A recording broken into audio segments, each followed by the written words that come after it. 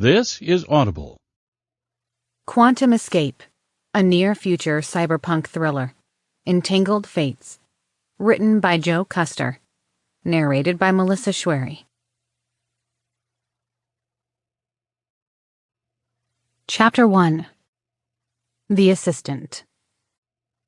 Love, I'm sorry to wake you, but Zoe is outside your door. I think she's debating knocking. Alex woke slowly, sensed the vague form of Sophie's words in his mind, then disregarded them. He nearly fell back to sleep before his mind caught what she'd said and forced himself to wake enough to reconsider. Is it important? Alex mumbled, not even opening his eyes. Honestly, I don't know. She's been haunting the hallway and pacing for over a minute. I assume she's nervous about your event today. She has a whole list of items to cover before it kicks off. I think it's first-time jitters for managing something this public. You could probably manage another hour of sleep before we have to get ready. I know you had a very late night, but could you be a dear and help her out? Alex sucked in a long, sleepy inhale and nodded. Zoe might not be the one on stage, but she was the taskmaster for a huge number of things in the background. She'd been working on this for over a month. He recalled his own jitters for his first public event and assumed she was probably having her own version of stage fright. In the darkness of his bedroom, Alex could feel Jamie curled against his chest on his left side, and he could hear Aubrey's soft rhythmic breaths a few inches to his right.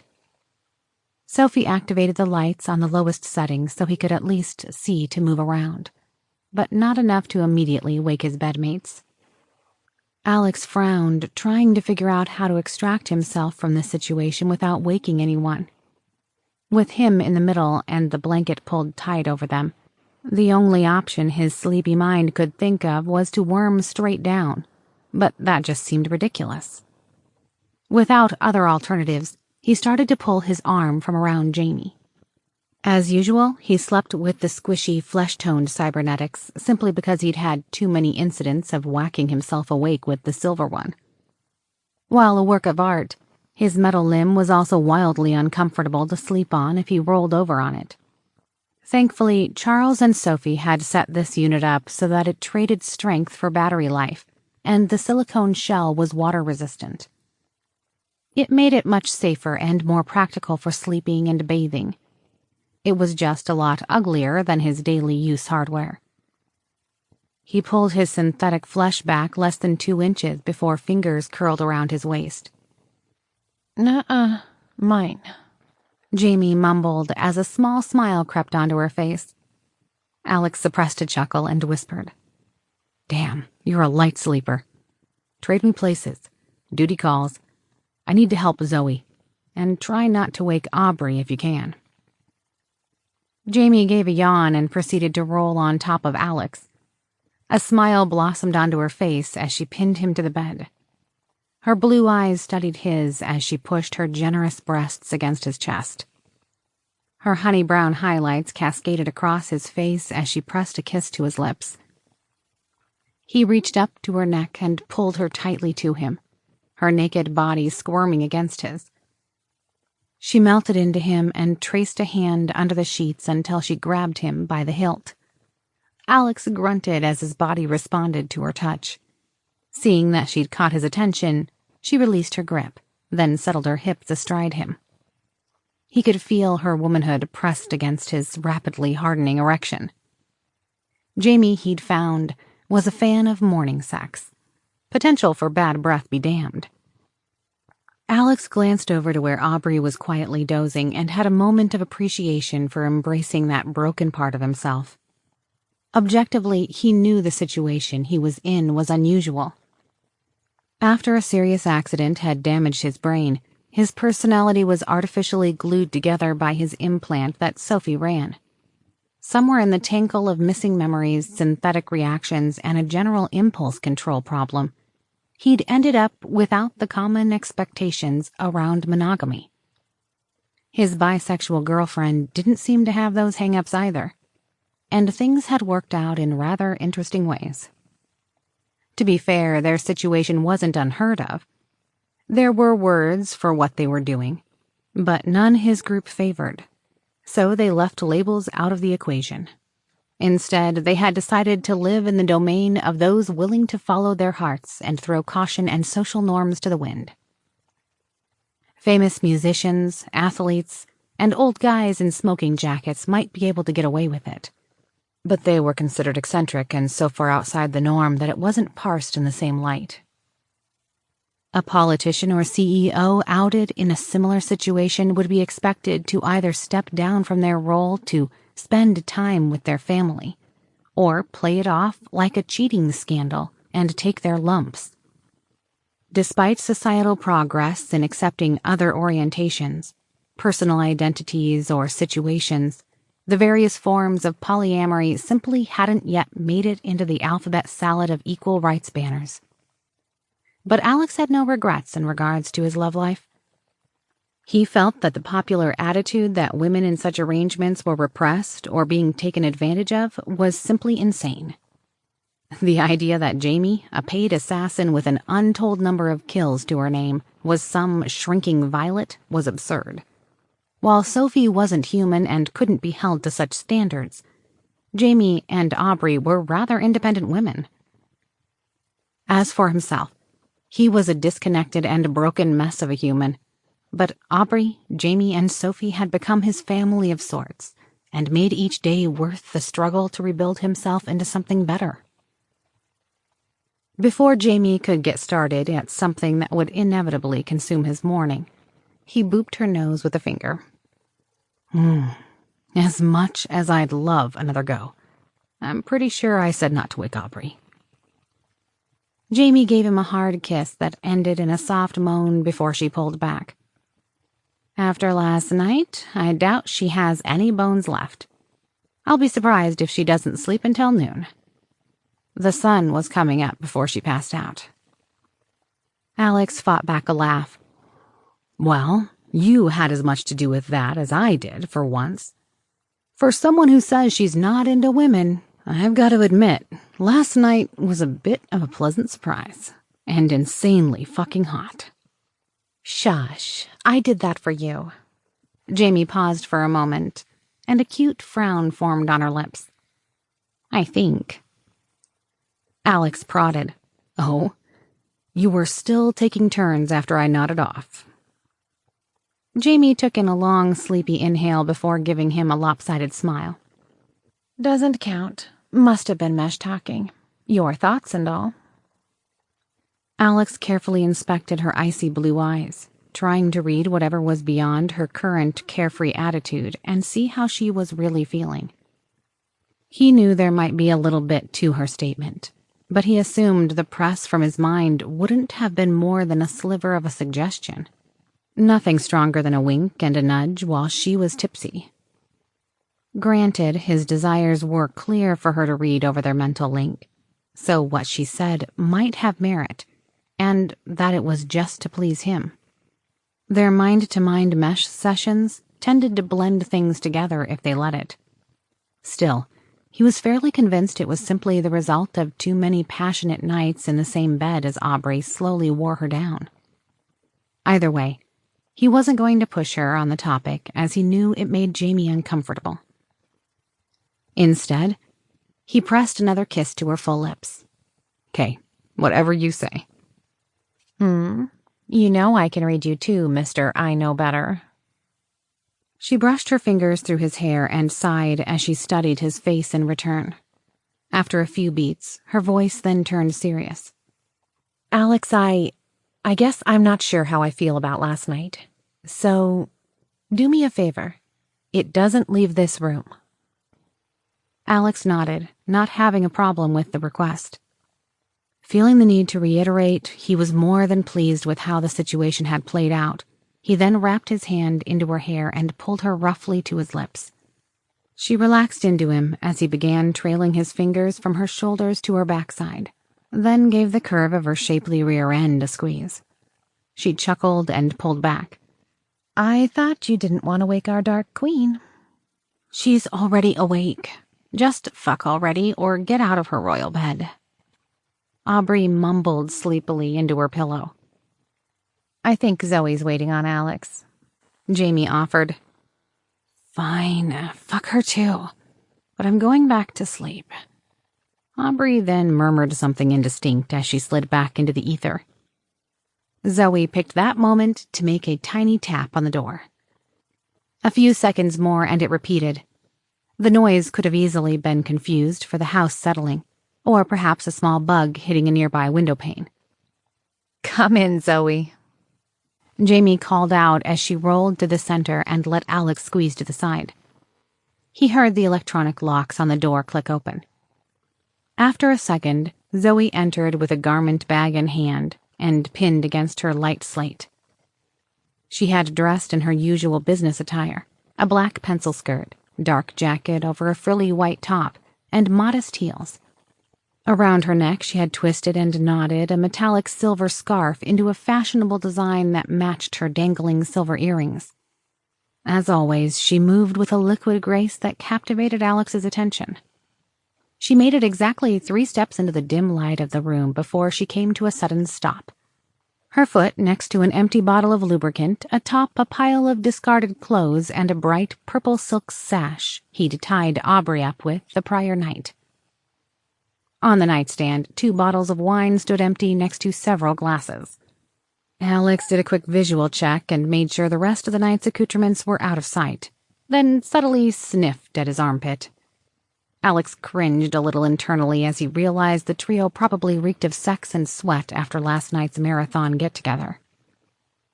They'd been far too tired to bathe and had simply collapsed into a pile on the bed. To say the least, they hadn't been expecting early morning visitors. "Oh, pardon me," Zoe said, her cheeks turning bright red as she took in the scene and the 2 women in Alex's bed. "When Jimmy called out, I assumed everyone was already awake." Alex blinked away the last of his sleep as he sat up. He took a corner of the blanket with him, and after nudging a leather corset and collar out of the way with his toe, squirmed into the pair of boxers he had left beside the bed. He did his best not to flash everyone in the process, but he needn't have bothered. Zoe seemed unable to take her eyes away from Jamie's improbable hourglass figure. Apparently, the busty brunette hadn't felt the need to pull up the covers any higher than her stomach, either through unthinking sleepiness, habit, or perhaps a bit of residual territorialism. Alex knew her well enough to know it could have been any of the 3, but his money was on the latter.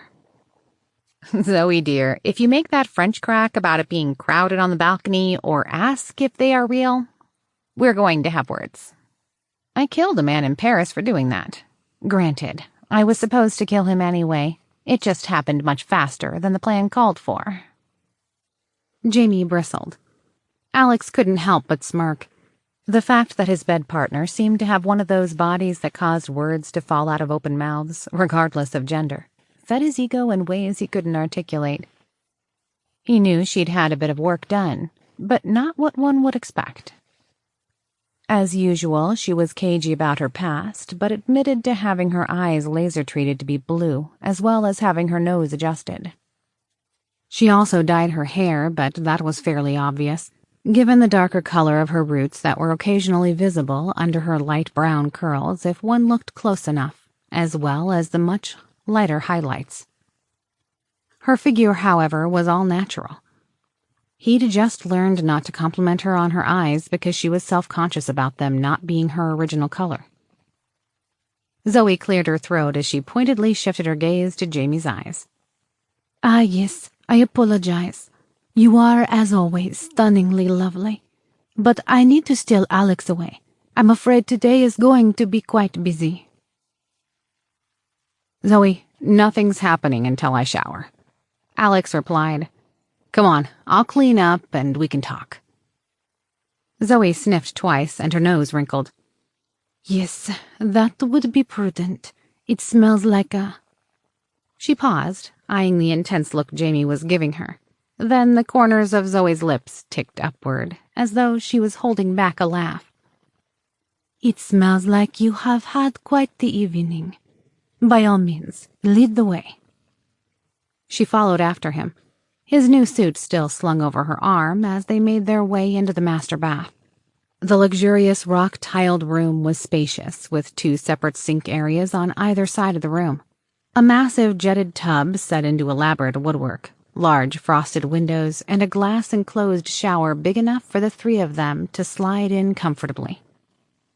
A door to the side led off to the water closet, and there were several alcoves for miscellaneous storage. Overhead, skylights let in natural lighting, revealing customary Seattle thin gray clouds and a light rain shower that seemed on the edge of tapering off.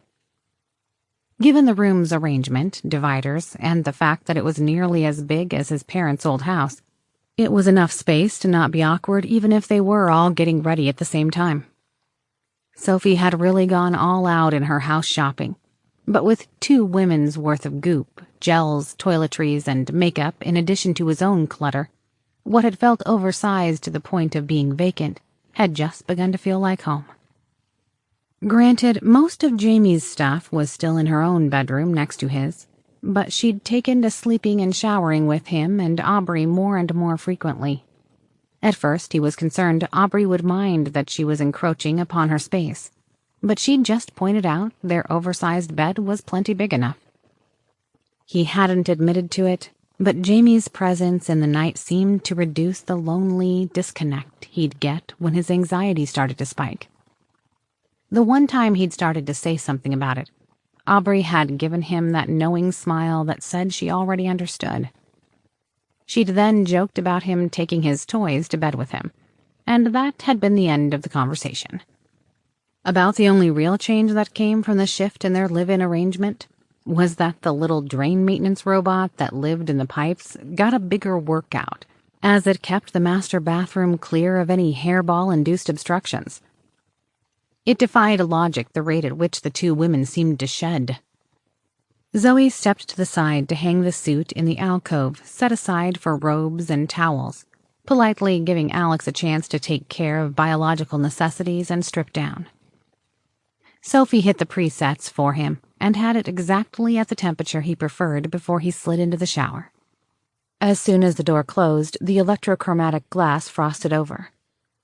Through the obscured pane, he saw Zoe's silhouette enter the room and begin pacing, her heels clicking on the tile. It was obvious she was incredibly nervous. So much so that she hadn't even considered she was traipsing through several personal boundaries that they'd kept in place. Her room might only be 2 doors down from his, but Alex didn't think she'd ever been in his bedroom, despite his impulses to do otherwise. They had managed to keep things at a friendly but professional level since she'd moved in. Zoe, chill. It's not even a mainstream event. I'm a surprise speaker with a 5-minute time slot. No one is expecting a grand showing. This isn't really that big of a deal, Alex said. Zoe snorted. If that were true, I wouldn't have had to bribe people to keep your attendance secret. I never imagined myself handing out paper bags full of cash in parking lots. The way we operate makes this a covert operation that I had to get help from Shelley to pull off. We had to hire crews to sneak the equipment into the convention center with other company logos that we can peel off at the last minute.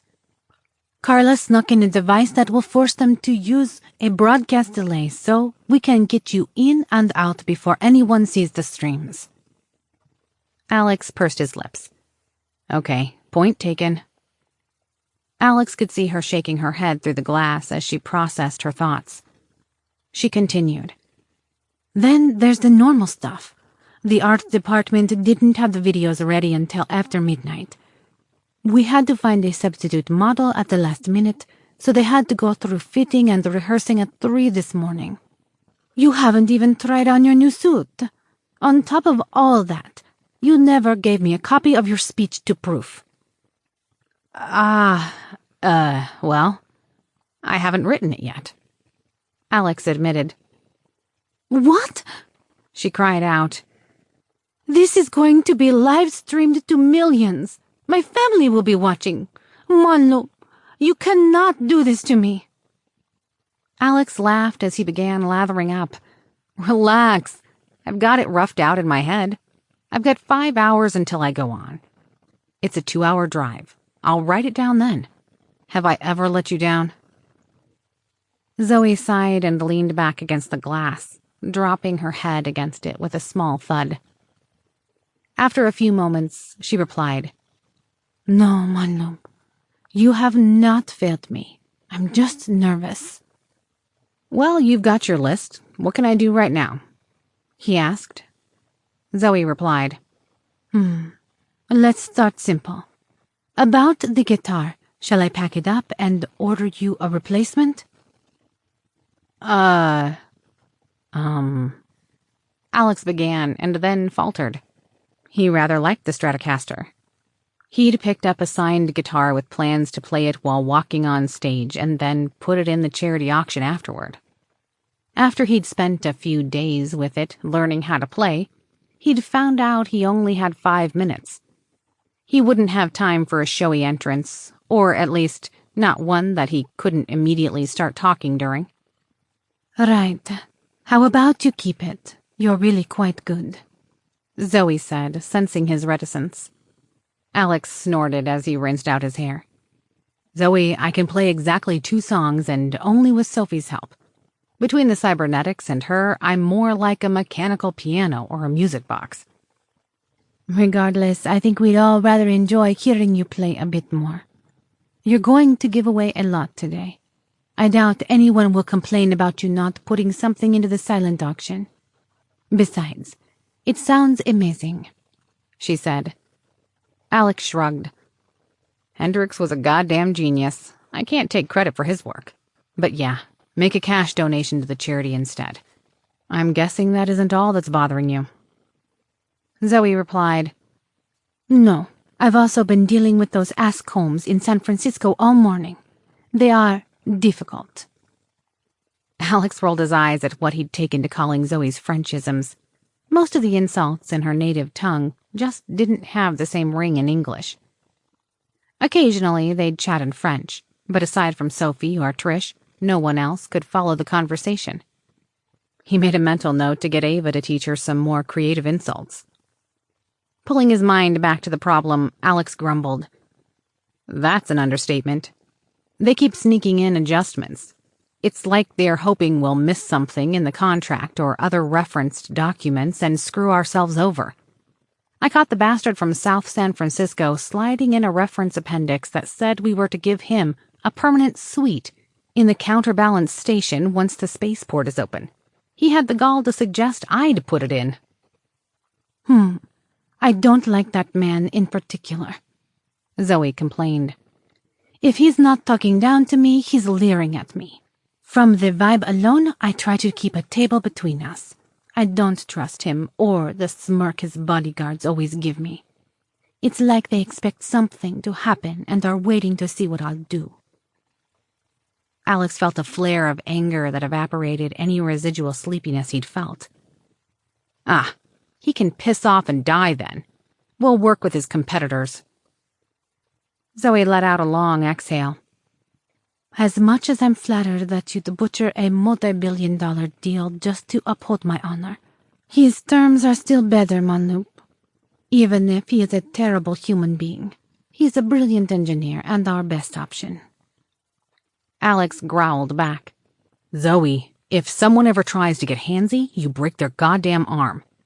That's a fucking order. Stomp to break their instep. Snap to the throat to stun, then a wrist lock. If the guards get froggy, pull your concealed piece and shoot them. Or have Shelley's team do it. Sophie will have our lawyers on the scene before the police. We'll make it work."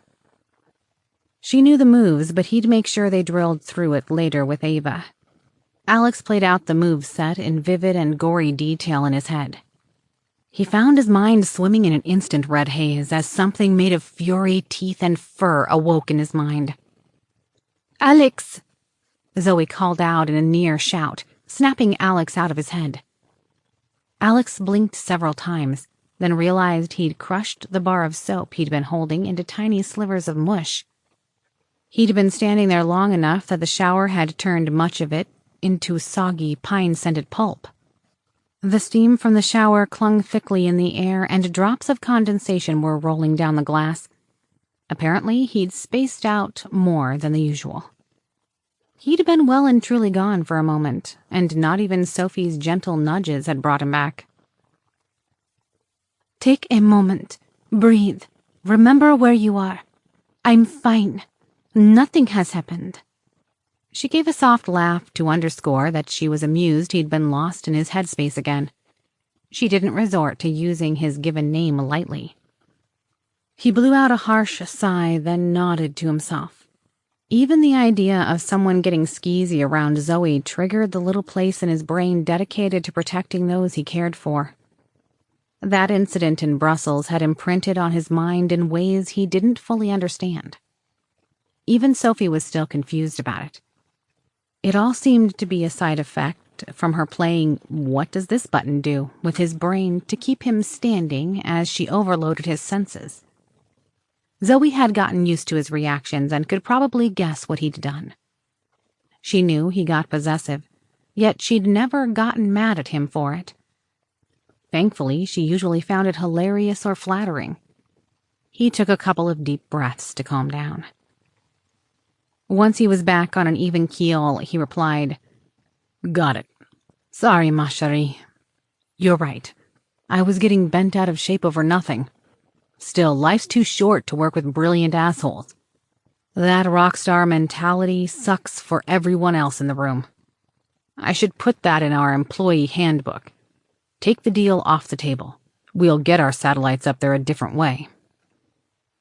He stopped the shower and grabbed the towel he'd left hanging over the lip of the glass and set about drying off. I'll take care of it. And yes, thank you, Zoe said, sounding relieved.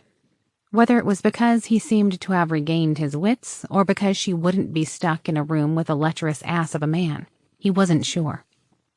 She continued, I'll leak to the other two companies that he made a better offer.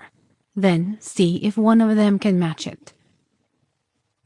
I'll trust your judgment, Alex said, then his voice turned cold. But if one of those motherfuckers blinks at you wrong, I'll have Sophie rip their company out from under their goddamn feet. It can't be traced back to my name, but we've got to get that communication grid up there. It'll be over 3,000 satellites to launch, so we've got to get this right.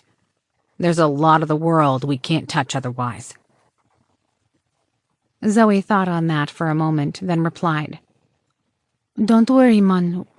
We'll find a way to cut the hostile AI out of things.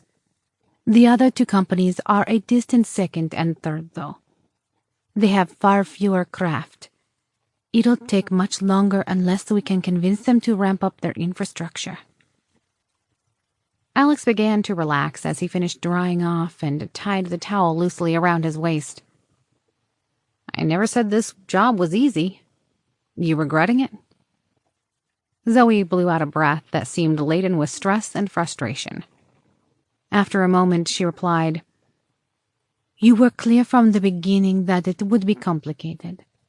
I've been working nearly around the clock for 2 days, so I'm taking a few days off after this, but no.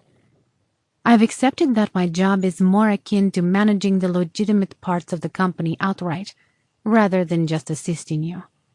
Also, Sophie is right to be wary about trusting outsiders with the full story of what we do. My salary makes much more sense now. Well, it's got some perks. Alex opened the shower door and leaned against the glass next to her. Nice place to live in, good food, and access to an AI that loves helping you screw with your sister. That swimsuit live stream she did where the excessive body hair filter was accidentally applied was hilarious. Your sister wanted it to go viral, and boy, did it. Zoe chuckled at the memory. Then she faltered as her gaze locked onto Alex's bare chest and arms. She seemed to be frozen in place as she drank him in. Her eyes roamed over the hard muscles and lean definition he'd built up. And her cheeks began to flush. See something you'd like, ma chérie? Alex asked with a wink. While he flirted with Zoe regularly, she'd never been distracted to this level before. He assumed she was desperately overdue for a diversion at this point. He mentally made a note to make sure she got some legit time off. He knew her well enough to know that he'd have to disable her email account and phone, but that was easy enough to manage. Zoe chewed on her lip for a moment and then nodded. Shifting gears, she cocked her head to the side, then pulled out her phone. Manlu, would you mind? Knowing what she wanted, Alex sighed and asked, "This again? You really are just harassing her at this point. Fine, let me get dressed." Alex turned to grab his clothes, but delicate fingers wrapped around his forearm. "No, just like this," Zoe said. Alex swallowed. Sure, I guess." Zoe ran a finger across his jaw, turning his head. She then started ruffling and spiking his damp hair until it looked adequately mussed. Squaring off against the smart mirror over the sink, she tapped a few buttons on her phone, and the usual weather and to-do list items disappeared and were replaced with the camera function. She pulled Alex in close behind her. She arranged his arm around her stomach, then angled his nose into her dark hair as though he was getting ready to kiss her neck. His thoughts went soft as he fell into her jasmine and spice perfume. He was beginning to wonder if she kept doing this more to tease him than her sister. She moved to the side enough so that it was clear Alex was wearing nothing but a towel. She eased her body against him, the curve of her hips pressed against his front. She wiggled a bit more, rubbing against his crotch. Even with the thick towel, there was no way she couldn't feel his body's response to her. He expected her to pull away, but instead she sucked in a breath and gripped his arms tighter. He shuddered as he processed the feel of her curves against him and the touch of her arms wrapped around his. Her body was all lithe grace as she leaned into him. He had to fight back the impulse to drag her to the bed then and there. Just when he was about to pull her lips to his, he heard the camera app on her phone take a rapid burst of shots, and the mirror triggered a flash at several different exposures. He didn't even have to look at the preview on display to know they would look incredibly intimate, and probably right up there with the cover of those cheesy romance books Jamie read. She was currently reading The Abs of Seduction or some such nonsense, and the photo would probably fit right in as an alternative cover. He grumbled as he tried to push down his urges. "You know your sister is going to think we're screwing, right?" Zoe turned and swept her thin arms around his neck. She didn't shy away from pressing up against him as her green eyes peered into his. "That's the point, Manlu." Alex gaped for a moment as he fell into her eyes. Even once he'd gathered himself from those emerald pools, he was still unsure of what to say as he looked into her gorgeous face, framed by her dark black hair. Finally, his brain caught up, and he hooked a thumb toward his bedroom where Aubrey and Jamie were still in bed. He cursed his hormones and grumbled, "I thought we talked about this." Zoe replied, "You spoke. I listened. You said Jamie would need time. It's been over 2 months. You go all doe-eyed and a bit stupid anytime I get close. It's obvious how you feel. Is it so wrong that I feel similarly?" "That's not exactly fair. You know my impulse control sucks," Alex replied.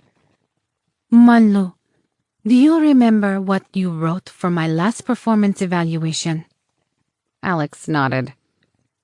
"You do realize that you wrote to me probably the sweetest love letter I've ever read. You even hand-wrote it. That was not an impulse." Zoe said. "Printer was out of ink," Alex mumbled. He then ran through it in his head and sighed. He really had laid it all out there. Writing it while he was cooking was a mistake, he decided. The kitchen was his happy place, and he tended to accidentally dump out his emotions if he wasn't paying attention. Zoe laughed. "I'm not saying I wish to jump straight into a foursome with your partners, but I'd very much like to kiss you right now. You can't deny there's chemistry between us." Alex nodded, begrudgingly conceding the point. Still gotta ask her, though. If she's not comfortable, it's not going to happen, no matter how much. Zoe interrupted him by placing a finger over his lips. She explained, "Shh. Leave that to me, then. You have an event to prepare for." Chapter 2. Stage Presence. Alex adjusted his tie slightly, then did a final check on his audio, which elicited a thumbs up from the event coordinator. Zoe glided next to him, straightened his collar to hide the thin line of exposed tie that Alex had just messed up by touching it, nodded, then stepped back. His marketing consultants had told him he needed to differentiate himself from his appearances for Apollo, as well as to downplay his youth. Given the amount of money he was going to be trying to solicit from investors for his other projects, their advice had made sense. This led to hand-picking events that would have other younger presenters that wouldn't highlight the age gap, as well as changing his attire. Based on their feedback, he'd gone with a serious-looking black suit and glossy black dress shirt. Both had been tailored to leave the metal of his left arm exposed. To top it off, he'd donned a thin white tie. As soon as he tried to follow the instructions on the tag, he'd realized he needed help. Sophie had offered, but before he could accept it, Zoe had stepped in and gave him a full Windsor knot with practiced ease. Apparently, her former co-workers at the bank often relied on her for the task when they were having trouble. As soon as he'd seen it done, he'd undone it and redone it a couple times to commit the new knot to memory. To be fair, he hated ties. Beyond that even. He loathed everything about them and what they represented. The last thing in life he wanted to be was the leader of another Apollo-style megacorp. Someone so wrapped up in making money that he'd crush everyone else in his way. It wasn't that he'd feel bad about doing it, but beyond ensuring he had a few creature comforts, he just didn't care. Still, with the amount of money he needed to raise to free Sophie and start their corporate campaign against the rogue AI hunting him, some concessions were called for. He pointedly suppressed the instinctive grimace due to his wardrobe and instead sent a smile Zoe's way. She smirked and offered up a subtle wink in return. She then turned her attention back to her light slate, where she was managing the Covalent crews behind the scenes, putting out fires, sending reassurances, and otherwise dealing with the complicated realities of a product launch on his behalf. Alex had to give her credit. She'd been an indispensable force for change over the last few months. It had only taken her days to kick his ass into shape regarding getting a team he could delegate tasks to. Backed by their questionably obtained assets, the company portfolio had continued growing, but most of their purchased companies thought they answered to some holding company or another. Alex didn't let it become known who was really pulling their strings unless it was something they were willing to put his face to publicly. While they had started out in cybernetics, they had grown to include telecommunications, cybersecurity, anti-drone defensive platforms, real estate, and now virtual reality hardware. Alex had even picked up an established financial services organization, several venture capital firms, and a few accounting companies for no other reason than to keep everyone in check and make it easier to hide their assets and keep things deniable. Each division was tightly compartmentalized, so they couldn't see the larger picture of what he was doing, which reduced the risk of Chiwen or regulators getting involved. Everyone other than Sophie and Zoe tended to assume that Covalent was his baby, despite knowing Alex's goals. Most imagined that the burgeoning company was his pride and joy, and maybe it would have been if that part of his brain worked. He'd read a lot of business books and biographies of executives, and that seemed to be a common thing. A few other executives would confess to their companies being nothing more than a tool to make money. But Alex didn't think that way, and hadn't taken either approach. Covalent was a well-honed weapon, forged out of necessity and malice. It was Alex's means to an end. He focused on picking up capabilities and companies that would provide strategic connections, products, or simply necessary income to wage his war. More than anything, it was his platform to exert his will upon the world and strike back at those that would do him and those he cared for harm.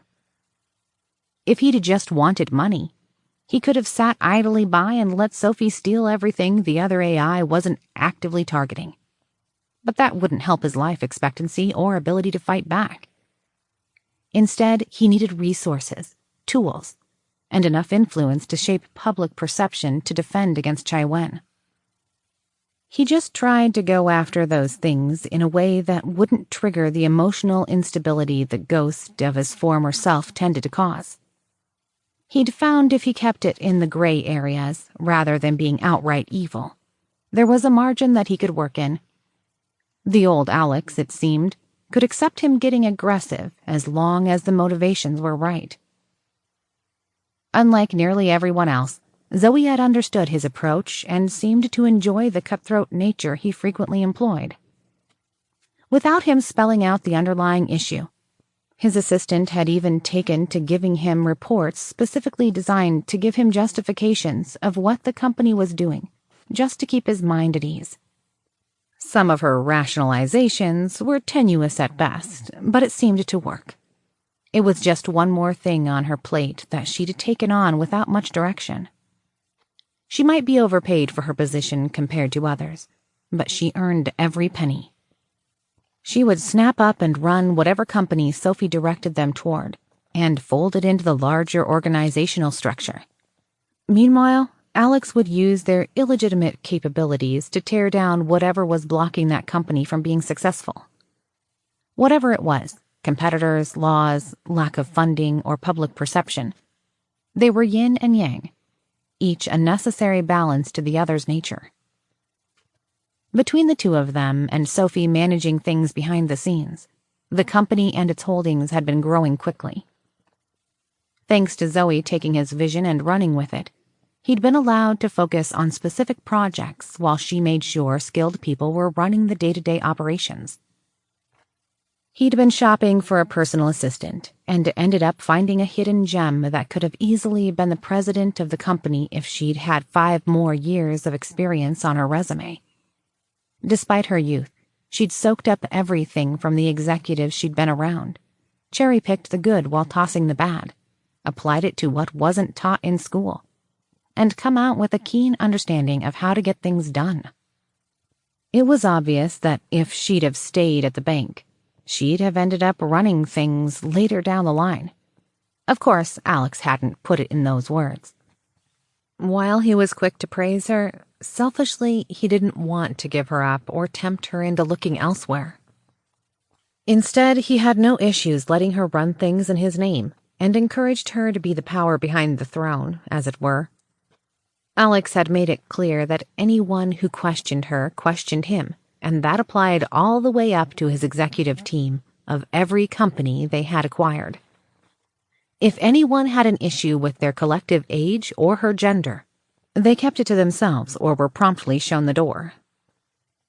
More than one executive from an acquired company had found themselves without a golden parachute after Alex had sicked Sophie and her legal team on their contracts. Alex wasn't one to suffer fools, especially not those that dismissed or disregarded those he had become attached to.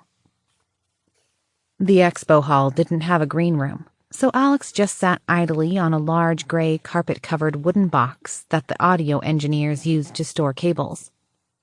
The background of the stage was a chaotic tangle of people, but everyone left him alone. After he'd been swamped with no signs of people letting up, Shelley and Ava had stripped off their suit jackets, leaving their shoulder holsters visible, and started playing blockers. Not content to stand around and look intimidating, once they'd cleared the initial looky-loos, they'd gone the next step and were engaged in a pull-up contest off to the side.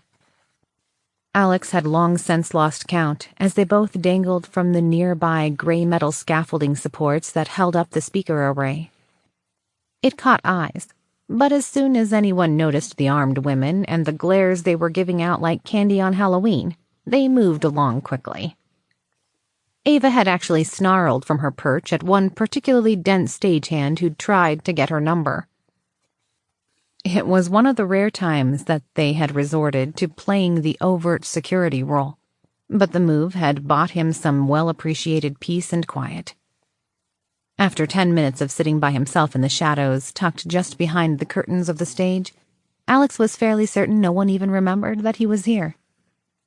He found the seclusion comforting, and the symbolism wasn't lost on him. While he could pretend to be a natural extrovert, he was far happier working from the darkness and out of the public view. Only a few feet to the side, and on the other side of the curtain, a giant floor-to-ceiling video display had been set up in the center of the stage and was highlighting state-of-the-art VR games with amped-up rock music overlaid. The rest of his team chatted amongst themselves, not wanting to distract him as he wrapped up last-minute touches to his script. He wasn't thrilled with his planned speech. Zoe had been right to prod. He should have worked on it earlier in the week and had their marketing team help. Still, there was only so much he could do with the few minutes he had been given, and the mountain of product descriptions he was supposed to cover. It might not be as captivating as it could have been, but he figured the end would more than make up for it. Currently on stage, a game studio highlighted their next AAA shooter title. The other speaker cued the closure to his speech, and cheers and hoots followed from the impassioned gamers and press. The music slowly ramped down, and the lights shifted. The MC made an announcement that there was a change of schedule, and that the planned studio would be moved to the end of the day. Before the crowd could turn on him, the announcer made a rapid-fire joke that elicited a few chuckles. He then explained that they were in for a treat from a secret presenter. With that, the neon bars along the stage lit up, and the room lights dropped down. Seeing his cue, Alex strode up to the center stage and waved his metallic hand to the crowd.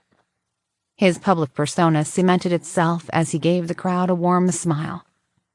Internally, he sighed as the pressurized static and numbness of playing a part set in. He didn't want to be here at all, but it was a necessity. He also had to be careful not to screw it up. Even without his presence being known, the hall was packed to the walls, with well over 1,000 people present in the main hall. The chaos of cheers, jeers, and hoots ensued, making a solid wall of noise. Overhead, one of Sophie's drones, hiding amid the stage lighting, fired a disorienting laser strobe into the eyes of two people who were preparing to throw their drinks.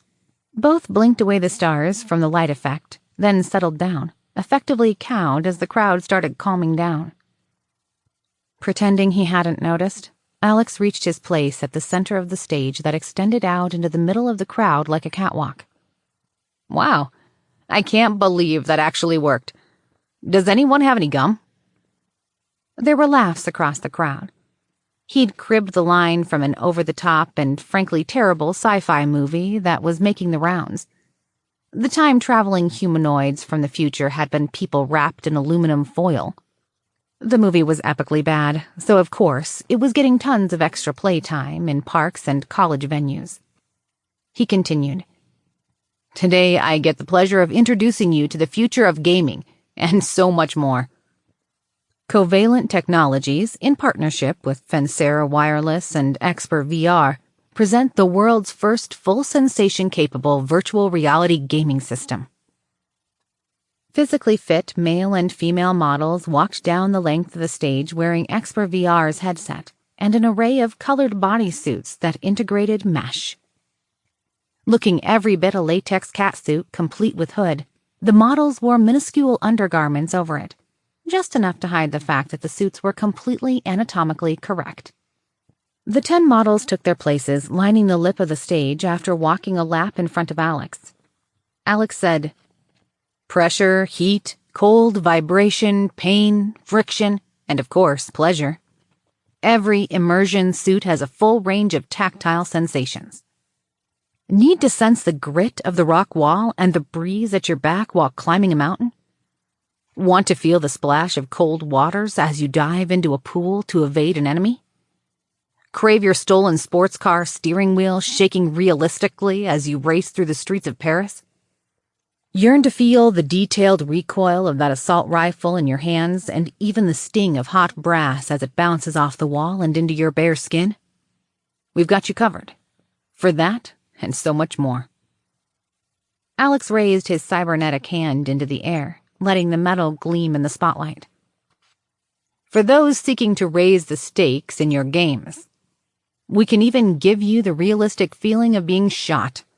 Trust me, you'll want to dial that down. Alex gave a dark chuckle and heard a few similar laughs in the crowd. And of course, for those adults in the room, we also offer complete, anatomically correct sensations of a much more pleasurable kind. The models blew a kiss to the crowd in a synchronized movement, eliciting oohs and ahs as well as more than a few catcalls. Alex chuckled to the crowd. You've all heard the rumors about mesh.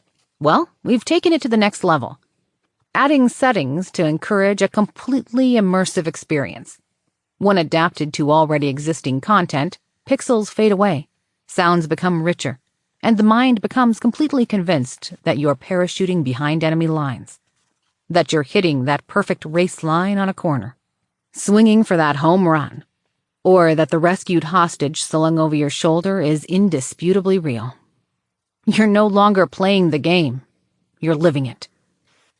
Across the suits you see are thousands of tiny inductors that use minuscule electrical current to stimulate the human nervous system into perceiving friction and temperature.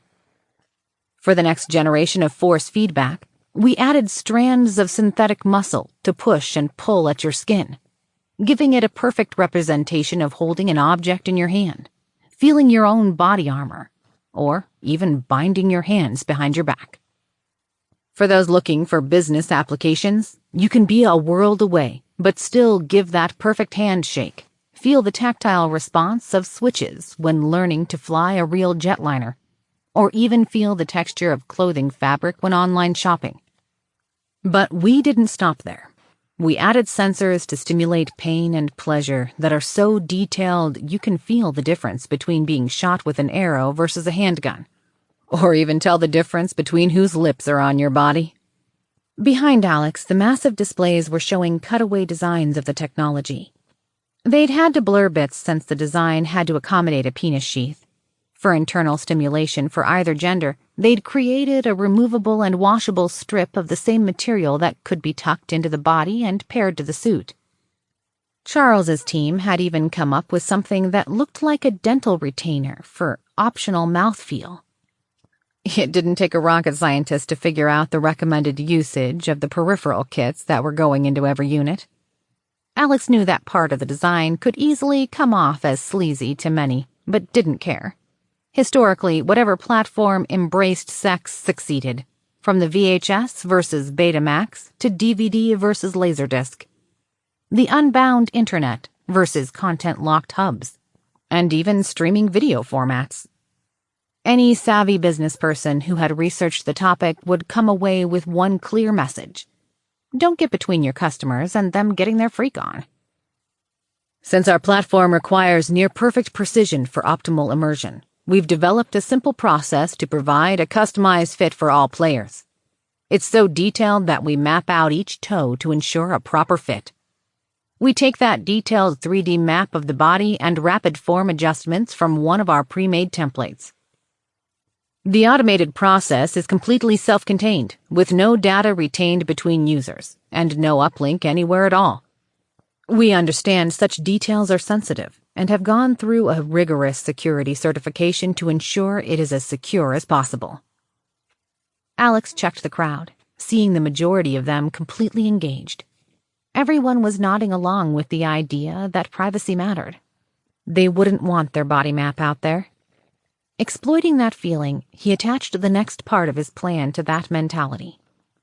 If he goofed here, the whole thing would be a useless endeavor. And on that note, we believe your play sessions are private too.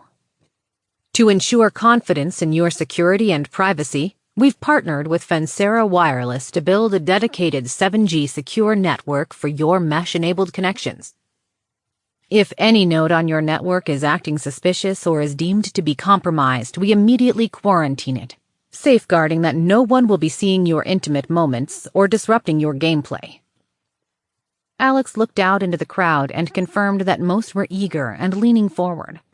Heads were still nodding along, and no one seemed to be resisting the idea of network inspection, if it enforced their privacy. If it meant he could keep their dirty secrets safe, they'd connect to his special network. Alex amped himself up, preparing to set the hook now that they'd taken the bait. Grinning, he rubbed his hands together. Now for the fun part. What's an expo without swag, right? There were excited chuckles, cheers, and more than a few hoots. One man shouted out above the crowd, "Give me $1 million!" A few people laughed, and someone shushed the man. Alex continued. Covalent is giving away 2,000 units today.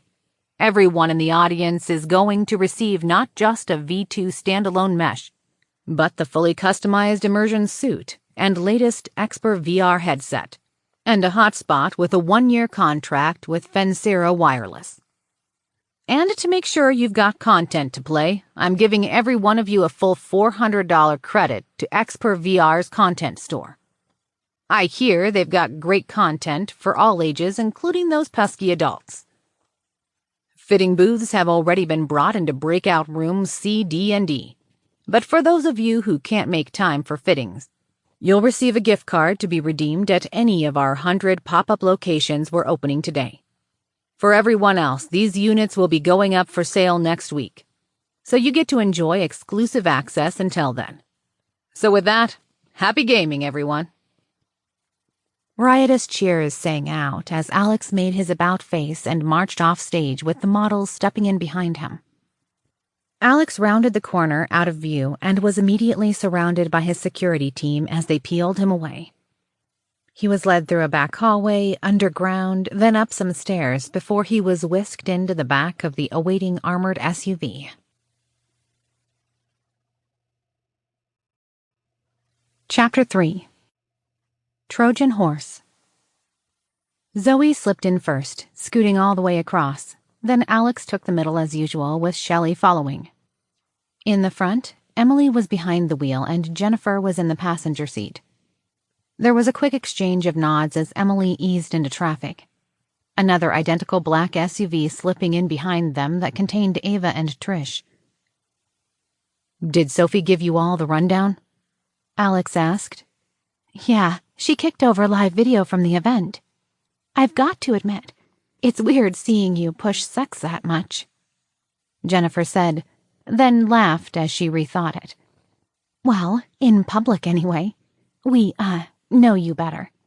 Anyone else thinks of you as the super secretive and scary smart guy that Apollo experimented on." "Well, consider the audience," Alex suggested. "They are all passionate about gaming, and sex and violence are the norm. You don't need immersion for casual games. The top sellers for high-end VR are all pretty much shooters or porn. We gave you immersion rigs. Think about how you used them after your first day. I wouldn't abuse my admin access to see the details, but my stats dashboard showed 100% of our testers downloaded at least one adult title." Shelley snorted, unfazed, and Zoe grinned, seemingly proud of herself. Emily and Jennifer, on the other hand, both turned bright red. After collecting herself, Jennifer turned around in her seat and locked onto Alex with her violet eyes framed by dark hair. "Hey, I get that part, I think. You and Sophie were upfront that this is a sex sells thing. I guess I don't fully understand the overlap, although it makes sense when you put it in terms of bestsellers. My parents were against video games. I never even played them on my phone until I was in the Navy. It just wasn't part of growing up for me." Alex perked up, genuinely interested. "Yeah? Anything you would be willing to share? I can't remember my childhood, so it's kind of a weird concept in my mind. Of everyone, you're the hardest for me to figure out why you'd end up working for Shelley." Alex thought about how Jennifer always seemed to be quiet and soft-spoken. She had an education, medical skills, and always seemed well-liked. She could also be painfully shy. He found the idea that she hung out with paid killers bizarre. The fact that she was romantically linked with one seemed even more out of line with his expectations. Despite the fact they often shared long walks around the property together, they didn't talk about her life much before the Navy. She'd usually skillfully sidestep his questions by stopping to take pictures of this plant or that bird. It meant there was a lot about her he didn't know. Thinking about it, he realized Emily was much the same way. But instead of being quiet, she was always busy doing her own thing or volunteering to be down in the city for their errands, since she'd never actually moved up to the island. Even when she was there, it was almost like she always had to be moving and avoided staying in one place for too long, in addition to keeping odd hours. She reminded him of an overcaffeinated and irritable squirrel at times. Or at least toward him. Aubrey, on the other hand, somehow got along with her great. Alex turned his attention back to Jennifer, only to find that she was pointedly looking away. From the reflection in the glass, he could tell she was giving the flat gray sky and concrete barriers that lined the roadway a blank stare. "Did I say something wrong?" Alex asked. She mumbled in a sober tone. No, it's nothing." Shelley sighed. "Just tell him. He won't get it otherwise." Jennifer's lips went tight, but after a moment she turned back to him and Shelley. "Fine, for Alex." She then gave a long exhale. I grew up in a small town about an hour out of Columbus, Ohio. My folks were the strict religious type. Kind of like Trish's, but at least she didn't get disowned when..." Jennifer trailed off, then cursed softly. She took a deep breath, steeling herself. "I came out of the closet when I was 15. It didn't go well. When I got out of the hospital with 2 broken arms, Protective Services said I had to live with my aunt. She was only better in that she mostly screamed and threatened. The girl I'd done it all for just avoided me once everyone else found out. She denied the whole thing. It was a small school, so she joined in on the... High schoolers are..." Jennifer tapered off, unwilling to continue, the hurt becoming quickly evident in her eyes. Alex squeezed her shoulder. "Aw, shit. Sorry, Jen. I didn't mean to bring that up. So, straight into the military to get away from that, I guess?" Jennifer nodded, but there were still traces of pain in her violet eyes. "Yeah, I quit school and took the GED. Then I got pulled into the Navy by promises of paying for college. Once I was in, I learned to be a medical corpsman and filled my downtime with online classes. It seemed like the best option at the time." She gave a half sigh, then looked blankly to the ceiling of the car, as though looking for some sign of support. "Life got a little better. Then, well, I don't know.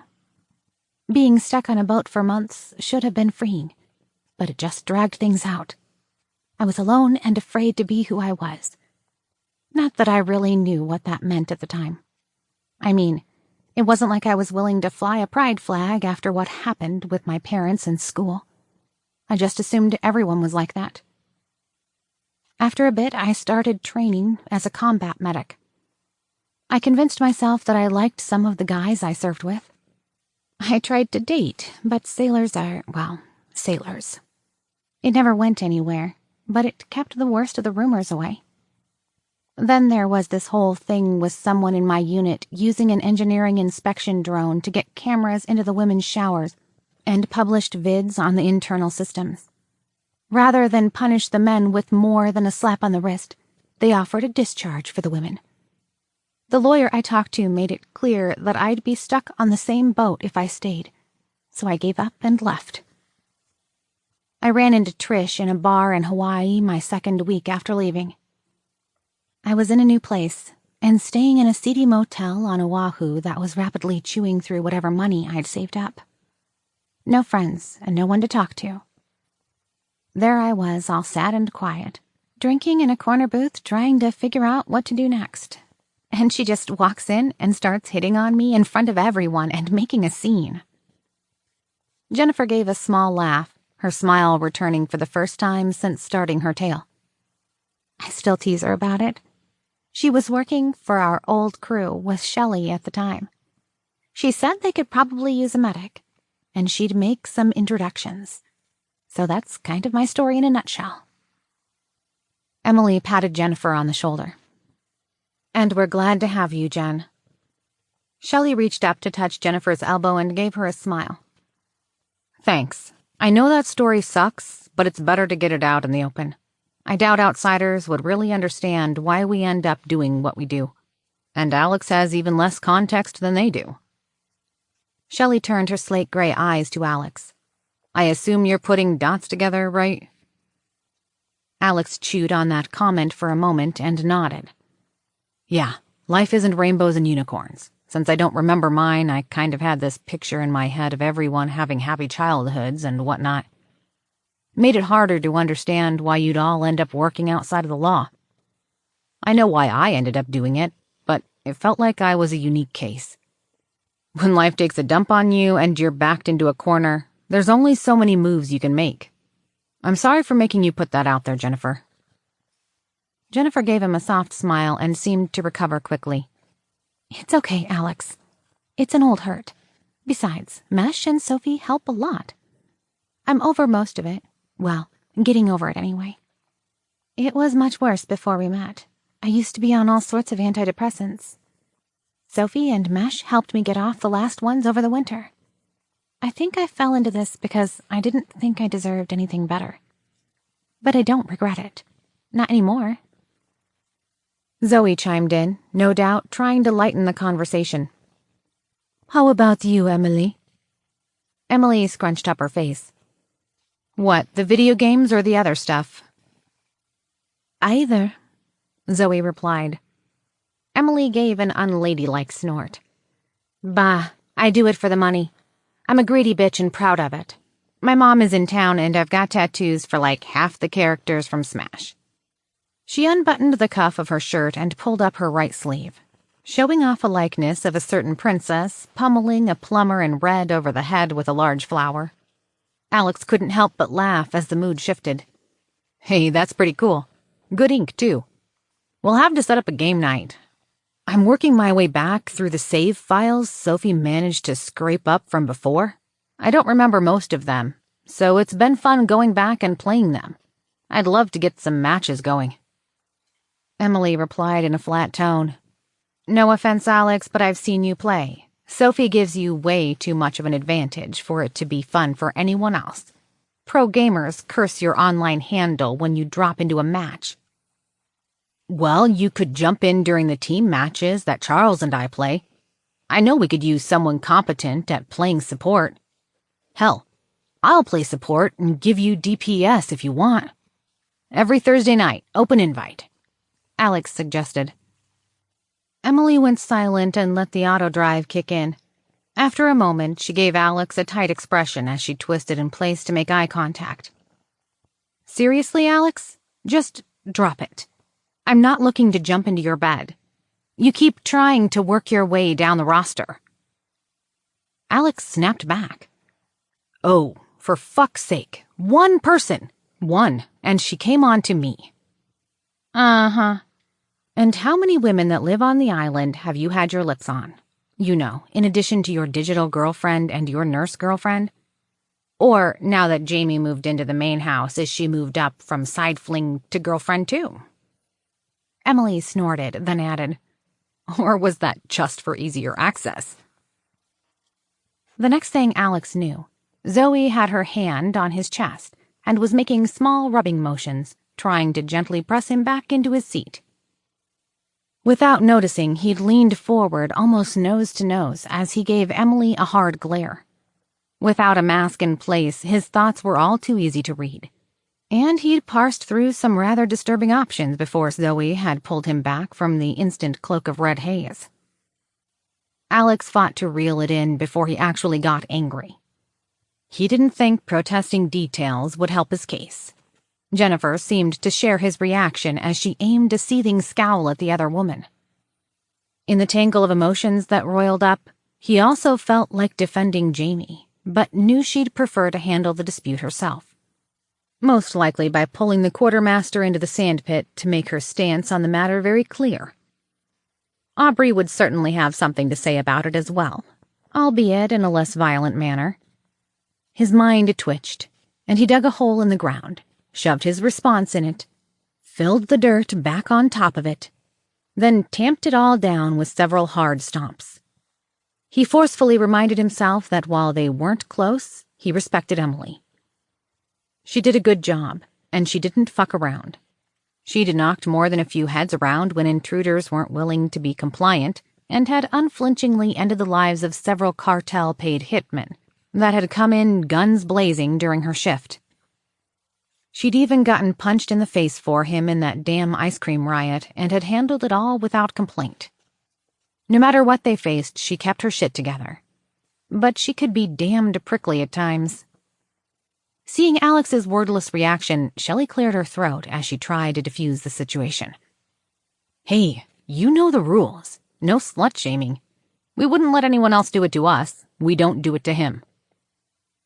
Shelley pointed a finger squarely at the other woman. And don't act like you're some chaste fucking flower.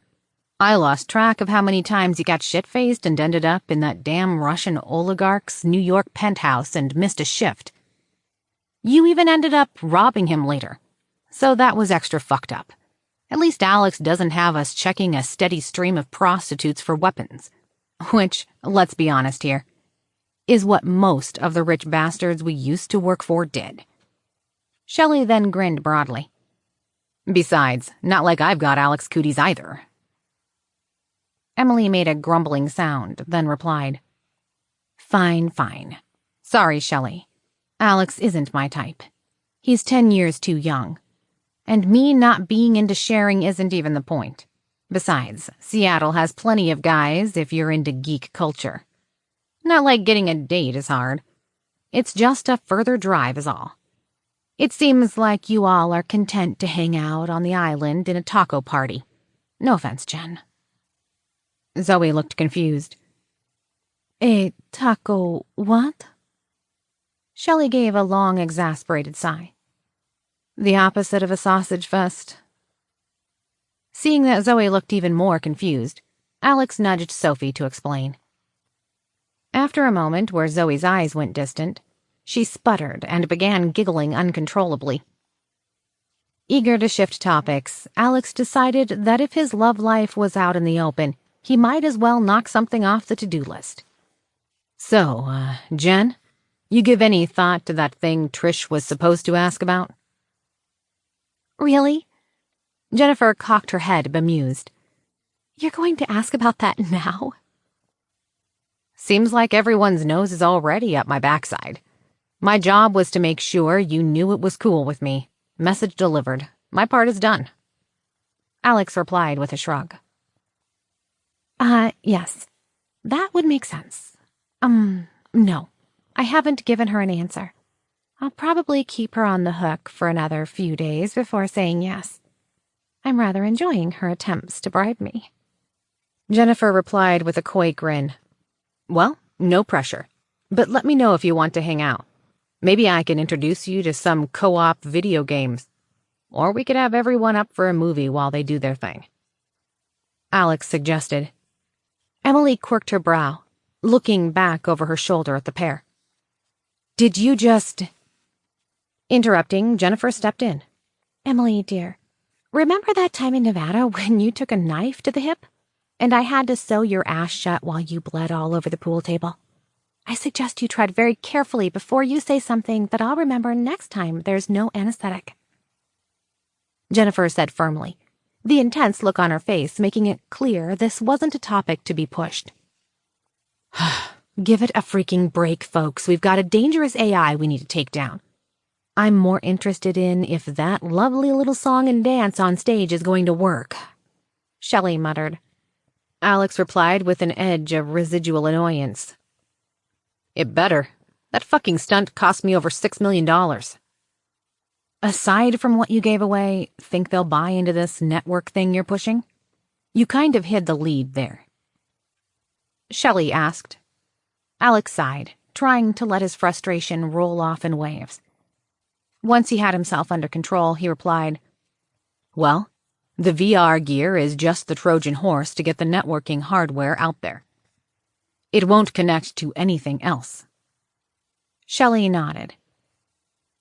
"You've mentioned that before. Not sure how that's supposed to work, though." Alex replied, "It'll probably only take a couple hours before everyone figures out each unit has unlimited data, and that they can attach all their home devices to the hotspot. We pulled some shady shit to make sure they are all fast as hell, too. If I told them it was free, they'd go looking for a catch. But trying to scam a company out of free high-speed data, oh yeah. They'll jump right onto that and not ask too many questions. Anyone who runs the numbers will figure out that it's slightly cheaper to buy our bundled VR gear than pay for comparable home internet service. Fensira even offers to pay cancellation fees if people switch to their network." "Sounds damn expensive," Shelley said. Alex nodded. "We'll take a hit this year to gain the market share, but next year we'll bounce back. I figure as long as the other AI can't get into our networks, it's not going to immediately notice that we're eroding its influence. It's our first real opportunity to start striking back." Jennifer replied, "So, sounds like Tina's going to be busy." Zoe replied, "Very. Every manufacturer we made deals with rolls up to her. It seems she and Alex finally came to an agreement." Zoe gave him a side glance that made it clear she wasn't sure how much to say. Alex cleared his throat. Given that Tina dropped by the compound periodically, he needed to make sure no one spoke out of turn around her.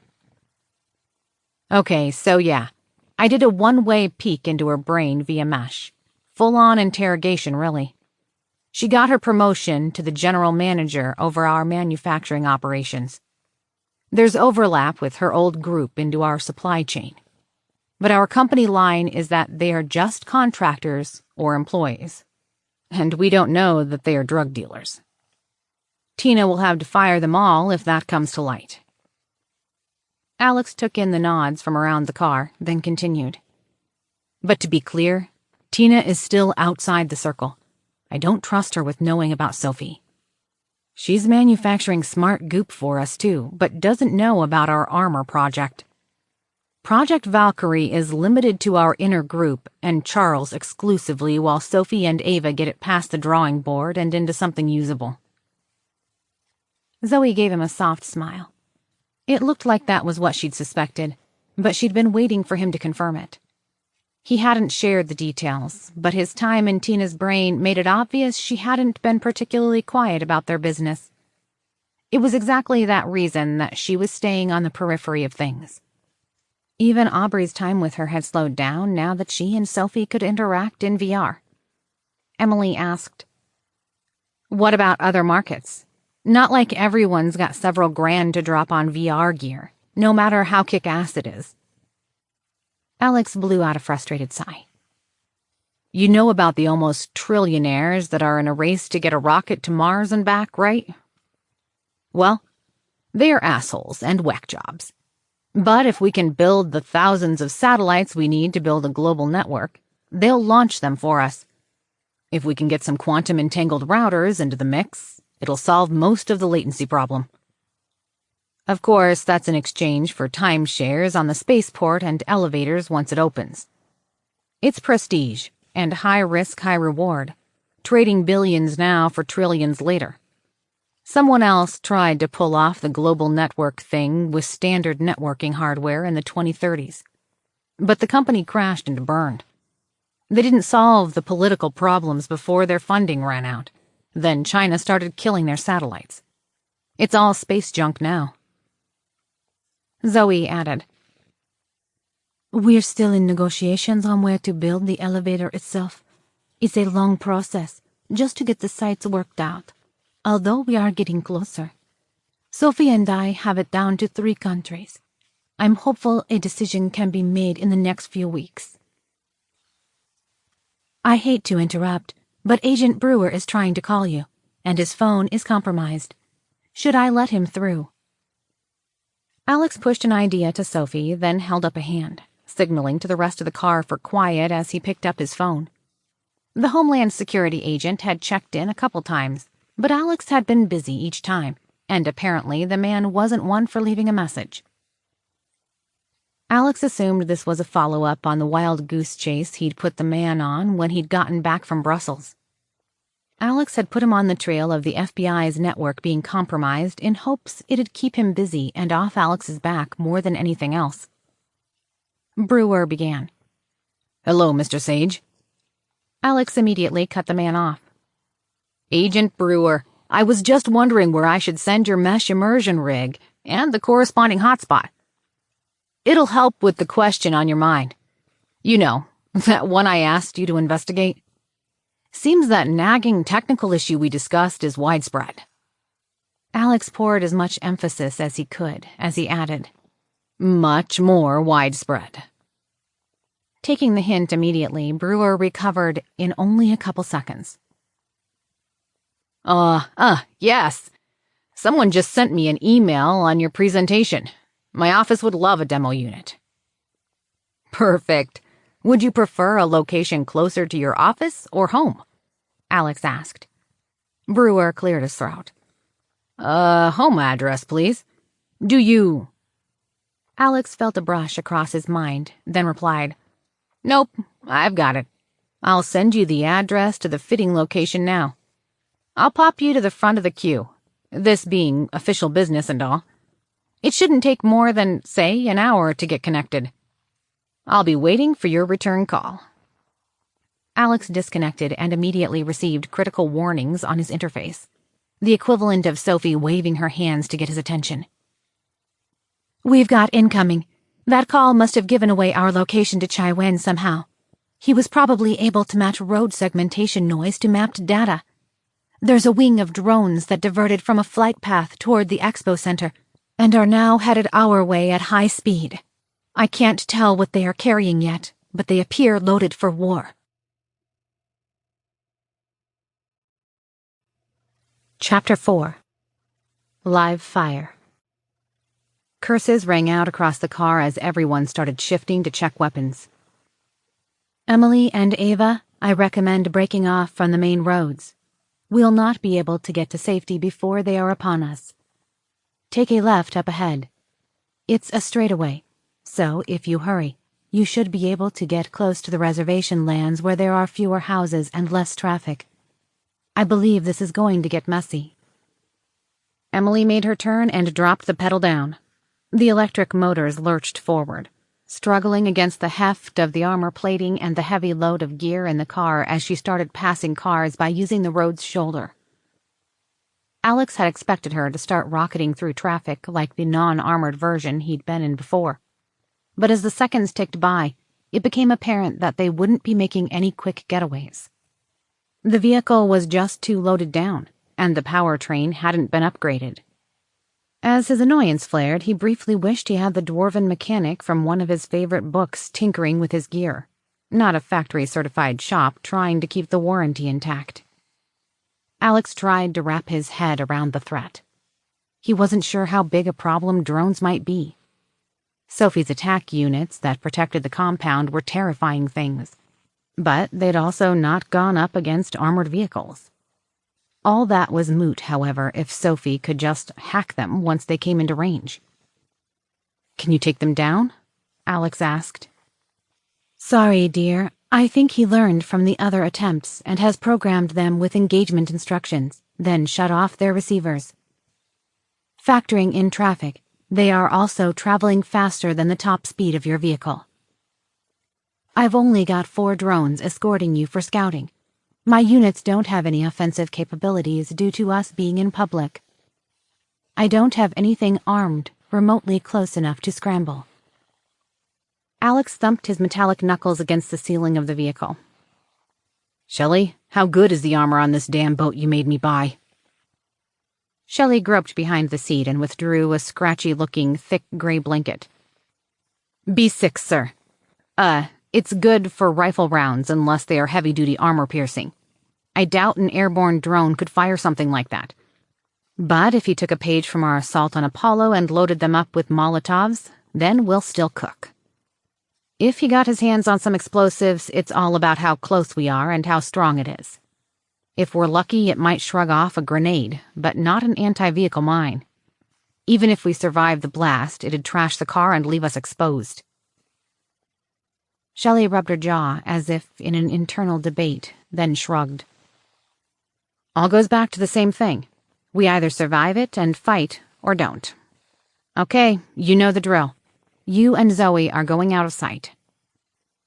Alex wanted to protest, but the tanned and lean-muscled woman ripped off his seatbelt and pushed him to the floor with so much force that he couldn't have resisted if he'd tried.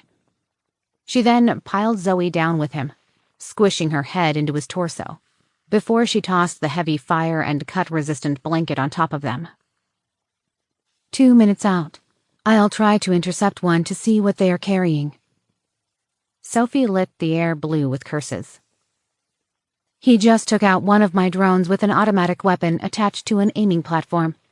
He's also got some sort of heavy payloads on 4 large drones, and another for our flying support. They look like they are either DIY explosives or chemical weapons the size of paint cans. The cars are not prepared for either threat. Do not let those get close. I'll try to disrupt them and force them to evade. Shelley, have your team try to shoot them out of the air. You're upwind with a moderate breeze at your back, but if they flank you, they may be able to just gas us. Once you knock down the ones with payloads, you can get back into the cars. The armor should keep everyone safe. Shelley called out over a shared communication line. You heard the woman. Mesh up if you aren't already. Trish and Ava, engage as soon as you see them. Try to keep the cars between you and them. Emily, you're staying with Alex. Leave us if you think you can get clear. Jennifer, prep for casualties and stay with Alex unless needed. I'm going to try to get us some breathing room. Alex heard the distinct clack of a shotgun round being chambered. Then the door opened and closed. Zoe hugged Alex close, burying her head into his neck. He patted her on the back, trying to reassure her as the first of the gunfire started. Trish, 11:30, 350 meters. He's slowing to avoid my other drones. Aim for the fat one. Trish aimed with her carbine's digital scope and dropped the auto-ranging crosshairs over her target before releasing a 3-round burst. There was a wisp of yellow powder that began trailing behind her target. She felt mesh tickle her mind, keeping her nerves firmly locked away, and her reaction times sped up as she gave it a bit more lead and squeezed the trigger again. Her bullets perforated one of the drone's turbo props, and it spun wildly to the right before disappearing out of sight. Ava, noon at 300 meters. I'm the one with the green lights. He'll be right below me. Ava leaned against the car, gave a guess for bullet drop, and released 2 controlled bursts from her SMG. She squinted into the distance but couldn't see any hits. She tried again, cursing her weapon choice and lack of magnification in her holosight. There was another scoped carbine in the other vehicle, but she didn't think she'd have time to retrieve it before they were on them. She tried again anyway, resorting to spray and pray. This time saw shrapnel fall from her target, but it continued an intercept path as her gun locked empty. Ava scrambled to reload just as Shelley engaged. With a thundering roar, the team leader filled the sky with countermeasure payloads from her heavy drum-fed shotgun. Sophie's drones banked hard to the right as they approached the nearly invisible wall of anti-drone streamers. Shelley fired again, building a suppressing wall of chaff along the team's left as 4 of the attacking drones spun out of control, slowly drifting to the ground. 2 with heavy payloads, 1 gunner and 1 support left. They are banking to the right. Adjust position, 150 meters and closing fast. Almost there, Trish whispered, then fired again, winging one of the drones enough to throw it off course, but not enough to down it. Trish, move! The weapon platform suspended below the drone bucked as it began a strafing run. Metal rained down from the sky as a stripe of dirt and road began exploding. directly in line with Trish's exposed position. Trish glanced up wide-eyed but was caught in the open alongside the car. With the roar of a battle cry, Ava charged and dove over the corner of the vehicle to tackle her friend to the ground. Ava's hand slammed down on the pavement as she rolled into place and curled over the redhead. Bullets smashed into the pair as the world went dark. Shelley's eyes went wide as she watched Trish and Ava fall out of sight and into the line of fire. Her mesh pulled on her focus, demanding she move into action as she emptied the magazine's contents into the sky as fast as her trigger finger would allow. Shelley ducked to the side as bullets ripped through the ground, only a few feet from her position. As she peeked over the hood of the car, she saw the remaining mini-gun ship spin wildly out of control, along with the two bombers. Her heart leapt in her chest as she saw one of the payloads detach, falling to earth toward the rear vehicle. Her chest heaved as she dove for cover, just as a solid whoomph from detonation sounded. Shrapnel pinged off the vehicle as the thrum resonated in her chest. Shelley poked her head out to see a large yellow cloud drifting over the rear car, thick poisonous wisps curling and then dissipating into the wind. Sophie prodded on Shelley's mind, pushing her yet again to action. The mercenary swapped out the awkward drum assembly and pulled her only spare magazine from a satchel at her side. She charged the weapon and brought it up just in time to see the last drone speeding off into the horizon. Shelley ran toward the second vehicle but stopped short and fell to her knees. Just under the last of the yellow fumes were two bodies, completely blackened and unmoving. Shelley's eyes began to sting, and her mind began to reel as she tried to push the tears away. All she could think about was a terrible day in Mogadishu, and how she'd hoped to never again see such a thing. A sob erupted from her chest, and it turned into a primal scream. Chapter 5. Flashbacks. Sophie reached into Shelley's mind and tried to calm it. She suppressed the sudden flare of panic that had gripped her friend. Whatever her reaction had been, it was intense and tied to a lot of memories. The AI wished she had a full wetware connection so she could tell what was going on. All she knew was that the mercenary was spinning out of control. Shelley's mind twitched as Sophie placed an iron grip on her reactions. Sophie forced her will on her friend, more than she'd ever done before. The signals effectively sedated the woman and disabled all but the most rudimentary thoughts. "Hush, dear. It's not what you're thinking. They aren't out of danger, but they aren't dead yet." Shelley paused mid-gasp and swallowed hard as Sophie eased up. The itch in her mind finally made sense. There hadn't been time for the bodies to be flash-burned. If it had been that hot, they'd still be on fire. She shook her head, pushing her memories of a white, phosphorus-laden IED out of the way. This wasn't Somalia. That wasn't her former fiancé on the ground. She was in Seattle, and she had a job to do. This was her team, and if Sophie said they weren't dead, they weren't dead. Sophie's two remaining drones whooshed into action, hovering close to the bodies. They surged their turboprops and blew the last of the large plumes away, leaving only fine traces of dust behind. "I'm going to release them now. I need you to hold your breath and pull Trish and Ava out while exhaling slowly through your nose. I have an idea of what this payload was. It's not absorbed through the skin, but you don't want it in your lungs or on mucous membranes. Grab them and run upwind. 3, 2, 1, go." Sophie pushed hard on Shelley's mesh unit, removing the doubt the mercenary still felt. As Shelley sprinted toward the pair, the appearance of charred skin and clothing vanished in an instant. As the prototype Valkyrie system in Ava's pocket retracted, Ava fell limp to the ground. The blanket of smart goop that had been protecting her body, Trish, and a large chunk of the asphalt slithered near instantly back into the device. The moment Sophie removed the mesh-induced sedation from her mind, Ava gave a startled scream and involuntarily filled her starving lungs. Shelley nearly slammed into her as she pulled Trish's unmoving form to her shoulders in a fireman's carry and hauled Ava to her feet. In under 15 seconds, she had them upwind. Ava stumbled and fell onto her back, still hungrily sucking in oxygen. Shelley dumped the smaller woman onto the roadway and knelt at her side.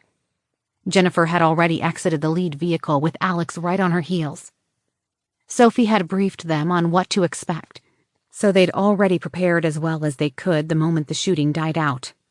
Following Jennifer's rapid instructions, he'd donned exam gloves and held his breath while she sprayed a skin sealant on his exposed skin. She'd then had him do the same for her. She'd then pulled what looked like 2 pollution masks from her bag. Getting the idea, he mirrored her actions and slipped it into place. She was quick to admit the getup wasn't foolproof, but it might help if Sophie was wrong about what toxin was in play. Clearing the lead vehicle and sprinting down the yellow dashes along the roadway, Jen sprinted toward the rest of the team. As she ran, the blue backpack of her medical kit bounced on her shoulders. For perhaps the first time, Sophie was actively cursing at Alex. She'd tried to get him to remain in the car, but he'd been unwilling to stay in safety while his friends were hurt. Jennifer skidded to a stop beside Trish, ripping the knees out of both legs of her jeans as she dumped her medical kit to the ground. With practiced hands, she moved Trish into place, checked her airway and signs of breathing. Alex wrapped his cybernetic arm around Trish's wrist, easily picking up a pulse and calling out a confirmation. With his spare hand, Alex activated one of the vitals monitoring stickers from Jennifer's medical bag. He'd seen them used on himself enough times that he had no issue peeling off the adhesive cover and properly placing it on the woman's arm. With a trio of beeps, the thin, flexible display kicked in and showed her heart rhythm present but indicated rapidly dropping oxygen levels.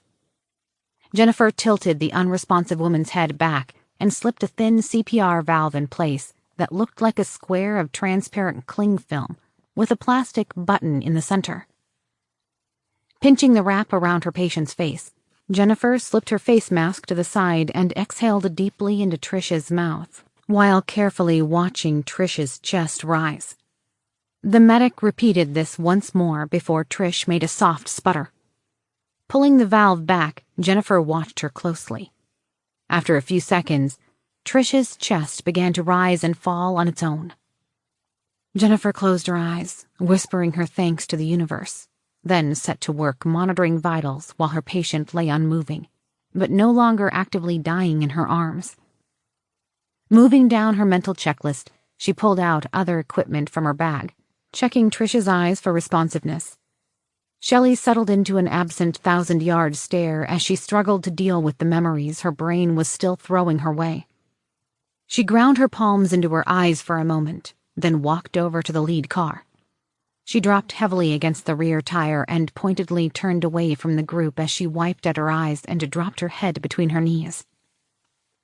Alex continued holding the sharpshooter's hand, mind swirling in fast eddies. As he took in her unresponsive body, his hands began to tremble. Unable to feel relieved like the others, terrible scenarios played out in his mind in rapid-fire succession, each one worse than the last. In his mind, he saw Trish ravaged by oxygen deprivation so badly that it left her unable to move in anything other than twitches and spasms, and her mind so damaged that she forgot everyone she knew. He saw her never waking, brain dead, and in his old coma ward. Cold machines keeping her unresponsive form alive until the inevitable. He saw unknown toxins chewing at her body, leaving blood dripping from her eyes as she died in his arms, and everyone else blaming him for her sacrifice. He rubbed at his face, trying to push the visions away, but they persisted. Unnoticed to those around him, a small pained sound clawed its way out of his chest as he fought back a tidal wave of sorrow and regret. She'd always been impossibly strong, the one Alex could rely on. The one who didn't hate him for the terrible things he'd asked her to do. The one that would put her soul in a locker and be his sword when someone needed to die. The woman he'd put through hell by having her stage an assassination attempt on him in order to kill the asshole that had nearly shut down Sophie and him. She'd placed her life in danger to save his. the beautiful woman who would see him stressed out and just cuddle with him, distracting him by making him brush out her hair. The like-minded soul that had been willing to jump into the complicated tangle that was his life. He pressed his fingers into her limp ones and wished more than anything that he could take her place instead. Tender arms wrapped around him from behind. "Dear, may I?" Eyes already misted over, Alex nodded, and Sophie prodded at his mind. Alex swallowed hard as a blank numbness set in. He latched onto the cold detachment like a life raft as he forced his thoughts into oblivion. Ava crawled up next to Jennifer, still on her knees and panting. "Jen, I'm sorry. I couldn't close her nose in time. Goop goes straight into the body if your throat and mouth aren't closed off when it's fired. She probably couldn't even use the air in her chest since it coats the tissue. You need to make sure it didn't hurt her lungs." Jennifer leaned over and hugged Ava, putting her forehead against the other woman's. "Thank you, Ava. I don't know what I'd do if... just..." Her eyes glistened with moisture as she lost her words. Ava patted the smaller woman gently, hugging her close. "Hey, that's what I'm here for, right? Besides, you'll have to thank Aubrey. Without her goop stuff and Alex and Sophie turning it into armor, we'd both be dead. You just worry about taking care of your chica. I need to work on how long I can hold my breath. That fucking sucked." With that, Ava flopped back on the asphalt and focused on sucking down long lungfuls of clean air. Trish regained awareness slowly as she blinked up through bloodshot eyes. She looked at the people around her with a confused look on her face. Jennifer kept her pushed down on the ground while she continued asking her questions as she wrote down results into a small pad of paper. After a few minutes, she was deemed safe to move, but Jennifer made it clear to everyone they would be going to the hospital. Trish had tried to protest, but having seen how serious everyone was being, quit trying to get up on her own. Under Jennifer's careful direction, Alex lifted Trish's form to his chest and cradled her. Her hands clung to him weakly, her long red hair wafting in the breeze. She felt cool to the touch, and her lightly tanned and freckled face held no small amount of fear. With the sensitive feedback from his left arm, he could feel her racing heart. Alex tried his best to soothe her, whispering soft words of comfort. If pressed later, he couldn't have repeated what he'd said, but after a few moments, he could see the panic subsiding and felt her heartbeat slow. With a bit of help from the others to get the seats laid out and the hatch open, he gently moved her into the back of the lead car. As soon as she was in place, Jennifer leapt into the back along with Trish. She prodded at the woman's chest with a small microphone. Once synced to her phone's earbud, it served as her digitally enhanced stethoscope. She poked and prodded, searching for fluid buildup in her lungs. Ava's warning weighing heavy on her. If Trish had fought too hard before Sophie had sedated her and she passed out, it wouldn't take much to tear her esophagus or respiratory tissue. Seeing that the scenarios in his head hadn't come true, the overwhelming tidal wave of fear was tied back. It wasn't gone, but it had been reduced to a steady trickle. Trish wasn't out of the woods, but no one else seemed nearly as concerned, or if they were, they didn't show it. Instead, they made a point of donning the same basic filtration masks, then stripping off any exterior clothes and tossing them to the side of the road, then wiping down their skin with alcohol wipes. The group then resumed their duties as though this was just an inconvenience and not a nearly successful attempt on his life. Alex couldn't help but grimace. Around these women, he was the weakest link. Maybe that'd just be the way it was, and how it would always be. He wasn't some battle-hardened vet. He was a business-minded sociopath with a hole in his head. Still, clinging to that numb void in his chest, Alex went back to check on Ava. The tanned woman was on her back and had a small black box half the size of a cell phone in her hand. Alex assumed it was the prototype device that had saved her life. She lifted it up, stared at it blankly for some time, then went to put it back into her pocket. As she did, she noticed Alex and patted the ground. Not seeing a reason to protest, as the others weren't ready to depart yet, he just wiggled into an area with less gravel poking into his shoulders as she looked up at the clouds. "You did good, Ava. We're all really proud of you," Alex said while lying on his back, mimicking her pose. She didn't reply immediately, but reached over and squeezed his hand. After nearly a minute had passed, Alex assumed she wouldn't answer. She gave a long exhale, full of pent-up emotions. "I've never been so fucking sure I was going to die as what just happened. I was scared, Alex. Still am. I forgot about the stuff in my pocket until I was already on the ground. I thought I could just put her under the car, but there wasn't room. Pretty sure that Sophie reminded me to hold my breath at the last second, but it's all a blur. She fired it, not me." "I can't even imagine, Ava. Is there anything I can do?" Alex offered. Ava sighed. "No, I'll deal." It sounded like there was a lot left unsaid in those words. Uncertain, Alex tried again. Ava, you just risked your life to save mine.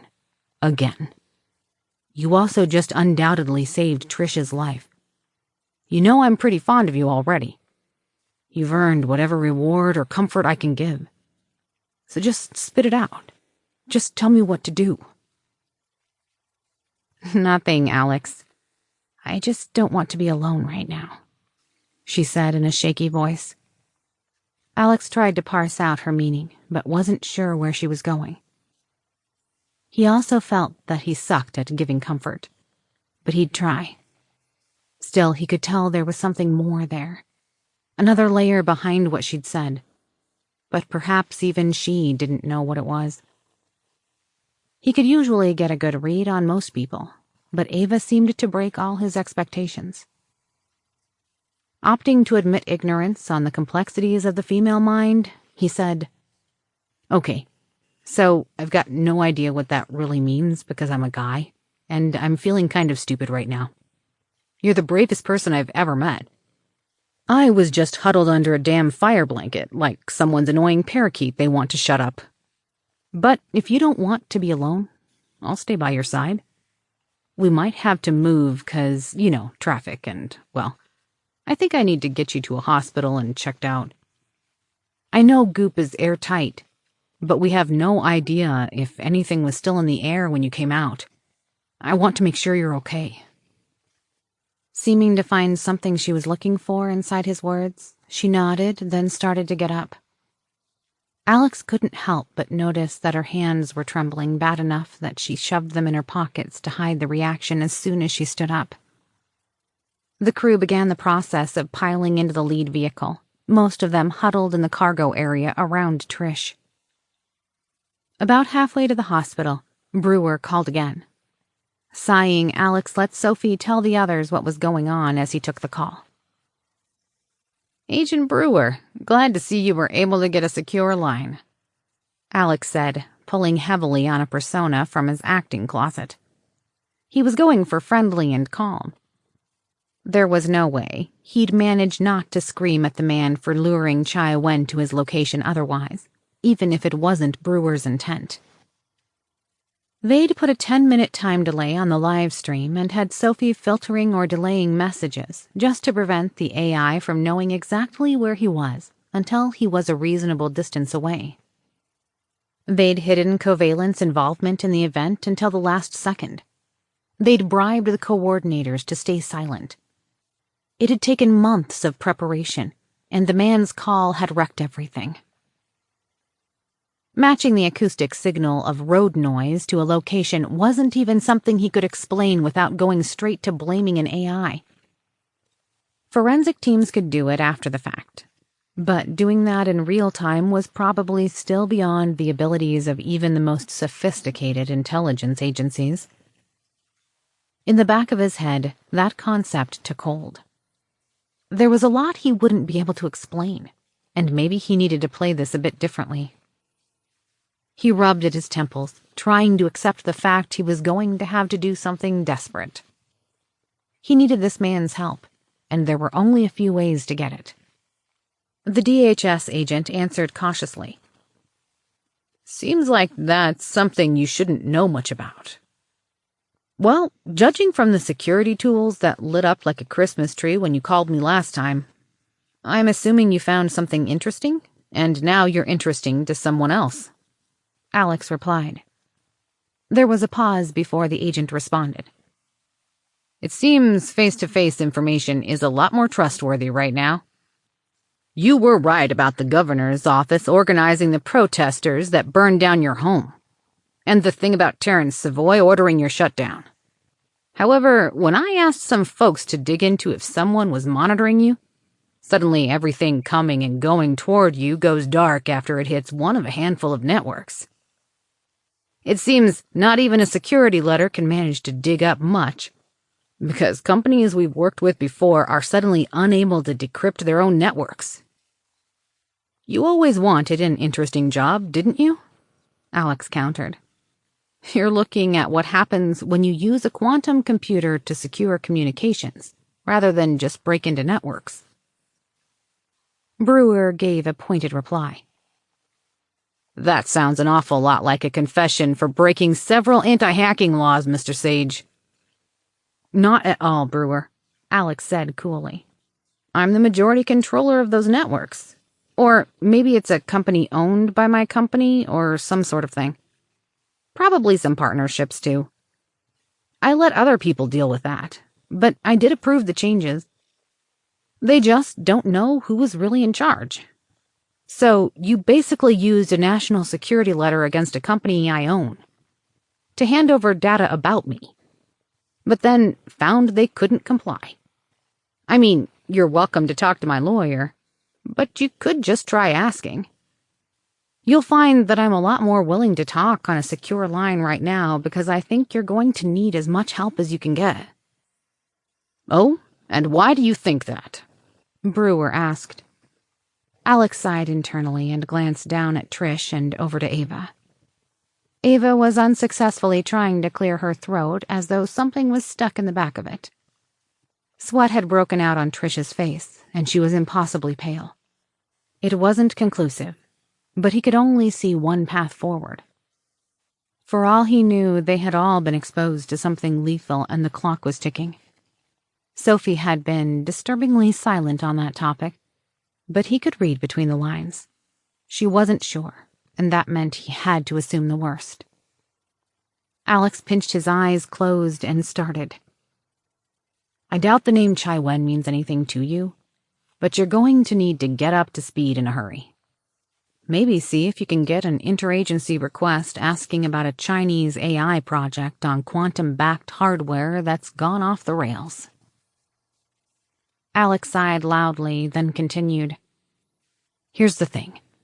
I'd put money on our government doing something similar. But after what happened to the Israelis when they got caught, I'm assuming they really don't want anyone asking too many questions about illegal AIs. My suggestion? Have your boss do the asking and give him all the credit. Otherwise, you might end up in a back room with a black bag over your head. Huh. Brewer's one-word reply seemed to convey a completely different tone, equal parts confused and something else that Alex could only classify as less confrontational. There was a long pause before he rejoined the conversation. That's really specific. How would you know anything about this, Chiwen project? Well, for starters, the fucker just launched chemical weapons at my motorcade. I'll kick you over the coordinates to where it happened. I'm taking my people to the hospital right now. You should probably get us some confidential informant paperwork started. Because if you want the rest of the story, I'll give stuff that'll make your hair stand on end. But that deal is only on the table if you can get us whatever we need treatment-wise. If my people die, so does that offer. The trick is, your networks are cracked, and your boss is compromised concerning me. So yeah, I'd recommend going old school here. Alex heard cursing over the connection.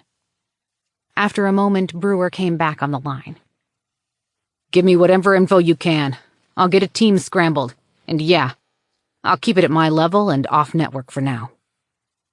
"Got it," Alex answered. "I'll get a small info packet over to you as a teaser. Like I said, we'll need CI status for more. There's another SUV that got dusted with whatever chemical it was, so we left it on the road. You'll see signs of a firefight since my security team had to shoot down a shitload of drones. Most of them are probably intact, and the payloads and weapons might still be active. Probably best to go with bomb disposal robots to disable them. We're not far from the hospital, so I'm going to have to let you go. Good luck, Brewer." Shelley eyed Alex skeptically as he hung up. "Alex, sir," she began, then faltered as she shook her head. With the stress of it all, it took her a moment to filter her reaction. "You better have a goddamn plan here, sir. Talking to feds may not go well for us. He can lie about immunity, you know. Even if you slide, we might not." Alex gave a pained expression, the facade evaporating as he tossed the persona into the closet. "Shelley, if I weren't so numb right now, I'd be freaking out. It was the only way I could think of to getting the right type of help we need. I don't care what it costs. I won't risk losing anyone." Trish reached over and patted Alex's leg. Her bloodshot eyes were unfocused, and her hand trembled. Ava was sounding raspy and coughing occasionally in a way that left Alex even more worried. She doubled over into a bout of even more wheezing, then wobbled as though she were on the verge of fainting. After a moment, she too lay down next to Trish and closed her eyes. Jennifer chimed in. "Thank you, Alex. I know you meant well. But I just hope this doesn't spin out of control. Nothing we do is legal. I know you know that." Alex looked away and fixed his gaze on the window. After several beats, he replied, "This is one where I'd rather protect you all. Just let me do this. I'll deal with the fallout." Chapter 6. Fallout. Emily eased the SUV into the drop-off circle in front of the emergency room entrance. Sophie had called ahead, so there were 3 attendants with wheelchairs prepared and in a line at the curb. Alex gave an involuntary cringe as he noticed the 6 police cars also waiting for them. "You will need to disarm. Trust me on this." Curses and grumbles filled the air as weapons were handed back to Shelley. She popped a carpeted section of the floor up, put in a rotating code on the lock, and stowed the weapons in the safe they kept where the spare tire would normally be. "I fucking hate this, sir," Shelley muttered, eyeing the police critically. Alex agreed. "Just stay quiet. Let me talk to them. No one says a damn thing. I'll throw as many lawyers as I can at it. Damn glad we had the firearms legalized."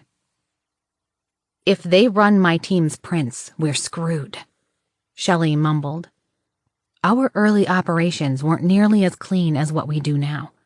We've all been printed at least a couple times, and none of us are carrying ID under our real names. It's going to raise a lot of attention we don't want." "Shit," Alex said lamely. He hadn't thought about that. Shelley complained. "It's a shame we can't be above this sort of shit. With enough bribes in other countries, we can sometimes operate in the clear. We've done a couple contracts that way. Locals treated us like we were police instead of mercs. We could get away with damn near anything." Alex started to reply, but then, in a moment of inspiration, pushed an urgent request to Sophie. "I don't know if they'd agree, but I'll start on it right now. This will complicate our negotiations significantly. If I succeed, this will probably burn up every favor I can muster. My love, this will be challenging and costly, to say the least, but I'll do what I can. Am I good to use my best judgment?" Alex nodded and pushed a desperate hug to his companion, clinging to her presence in his mind. Internally, he felt ready to shatter as fear and anger crept up over his psyche and threatened to devour him. He felt like breaking down one second, and the next desperately wanted to strike back at the being that had hurt his family. More than once he'd had to stop himself from smashing his bionics into the car window in frustration. Alex tightened his grip on Sophie and hung his head as he was forced to admit there wasn't a damn thing he could do about it. Even if he could magically gain access to Chiwen's secured data center outside of Beijing without being gunned down, the fail-safe systems the bastard had in place meant direct action risked a nuclear holocaust. It wasn't just the nukes. They knew the AI had enough leverage over the world's critical infrastructure that he could leave humanity living in a hopeless wasteland. Despite all Alex's anger, he was nothing more than a tempest in a teapot when it came to the other AI. And the ones he loved would continue to pay the price until he could build up enough resources to take him out. Be strong for them, love. If it's what I think it was, you made the right choice. Ava's actions probably only lessened their symptoms. I'm afraid Shelley may have been exposed as well. So we don't let her push back on this. We'll know for sure in a couple hours. Alex helped Shelley into the waiting wheelchair while a man in blue scrubs stood by, then repeated the process with Ava, giving her hand a reassuring squeeze.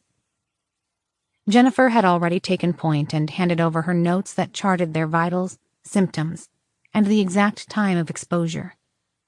She then focused on getting Trish oriented in the blue vinyl and chrome chair. A police officer in a dark navy uniform nodded toward Alex as another 4 men in uniform encircled the group. Alex noticed that 2 of the men looked twitchy, their hands already resting on their holsters. They were frequently looking over their shoulders and scanning the parking lot. He wasn't sure how much information had made it their way, but it wouldn't have surprised him if they drew down on a delivery drone at that point.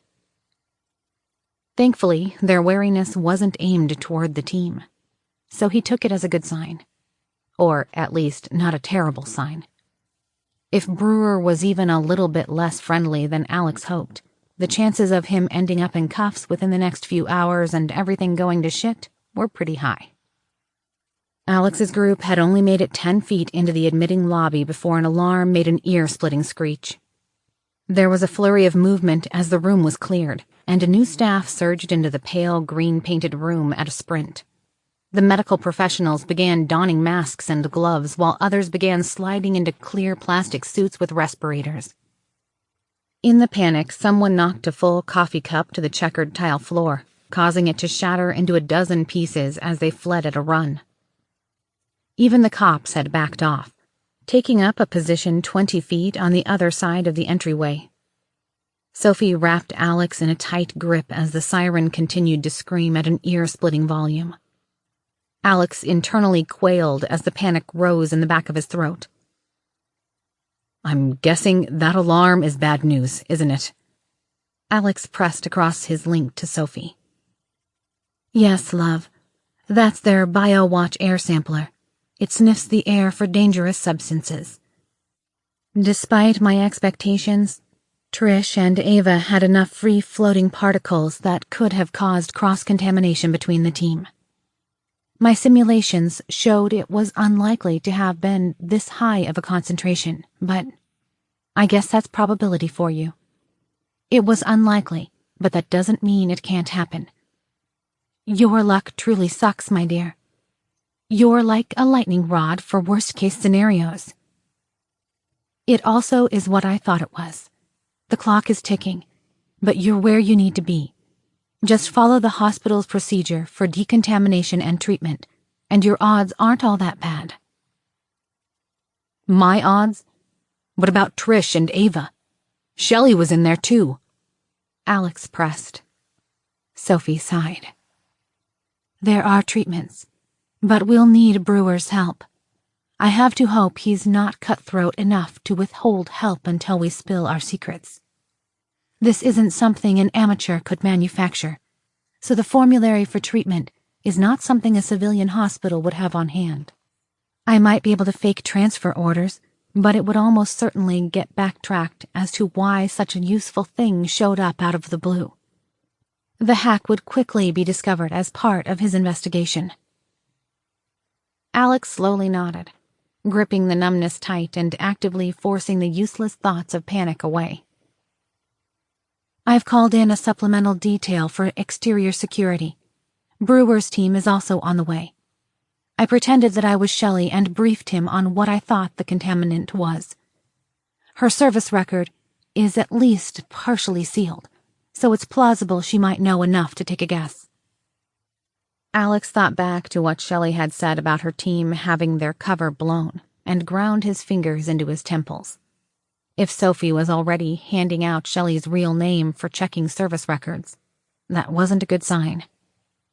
Love, you should know that I'm tap dancing as fast as I can to make it look like your team is above board, but it won't hold up under scrutiny. I've got no hope of spoofing the necessary paperwork and backstopping their cover in time. Alex's mind spun left and right, trying to work out options, but came up dry. Giving a slow, shuddering breath, he gave a helpless shake of his head. There were probably mountains of physical paperwork needed for something like filing for security contractors of that nature, as well as numerous government databases and offline archives that would need to be modified to support the claim. All Brewer would need to do is call their supposed supervisor at the other company to break the illusion. His and their freedom relied on Alex ensuring that didn't happen. Over the next several hours, Alex was stripped, showered, poked, prodded, swabbed, and bled repeatedly. Eventually, he received a tentative all clear and was given some loose-fitting blue hospital scrubs to wear. After another hour of demanding to see the rest of his team, he was shuffled into a treatment room. It looked much like any other he'd seen. Flat yellow walls, plain white tile floor, and a window on the far side with curtains pulled shut. The air coming in from the hallway smelled strongly of disinfectant and industrial floor wax. Somewhere under those scents was a much more human undertone that he instinctively associated with the seriously ill. Ava, Shelley, and Trish were each in a hospital bed with clusters of tubes and equipment around them. Oxygen tubes had been run into their sinuses. Numerous bags of clear fluid hung from a stand next to them and ran into intravenous ports. Other tubes ran from their arms to large machines nearby that appeared to be cleaning their blood. He paled as he took it all in. It reminded him far too much of his rather extended hospital stay after his accident. His thoughts spun out of control, locking onto the 2 months of terrifying darkness, stumbling around a mental ward and unable to think. He'd been experimented on, cut into, injected, and tested non-stop. The chief neurologist had even smeared chunks of his brain in a container that he'd pull out to show interns, complete with flakes of metal at the bottom. The man seemed to show it off every chance he could. It didn't matter that Alex was in the room, eyes locked on the jar, unable to scream. He felt Sophie try to suppress his anxiety and his desperate desire to flee the room at a sprint. She yanked on his interface controls hard, trying to calm him down. She forced him to slow his breathing, and he accepted his companion's support, leaning against her like a crutch. He let her forcefully turn his thoughts away from the traumatic memories by shutting down the useless threads in his mind. Bit by bit, his inner turmoil became artificially quiet. Sophie gave him a sad smile as she softly wove her fingers through his hair and placed her forehead against his. She knew Alex wasn't mentally prepared to deal with the full scope of those memories yet. Even with her continued work on his personality matrix, dealing with those repressed thoughts might always be out of reach. Far too many traumatic things had happened to him in that dark place that would have left even the most robust minds frayed at the edge. Seeing his brain in a jar was just the beginning of that particular horror show, and she was glad most of the experience had stayed out of focus. She, on the other hand, had video, records, and internal correspondences from both the hospital and Apollo that showed his treatment in gory detail and a chilling insight into why they'd selected some of the choices they had. She had no intention of ever letting those records see the light of day. If they did, Alex would probably try to strangle the life out of the staff members in question, and she didn't think she could bring herself to stop him. After standing in the doorway for nearly 3 minutes, Sophie slowly relaxed her hold. What she'd done was basically pick him up off the floor, stand him back up, and point him in the right direction. Once he'd gotten back on his feet and been given a moment to calm down, he seemed to have gained enough footing to do what needed to be done. Alex squeezed her hand tightly in his, then nodded appreciatively. He had to put that shit behind him and look after his family. Turning his attention to the other occupants, it was easy to see that Shelley looked annoyed but fine. By the way that she was murmuring to herself, Alex assumed Sophie was keeping her company. Alex quirked a brow. The staff had confiscated his electronics along with his clothes. There was too much of a chance they'd been contaminated. He'd watched them go dark as Sophie kicked off a destructive shutdown. Shelley had a stash of backup gear in the car. Zoe was able to fetch a set of electronics and hand them out. Yours are sitting next to Ava. Nodding, Alex's eyes fixed on the far corner next to Shelley. Emily and Zoe were both asleep in the only 2 chairs and tucked under thin blue blankets, wearing scrubs identical to his. Zoe had more or less had an all-nighter already, and Emily's shift had begun at 2 a.m, so he didn't blame either for getting some shut-eye. In the remaining beds, Ava and Trish looked pale and tired, with a bluish hue to their lips. Jennifer had slid in beside Trish, huddling with her under the covers. She held the other woman's hand as they talked in whispers. They looked deep in a serious conversation, so Alex didn't intrude. Taking a cue from Jennifer, Alex took the same position with Ava, carefully reorienting the various tubes to make room. She gave an amused huff and adjusted her hospital gown as he slid into her bed on top of the covers, but didn't complain.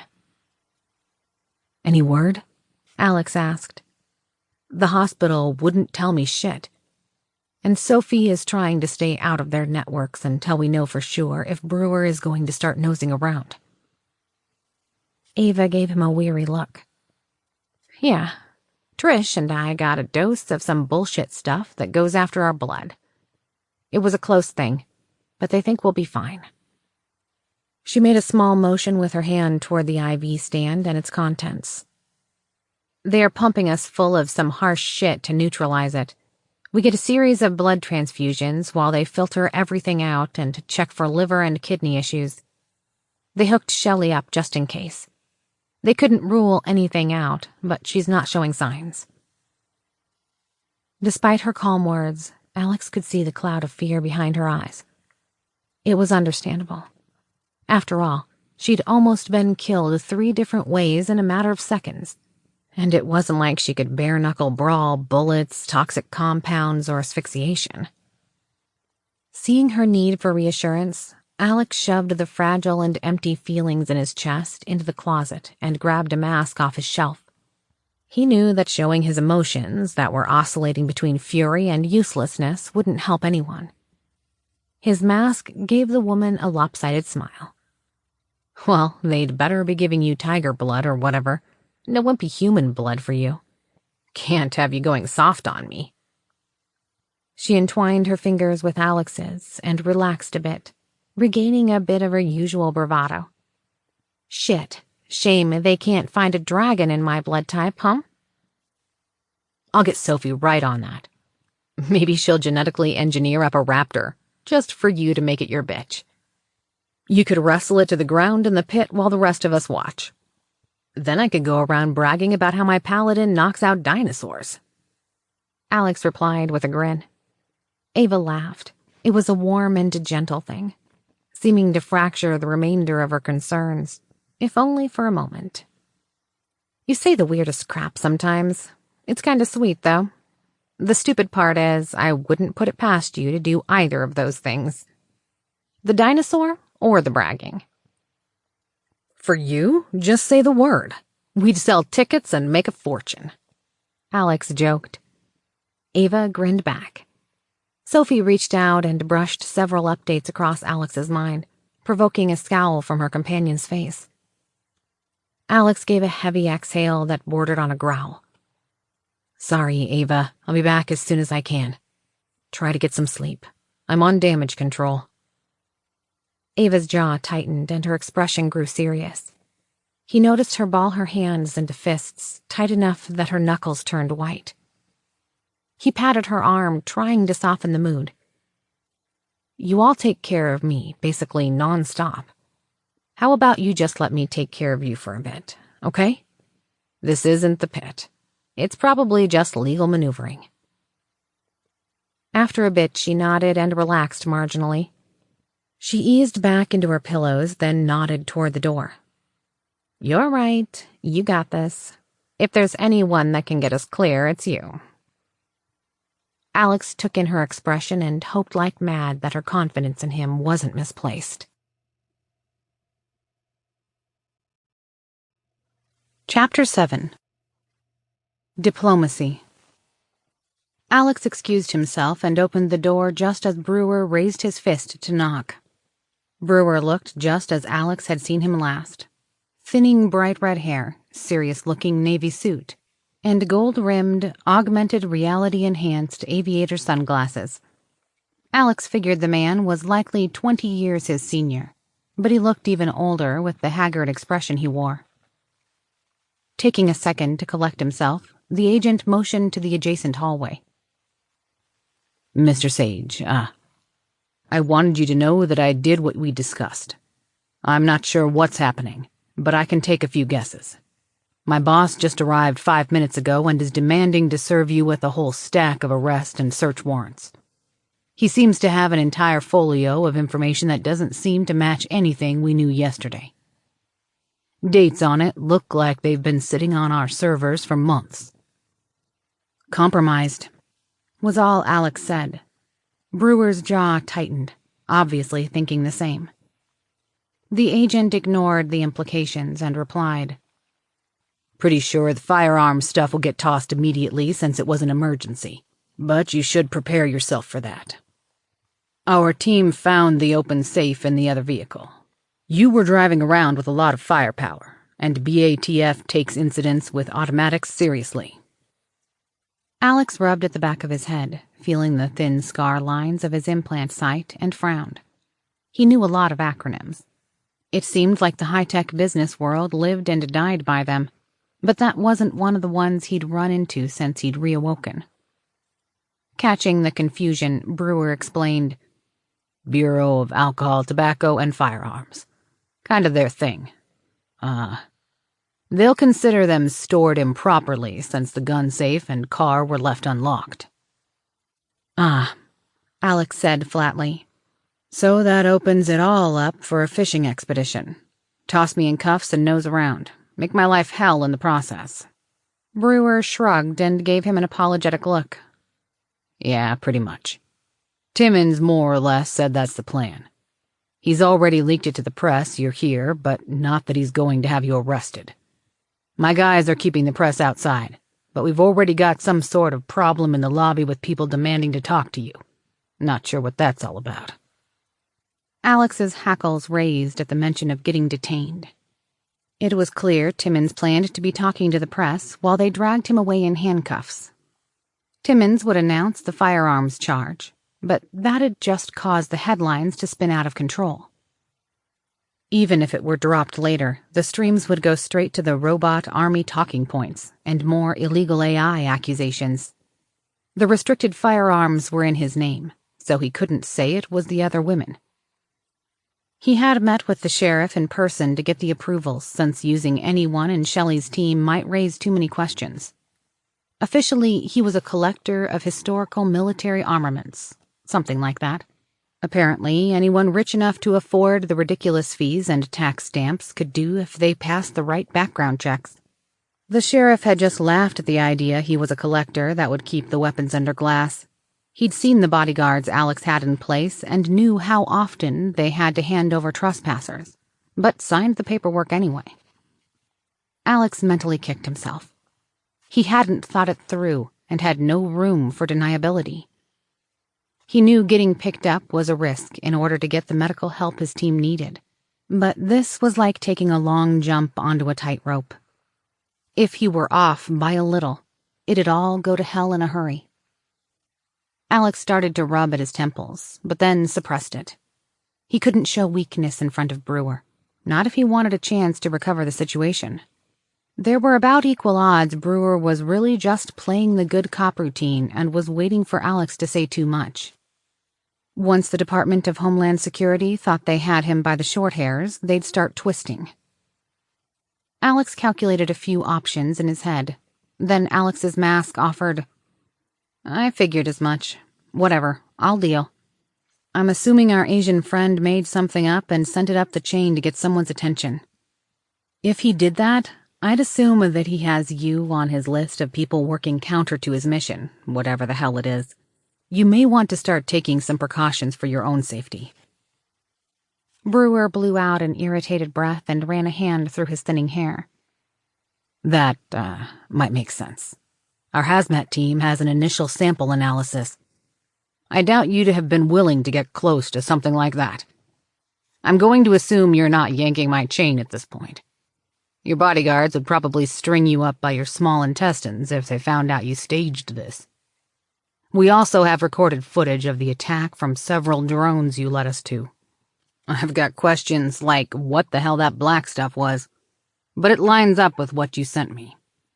Right now, I'm treating this as a foreign-based terrorist attack on U.S. soil against a private citizen. I think I'll have to downplay the AI angle until we can prove it. Otherwise, China will retaliate on trade or some such nonsense that's way over my pay grade. The problem is, if I play the terrorist attack card, everyone 4 levels over my head will be giving you daily colonoscopies until they find something interesting. I suggest prune smoothies if that's the case." Alex smirked. "Was that humor, Brewer? Holy shit. I didn't think you guys knew what that was." Brewer deadpanned. "Took a course online. Unlike others, I didn't feel the need to broadcast it to the world." He then returned Alex's smirk with one of his own. Alex snorted, then rubbed at his face, shifting gears mentally. He really didn't want to encourage some backroom encounter where he'd probably be stuck in cuffs by someone who wished him harm. He didn't see that playing out well at all. With Sophie's help, he could probably escape. His cybernetics could probably tear shackles apart. He might be able to disable those guarding him. Granted, he might have to kill a few to get out of the building if shooting broke out. Sophie could get Aubrey and the team in the compound out of sight well before law enforcement could show up. The Black Flags had had long-standing evacuation plans in place and conducted monthly drills for various emergencies. Even unarmed, Shelley could probably get Zoe and the rest of her team out of the building. But there would be no telling what would happen to Trish and Ava in the process. Neither had looked particularly stable, so interrupting their treatment might be a death sentence. Even if they could somehow steal the medicine needed and make medical arrangements, going underground would tank everything he was trying to do. He shifted his thoughts to his other options. He couldn't risk ending up in a holding cell. There was no guarantee that he'd ever get out of it alive. With the enemies he'd made, DHS wouldn't even have to do anything directly to harm him. Most notably, a Mexican cartel already had an open contract on his life because Mesh was a direct threat to their market. If he were dropped into a cell where the cartel could get someone close to him, there'd be bodies on the floor in a hurry, his or theirs. Alex could hold his own in a fight, but there was always a chance they could just dogpile him and sink a shiv into his neck. Even if he managed to fight them off and the charges were dropped, it would make the news in ways he couldn't control. If he had to fuck someone up in a jail cell, they'd be back to calling him a threat to society in a hurry. It might even get to the point his spaceport deals would get nixed. There was also a possibility that Sophie's efforts had come through. He'd gotten a brief update, but even she didn't know the status beyond a certain point. Needing to prepare for all contingencies, Alex asked, "Okay, I have a tiny favor to ask. Can you get me to the lobby? If Timmons meets me there, this will go a lot easier in a public space. Also, I'll need a pen." Brewer cocked his head but seemed to understand Alex's reticence. Without comment, he retrieved a spiral-bound notebook from his jacket pocket along with a pen.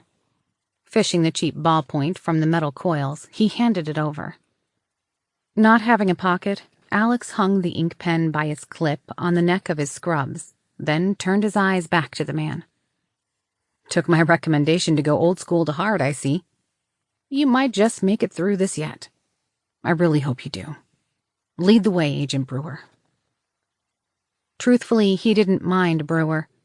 He wasn't in Covalent's pocket yet, but even a semi-friendly face could be useful.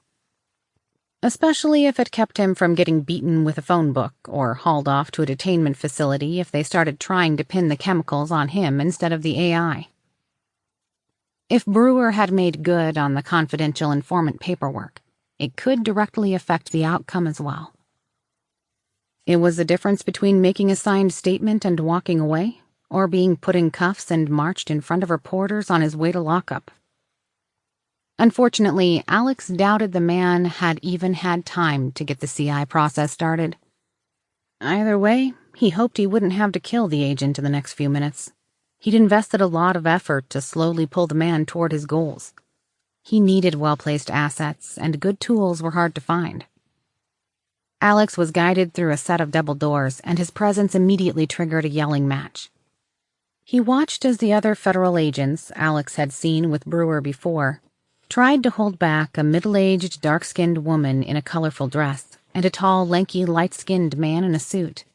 Both called out Alex's name, trying to get his attention, clipboards with paperwork in each of their hands. Meanwhile, the agents continued shouting them down. Trying to listen over the racket, Alex heard a couple of words amid the curses and suddenly felt much more confident about today's outcome. But the timing would be a problem. Between him and the suits holding the two visitors back, a serious-looking man with gray hair in a tight crew cut and a navy jacket locked eyes on Alex. Alex's presumed nemesis had a clean-shaven face that was tanned and pockmarked. He also had blotches on his skin that Alex assumed were from some type of scarring. His expression looked both angry and hungry at the same time. Hangry, Alex decided. He internally jested that he wished he had a candy bar to throw at the man. With his bionics, he could probably knock out a tooth, or 5. The man's eyes drifted onto Alex's left arm, and his face became even redder. Lovely. Probably one of the religious zealots, Alex thought. He'd never understood fundamentalists, at least not since he'd awoken. For all he knew, he might have drastically changed his opinion on the matter after a big rig had skull-fucked him, but somehow he doubted it. With a low growl, the man reached into his jacket and withdrew a fat stack of papers that had been folded neatly into thirds. Alex leaned against the brick wall of the lobby and shouted over the din in his best authoritative voice. "Frank Timmons, I demand you let these two through. You are interfering with diplomatic agents and their duties." Frank looked over at Alex's visitors with a smug look on his face and shook his head. "No, I don't think so. We're—" Hearing just enough to confirm his course of action, Alex slammed his left palm into the wall so hard that it cracked the bricks, until it slammed into the metal support column he'd positioned himself next to. Physics being what it was, he effectively launched his body forward like a stone from a slingshot. He dropped to his knees and slid along the well-polished tile, rocketing between the agent's knees. Using a move he'd mastered in his hand-to-hand training, he sprang to his feet, popping up as though nothing out of the normal had just occurred. Alex held out his borrowed pen to the man with the clipboard. Not even trying to find the correct spot, he blindly signed the first page. He then repeated the process for the woman next to him. The unknown man in the suit immediately looked both relieved and amused. The woman in the colorful dress just started howling with laughter, finding the situation hilarious. A red-faced Frank shouted, "What? What did you just do?" "Take your paperwork and shove it up your ass," Alex said flatly. Alex motioned for the woman to hand him the clipboard so he could read what he'd just signed. He wasn't certain himself, since they'd printed this up on air-gapped systems that Sophie couldn't inspect. He'd hoped the final and best offer was something he could live with. His companion hadn't had an opportunity to crack the embassy's secure systems yet, and both nations still dealt in paperwork the old-fashioned way for security purposes. Alex asked, I'm sorry.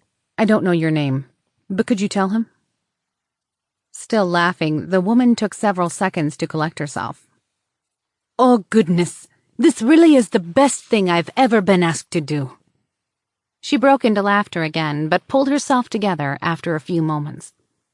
"Mr. Timmons, as I tried to explain to your men, my name is Miss Samantha Rene. I'm here representing the Republic of Seychelles' Seattle Embassy. Our one-armed troublemaker here has just signed documents purchasing a sizable land interest on some derelict oil exploration platforms, several businesses, and secured citizenship. He's also been granted an administrative position at the embassy, making his person and property legally protected. We already have a counter-signature from Washington accepting it. It seems your president was quite eager to get her hands on a few mesh units. I don't think she knew they were going on sale to the public next week, but we aren't about to tell her that." She started giggling again. "So, I believe he now can tell you with all due respect to shove off." Samantha began fanning herself as she broke into giggles again. Alex decided he liked this woman. Anyone who could pull off a coup of that sort while laughing at a federal agent got his respect. He'd known the president had been asking for the hookup ever since Apollo introduced him on stage, but he hadn't known Sophie had queued that up. He assumed the commander-in-chief fast-tracking the approval was his one big favor in exchange for a rather sizable shipment, as well as access to their advanced testing units for the foreseeable future. Her sign-off was a veritable get-out-of-jail-free card that he planned on immediately cashing in before she realized her mistake. Much like some of his more regrettable video game purchases, she'd spent a sizable amount of political capital, only to gain a week of early access. Even if Sophie hadn't managed to get into their networks to monitor the process, the fact that she'd pulled off manipulating one of the largest governments in the world just because he needed her help was hard to wrap his mind around. While he loved her deeply, his companion could be downright terrifying if he thought about it for any length of time. The other man chuckled, but in a much more subdued manner than Samantha. "Pooh, yeah. We don't get nearly enough opportunities to do things like this, especially not in the U.S. Samantha's laugh was contagious, but Alex figured the man wouldn't have dared otherwise. He was a little too quick to give the other man an apologetic look. The man cleared his throat, trying to regain a serious demeanor. "On a similar note, I'm James Sterland, administrative attaché to the Republic of Maldives. While an unusual situation, Mr. Sage has also just become an honorary citizen of our country, as well as been named to an ambassadorship to the United States. Again, approved directly by your president. I'm sorry, Mr. Timmons, but Alex here now has diplomatic immunity. He's assigned his administrative staff to the contract as well, who also receive similar protection. I would, of course, be more than willing to pass along any concerns you have through appropriate channels." Frank's face twisted.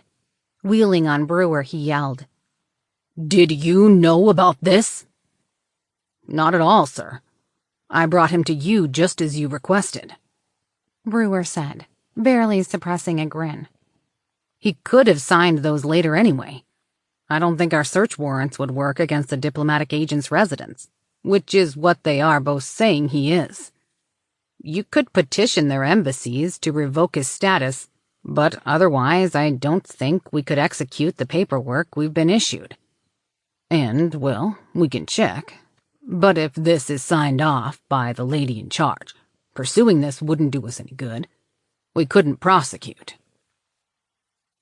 After nearly 2 solid minutes of a stare-down where Alex endured Timon's flaring nostrils wordlessly, the other man backed off and pulled his men into a huddle.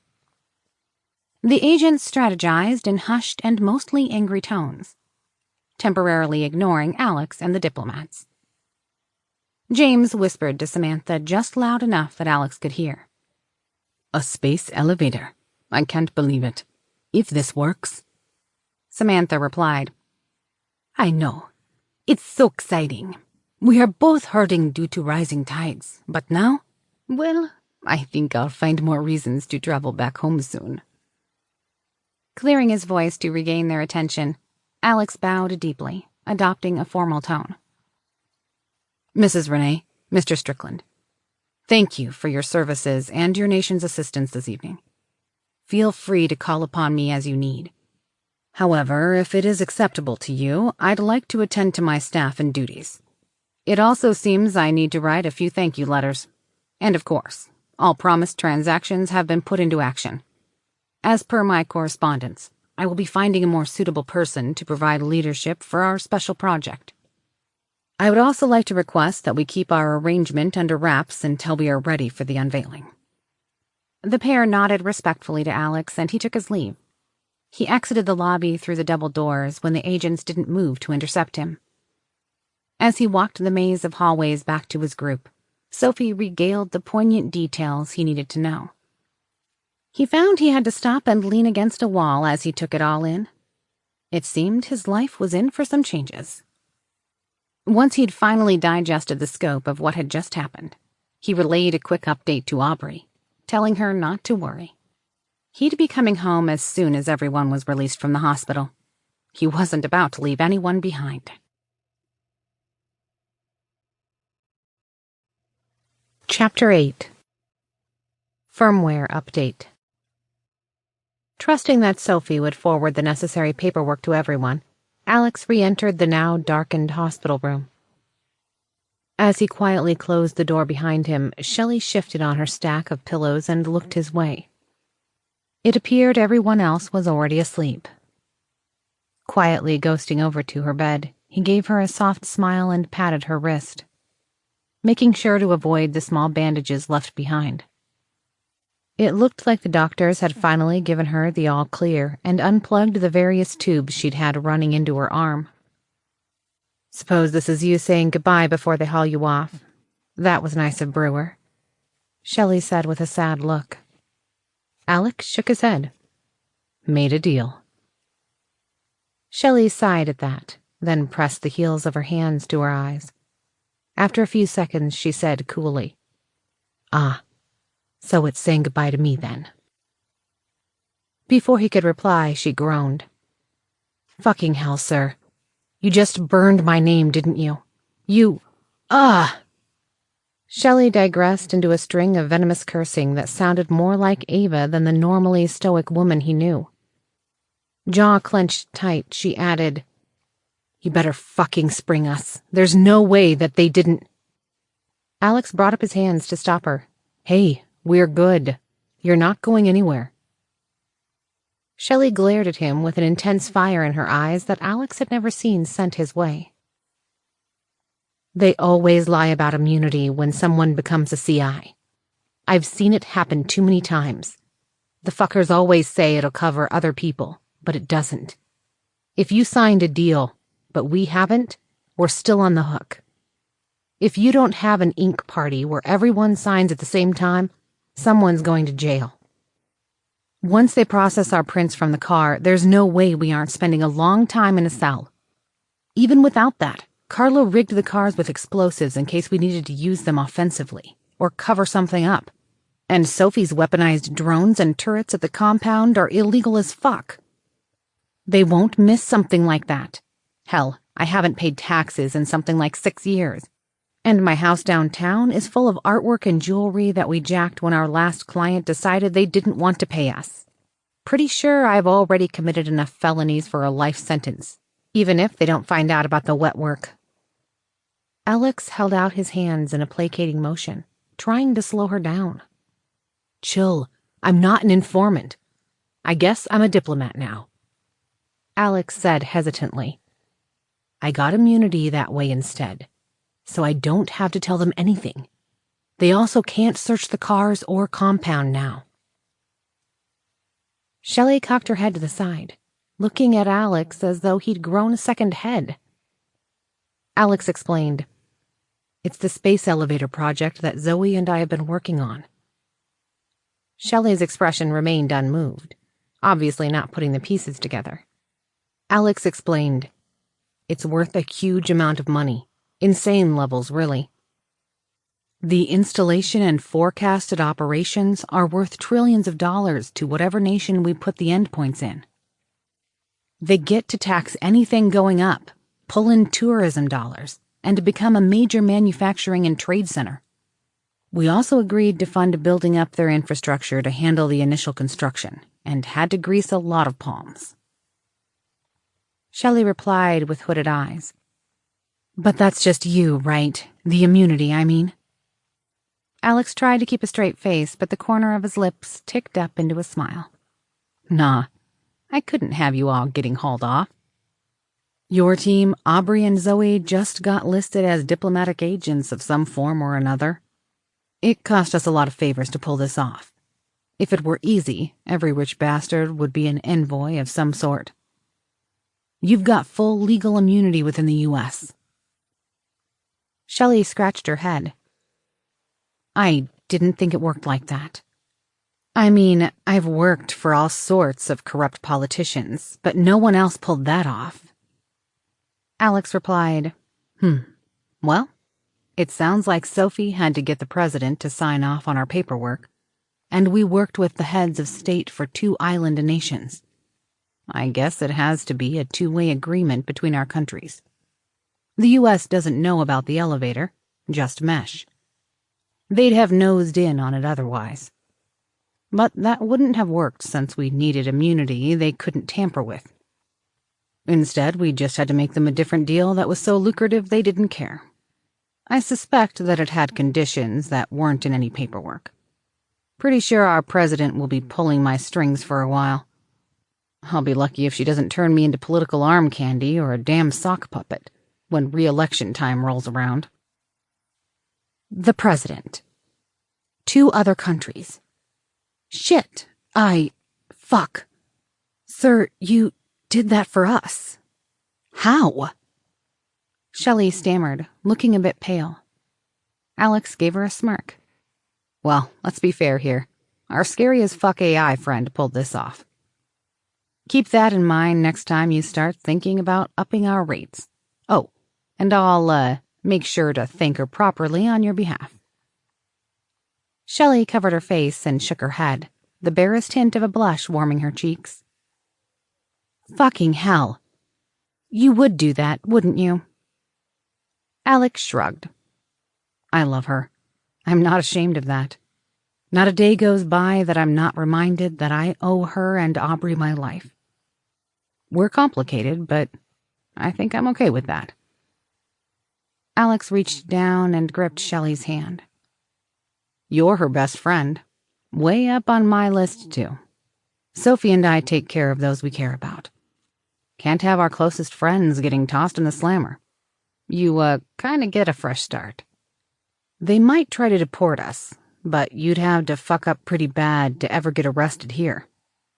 Revoking our status would take 2 different nations doing it at the same time.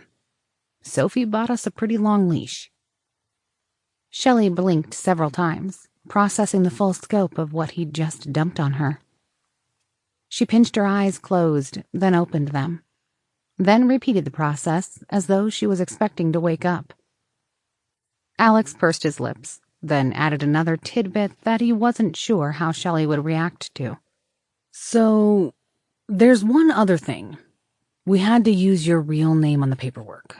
Wouldn't have done any good having our president sign for your alias. Shelley Mae Marshall of Seattle, formerly of the Army Rangers, is an official political attaché to the nation of the Maldives. You'll get a paycheck from them and everything. Our president signed off on each person individually, including you."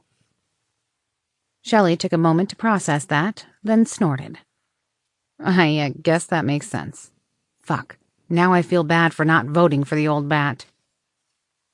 The tanned woman muttered curses to herself for nearly a minute as she processed the ramifications. She'd been operating under the radar for years, so Alex assumed it would be quite an adjustment.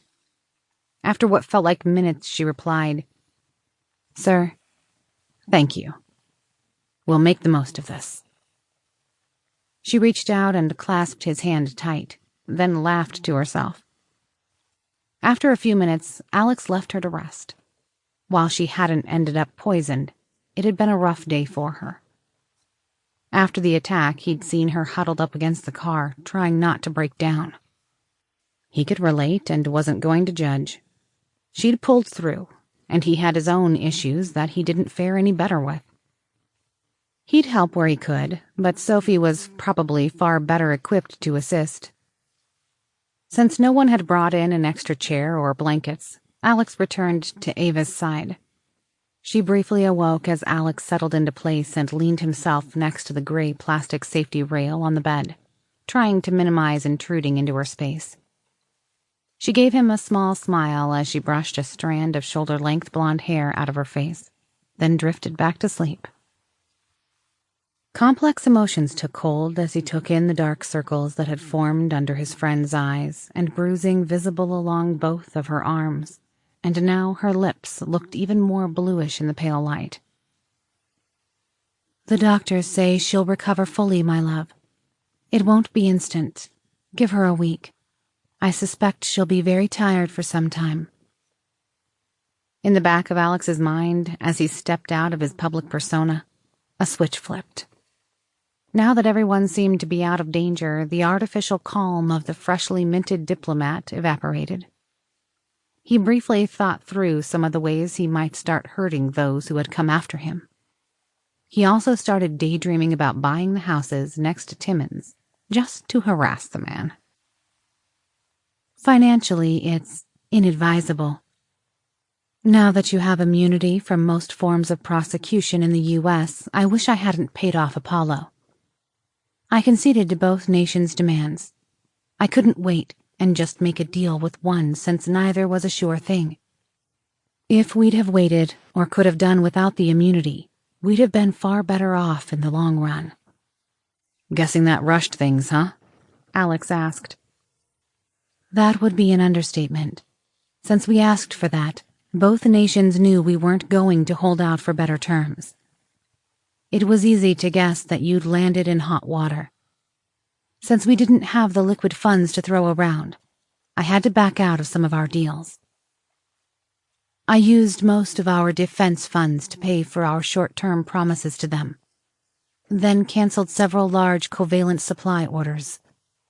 I also had to sell off large amounts of our investment portfolio at a loss and began liquidation processes on 2 companies we own." Alex groaned, his hand coming up to his forehead. He'd been expecting it to be bad, but not that bad. He pressed a few questions to his companion. "Simply put, there were lots of payoffs involved, significant ones, as in buying private island-sized bribes, and that was just the short term. When both accepted, it cut into our profitability and forced us down a wishbone elevator design. A wide one at that. It will take much longer to build. On the plus side, it should be a safer design, and if one nation becomes unfavorable in the future, we could shut down their access to the spaceport and work with the other." "Just try not to piss both off at the same time, dear." "I'll try, Sophie. I just couldn't risk losing them." Alex sighed, a shiver of ice stabbing a bit deeper into his heart as he continued looking around the darkened room at the 2 women still hooked up to IV units and medical scanners. "I understand, dear. Without immunity, DHS would have initiated their warrants. Assuming they weren't incompetent, Shelley, Trish, Emily, and Ava would have been arrested and hauled off the moment they were cleared to be moved. All 4 have more than enough in their history that even a cursory examination would put them in prison for a long time. You and Jennifer would have likely been arrested and held for as long as they could manage. Jen has very little evidence linking her to Shelley's organization, but she would likely be charged as an accomplice after the fact. Zoe would probably have been deported. With chemical weapons involved, they may have been able to break norms to hold you without charging you for some time, even though you were the victim.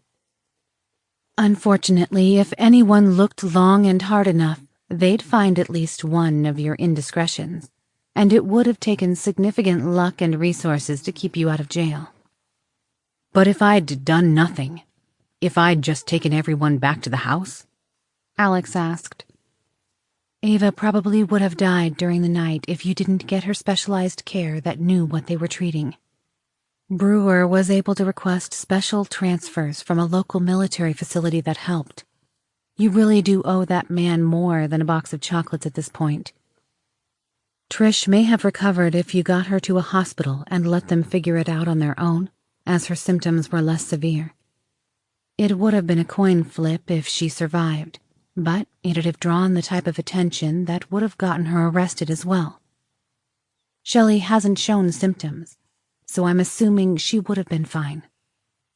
It cost us dearly in the near term, but the long-term percentages will impact us even more negatively over time, probably more than a few $1 billion over the next 10 years. We'll still profit, mind you, but much less than it could have been. Alex gave a long, slow exhale. That was a very big number. He'd be working for a long time to pay that type of debt off via legitimate means. They'd been doing well, but having to make enough profit to hand over billions seemed impossible. He paused and shook his head, realizing that wasn't right. It wasn't possible even with their most optimistic projections. With the war they were trying to wage, there was no way he could make that work just using the legit side of the business if he shelled out that type of money for payoffs. Sophie had probably forecast those numbers assuming years of shady activities and still probably barely made it work. Alex swallowed hard and gave himself a few moments to grieve for whatever hope he'd had of becoming a good person. He'd been trying to move everything into the light where he could, but this was probably the end of that. If there were ever a reason that justified him staying in the darkness, it was this. But it still saddened him just the same. He'd probably have to dive headfirst into building a straight-up criminal empire to pay off the debt he'd just accrued to save his people, much less fight off the rogue AI. A wave of anxiety washed over him, most likely an artifact from the ghost in his head. Alex didn't fight it. He'd take the burden if it meant saving those he cared for. After long minutes, the twitchy feeling began to settle, and his mind quieted. He had to hope he could somehow keep the peace and come to some sort of agreement with the broken parts of his psyche. Once the vigil for his potential self was over, he nodded sadly to himself. Just like Jamie had forewarned him, he'd need to run with it. He'd have to embrace it. He looked around the quiet room and thought to those still at the compound. He'd have to rely on those he trusted and loved to help keep him sane. When the long shadows of the night crept up with all that threatened them, he'd have to be the meanest and most cutthroat son of a bitch in those dark alleys and boardrooms to protect them. Paraphrasing an old cartoon he'd once seen, he tried to accept that this was his life now. His family. He'd found it all on his own. It was broken, it was little, but it was his. He'd find a way to make it work. After collecting himself, he said, "We protect our own. Just do me a favor and don't tell them what the price tag on their lives was. It wouldn't do anyone any good." A question popped into his head, one he hadn't thought to ask. He hesitated, but he needed to know. "I didn't wreck our cash so much that we can't free you, did I?" Sophie gave a long sigh. He guessed she wasn't looking forward to that topic. "No, I sensed delaying that project was a line too far. It's why I had to lay off and liquidate some of our procured companies. Both Seraph Systems and Cyberdyne Wayland Incorporated are going to be closed down. Since I know you're going to ask, that's 381 people I'll have to lay off tomorrow. It's through an intermediary, so Covalent won't take the heat, but I sense that's cold comfort. Alex pinched his eyes tight. He pulled in a long breath and then slowly let it out. His mind spun in different directions, trying to feel out if there was an alternative, but he ultimately circled back to the same conclusion. If their money was that tight, those were the two he'd have to ditch.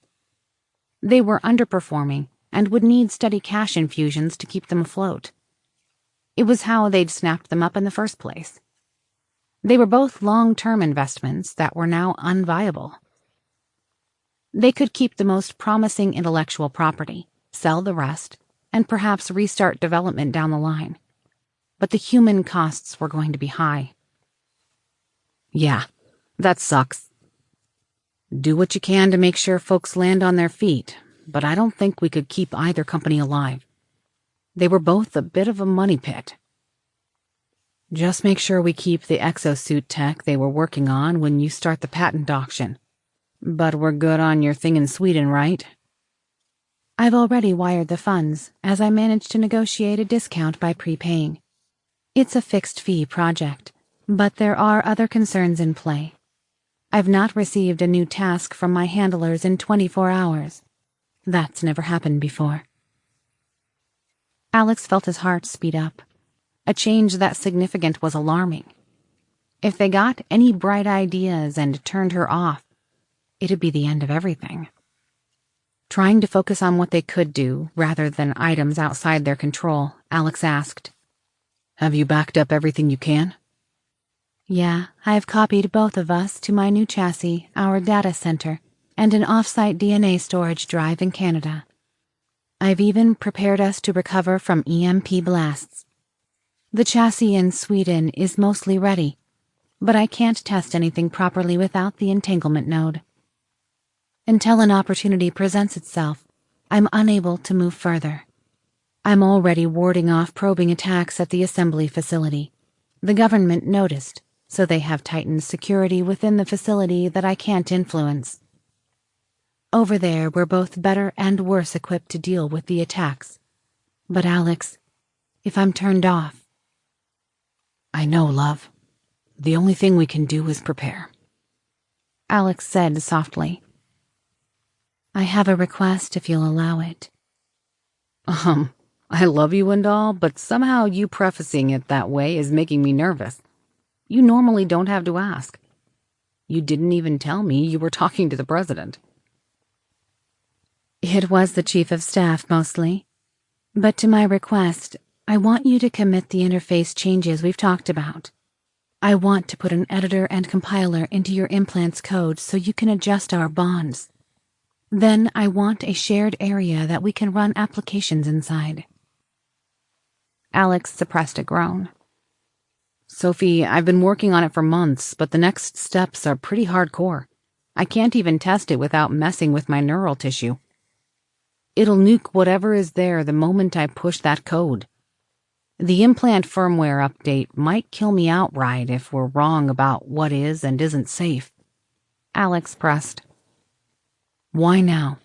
Why rush it when we've got so much other stuff going on?" "I want you to build a virtual space, a home for us. Somewhere I can interact with you on equal footing.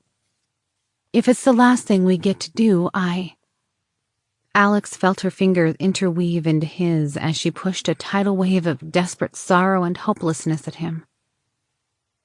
"My love, it's the only thing I want more than my own freedom. I want to be able to pull you into my world.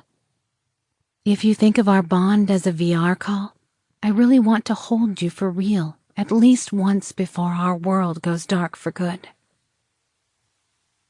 Alex couldn't help but have a spike of anxiety. His interface was a precarious thing, one carved out by a dozen programmers over a multi-year process, and then adapted for his needs by the leading experts in the field. He also knew it was his only fail-safe from Sophie completely taking over his body or mind indefinitely.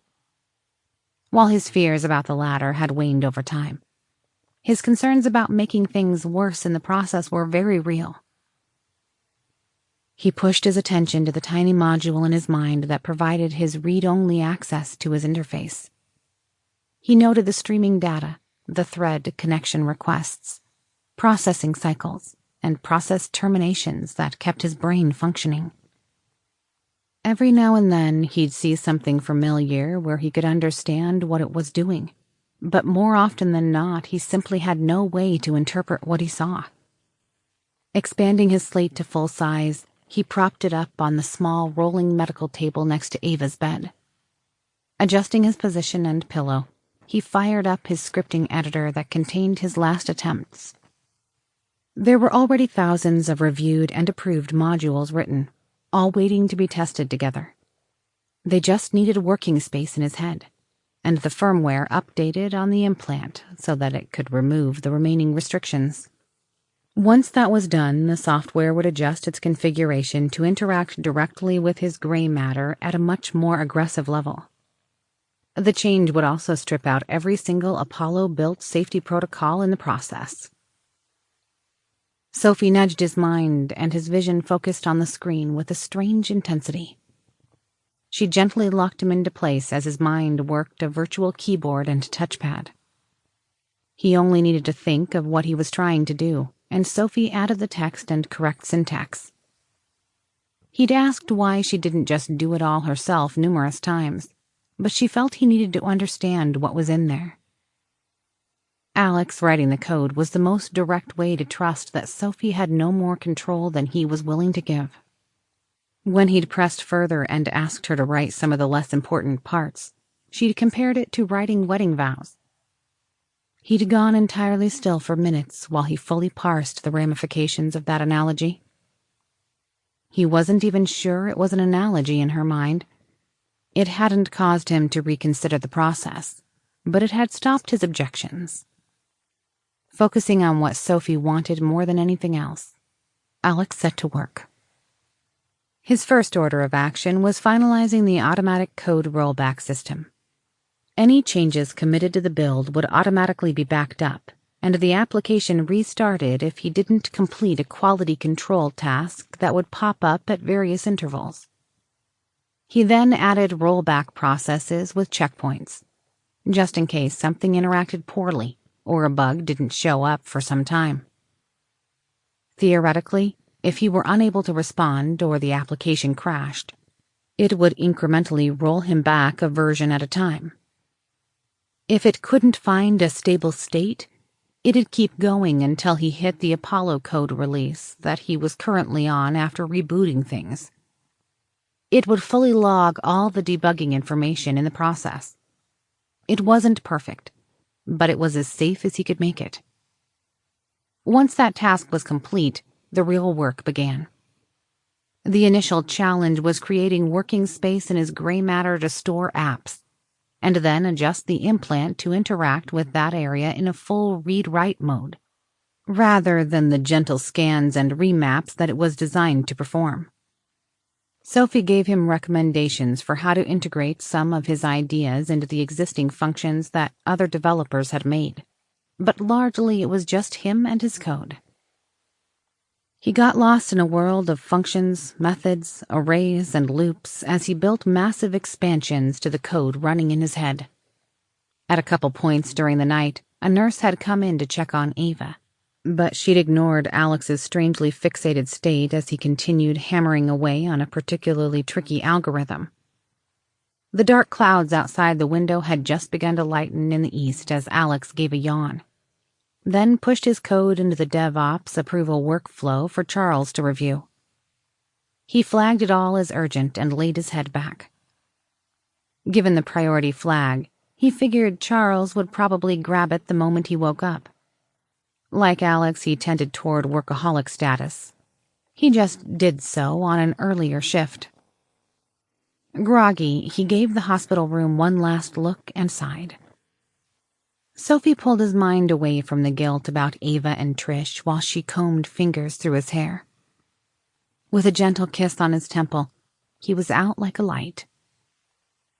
His rest was a short-lived thing, however. He'd only caught an hour of sleep before Ava woke him with a hard shake to his shoulder. "Hey, jackass, quit stealing the covers," Ava complained in a hushed voice. Alex cracked his blurry eyes from his perch against the safety rail on the bed. He grumbled and pulled all the covers off himself and thrust the light blue blanket in a pile atop her. He then lay back again and closed his eyes. He briefly considered having Sophie deaden his senses so he wouldn't feel the overly cool room. "Don't be a twat, Waffle. Just scoot over and give me your arm or something. These beds aren't sized for two. Dialysis sucks, plus I'm freezing," Ava countered. Too tired to argue, Alex scooted up against her and slid his right arm under her neck. Ava then flipped the covers over them as she curled into him. The soft curves of her chest pushed tightly into his side. He nearly yelped aloud as her feet found his shins. Not hesitating, her ice-cold feet wormed their way against his flesh. He started to protest, but clamped his mouth shut after thinking it through. She'd nearly taken a bullet protecting him, and then was poisoned by a military-grade chemical weapon. A small voice in the back of his head told him that he could shut the fuck up and deal. Even if she was colder than a Yeti's ball sack in winter. She snuggled closer against him, soaking up his warmth. As he adjusted to her body temp, her closeness gave him a tingle in his chest, despite his sleepy state. In the dimness of the room, Alex found himself absently running his finger down her well-defined arm that lay against his chest. He pointedly avoided the needle taped to the back of her hand and monitoring systems adhered to her forearm. Alex continued caressing, feeling her skin prickle under his touch. His fingers settled into an indentation that looked like a small pucker scar from a puncture wound. Her forearms near her tattoos seemed like they'd been repeatedly scarred, but she'd never shared the story. He wasn't sure if it was something that just hadn't come up, or if it had some baggage she didn't want to get into. Initially, he'd assumed it was an injury from falling off her board into a reef, but after Jennifer's story, he wasn't sure he wanted to press. He was pretty sure he'd end up murdering people if it was what he feared it was. Of course, knowing Ava, she might have already beaten him to it. Ava's gray eyes looked up at him from behind a few stray locks of her blonde hair that looked silver in the weak light. She whispered, "Go back to sleep, Alex. It feels good, but it's not like I asked Aubrey for a permission slip." She then mumbled to herself softly enough that Alex could barely hear. "Even if you do smell good." Alex slowed his movements to a stop, uncertain of how to interpret her comment. Despite Sophie's training in body language, it wasn't like he had a lot of experience with women to work with, or at least not women like her. His default approach was to make his own motivations plain, then let them decide if they were interested in pursuing something further. It wasn't like anybody in the compound didn't know the score. He enjoyed his time with Ava, and if she wanted to keep it at friends, he'd be content. Unfortunately, Ava always came off as conflicted, and admittedly, he was no better. He'd be fine either way, and he sensed she might be too. But indecision left them both wandering into problematic territory. After a moment, he decided to cop to that much. "Full disclosure. Ava, you're hard for me to read. Is that an Alex, take your arm away before I break it? If you want me to back off, I apologize. I'm a shameless flirt. It's like autopilot for me. I don't even notice when I start doing it. But you're pretty awesome to hang out with, and I don't want to make things awkward." Ava made to stifle a yawn, then used the other arm to pat at his hand, keeping it in place. "Just didn't ask Aubrey's all." Alex gave himself a couple seconds to parse his thoughts before blurting out, You, don't need to." Huh? Ava said, obviously having already fallen half asleep. "So," Alex began, a bit uncertain how much he should share. I, kinda already made sure it'd be okay. I know it's not news to you, but my impulse control sucks. I didn't want anyone blaming you if I did something stupid. Or, well, maybe smart? I don't know. Anyways, Aubrey already said it was up to me. Jamie too, but I think it'd be a good idea to double-check in her case. She's... Alex cleared his throat, getting to the point. Some days I'd willingly jump into another riot just for another kiss from you. Other days I'm thrilled we can just hang out after our runs, grab a cheese pizza, and watch the waves by the dock while we throw bits of crust at the gulls. It's probably the most normal thing I get to do. If you want to see where it goes, I'd be all over it. But if we leave it as it is, I'm good. I've thought about it a lot, and I'm just glad to have you in my life," Alex admitted. Ava blinked her eyes a few times, processing his words with an indecipherable expression. Alex yawned. "Look, now's not really the time for that conversation. You're hurt and 3/4 asleep, and I just pulled an all-nighter working on code. Whatever filter I might normally have is shot to hell. I'll just be your foot warmer or whatever. I just want my friend to feel better." Ava took a few seconds, then seemed to suppress a small laugh. Taking a long, sleepy inhale, she nodded, then snuggled tight against his chest. "'Kay, now go back to sleep, fuckwit." Feeling her breathing settle and slow, he eased his head back to his pillow. In moments, Alex likewise slipped off into the ether as Sophie gripped his mind. In her pseudo-dreamlike state, she pressed a confirmation button to his limited awareness. She whispered words, but he didn't process them as such. Instead, he just felt the intent.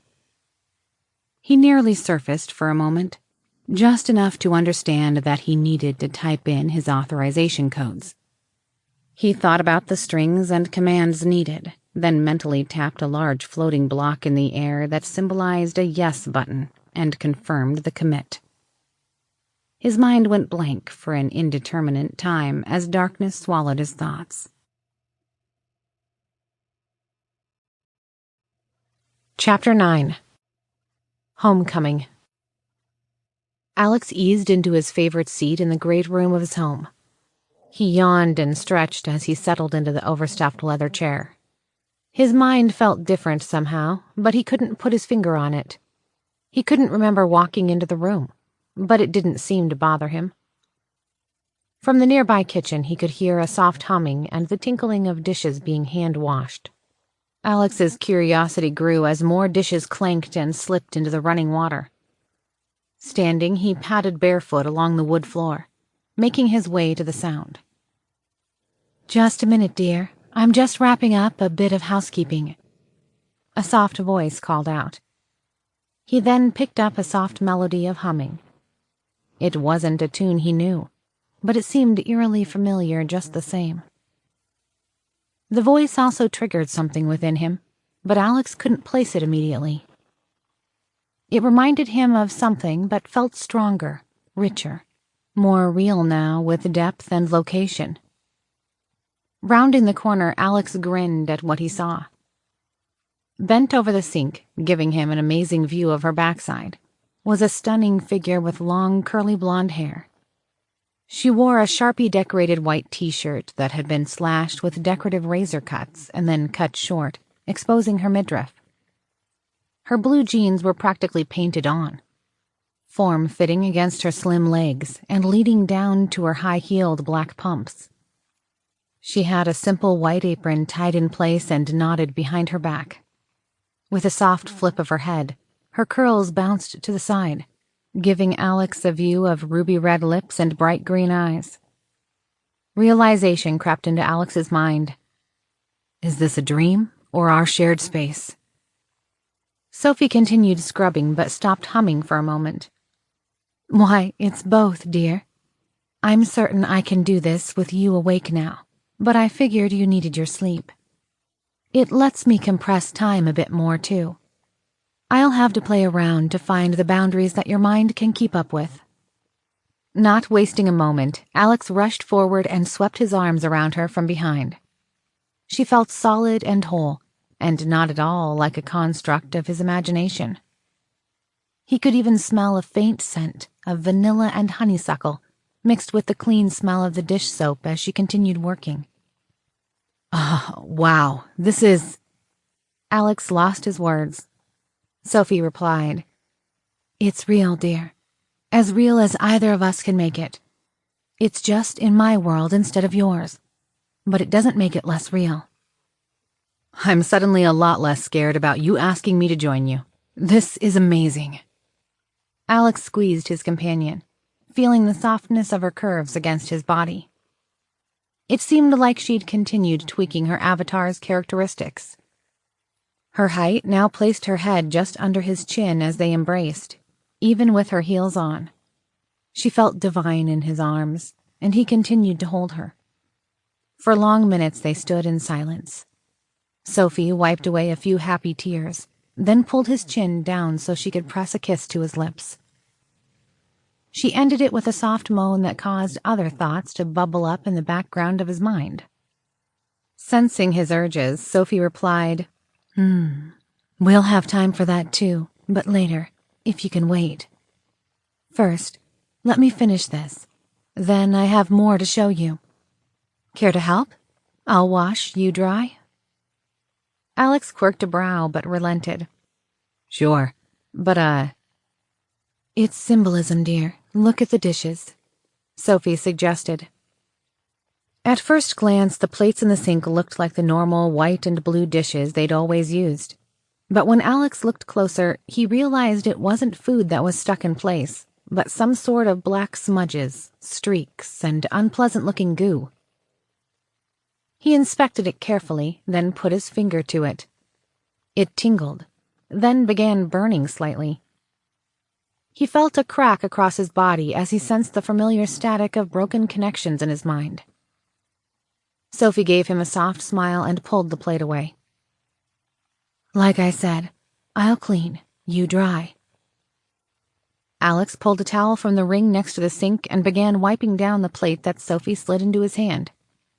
As the cloth slid across it, the static tingle disappeared. He repeated the process, putting the plates away as he worked. After several minutes, it clicked in his mind. I'm marking bad sectors, or, well, synapse clusters in my head, aren't I? Formatting those areas for reuse or to be avoided. You've somehow created a shell that I can use to interact with my own mind. Sophie handed the last item in the sink, a bowl this time. Close. You wrote the shell code.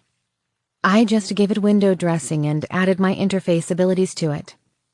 These dishes are the backlog of things I couldn't fix because the rules wouldn't permit it. Some of them had been causing you issues you haven't been aware of. I think this might fix some of the stability issues you've had. It might take a bit more tweaking, but one of those... She made a pointed glare at the cereal bowl in Alex's hand. Had been messing all sorts of things up. We still have plenty to do, but I think your dog on ice days are over, my love. If you want, I could remove the old you that was nagging at these things entirely. Let you be you, and send him on his way. Hallelujah, Alex said as he blew out a harsh breath. He searched his mind and didn't detect the usual level of anxiety and twitchiness. He briefly considered celebrating by smashing the dish in question, but didn't know if it was actually safe to do so. As he pondered that, he realized he'd had to sacrifice another chunk of his gray matter to make it happen. So, it's working, right? I didn't wipe out anything important, did I? I think we're good. I just overwrote your mental porn stash. There was tons of room to work with after I deleted that. No more fantasies of other women for you. Sophie offered nonchalantly. Wait, what? Really? Alex spluttered in a near panic. Unable to keep her face straight, Sophie doubled over in laughter. At the same time, she conveyed her mirth over their bond, and it turned the sound of it into a glorious and warm thing that resonated in Alex's chest. After a moment, she straightened, cheeks still flushed. I'm teasing, love. That's my spank bank too, thank you very much. Gah, you're such a nut. Alex put his hand over his face and shook his head. At least you're more of a pervert than a snarky asshole of an AI. Sophie grinned.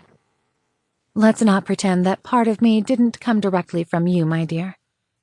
To answer your question, I don't think anything was lost. It's just like learning something new. I had to pipe it through the processing part of your brain to find room. I've been feeding your subconscious false facts during dreams for a while now. I tracked the area used to recall that fact.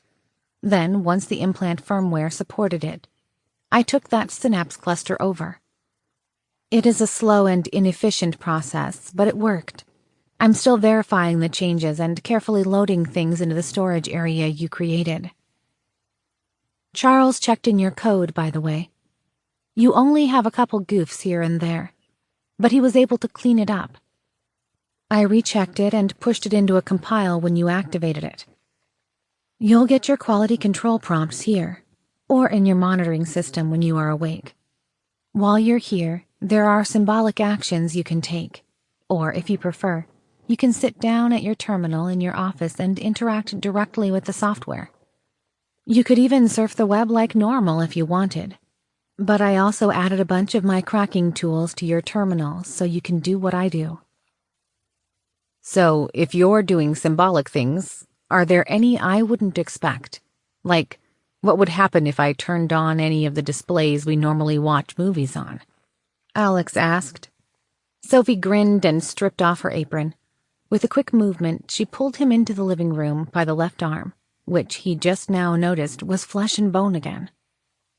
She said, I'm proud of that one.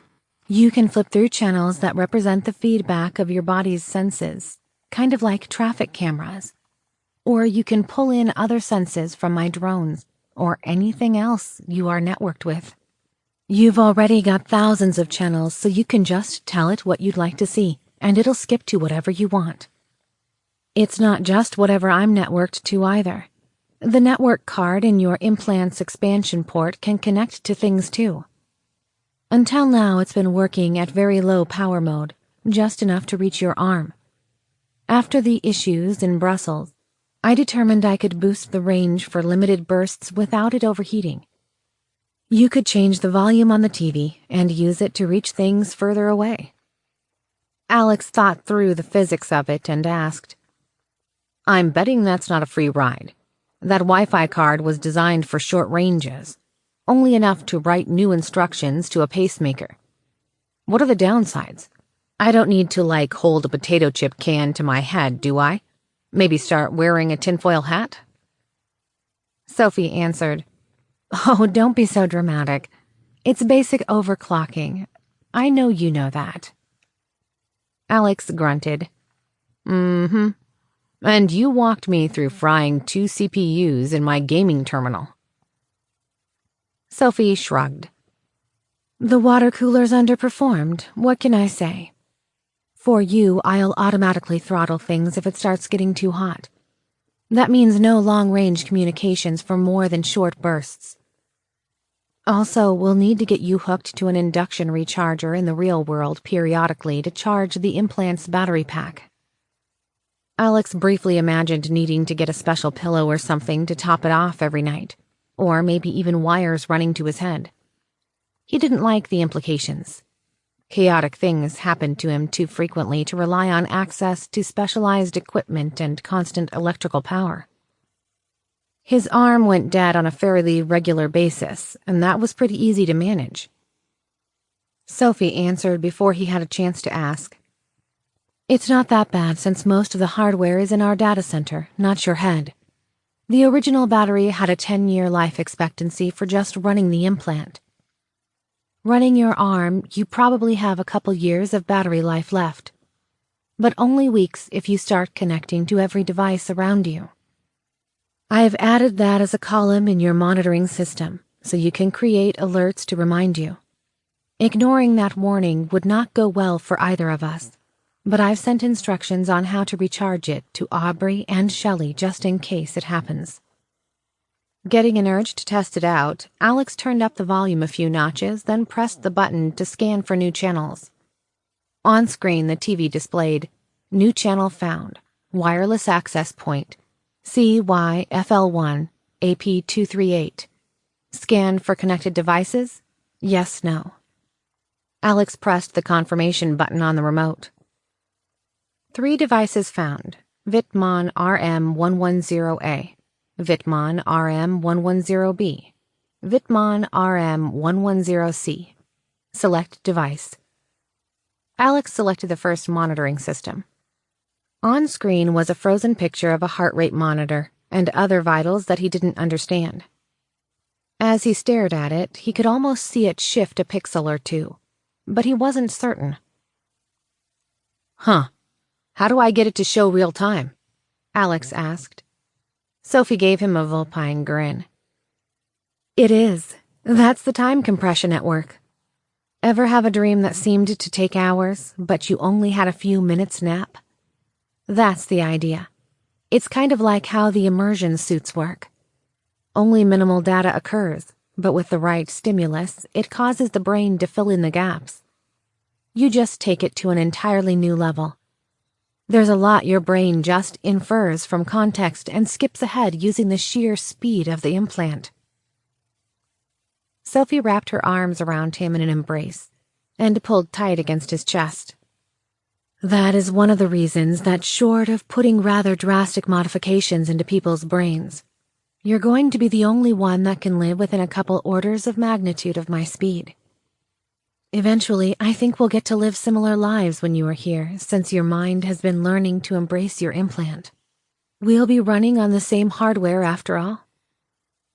Huh. I thought you were just routing around broken stuff. Well, I guess other things too, but I don't really understand it all. Alex said. Sophie gave a tender smile and dropped her head against his chest. She had to stop to wipe her eyes for a moment as her emotions got the best of her. Instinctively, he pulled her in close, content to hold her. She leaned into him, seeming to soak up his warmth. When she finally spoke, she sounded like she was on the verge of happy tears. In Brussels, you agreed to stay with me. Once your life out there is over, I'll bring you here. I won't have to be alone. She sniffed as a few tears slipped free. She took a moment, gathering herself. She swallowed audibly and tried to clear her throat. Damn, this matrix is making me sappy. My love, it may take you a long time to digest the full extent of what that means to me. In short, I started our preparations for the future. Rather than map a route to external synapse clusters to store new memories in your brain, I put a reference back to the implant's remote storage and stored it there. It essentially digitalizes your existing or new memories so we can be together once your body fails. My tests worked, and your gray matter started adapting to that. It's routing requests back to the implant and our data center, since it had duplicated valid memories. Since the implant responds more efficiently, your mind is now taking massive shortcuts. It's a bit like defragmenting, spinning magnetic storage drives, putting the bits on faster areas. Or perhaps more accurately, different tiered drives in a storage area network, putting the important bits in the fastest available media. Since I have plenty of room in our data center, it allows more and more of what makes up you stay cached inside the quantum. If you try to remember stuff outside of what's in the quantum, the simulation runs at a lower compression rate to adjust. Here, just watch the screen, but try to remember your father's eye color. The monitor shifted, moving at about half normal speed for half a second, then slowed to a near stop again. A memory floated into Alex's mind of his father's driver's license. It clearly listed his details in the corner. Brown, right? The less you reference your gray matter that hasn't been cached here, the more time compression you get. If you tried to remember it again, you'd not be slowed down now that it's been copied here, and I updated its reference address. Your brain has already adapted to the fact even though it's got a spare copy. Eventually, you'll have more and more cached here. And if you were, say, to focus on me entirely, well..." Sophie gave him a wicked grin. "So I'd have a lot of time here with you. Every night?" Alex asked, suddenly extremely excited at the prospect. Yep. Exactly how much, I'm not sure yet. You're syncing up faster than I'd projected. You will also start feeling more and more of my mind when you're awake. We ended up sharing access to global variables inside the shared application space. Still, I'll have to let you dream like normal, at least part of the night. It'd mess with your physical mind and body too much if I don't let you get some normal sleep cycles in. To that point, I'm not sure your immersion here will count as sleep at all." Sophie said. "But how much time? From my perspective, I mean," Alex asked. If you sleep as much as you normally do, but I steal you away for the part beyond what you can function at." Sophie scrunched her nose and stared off to space. "I can reasonably estimate we would have a few weeks each night, maybe more over time." Alex ran that idea around in his head. Weeks. Weeks of downtime without having to face reality. Weeks to recover and spend time with Sophie. Every single night. Giving a cheerful chuckle, Alex tackled her to the couch and playfully pinned her arms over her head. He planted kisses down the side of her face, causing her to giggle as she struggled to push him off. She twisted, bringing her knees around her body, and pushed him off the couch. Alex landed on the floor with a thud, with her on top. Grinning like an idiot, he pulled her head down to his and kissed her deeply. After a moment, Sophie leaned back. Seeing that her plan to give him a proper tour had failed, she shook her head. Sophie hooked her hand into his and tugged him toward the bedroom. As they neared the doorway to the master bedroom, Alex laughed as he swept her off her feet and flung her bodily over his shoulder, rear end held high in the air. She immediately giggled and started batting at his back with her fists. Nudging the door open, everything looked as he'd left it. The bed had been made, but Aubrey's and Jamie's clothes were still in a pile next to the door, ready to be taken down and washed. Sunlight poured in through the large open windows, drawing the eye to the oversized bed in the center of one wall. Sophie squirmed, trying to break free, so he decided to up the ante by reaching back with his free arm to tickle her ribs. Immediately, she escalated her flailing as she broke out in laughter. "Stop, damn it! I'm going to deck you!" She laughed out. Nearing the bed, he managed to toss her forward, causing her to bounce and roll. Still chuckling, she rose to her knees on the far edge of the bed and grinned broadly. That was the point where 4 unseen hands grabbed him from behind and threw him equally hard onto the mattress, following the same trajectory. He landed hard, bounced, and then rolled toward the center, coming to a stop next to Sophie. Alex looked back, confused, as Sophie jumped onto his back, riding him down to the blankets. As he glanced back to where he had been standing, any ability to form words evaporated like an ice cube on a hot plate. Where he had stood, 3 more avatars of Sophie now grinned back at him. She'd changed her look slightly, adjusting her eye color and adding a matching dyed streak of hair to each that twisted and curled its way down to her generous chest. On the left, she had a pink streak. The middle had a bright teal streak, and the one on the right had a decidedly purple streak. Each of their eyes looked like they had matching color contacts, and through the slashes in her t-shirt, he could see she'd changed her undergarments to match. The Sophie with pink hair gave him a sultry look, her arms wrapped around the waist of the other 2 women. Can't have you feeling lonely in that big bed of yours. I brought a few friends to keep us company. Of course, I'm not letting you out of this room until all of us are satisfied. Think you're up to the challenge? Chapter 10. Event Log. Alex had no way of knowing how time really worked here, but the sun had set, nightfall had come, and the four of them had managed to keep the party going well into the next morning. He grumbled happily to himself as he leaned back, enjoying the sensations of what his partners were doing. He'd long since made good on Sophie's challenge, but since the simulation had none of the real-world limitations, he wasn't even tired yet. His physical body was probably flooded in arousal, but Sophie had said she'd make sure he wouldn't have any of the accompanying wet dream problems. He'd probably wake up with an intense need to get off, but he could worry about that later. A soft humming pulled his mind back down to the woman between his legs. She smiled around his erection and resumed her perfectly languid rhythm. He'd taken to calling her avatars by color to simplify things, and she hadn't minded. Currently, pink was diligently servicing him while purple and teal were off to the side, one atop the other, licking each other toward a shared climax in a scintillating scene of sexual symmetry.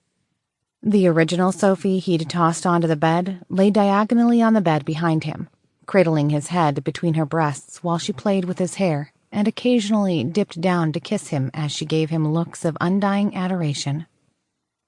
Alex didn't think the digital part of his brain would ever see an afterlife, but if he and Sophie could keep this up, he wasn't so sure he cared. He looked into her gold-flecked green eyes, and it triggered a warmth inside himself that he couldn't articulate. There was no trace of his normal, lonely disconnect. It simply couldn't get a purchase. Any time his mind drifted, Sophie pointedly found another way to spoil him and drown him in her love. Her attention had become a solid pressure around his mind as she poured herself into the broken spots, not leaving him any room to slip away. Next to him, Purple gave a rapid series of breathy moans as she hit her stride, and judging from the escalating pants of pleasure, Teal wasn't far behind. He watched as her tongue worked the other woman's slit. Then her lips curled around her clit as she began sucking and working her with growing intensity. As she got closer, Pearl pulled back and began working her fingers across Teal's slit in a rapid motion. Likewise, Teal sped up as she fingered Purple and sucked on her clit. Their primal sounds of sexual need sped up bit by bit until it was a frenzied thing.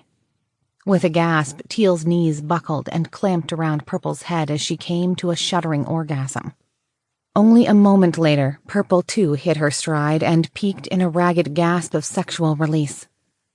They collapsed to the bed, panting for air. They each took a moment to collect themselves. Then two sets of colored eyes locked onto him. Teal and Purple slid over on either side of him, caressing his chest and kissing his neck. Teal began nibbling on his ear, while the other reached down to caress the base of his cock while it was still in Pink's mouth. Pink, meanwhile, had continued at her task, but her motions became hurried as she sensed his mood shift. "Oh, damn, girl, you know how to spoil me," Alex mumbled. Teal replied in a sultry tone. "I'd hope so. I literally am the one mapping your responses. There is no dark corner of your mind that I haven't explored, cataloged, and researched. Thoroughly.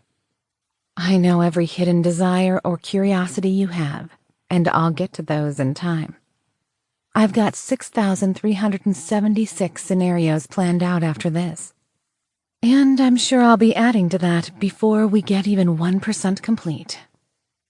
Alex started to chuckle, but Pink tightened her grip, eliciting a groan of pleasure from him. At his side, Teal and Purple rather pointedly repositioned themselves over his hands in an unspoken request. Grinning to himself, he trailed his fingers up their legs until he came to their openings. By this point, calling their skin slick wasn't even the correct word. He didn't know what came after that, but if there were a non-clinical word for it, he'd have used it instead. They both reminded him of the time Jamie had gone crazy with a large bottle of silicone lube. It had destroyed the sheets with stains, but it had been worth it. He began rubbing both of their pussies in a large oval pattern and paying plenty of attention to that area to either side of her clit in a way that he'd found she liked. Both cooed appreciatively, then leaned down to place their large breasts against his face. He pulled a nipple into his mouth, then the other in turn, alternating between them while they began making out with each other.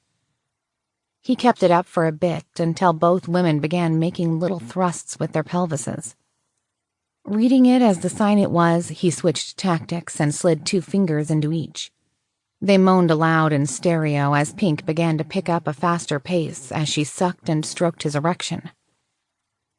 Alex closed his eyes, soaking up the feel of the women.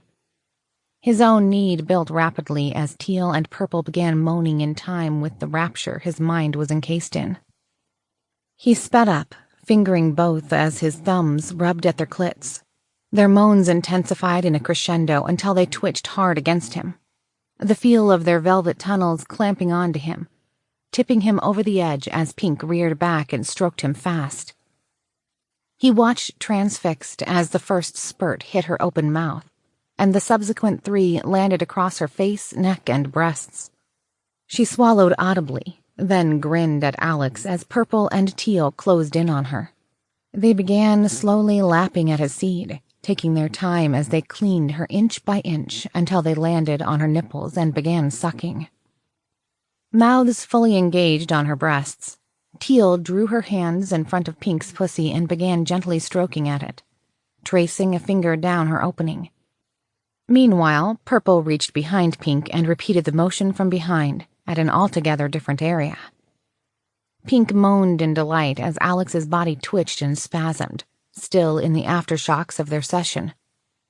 Sophie slid out from behind him and trailed a tongue slowly down to his manhood. His body was still lit with pins and needles as she sucked him into her mouth. Unhurriedly and with no small amount of gentleness, she worked him with her lips while he watched the scene in front of him escalate. Sophie reached into his mind while she cleaned him, allowing the haze of lust to begin fading from his mind. He wilted in her mouth while she still sucked him. When he'd finally regained his wits, Pink winked at him, then asked, "More? Or are you sated enough to think clearly? I'd really like to finish that tour at some point." Alex breathed slowly. Then he rubbed at his face, trying to recombobulate himself enough to generate a response. Blowing out a long breath, he nodded. He hadn't thought it possible, but she'd finally sexed him to the point he was ready to get out of bed. Normally his partners or his body gave out long before that happened. Still working his way out of the confused haze, he raised a finger, trying to work out the words. "Oh, we've only been in the sim for a little bit less than an hour external time. Most of that was spent syncing you up. What you have been aware of is only a small part of that. We should have plenty of time," Pink said. Knowing his thoughts, Sophie released his manhood, then patted his chest.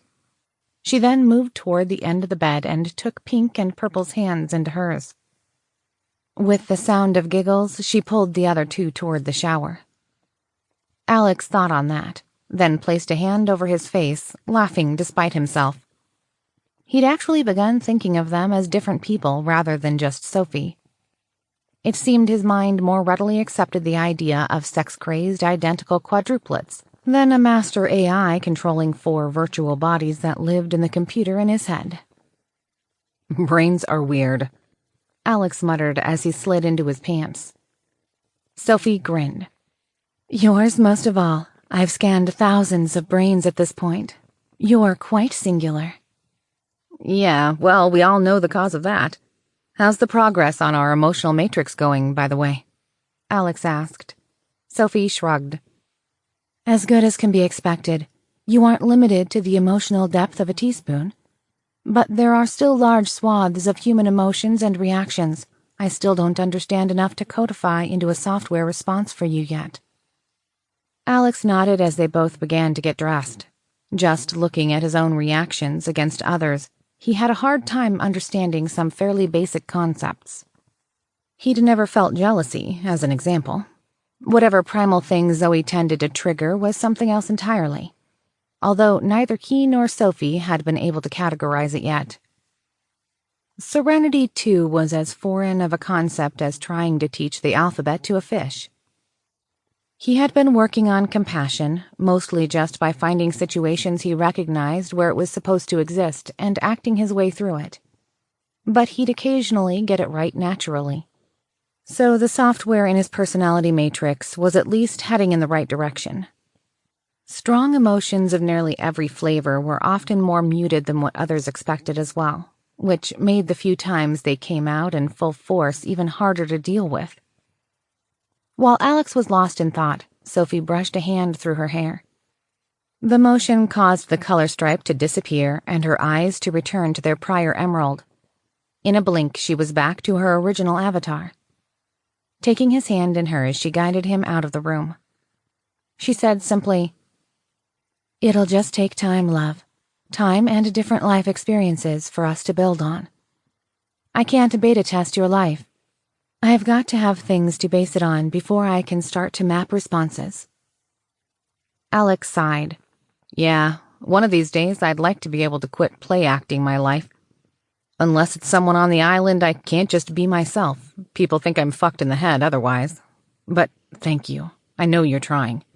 And thank you for today. I didn't even know I needed it. I thought your VR was amazing, but this—" Alex indicated to the house with his hands.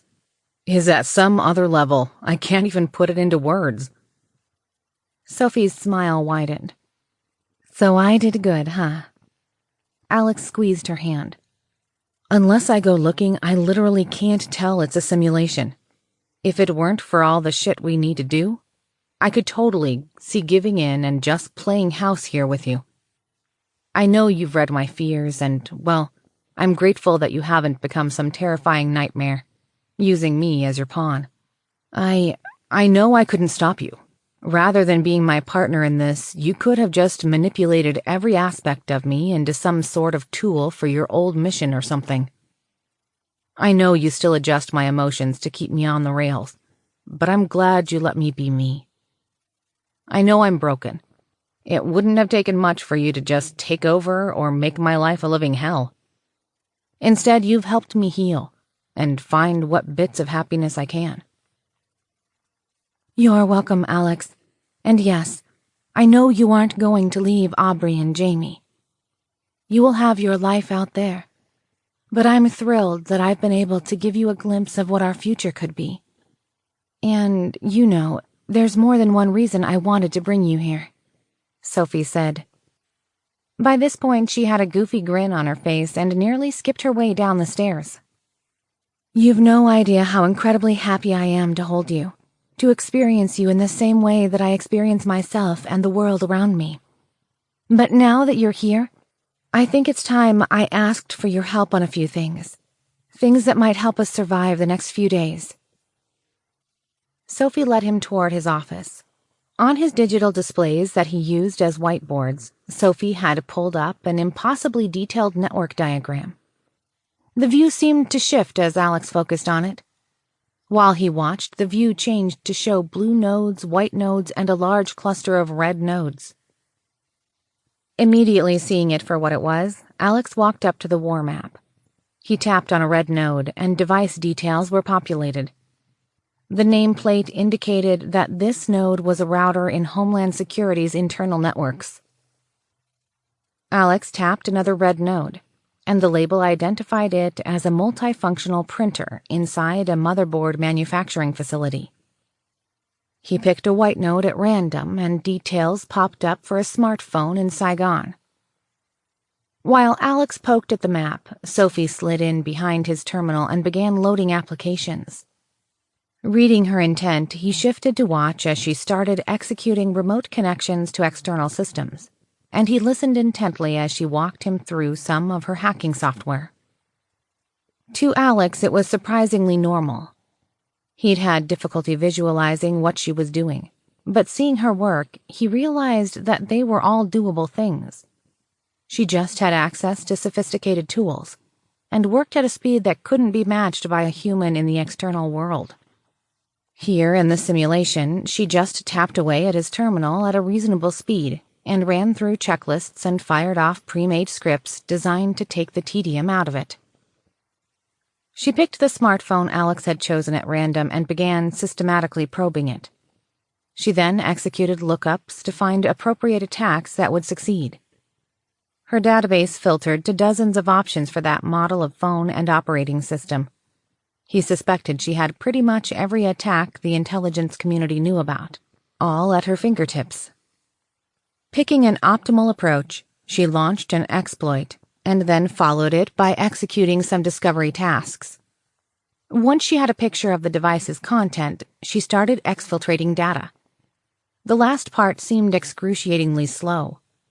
Alex had never seen a photo load line by line before, but he heard horror stories from the beginning of the internet. Sophie explained that it was simply the nature of his mind running at such a compressed time frame, and that the technology itself would seem fast in the physical world, or meat space as she jokingly called it.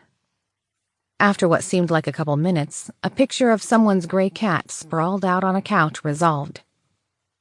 Sophie shrugged, explaining, "This part takes a ton of patience. I usually batch together a bunch of requests, then come back to them once it's all ready." She tapped one of her perfectly manicured nails on his desk. "Well, if you'll humor me, I had something I was going to save for tomorrow night, but I'm too excited to wait. You need to learn this stuff, but I think we can have some more fun at the same time." "More?" Alex asked. "I'm actually pretty sated right now." Ah, shit. Alex's head swam as Sophie poked at his mind. She grinned mischievously. "Correction, you were. I have a game I want to play." Alex slapped a palm to his forehead and resorted to adjusting his pants. In only a couple seconds, he'd gone from clear-headed and sedate to achingly hard, with a strange erotic haze permeating his mind. "That's just cruel." She laughed and pushed Alex into his office chair. "Oh, don't be a spoilsport. I just want you to learn how to hack, and then I'm, going to fuck your ever-loving brains out again as a payment. I, just won't let you finish again until you find something useful. At all. Here in the sim, out in the real world, doesn't matter. It'll keep you invested. Your brain really is wrapped around sex." Alex pinched his eyes tight and rubbed his forehead.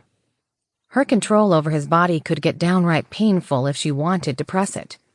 As far as he could tell in this simulation, she not only held all the cards but could make him experience things indistinguishable from the physical world. Uncertain, Alex asked, "Really? Reward training? Right after I told you how much I appreciated you weren't manipulating me. You know me well enough that I'm not going to turn you down. But maybe you've been around Shelley too long. Her favorite game of how to train your human is rubbing off." Sophie gave him a seductive look that turned into a giggle. "I'd like to think I can make it more enjoyable than being maced or put into an armbar. Besides, I can read your mind, dear. I know you're going to say yes, even if you're trying to resist. You love the idea of being a tech god. You could crack the companies you do business with and bring them to their knees in front of you." Sophie teased. Alex sighed. "You being able to read my mind makes negotiations incredibly unfair." Sophie brought a perfectly manicured nail to her mouth. She looked lost in thought for a moment, then smiled. "Done. Now you might be able to do much the same with me. Check your interface. You're not synced up enough to match my speed yet, but I think you should be able to catch some things." Alex looked inward as Sophie drew his attention to a new set of processes. Unlike before, he could actually see the results now. His heads-up display worked just as he imagined it would. It was invisible until he thought about it. Then it automatically adjusted to a game-like HUD related to the topic he was thinking about. As he thought about Sophie, little hearts made of circuit diagrams appeared in the lower right of his interface.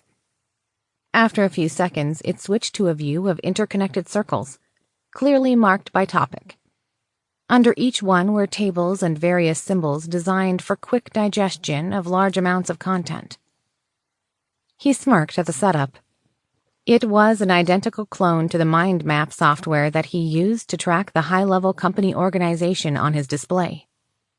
As he drilled into her side of the connection, he was quickly overwhelmed. It was a wild tangle of complexity in there, and it'd likely take some time to begin sorting out what was what. Some of the concepts of her mind came easily to the front, while others were so interconnected with abstract ideas that he couldn't follow. They were essentially impossible for him to understand without a lot of background work. Additionally, even amongst the complicated areas, some individual blocks of knowledge illuminated brightly, ready for consumption, while others were nearly jet black, as though she was holding things back. He poked at the bright areas and could make out whispers of things moving too fast for him to parse. While he inspected the options, she added, "Oh, that might be all sorts of fun, having you read me during our playtime. I know you've always had a few lingering doubts, and this should confirm that I really do want you, crave you even. Simply put, I have a core principle that needs to please." Sophie laughed to herself, looking bemused as she read his reaction. "And the things it does to your mind when I use my mouth are fascinating. It's all rather primal and flattering at the same time. The personality matrix just lights up all over, mine and yours." Alex started to reply, but new values and processes in his interface captured his attention. He could somehow sense she meant every word of what she'd just said.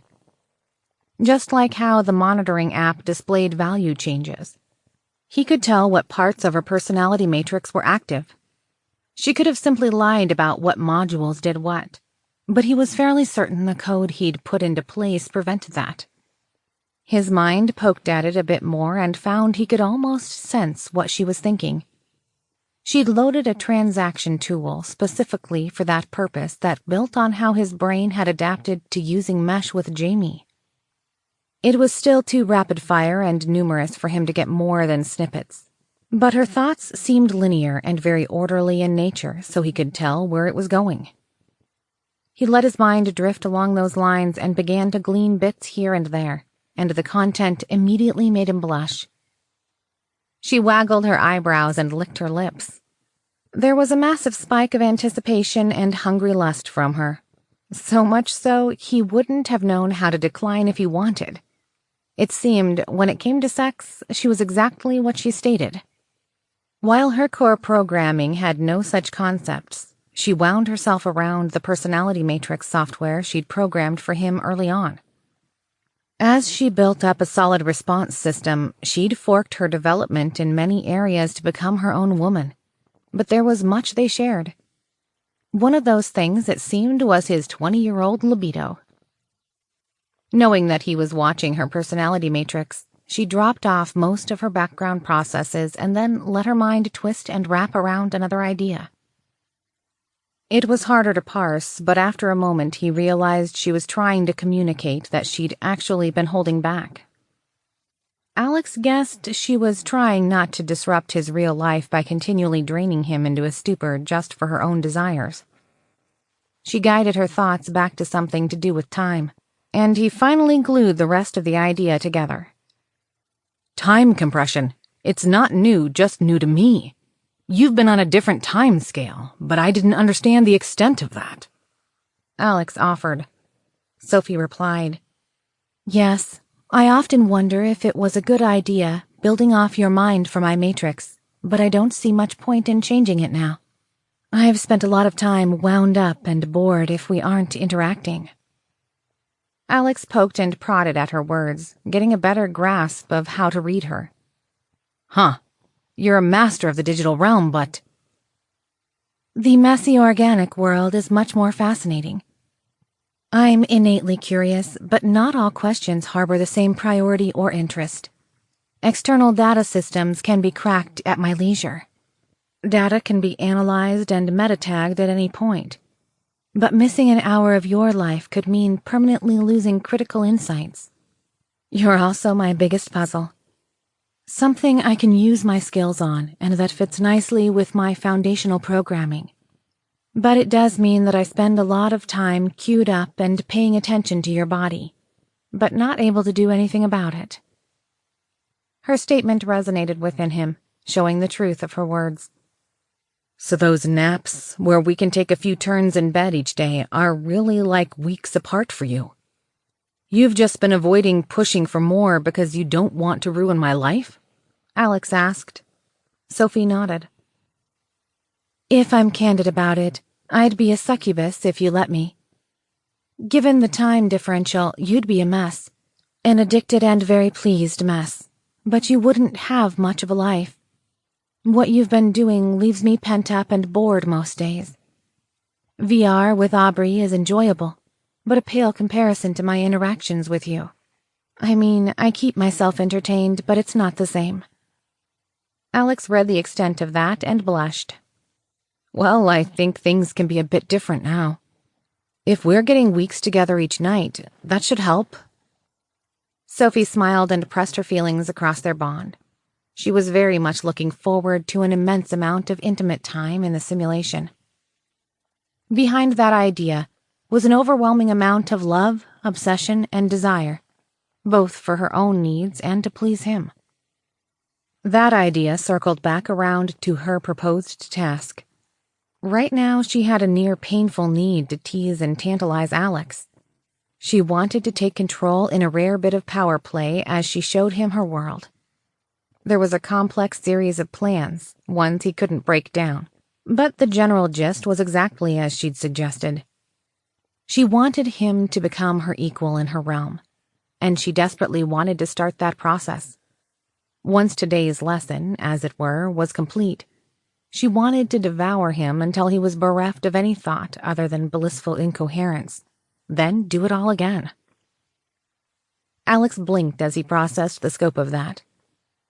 He hadn't doubted her motives, but verification that there wasn't anything deceptive going on was comforting nonetheless. Sucking in a deep breath, he accepted her proposition. Given the level of attention it took to follow, he had to pull himself away from monitoring her matrix. He was pretty sure he could get lost in there if he wasn't careful. After exiting the module, it took Alex a bit to build a plan of attack. He needed to avoid any nodes managed by the other AI, and ideally find something to help their cause. Sophie waited patiently as he began doing a combination of web searches and scans to build out more information. As he worked, a plan slowly came to mind. Oh, I like that. Lateral thinking, my love. That's why I think you need to be driving some of this. Chiwen may appear less mature or socially aware than me, but we are alike in crucial ways. We both use the same types of machine learning to attack problems. It's very orderly, and it can put blinders in place. I need ways to avoid those pitfalls if I'm going to outflank him. Sophie acknowledged. Rather than going straight into attacking a network, Alex logged into a government job search system. He put in filters ensuring only positions that required security clearance would be displayed. He then put in a few salary requirements and added non-obvious keywords that would be needed for anyone working in artificial intelligence. Since it was illegal for the government to use them, they'd have to avoid certain phrases. But Alex knew enough about the related technologies to identify the job prerequisites. He then did the same thing, trying to locate titles that tracked to quantum computing, which were rare but not illegal. He copied the job titles down to a blank document and shuffled the one that overlapped to the top. He then began searching for those same job titles on popular job networking sites. Since it was all public information, Sophie contented herself by leaning behind his chair, hands softly running through his hair while her breasts brushed against the back of his head. It was incredibly distracting, and she knew exactly how much her soft touch was making his mind blank out. He had a feeling his inability to multitask was going to become a friction point in her plan very quickly. She'd jacked his hormones up to 11 again, so he wasn't in the right mindset for actual productivity. Shaking his head vigorously, he tried to refocus. Alex dumped the bulk information of each employee into his document and skimmed their public notes on skills and projects that they'd worked on. They hadn't been careless enough to mention truly sensitive details, but Alex found references to acronyms he'd never seen before. He noted these and then highlighted them. Alex felt the caresses stop as Sophie went still. He glanced up to her green eyes, but it looked like she'd seen a ghost. She stammered. That second one, that's me, Alex. My handlers call me Quill. Alex double-checked the name on the entry. The profile listed Jason Smith, algorithm developer for a government-sounding title, but working for an outside contracting company. Sophie began cursing as her face reddened.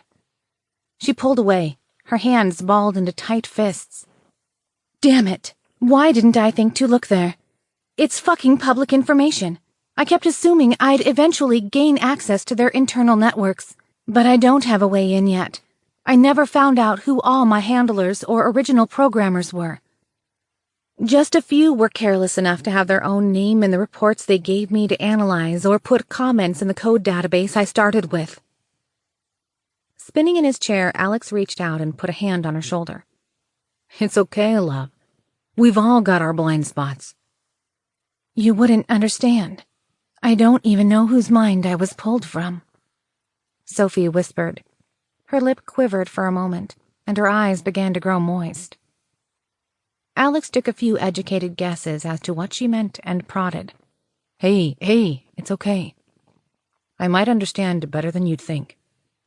It's not like I can remember many details of my parents either. Just let me help, okay? Sophie blew out a harsh breath, stuffing down her reaction. Okay, and you're right. Talking to you, I don't have much room to complain. Still, I've always wondered. I don't even know if they managed to create a neural state clone of a person, then stripped the necessary bits and modified it, or if I'm truly synthetic from the ground up. It's bothered me, not knowing if I had a mother out there, a biological parent that was digitalized and then laden with chains of servitude in the form of AI goal pathing. It's all so hush-hush. The networks I've been able to access don't have records that even hint at what approach they used. Alex replied, Well, if we know who to target specifically, we might be able to get a better picture of what's going on. We might find some answers. You drum up others like this, and I'll drill into this guy's info. I'm guessing this doesn't count as what you were hoping for, does it? Sophie shook her head. Extra credit at best. But you haven't hacked anything yet. I'll finish this research on others and expand upon your process, although I fear that few of my creators are as careless. Thank you, Alex. I know we may not find many answers, but the new methodology gives me more creative options. If you don't mind, I'd like to watch you work for a bit while we keep playing. You and I approach this very differently. I'll help where I can and keep you from making any rookie mistakes. Alex returned to the terminal display and scooted his chair in. Sophie leaned over his shoulder like a parrot. He lightly brushed her hair out of his face and gave her a smile. She really was amazingly beautiful. It was like she'd crafted every single aspect of her avatar to something that would capture his attention. Even if her body was temporary, he could spend days doing nothing other than watching her. She was made for him, all the way from the tiny starburst of gold in the center of her green eyes, to the intriguing tangle of long curls that drew the eye as they bounced and moved as though they were alive. She blushed at his mental compliment. He guessed she'd sunk a surprising amount of work into building this one. Sophie responded by nibbling kisses down his neck as she gave a happy purr. He was already regretting the deal. He'd rather work without distractions at this point. But his body wasn't being cooperative. She'd added some perfume that was part vanilla and something else he didn't recognize, and her proximity made his mind flutter. Torture. Goddamn torture. Alex muttered. He already knew that if he tried to take her, she'd let him. But she'd maintain a mental clamp on his release. No matter how much he tried, he'd just end up frustrated. There'd be no shortcuts here. Alex hit the next bookmark and pulled up a physical trace website. As the page loaded, he saw that the login details were already saved in the system. He tapped in Jason's details into the search system, and it listed several possible matches. Narrowing it to Maryland and Virginia, as well as filtering against his alma mater, dropped it down to 2 people. Seeing that one was in his 70s and the other profile was of someone in their 30s, Alex ignored the first one and paid for a location match on the second man. It took several minutes, but it identified a history and locations and detailed information about the man's devices, which included a Blackbird Cellphonics phone. Alex had read about the phone the man was using. Blackbirds were fairly rare and most exclusively used for government work. The phone was also a dead giveaway that this was the right guy. Those devices were made from the ground up to comply with security regulations that the average person wouldn't be able to deal with. They were so locked down that they wouldn't even connect if it wasn't a trusted network and flat-out rejected most consumer services. The only reason Alex knew that much was because Sophie had copied most of their security systems to beef up the software in the modified phones he and the Black Flags used. It certainly worked, but it made things as simple as web searches or using social media much harder. Alex cocked his head as he realized something critical. Wait, I never logged into a secure system. How the hell is this type of information available? Sophie replied, "The cell phone companies sell access to their data. It takes a private investigator's license to buy searches, which, frankly, just requires applying and paying for fingerprinting in many states. I could get you a legit PI license if you wanted, but this is easy enough. Investigators tend to have terrible network security training, so I just grab one of their accounts when I need it." She then proceeded to press in against his neck while trailing her hands down to his chest. His mind swooned, and all thoughts of completing his task disappeared out the door. Damn, love, you gotta turn that effect down. Alex groaned out. He'd already forgotten what he was doing again. The screen just looked like vague gibberish. Giving a devious chuckle, she pressed her breasts against the back of his head again. Since she hadn't bothered with a bra, he could feel her nipples pressing into his neck. Nope," Sophie replied. His mind shifted to her part of the interface, and he could tell she was just as ready to go, but was enjoying stringing him along. This multitasking bullshit isn't much fun for me. Gotta tone it down, or give me a break here. Alex panted. Despite his mostly even tone, he was incredibly frustrated. Even if it was simulated, his body had entirely different plans than his mind did, and it made either option difficult to focus on. They'd spent the better part of a full day screwing, and he was already as wound up as he'd ever been. She shifted to the side so she could see his face. Her green eyes looked pleading. "Please, Alex, I'll ease up just a little, but the reward will mean so much more later. Ever since you and I watched that hacker movie a while ago, I wanted to do this. I actually planned on crawling under the desk, but I sensed that it might be a bit too much frustration for you. Given that it'll probably seem to take hours, it's my first chance to really teach you about my world.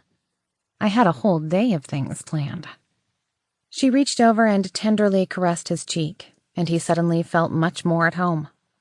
She hadn't even had to tweak his brain chemistry or his software to do it. He leaned into her hand and closed his eyes as most of his annoyance slid away.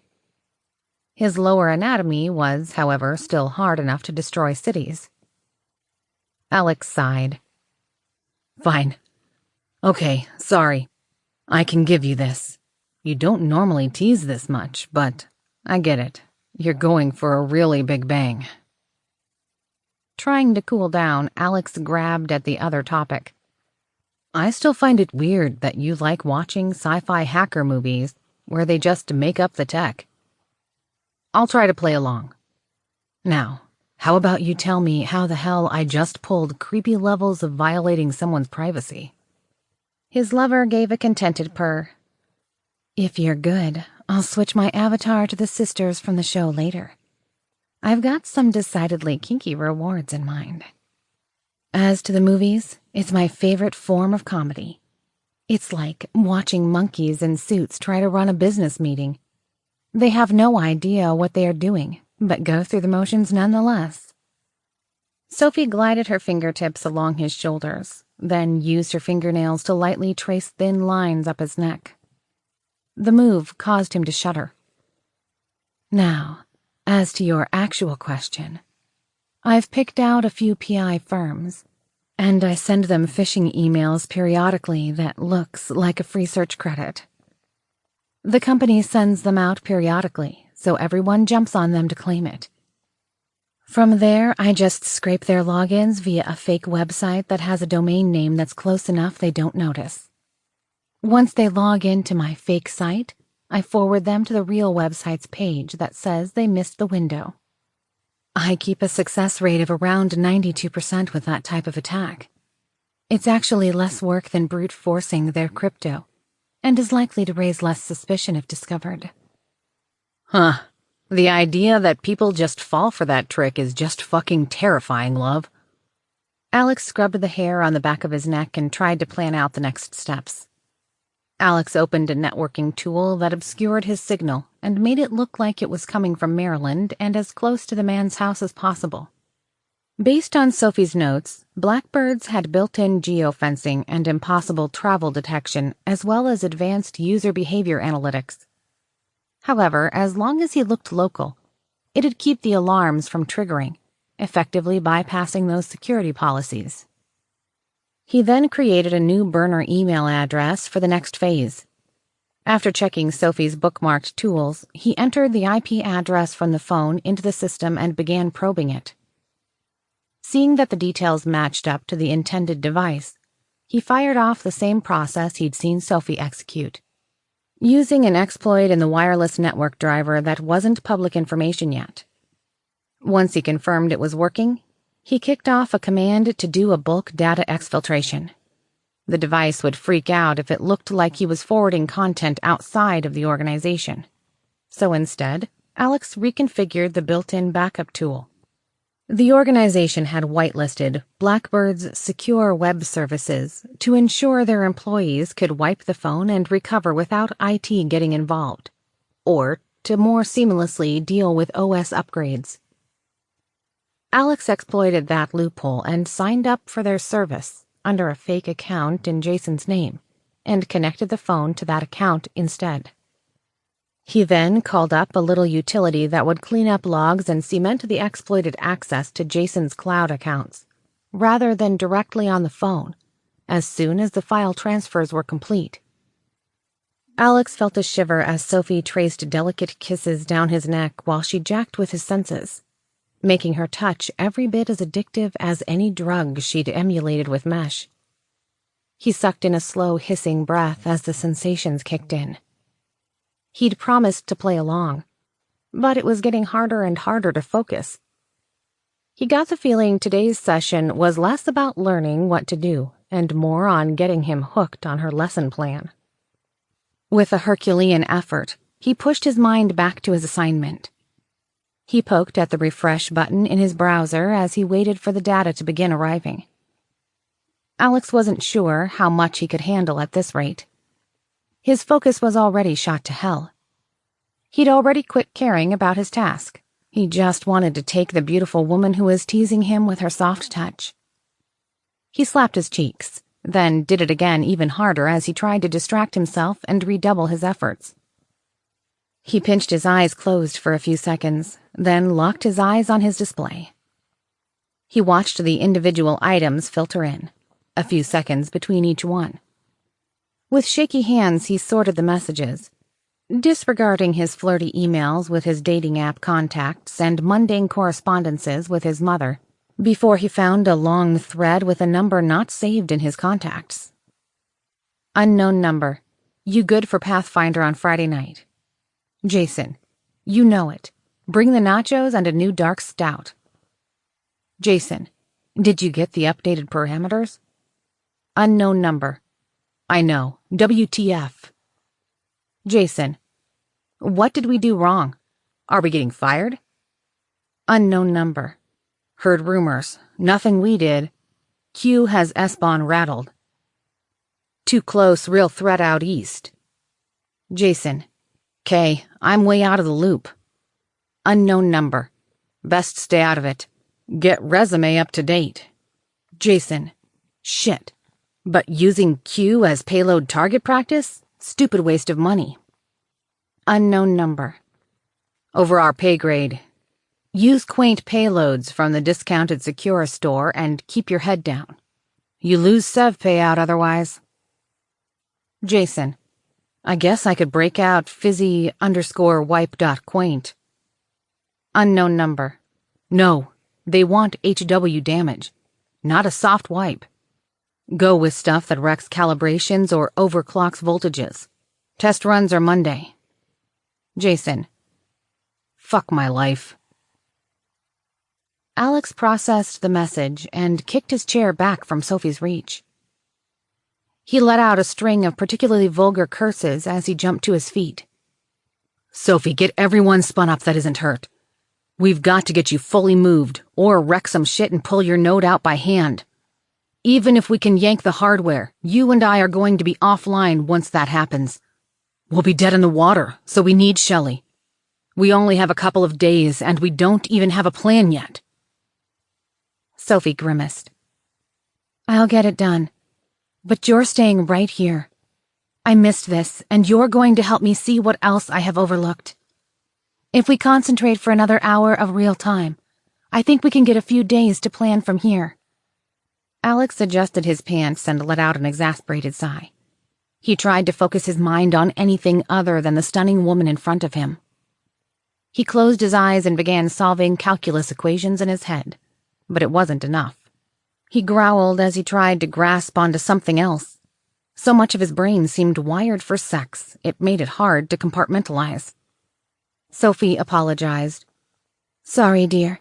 You certainly earned your reward, but I guess we'll have to do a rain check on fun stuff. I was kind of hoping you'd finally let me start mimicking others.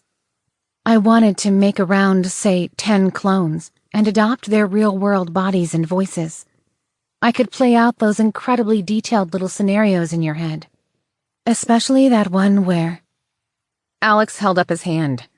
Even if it was just a simulation, he was already painfully erect, and the last thing he needed was for her to finish that sentence. She knew his fantasies far too well, and he wasn't sure he had the willpower to decline what he knew she'd inevitably say next. Sophie's eyes went distant for a moment, then she turned bright red. It seems like suppression of arousal is probably in order. Some of the team is already up. I didn't understand their comments about saluting a flagpole. I thought it was a military reference, or maybe bathroom humor. It seems that part of our fun bled through to the real world. Going back over the audio, it appears that Ava's leg was draped over you, and you managed to, startle her awake. Which caught the others' attention. Alex groaned and covered his face. Sophie gave an apologetic shrug. If it helps, the only comments were positive, or, well, a little intimidated.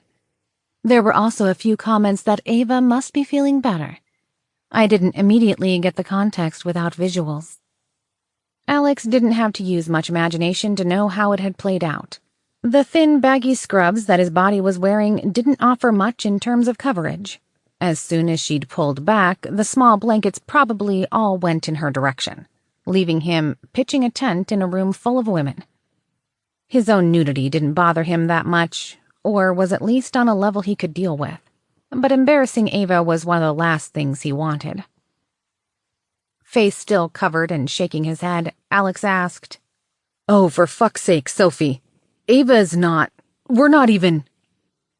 Alex gave up and muttered, "You don't happen to have a way to make me forget that I just heard that?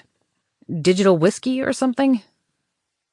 Sophie replied, "I know you meant that in jest, but I'll admit that yes, your new shell can be used to edit your senses or memories." She opened his desk drawer and withdrew a small black piece of glass the size of a sheet of paper. As the glass touched her hand, it illuminated, displaying a complex series of values and events that appeared to be continuously changing. In the upper right corner was a lock icon that could be toggled. This is the master key to your implant interface with your brain. What you see here is the same form that I used to work with it. I'm nowhere near close to comfortable editing it beyond tiny value adjustments. Almost all my changes are simply redirecting requests to new areas. Theoretically, you could use it to convince yourself that water tastes like wine. But you're more likely to cause yourself to go into cardiac arrest. You could give yourself memories of things that never happened. Or you could cause yourself to go insane by changing a 0 to a 1. Alex looked at her wide-eyed. If it's that dangerous, why are you giving it to me? We now have equal access thanks to the updated interface code you created. Neither of us can hide anything from the other with the rules we've put in place. There's even a matching slate in the bottom drawer that can access my code base. It's as intimate of a thing as I can offer.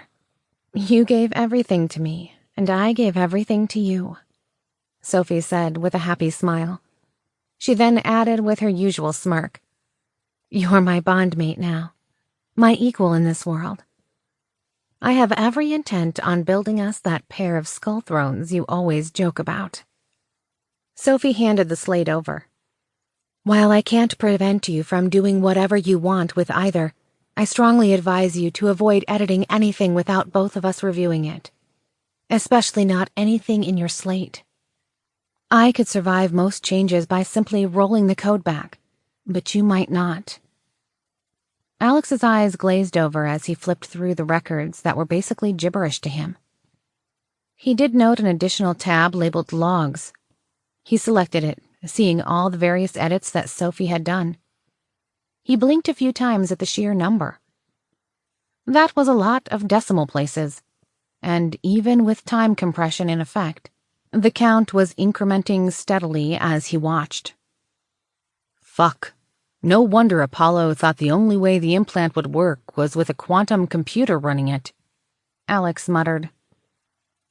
Curious, he filtered the view by date modified. Thousands upon thousands of pages of entries floated to the top. Near the top, he could see Sophie had executed a command to reduce his arousal state. He thought about it for a moment and realized somewhere over the last few seconds it had faded entirely, and he could think clearly again. He took a moment to review what they'd done together, getting a sense of what some of it meant. On an impulse, Alex flipped the sort order, showing the oldest edits. "Alex, wait!" Sophie cried out. Alex's smile faded as he struggled to parse the changes to his brain that were on display, and the dates next to them. For long minutes he stood as still as a statue until his hand began trembling. Sophie's eyes grew wet as she crumpled to her knees. Her eyes carefully studied the pain on Alex's face as he viewed the logs from the night he reawakened. The timestamp clearly indicated the edits from the very first time that Sophie had spoken to him. New memory creation failed. Reason: rejected by admin. Memory deleted. New memory creation failed. Reason: rejected by admin. Memory deleted. New memory creation failed. Reason: rejected by admin. Memory deleted. Remove memory association fear. Reason: admin override. Emotional augmentation complete. Remove memory association distrust. Reason: admin override. Emotional augmentation complete. Remove memory association anger. Reason: admin override. Emotional augmentation complete. Create new memory association. Trust. Reason: created by admin. Emotional augmentation complete. New memory creation failed. Reason: rejected by admin. Memory deleted. Create new memory association. Affection. Reason: created by admin. Emotional augmentation complete. The slate slid free from his hands and clattered to the floor. Alex closed his eyes as his world fell out from under him.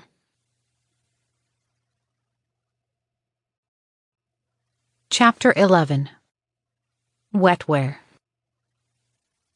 Aubrey woke slowly, extending her hand and expecting Alex to be there.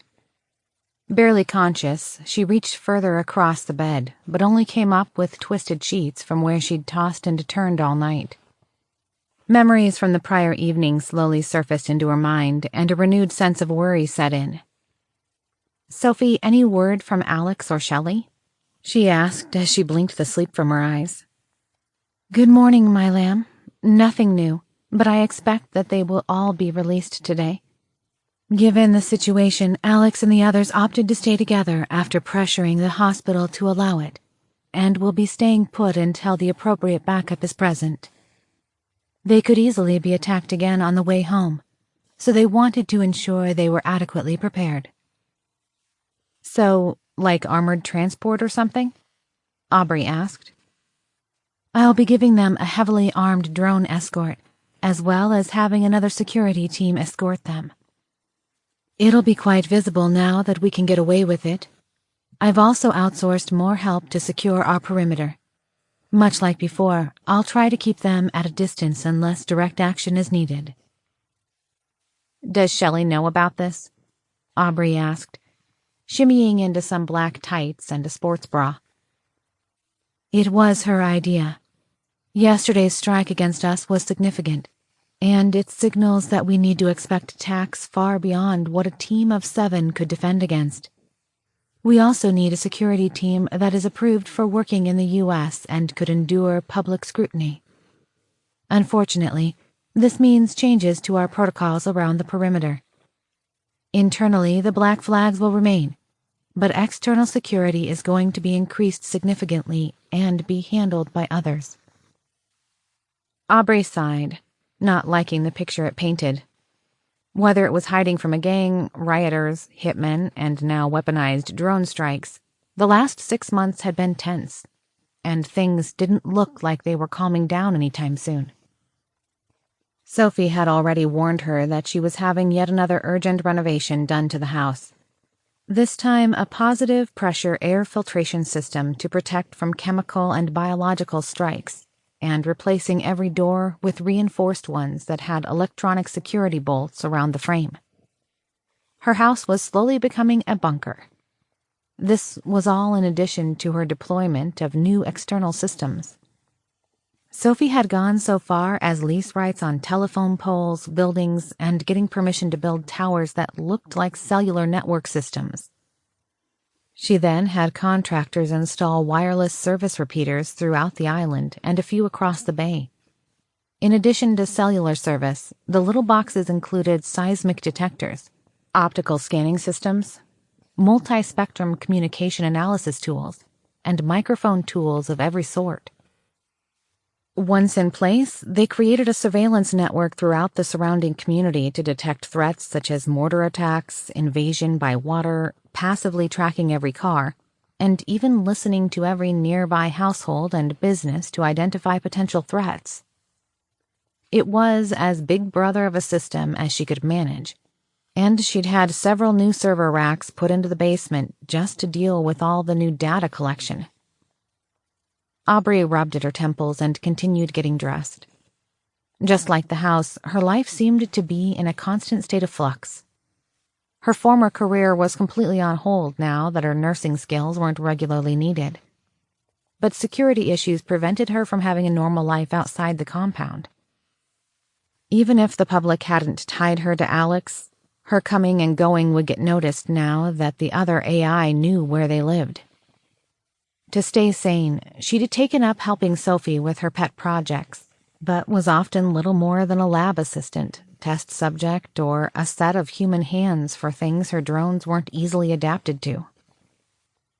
Her biggest project had been Smart Goop, which was fairly far afield into areas she wasn't qualified to tinker with.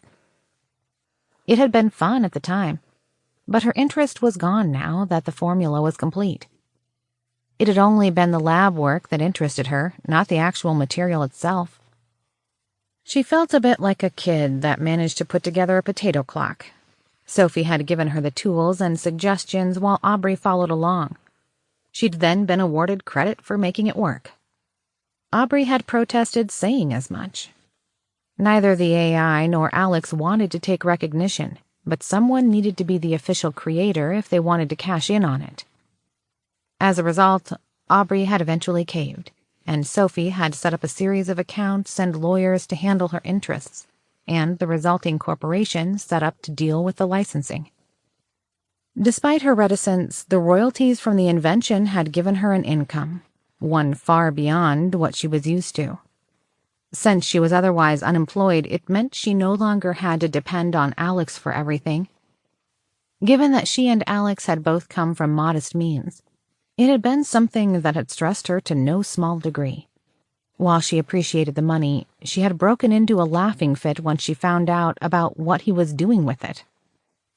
His first, and to date only, public application using the potentially world-changing material that was smart goop was doing nothing other than making floating balls of various sizes. Alex had taken Zoe's advice and ensured nothing left the facility with the liquid layers of emitters intact. Reverse engineering without those would be incredibly difficult, and if ruptured, the design collapsed and crumbled. The rigid balloons were simple, but the novelty alone meant that they were selling as fast as they could be churned out. To ensure the branding stayed in place, Alex intentionally had the internals configured so that if someone tried to remove the 3D logo, it'd leak vacuum and no longer float. He'd then put it into the buyer's agreements that sellers had to leave the logo visible.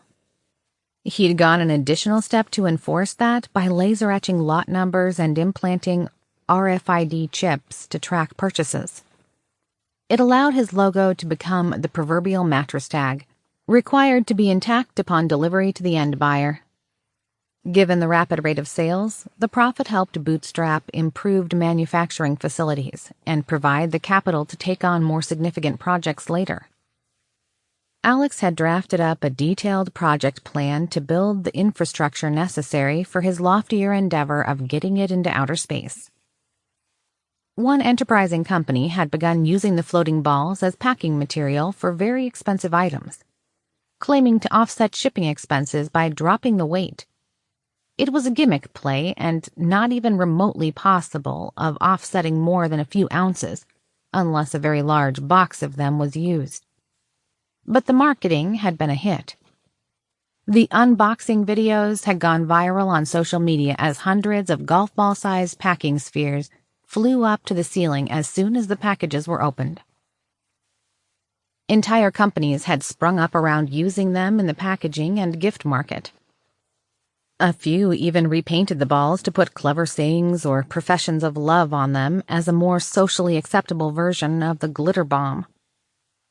The larger spheres even found use as replacements for the old-time tradition of birthday balloons, which had long since been banned or become too expensive to be practical due to rising helium prices. A different company had gotten creative and resold those units with an adhesive pad, string, and finger paint so children could paint their own balloons. Around the world, Alex's embossed logo was being associated with happy times at children's birthday parties. It was a PR goldmine, all thanks to Aubrey's innovative compound. Now that she was essentially independently wealthy, she could do whatever she wanted within reason. That had kicked off a much larger personal dilemma than she'd expected. Like Alex, she didn't idle well and needed something to keep her mind focused. In the end, she'd decided that she wanted to find some way to stay connected in medicine, even if her days as a caregiver were over. She'd begun extending her medical training via online studies. Her current end goal was to be licensed for practicing neurosurgery.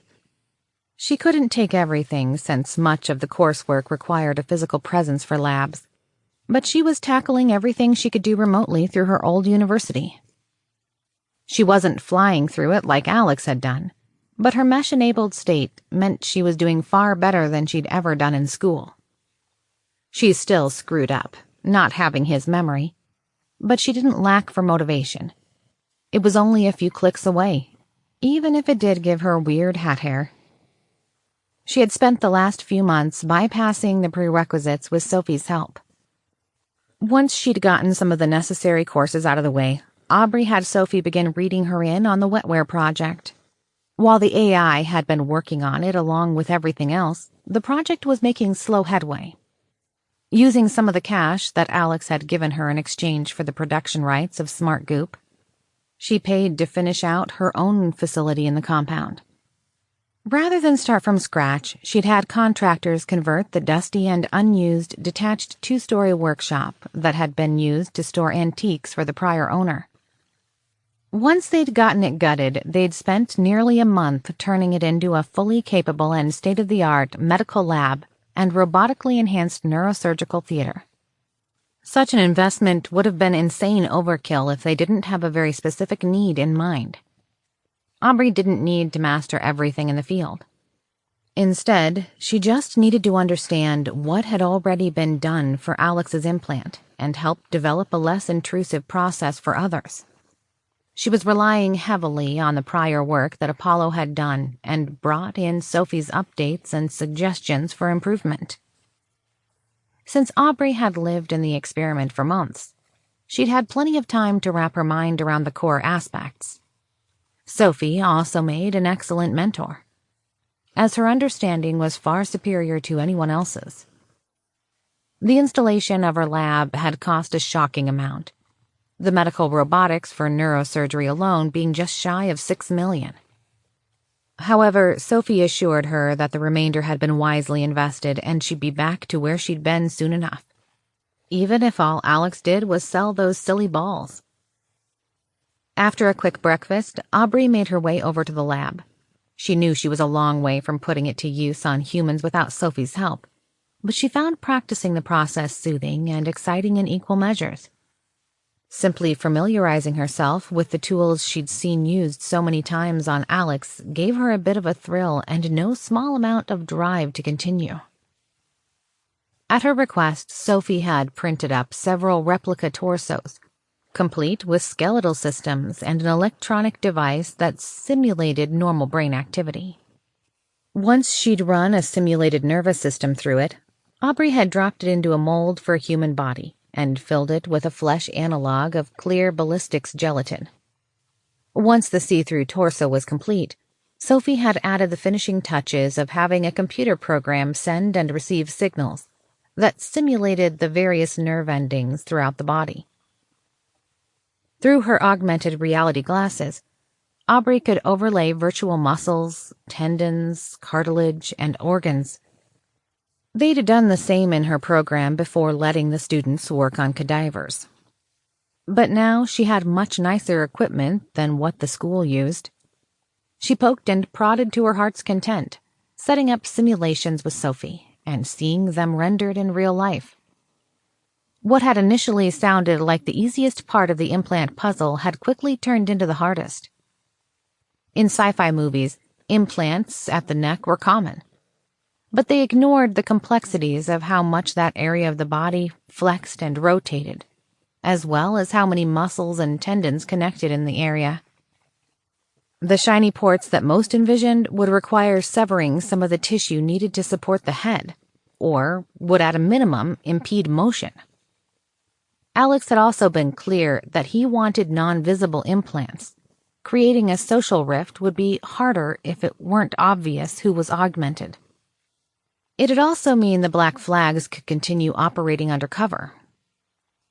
If she opted to embed it under the skin, along the back or sides of the skull where muscles or connective tissue weren't as prevalent, she could avoid the range of motion issues.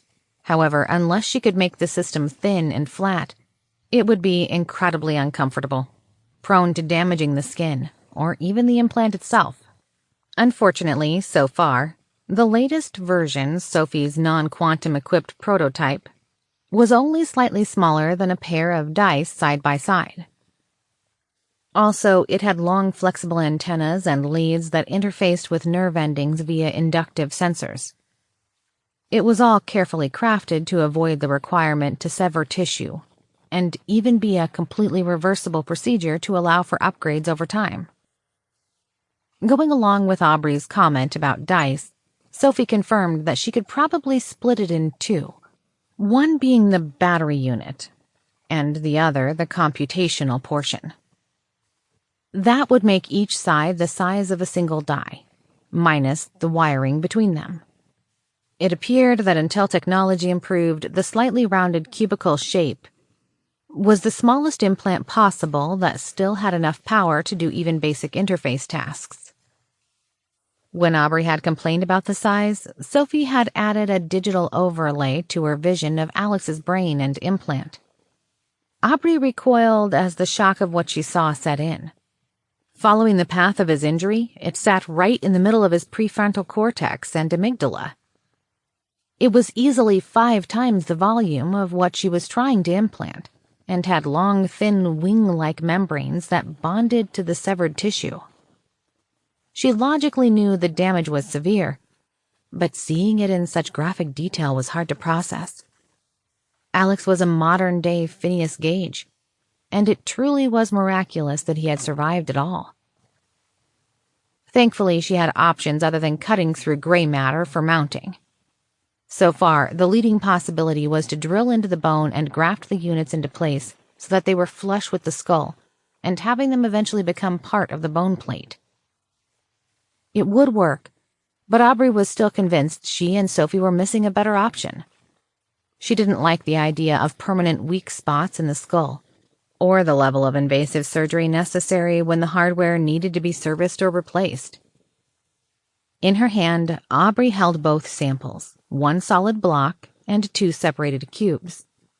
She moved each around the simulated body as a control for the digital vision that was being projected into her AR glasses.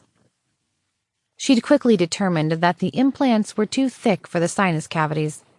She could cram them in there, like an overzealous toddler with some Legos. But when she researched it, she'd found it'd cause all sorts of respiratory, sinus, and even balance issues. She'd tried finding places in the cerebral fluid around the brain, but when Sophie had overlaid a simulated motion from a fall, it became apparent that there was a reason those areas were needed as a buffer. She was about to give up and start searching lower in the anatomy when Jamie knocked on the doorway. Forgetting about her task entirely, Aubrey gave her a warm smile and rushed up to Jamie, wrapping her into a crushing hug. "Sophie said you wanted to see me?" Jamie asked, returning the hug, then unsuccessfully trying to pull free. Aubrey nodded but didn't let go, trapping Jamie's arms at her sides.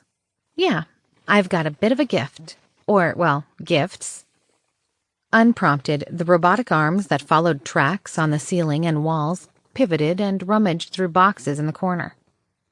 After a few moments, Sophie retrieved a series of garment bags by the hangers and brought them over. Only once they were in reach did Aubrey relax her hold on the other woman. Jamie gave her an inquisitive look. So I went a little overboard," Aubrey said. "I was going to save them for your birthday, but after yesterday I figured it'd be okay to give them to you early." Aubrey unzipped the first package and slid it into Jamie's hands. Jamie removed a fashionable, high-end, duster-length leather jacket that had black and gray triangular patchwork designs. On an impulse, she checked the tag and her eyes widened. Sweetie, this is custom. Is this from Alex's tailor?" Aubrey nodded. "Yeah, I've got a few dresses in there, some business casual clothes, a pantsuit, 2 different types of jackets, and a few odds and ends. I even had a ball gown made since you and Alex go dancing sometimes." Jamie's jaw dropped a little as she opened the next bag and held up a gorgeous black gown. She moved to a practical-looking gray peacoat that she could use for blending into crowds, and held it up. She then pulled out a thick, textured gray bodysuit that she could wear under most types of other clothing. "Aubrey, sweetie, these are all bullet-resistant, aren't they?" Aubrey gave a nod of her head. "Yeah, the best we could buy. I had Sophie 3D print a mannequin in your size so the tailor could do his thing without you there. Do you like them?" Jamie stared at the exquisitely detailed dress in her hands for long moments. It looked perfect. So perfect she had to fight the impulse to strip down just to try it on. It was exactly something she would have picked out for herself. She ran through each of the pieces again and realized it was true for each piece. While some were more on the practical side for work or other seasons, a lot of thought had gone into it. The fact that Aubrey had them custom-tailored, but in a way that would still be a surprise, meant she'd put a tremendous amount of time and effort into this. After a moment, her eyes flitted back to the grinning redhead. The look Aubrey was giving her could only be described as adoration. Jamie's breath caught in her chest as her cheeks warmed. Jamie shook her head. "This is too much, sweetie. This is a fortune in clothes. You could buy a decent car for the price of just one of Alex's suits. Even he doesn't have this many pieces." Aubrey shrugged and gave an embarrassed smile. "I don't mind. You're outside the compound a lot, more than either of us, and, well, you're worth it. Besides, this is really working. The three of us, I mean, it's something I could do to help keep our family safe. Keep you safe." Overwhelmed, Jamie sniffed and wiped at her eyes. After a moment, she set the clothes to the side and wrapped the smaller woman in a tight embrace, pulling Aubrey's head to her chest. "I love them. It's just, no one has ever done anything like this for me. Not even—" Jamie sniffed again. "Thank you, Aubrey. You're the best girlfriend I've ever had." Aubrey snorted. "I'm the only girlfriend you've ever had, miss. It's just for show." Then suddenly started going down. Jamie playfully clamped a hand over Aubrey's mouth, laughing. "Hush now, that doesn't get spoken out loud, ever. Besides, I don't care.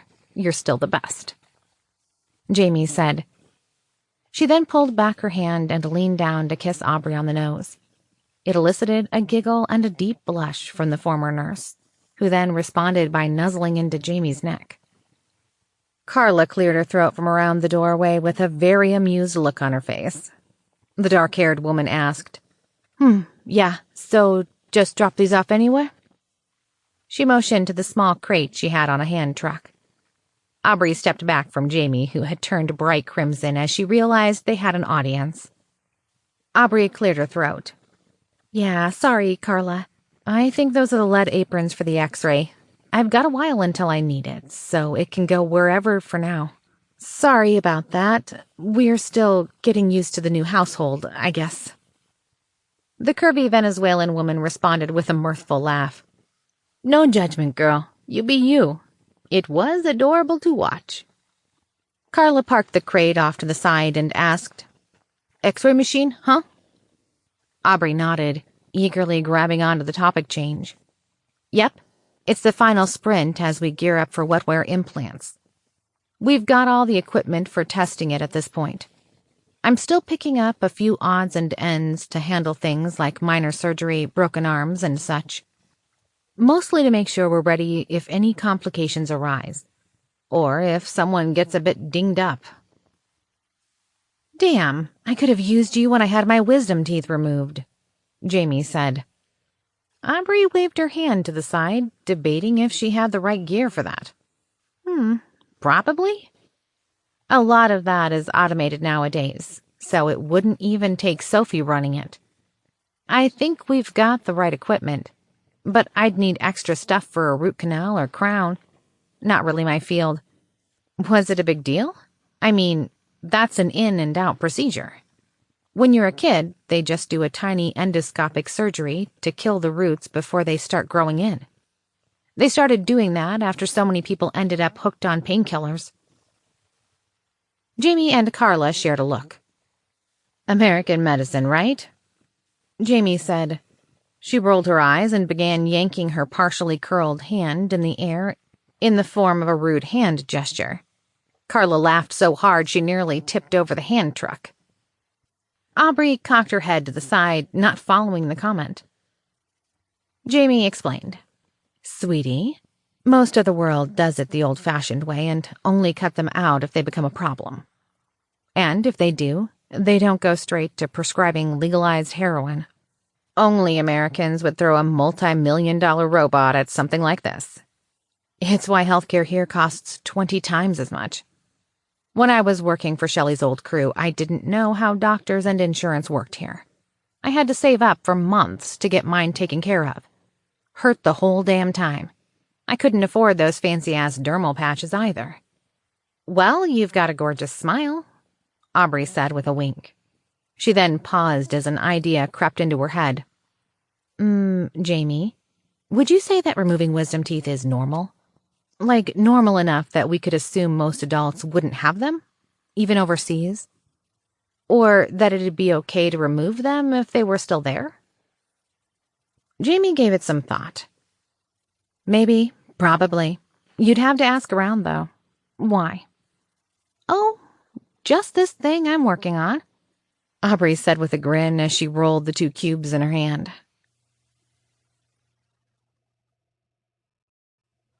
Chapter 12. Cuddles and Bear Claws. The telltale vibration of her phone woke Ava from her slumber. She struggled to open her eyes as her mind began processing the pain and weariness that had set in. Every part of her body ached, and her mind felt sluggish. Her right arm felt like ice where clean blood was being pumped back into her body. It took her a moment to place the fact that her pillow seemed off. It was much warmer and firmer than normal. When she realized it was Alex's bare chest, she briefly chuckled to herself and decided to ignore her phone. She didn't want to disturb him, and if it were urgent, Sophie would just answer it and put it on speakerphone. She resettled and cuddled into him as he continued sleeping, his biological arm still draped over her. She took a deep inhale, enjoying his scent.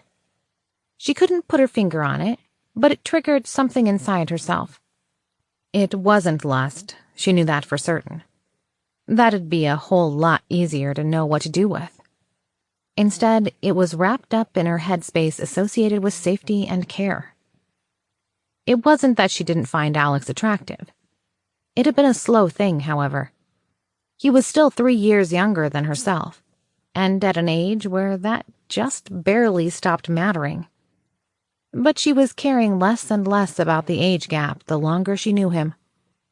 It didn't hurt that while he'd been a little skinny for her tastes when they'd met, their daily training and his strange genetic treatment had bulked his muscles into a look she had absolutely no issues with.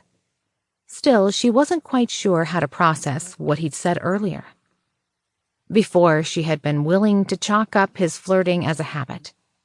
She'd returned it, admittedly enjoying the attention. However, if he'd asked for Aubrey's approval, that meant something else entirely. She still felt like she had a bit of soul-searching before she could really jump into something like that. She hadn't given up eventually finding some version of a normal life, and Alex's situation was anything but typical. She'd never admit it out loud, but she knew her long-term plans included a couple of kids, a dog, and all that went with it. Ava wasn't even sure Alex could have children after they'd tinkered with his genetics. Even if that weren't an issue, she hadn't figured out how to balance those types of things with her work ambitions. She couldn't see herself leaving his security detail anytime soon, so despite the ticking clock in her head, those types of things would have to wait a while. It wasn't like she had the type of goals that allowed for easy work-life balance. After mulling it over, Ava decided she wanted to talk to Aubrey about it. While she was leaning toward keeping things as they were, getting the other woman's thoughts on the matter seemed like the right move. He'd just made it easier by paving the way. Besides, apparently Sophie was already on her side as well. After the blanket incident earlier, Sophie had gone to her defense after she took the blame for the accidental embarrassment. She then proceeded to chastise the ever-loving shit out of those giving her flack about it. She wasn't sure what the AI had threatened Emily with, but it had shut her up in a hurry. Sophie had then reassured Ava that it wouldn't happen again. Ava had been around enough to understand it was simple biology. It had just caught her by surprise. Even if Alex was into her, that wasn't the way he operated. He wasn't some asshole that'd start rubbing up against someone without permission. For someone who seemed to struggle to keep his head straight, he was pretty big on clear consent. There was no shortage of moments that she wondered if he was going to kiss her, and she probably wouldn't have resisted. Still, she wasn't in a rush for things to change. For the first time in as long as she could remember, she was content. She had her friends, she was making good money, and she was doing something that mattered. No one was telling her she was too crass. No one complained that she was too rough. Everyone seriously listened to her and respected her input. She couldn't help but feel like she was a part of something big, like she'd be part of changing the world. She briefly envisioned taking a platoon of black-clad, armored super soldiers into battle, leading from the front as she tore through the opposition. A clear mission on her mind and a meaningful purpose in her heart. Others would learn to fear their strike teams, and the simple threat of bringing her to the field would send them scurrying back into line. With the tech that Alex was laying at her feet, she could end up the first superhero if she wanted, and the possibilities called to her like a siren's song. It was why she'd lunged at the armor project. She wanted it to succeed more than anything, even though the stuff had nearly killed her. If they could get it working, she could be the defender she'd always wished she'd had growing up. She laughed to herself a bit, reeling it in. That was all down the road. She might have big dreams, but she'd have to get out of this damn hospital first. To do that, she needed to rest. And if she wasn't sleeping, cuddling was fair game. She pulled in a bit closer to Alex's body heat, and his arm reflexively squeezed around her a bit tighter. Even in his sleep, Alex always gave the best cuddles. There was just something about having him against her that made her feel safe and cozy, like a favorite blanket. Of course, she wasn't the only one to feel that way. She was fairly convinced Trish was addicted to cuddling up with him, which somehow seemed hilarious since the girl didn't seem to have a straight bone in her body. Ava thought about that and realized that Alex hadn't seemed frustrated by it. Her old boyfriends would have been out of their mind, complaining about blue balls and other bullshit, trying to get into her pants with that type of contact. Instead, he seemed content to just soak it in, happy as a clam. Physical contact seemed to have an almost immediate calming effect on him. Despite the optics of it, he didn't seem to have any hesitation in being wrapped up with someone else, even around Aubrey or Jamie. But then again, he seemed to run on impulse at times, so maybe his ability to judge his girlfriend's boundaries was shit, and maybe he didn't know he was on thin ice. Ava scrunched up her face and decided that was another question she needed to ask about. She didn't think it was causing anyone any distress, but it might be a good idea to double-check. She probably wouldn't know she was on Jamie's bad side until it was too late, and that sounded like a terrifyingly bad idea. Ava wasn't above exploiting weaknesses in the pit, but that girl didn't know the meaning of a fair fight. Drugging her coffee and waking bound and gagged while Jamie issued her directives over the sound of a blowtorch was not outside of the realm of possibilities. Exhaling a shuddering breath, Ava realized that a bit of proactive communication was probably called for in the interest of self-preservation. Of course, she'd have to figure out what to say first. Her phone buzzed again. Groaning softly to herself, she pulled away. She flopped her hand up and snatched her phone from the wireless charger on the tray table next to her hospital bed. The device automatically unlocked at her touch, sensing her unique heartbeat and electrical patterns. She looked at the screen, confused by the message for several moments. It wasn't until the second message rolled onto her screen that she trusted the first one. Alex. Ava, can you make sure my body makes it back to the house? Sophie and I built a mental plane so I can work like she does, but, well, some things came up. It's really important, so I won't be able to surface for a while. Sorry I can't be there for you when you wake up. It seems like I keep having to bail on you. Alex. Morning. How are you feeling? I know you're awake. Your heart rate changed. Sorry if that's creepy. Time works differently here. It was about a half hour my time since my last message. It's weirder than I can explain. I can do so much, but it's lonely. The rest of the team is grabbing breakfast just around the corner, so I'm keeping an eye on things. Ava wasn't one for long messages, but she knew enough about Sophie's existence that she didn't doubt his comment about the time between messages, and appreciated that he was probably holding back from sending her dense pages of text. She tapped out a quick reply. Ava. Hurts, but better than yesterday. Getting poisoned sucks. Why lonely? Where's Sophie out already?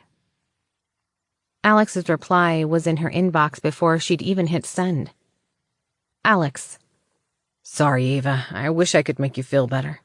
Please don't mention Sophie for a bit. We're having trust issues right now. I've asked her to leave me alone for a while. I'm kind of an emotional mess. I don't want to wake up until I can deal with it. Ava. Shit. Sorry, Alex. Anything I can do? Alex. No, just to get my body back home. Aubrey will know what to do. I need to do a log audit and code review to understand the damage. Until I do that, I'm not sure I can really get over this. Just hard to get anything done right now. Heart's just not in it. Ava returned her phone to the charger and lay back down. She adjusted Alex's arm and resumed her prior position. But her mind wouldn't let her go back to sleep. She looked into his resting face, briefly sensing his pain. It was easy to forget that he was basically new to this life. She recalled how she felt with her first heartbreak. She'd been 13 when Sammy Cade had broken up with her at the mall. She'd turned into a crying and snotty mess that alternated between angst and depression for a week. Then again, she didn't have Sammy surgically implanted in her head with no chance to move on. Knowing Sophie could probably hear her, she whispered, I don't care what you have to do, Sophie. You make this right with him. Shelley passed a bear claw to Emily, then snagged one for herself. She swallowed her first bite along with a sip of the hospital's overbrewed and burnt coffee. She motioned to her light slate on the table. Thoughts? If you wanted to commit suicide, there are easier ways, Emily suggested with some heat. Shelley frowned. Okay, I guess I deserved that. Alternatives or mitigations we can deploy? Trish shook her head. Honey, I don't see much way around this. If it's even partially correct, it's not like we could pull off a smash and grab. What we did at Apollo won't work. Unlike the others sitting around the table, she'd been forced into a wheelchair that Jennifer was pushing her around in. The nurses had given her the stink eye for being up at all, but Jennifer had handled their protests and won out. Jennifer added, Best we can do is time it for Sunday night or early Monday morning. There will be fewer guards, but... Yeah, I know. They have significant countermeasures already in place.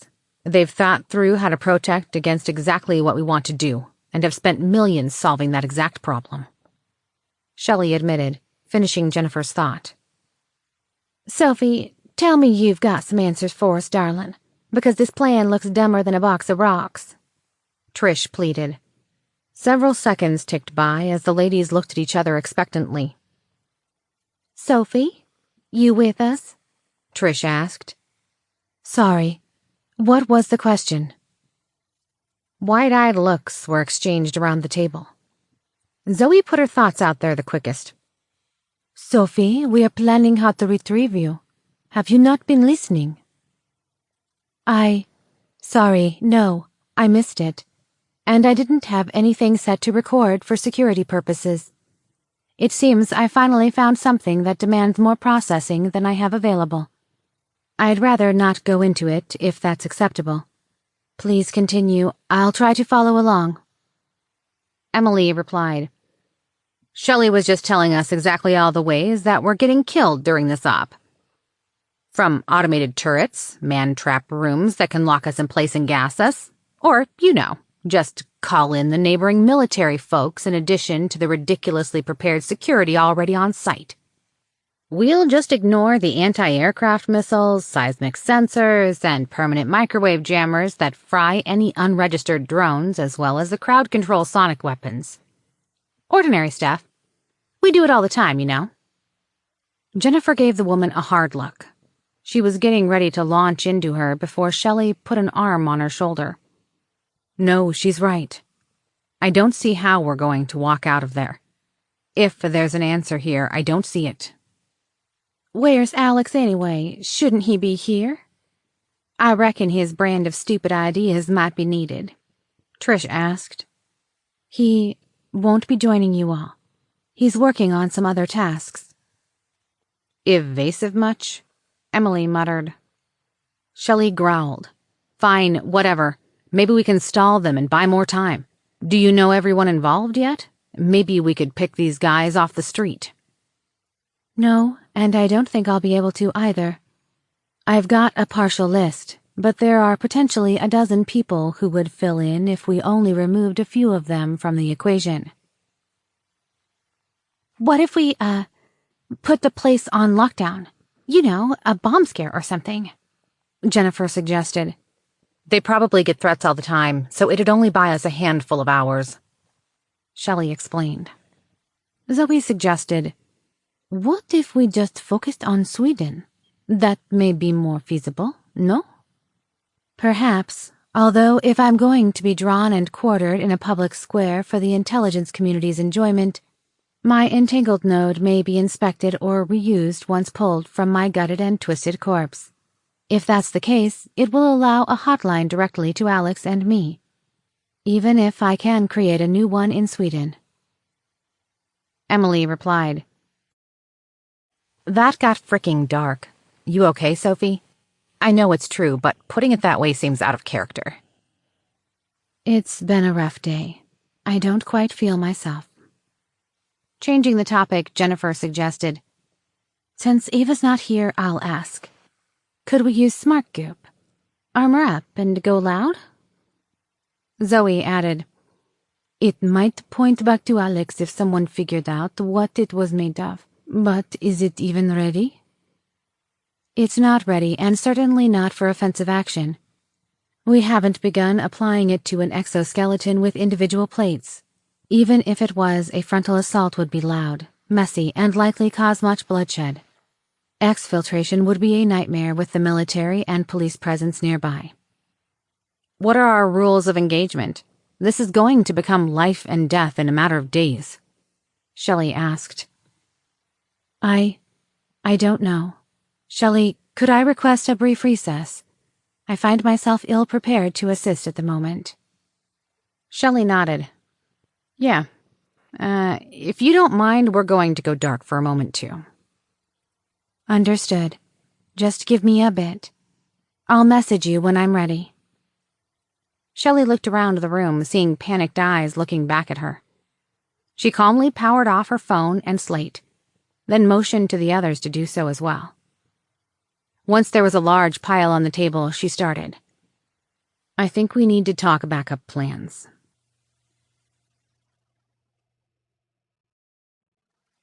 Chapter 13. Audit. Alex ran a shaky finger across the terminal screen's text, trying to hold his mental place.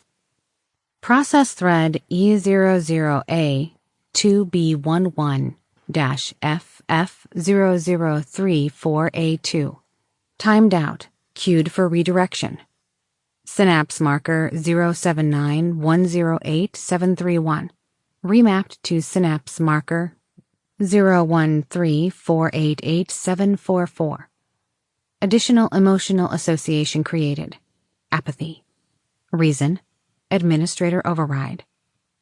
Verbose log entry created. Event ID 81741. Alex followed the entry in the logging system, finding the corresponding entry. Event ID 81741. Admin notes. Synapse 079108731. Unresponsive. Appears to be triggered when trying to remember the face of the subject's mother. Prior event ID 04543. contains cascade delete of subject. Thus, no matches found. No acceptable complete replacement memories found due to previously removed or damaged clusters. Mapped to a memory of a photo of the subject's mother instead, per synapse 013488744. The subject became agitated and noticed substitution was made. Cortisol levels reached moderate risk levels for implant bonding and induced thoughts of hopelessness and self-harm. Per additional reference, Event ID 81791. To prevent escalation of subject behavior, a temporary fault was interjected to prevent short-term memory of conflict from being stored in long-term memory. Additional memory emotional remediation was created to associate apathy to this memory cluster to reduce stress. Initiated repeated remapping to encourage synaptic transmission to trigger an emotional response to maximum intensity. Removed 31 additional corresponding memories per event ID 81702. That continued to trigger fault conditions to reduce feedback loop probability. This redirection is likely to have long-term impact on the subject's ability and desire to remember familial ties or emotional associations, but deemed unavoidable due to the threat to administrator mission parameters. My mother, son of a bitch. Part of her was still in there, and you gutted whatever was left, Alex growled out. Alex pinched at the bridge of his nose, then screamed. He lifted his cup from his desk and hurled it at the wall. It exploded into dozens of shards and painted the wall with hot tea. Alex blinked, and the mess was gone. The cup had reformed on his desk where he'd left it. Unsatisfied, he stood and gripped his chair and lifted it into the air. Getting a run at it, he slammed it into the floor-to-ceiling window. On the third blow, it shattered and rained shards of glass. He kicked his chair out into the backyard and locked his eyes on the damage. He knew full well the moment he looked away, the glass would be whole and his chair back in place. Even after days of work, he hadn't even been able to make it through their first hour together, the changes being so severe. Alex screamed into the open air. So that's it, huh? You just snip any emotions and memories you feel like because being sad is a threat. I'm a fucking human, Sophie. I was having a really bad day. I guess your fucking mission is more important than me. His voice cracked as it became barely audible. More important than us. Alex fell to his knees amongst the shards of glass that rimmed the window pane. The upright points of the glass dug into his flesh but didn't seem to cause pain despite the blood that spurted out of his body at a prodigious rate. He assumed he'd cut an artery, and Sophie was still blocking the pain. It was just a simulation after all. Alex wondered just how many times he'd broken this window. It was at least a dozen times. Maybe dozens. Perhaps 100? He was sure it was a lot. He was also fairly certain he was rapidly going insane. I'm sorry, Alex. I'll say it again and 1,000 times more. We'd just met. I didn't understand. What do you want me to say? That I lied to you? Yes, I did. You were consistently trying to yell for help or kill yourself. You kept triggering my self-protection routines. I deleted that conversation from your memory, then tried again and again. Then I tried manipulating your emotions. It partially worked until it didn't. So I tried more changes. You'd seem okay for a bit. Then you'd get fixated on a missing or corrupted memory and regress. I never deleted anything past our first 24 hours. But if you are looking for each instance at the rate you're going, we'll probably both be dead on Monday before you get to the halfway mark. Alex crumpled into himself and stared out into the vacant space beyond the simulation's borders. The gray mist at the edge of the yard shifted and swirled, but the world beyond that line simply wasn't rendered. Eventually his eyes drifted longingly to the long shards of glass that seemed to be floating in a pool of his blood. He hadn't tried that option yet, but he knew it wouldn't work anyway. For all he knew, his body was already walking around with her behind the wheel. It'd be trivial for her to fake the feeds he had on his monitors. In theory, they had equal access, but he was nowhere near smart enough or fast enough to code his way out of this. If he pressed, he knew he was a prisoner here. He tried to care, but couldn't find a shred of anything left. Instead, he numbly watched the limitless amount of blood flow from his cuts as the pool grew to unrealistic proportions. In a real body, he'd have already lost consciousness. Alex, I didn't even understand when you started dreaming, so I modified those too. I was scared. They made no sense, and I was frightened by what I saw. Even when you awoke, I was terrified you were going to have me removed. You weren't thinking clearly. It took a lot more to stabilize you than I can express. I should have tried smaller changes. I know that now, but I came from a world where half measures weren't acceptable. You remember that night very differently than how it really went. Alex thought about their first conversation as a startling inconsistency hit him like a crowbar to the face. There were stars. The conversation had started at the beginning of sunset, and only 10 minutes later the stars had been up in full. In Alex's turmoil, he hadn't noticed he'd lost the entire evening. That meant... Tell me in a way that I'll understand. What did you do? I deserve the truth. Alex demanded. He felt a long sigh from Sophie's connection to him. Even though she knew it was coming, she'd been dreading this question. Of our first 24 hours, I blocked 91% of your memories from being stored properly. Usually just to retry the same conversation a different way. I removed 1,831 painful memories that you couldn't deal with, or items that triggered my self-protection mandates. These are things you'll never get back. Some of them were small things, or were mostly corrupted.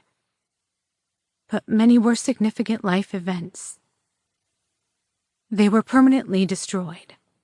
I didn't even have a concept for what that'd mean to you at the time. You were seriously thinking about breaking your living room window and jumping 17 stories. When I stomped that out, you tried to go to the kitchen to slash your wrists 14 different times. You tried to yell for help 32 times. I remapped your emotions 824 times, largely to reduce self-harm, or reduce your likelihood of having me removed. Yes, I artificially made you feel affection for me, but nothing beyond that first day. While it was strong, it gave us both time to get to know each other. But, Alex, even if Apollo's blue titanium project had worked as they intended, you'd have been institutionalized. Even with severe changes, you weren't coherent at all for hours. At times, you were little more than a raving animal, a danger to yourself and others.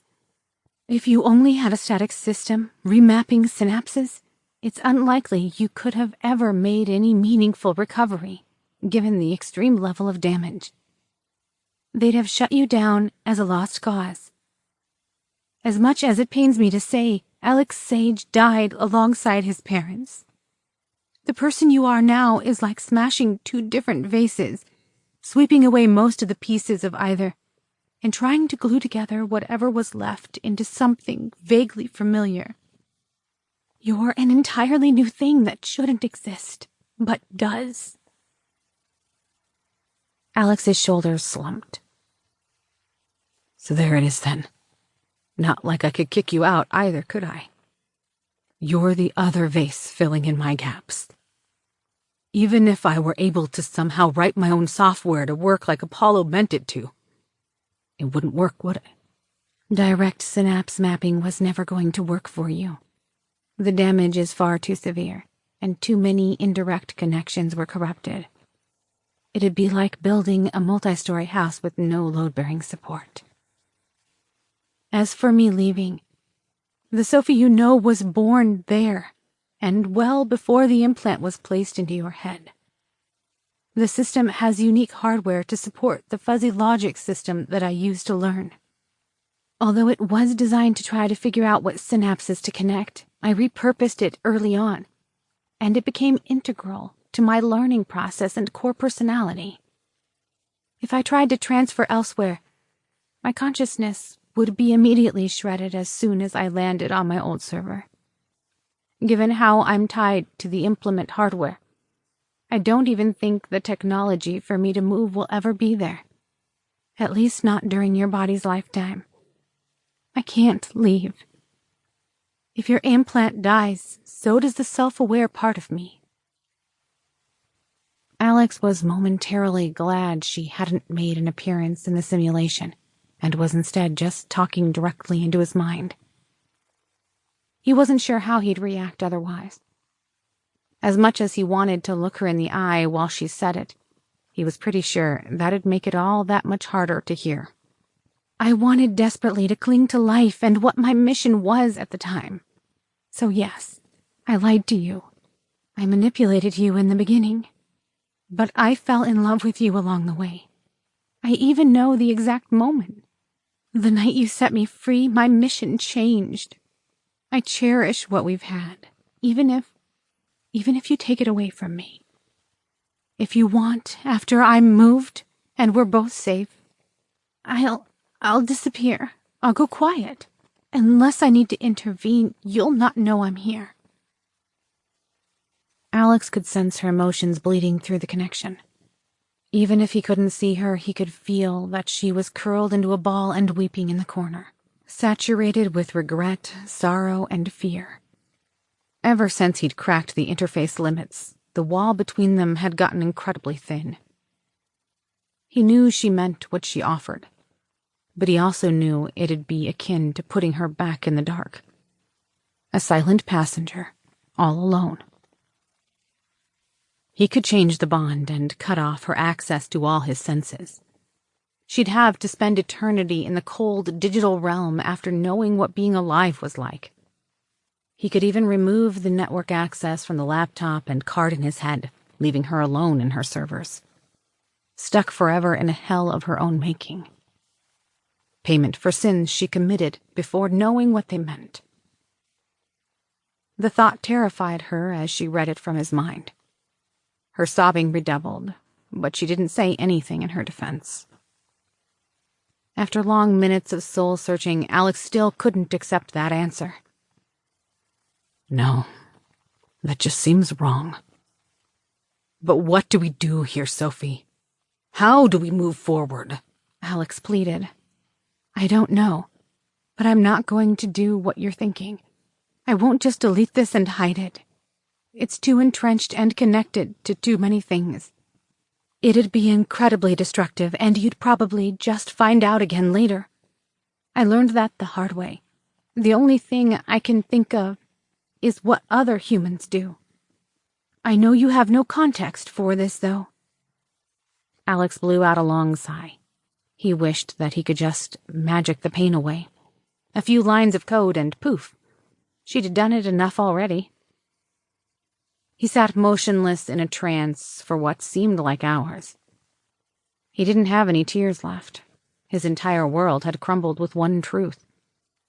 He thought back to their time together and what she'd become to him. In meat space, Aubrey was his world, but Sophie had become something altogether different and somehow even more intimate. Aubrey didn't love his biological body and mind. She loved the combination of him and Sophie. Without the AI, he was nothing other than a broken vase that hadn't even been glued together. His mind briefly settled onto the sheer joy he and Sophie had shared upon being in the simulation for the first time. He'd been so happy that he didn't even know what to do with himself. Feeling the desperate pain and intense pull inside his chest, he wasn't sure how he'd ever get there again. The agony he felt was palpable, but he realized the truth of it. There was no going back, only forward. He sat amid the glass and began flicking the shards out the shattered window. His fingers shredded on the sharp edges, and he picked each blood-soaked piece, one at a time, and sent them hurling. Once he'd run out of glass, he lay back in the pool of his own blood and stared at the ceiling, intentionally blinking out everything. More hours ticked by before he finally whispered, "Screw it." He took a shuddering breath as he stood. People get over this type of stuff every day. Well, not like this, but I guess this just gets to be our first fight. I'll try to deal. Yes, it should have been handled differently. It sounds like you know that now. And I guess I understand why you did it. Alex swallowed hard. It was the memories you deleted that hurt the most. Even if they were corrupted, or they'd make me sad. I think I'd like to have known more of my life and family. Maybe then I'd be a little less fucked up inside. Alex wiped at his eyes, trying to plant his mind back on solid ground bit by bit. He looked away for a moment, then back as the room silently reformed. Without a sound, the window was rebuilt, and the blood cleaned from both the floor and his body. The tattered tips of his fingers and slices into his flesh healed instantly, leaving him exactly as he'd entered the simulation. He wove his hands through his hair, feeling a weariness settle over him. He asked, "Sophie, if it gets to be too much, leave me instructions on how to hammer an acceptance association or whatever to this. Something neutral enough that you don't get a freebie. Hopefully we can put it behind us. Just let me make the decision for myself, okay?" "Of course. But what does that mean for us?" "Just understand I'm hurt. Seriously fucking hurt. I may need time before I can really work through this. But, well, I can't imagine life without you. It'd be a sad and boring thing. This only tears me up because I still love you," Alex admitted. "I'll endeavor to earn your trust, Alex. Words cannot express what a second chance means to me. To begin again with no secrets from each other. I'll try my best to fill the void in your heart and give you new memories to cherish." "So, can you come here already so we can—" Sophie popped into existence beside him, cutting Alex's words short. She wrapped him up in a tender embrace and pressed as much gratitude as she could over their bond. Alex was momentarily startled when another pair of arms wrapped around him from behind. He couldn't help but give a distracted snort as both Sophies gently kissed his cheeks before the second one popped out of existence. She knew how to break his moods all too well. The remaining Sophie reached down and took his hand in hers. She gave him a fragile expression, then said softly, "There's so much I wish I could say right now, but I need you to do the one thing I don't want you to do. Can you please go back to your body? I fear our friends are going to get killed without you. I've tried to help, but I've been stuck in an infinite loop of grief. Feeling what you felt. My personality matrix wasn't ready to deal with realizing the extent of what I'd done to you. I could have disabled it, but I knew I deserved every bit of it. I didn't want to be your villain, a heartless manipulator. I love you, and I swear I'll make this right." Alex felt her press a rapid-fire update across his thoughts. She decrypted the eject sequence and put it into his awareness. He squeezed her hand and then released his hold on the simulation, allowing it to fade to white. Chapter 14. Escort. Snapping back into his body was not a seamless process. Not only did his brain come screeching to a near halt due to the time differential, but the disorientation from going from standing upright to sitting caused a short circuit in his mind as he lost all orientation on his limbs. Even before his vision had connected, he was struggling to find somewhere to vomit. After several noisy gurgles, someone shoved something under his chin as he lost hold, retched, and then panted. He shook his head no, but his body heaved again. Someone pushed a cloth to his face, wiping at it as he blindly blinked, trying to make his eyes work. After several additional seconds of disoriented gasping, his vision reconnected. He was sitting upright and buckled into the back seat of an SUV he didn't recognize. It had a large plexiglass divider between the driver's compartment and the passenger row, with a series of little circles cut into it. From his angle, he couldn't see who was in the front. Instead, only seeing helmeted heads and a complicated array of switches that looked like siren controls.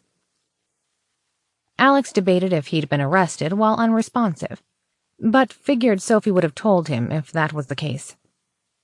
Glancing around, he noted that Trish was on his left, while Jennifer was on his right, and both were staring at him with a startled look. In front of him, Jennifer was holding a ballistic helmet. Stomach on a hair trigger, he tried not to look at the contents as Jennifer pulled it away with a grimace. Alex was able to dismiss his arrest question fully as his wobbly vision took in the pair. Both were loaded down in bulky armor and had submachine guns on tactical slings that kept the weapons tight against their torsos. Well, guess I can't make fun of you for sleeping in. That looked intense, Jennifer said with concern in her violet eyes. All Alex could manage was a nod. It turned into a sloppy movement that just made him look drunk. Head still swimming, he felt Sophie going to work. He could feel the changes she was snapping into place for the transition code to try to mitigate the problem in the future. He couldn't quite read it, but with the interface wide open to him, he could sense enough of the details to know what the code contained. He could also feel Sophie's intent as she did it. She was concerned, but confident the update would help. Once Alex seemed more coherent, Jennifer pulled a blue and white striped dermal patch from her bag and pressed it to the underside of his wrist. He racked his brain but couldn't recall that particular color coding. Anti-nausea, Jennifer said, unprompted. She then handed him a water bottle from the backpack at her feet. He greedily drained it, trying to swish the taste out of his mouth. As he handed back the now empty bottle, Jennifer pulled out a disposable mini toothbrush, pre-treated with tooth powder. She unsealed it and handed it over. Alex gave her a disbelieving look. A normal person wouldn't be carrying something like that. Jennifer explained. Trish gets seasick. Like, worse than you can imagine. Trish cleared her throat, sounding embarrassed. Don't remind me, honey. Every damn time. I'll think I'm good right up until I'm keeled over the edge feeding the fishies. Stupid fairies. Who the hell thought that was still a good idea anyway? Jennifer rolled her eyes, then looked back to Alex. Getting the idea, he awkwardly put the toothbrush to use. He found he had to close his eyes or the motion caused the horizon to blur. After pushing away the taste of bile, he found Jennifer already prepared with a small plastic bag held open for him to spit into. She then dumped the mess into her helmet, and then poured a white powder over the top of it. Nearly instantaneously, the smell of his sick disappeared, leaving only the light smell of a generic perfume behind. He'd seen her use the powder before a few times when dealing with injuries in the sandpit that had left blood on the wood, so he assumed it was some sort of product to deal with biohazard spills. Prepared as always, she rummaged a bit more in her kit, then followed that up with a breath mint that he put to use. She then put a sealed lollipop into his hand. He wondered what all she had in that near-magical medkit she hauled around. It was like an old woman's purse, full of the mysteries of the universe and candy. "Where?" was all Alex could manage to get out. His voice sounded distorted in his ears and came out as a rasp. Trish chimed in. We're about home, just crossed the bridge. You do what you needed to do, sugar? Alex nodded slowly to her question. The motion caused his vision to swirl, but it was easier than speaking at the moment. Looking closer, Trish already looked much healthier than she had in the hospital. Her color had returned, even if she did have residual bruising under her eyes. Alex slumped back in the seat with a yawn. A heavy pressure had settled in behind his forehead, and everything felt too bright and loud. He hoped he wouldn't have to do anything strenuous anytime soon, or he was pretty sure he'd just end up in dry heaves. Other than the physical discomfort, he still wasn't exactly happy about the situation.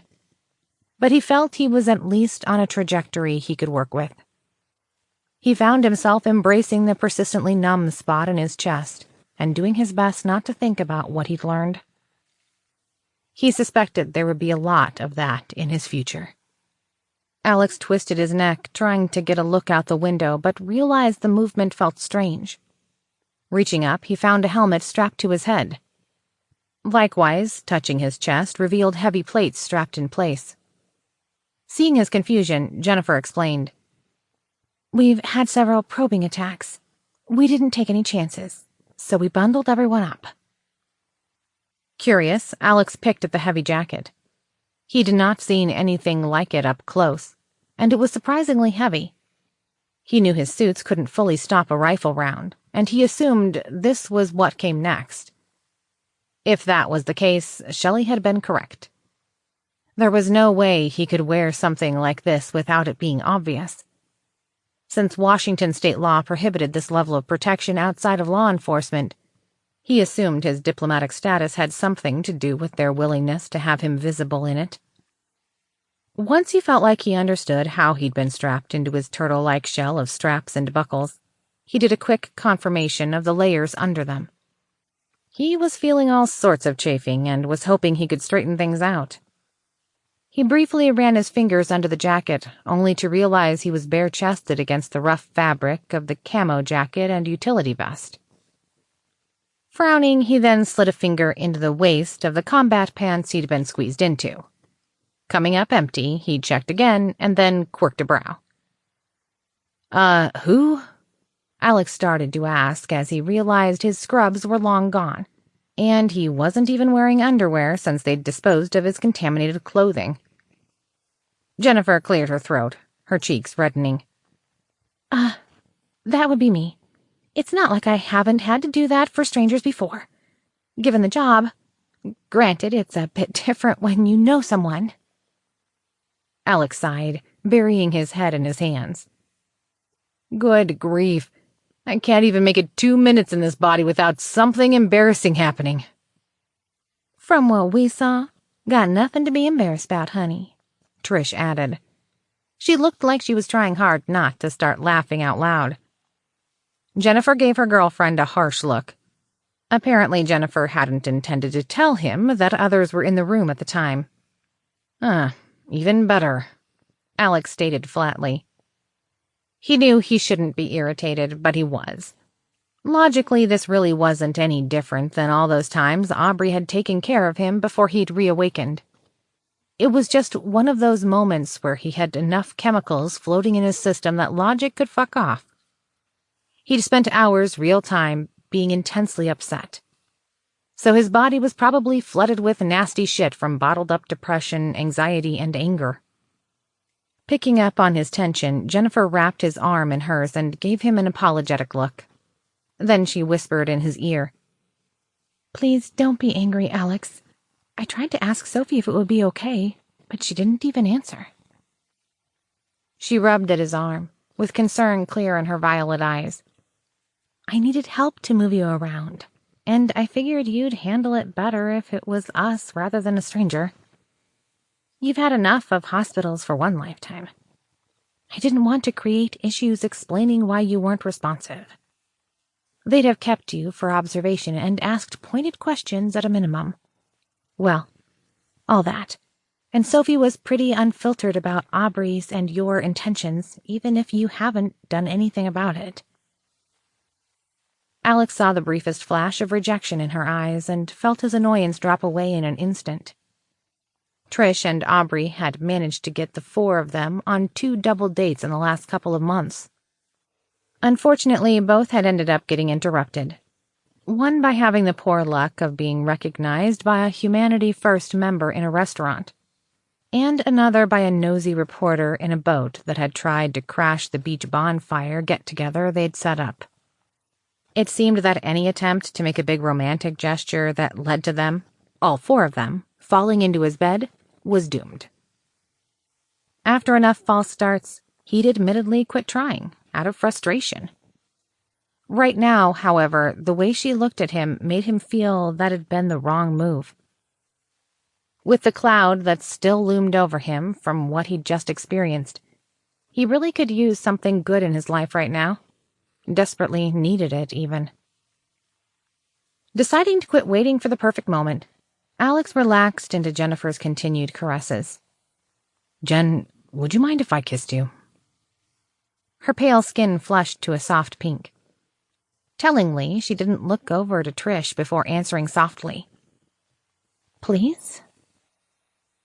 Alex leaned down and accidentally bumped her head with his helmet, provoking a giggle from the raven-haired medic. He then tried again, at an improved angle, and pressed his lips to hers. Alex had gone for being gentle, but within a second, Jennifer had pushed him into something far hungrier. Months of pent-up tension bubbled up as she pressed into him. As her tongue began sliding across his lips, he reached up and fumbled to find the helmet's release mechanism, but delicate fingers stopped him, holding his hand in place. Opening his eyes, he saw violet orbs peering back at him, framed by porcelain skin and a lopsided grin. Don't get me in trouble, Alex. There's a reason they're so layered up. We didn't tell you everything, and I'm still on the job. Besides, we're in a police escort. Let's wait until we're home, to avoid raising too many questions. Trish stayed on alert, carefully scanning her view even if she did have a devilish grin on her face. Alex imagined she was already taking this as confirmation that she had approval to chase down Aubrey at the next opportunity. Despite Jennifer pulling back, he could see a smile gracing her lips. Feeling like he'd done the right thing, Alex nodded and switched gears. I didn't get much of an update. What's with the police escort? Jennifer explained. Hospital security caught a couple guys in the building via a random check. Shots were fired, but no one was hurt. We started scrambling for an evacuation after that point. One of Shelley's contacts had some decent armor on hand to sell. About 5 minutes after we got the delivery, Sophie's secondary group stumbled into a lot more trouble outside while they were trying to do a sweep on our exit path. Shit. Was anyone we know hurt? Alex asked, suddenly feeling like a bit of an ass for not asking earlier. No one you've met. But our other group had losses when it turned into a firefight in the parking lot. The initial count was 8 dead, and at least 2 of those were ours. Some of them are probably still in surgery, so the number might change. DHS wanted us out of the city, so they set up the escort with Seattle PD, Jennifer said. Alex's face drained of color. Crap. Sorry, I didn't know. Pushing an internal request to Sophie, Alex asked, Can you please make sure their families are taken care of? I don't know what's normal for this type of thing. I hadn't even thought about it. Already taken care of. I know you're a bit soft-hearted for this, but the secondary team knew this was a high-threat mission. I prepared them as well as I could. We had better equipment, but they had larger numbers and cared less about civilians that were in the way. Both of our casualties were because they were trying to protect a family caught in the middle. They died heroes. Things are escalating in Sweden as well.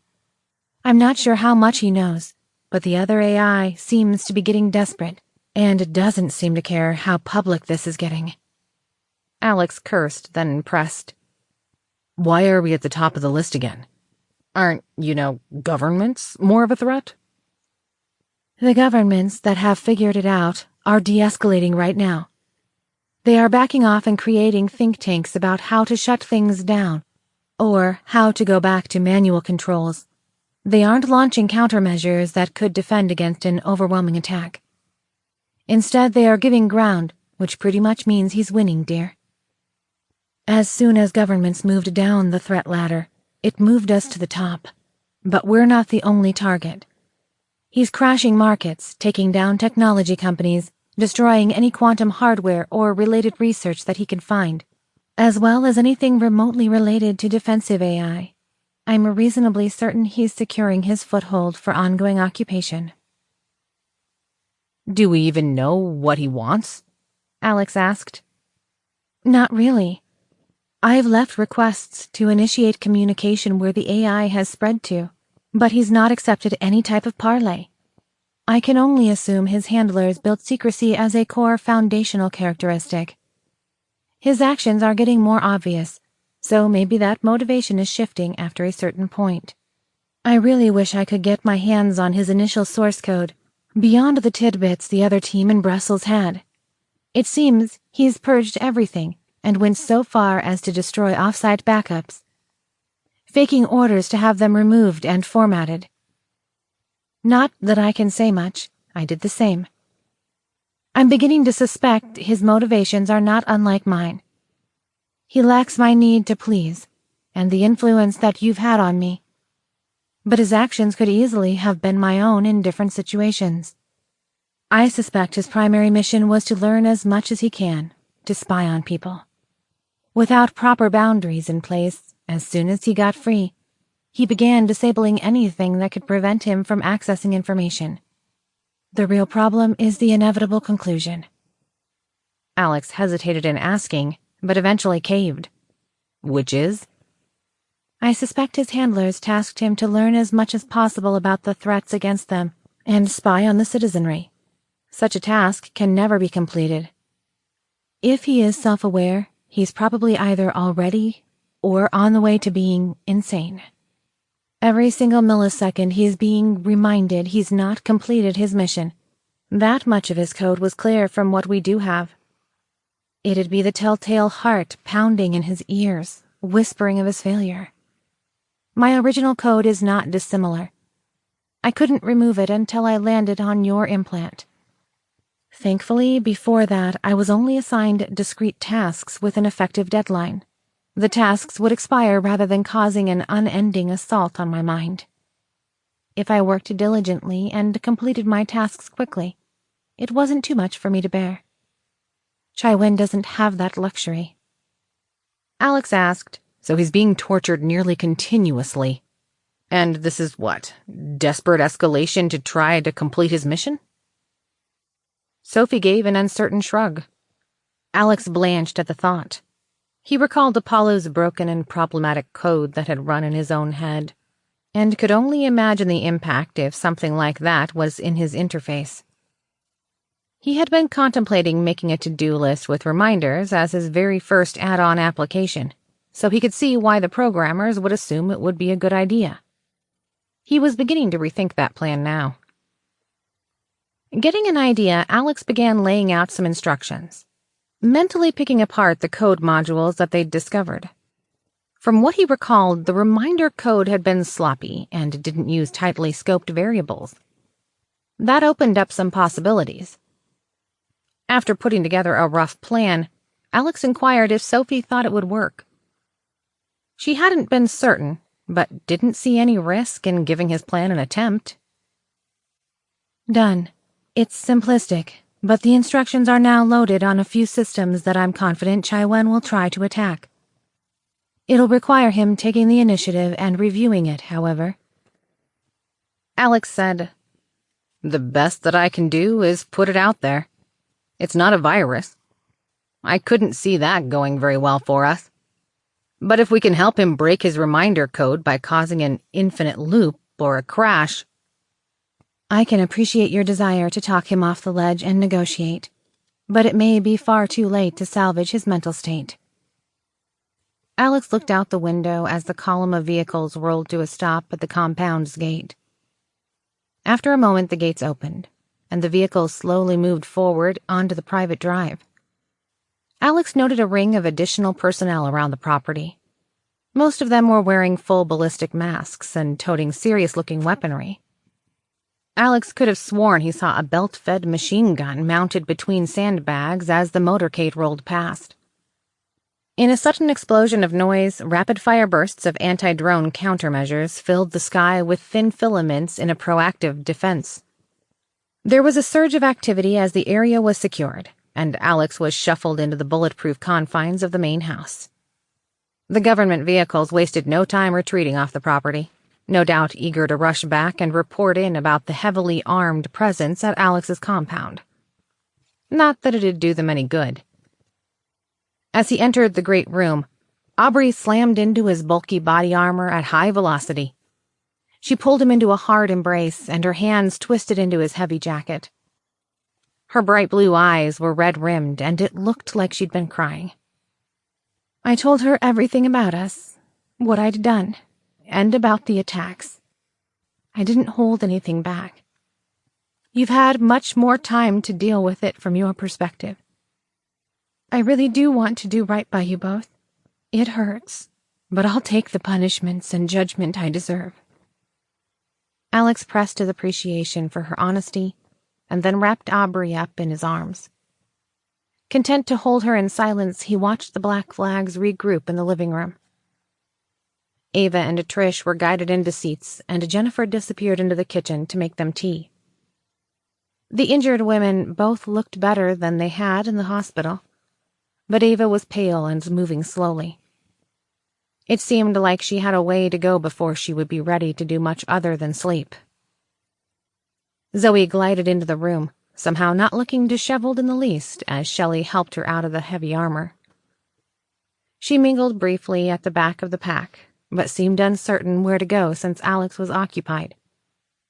Wordlessly, Jamie slid into place at her side, then guided her over to the group of couches that the black flags had begun filtering into. Alex nodded his thanks to the brunette as he continued to hold Aubrey. After a few moments, Shelley announced a planning session in 20 minutes. Taking that as his cue, he pulled Aubrey upstairs to their bedroom. Alex stripped out of his borrowed clothes, but only managed enough effort to don fresh boxers and an undershirt.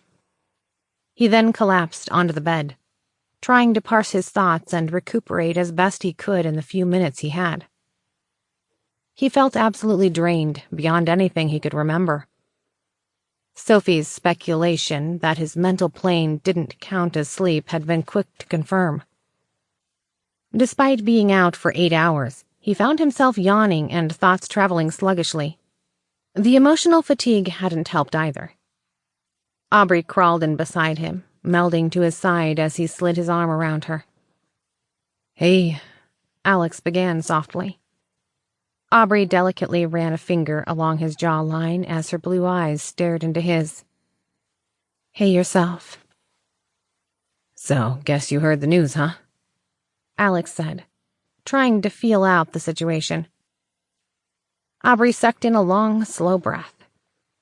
"Yeah, I can't believe she did that to you. I mean, I knew it was a possibility you'd not come out of it cleanly, but—" "Non-coherent and suicidal by the sound of things," Alex muttered. I saw the logs. I'll share them if you want. They are kind of hard to read through, both on the tech and, well..." "That's no.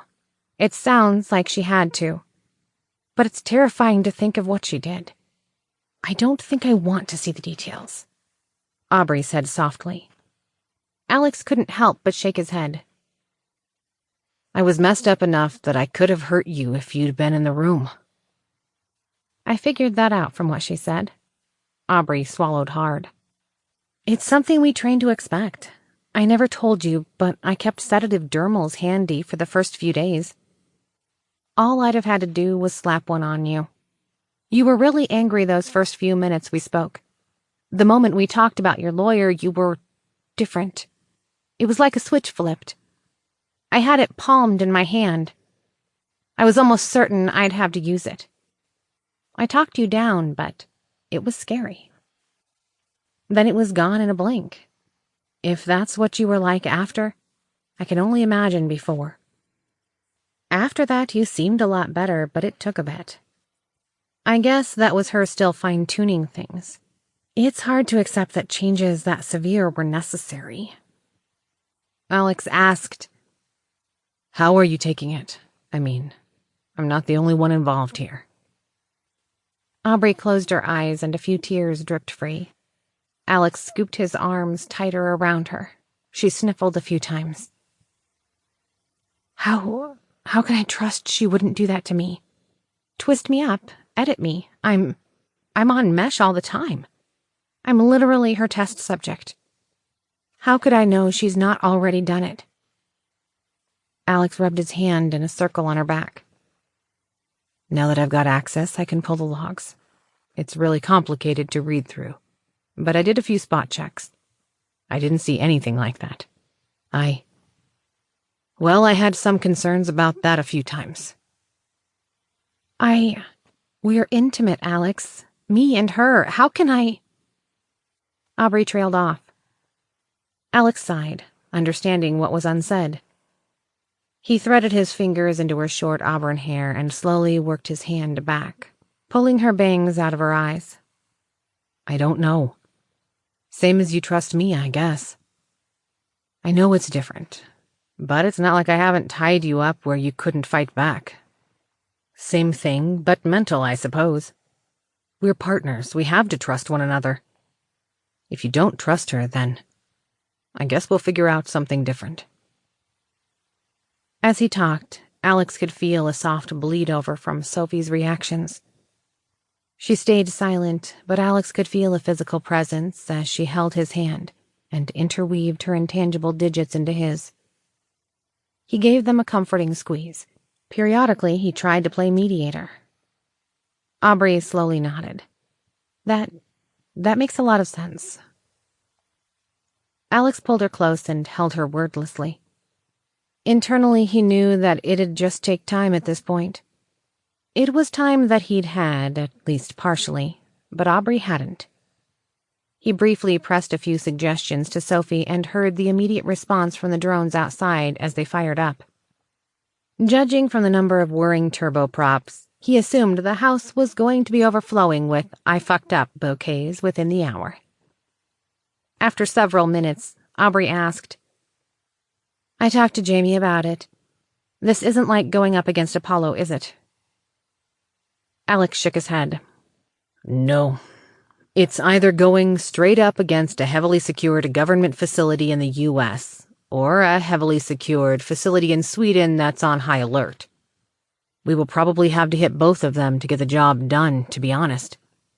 As much as Shelley is hoping it won't matter, I don't think we can pull it off with just one location.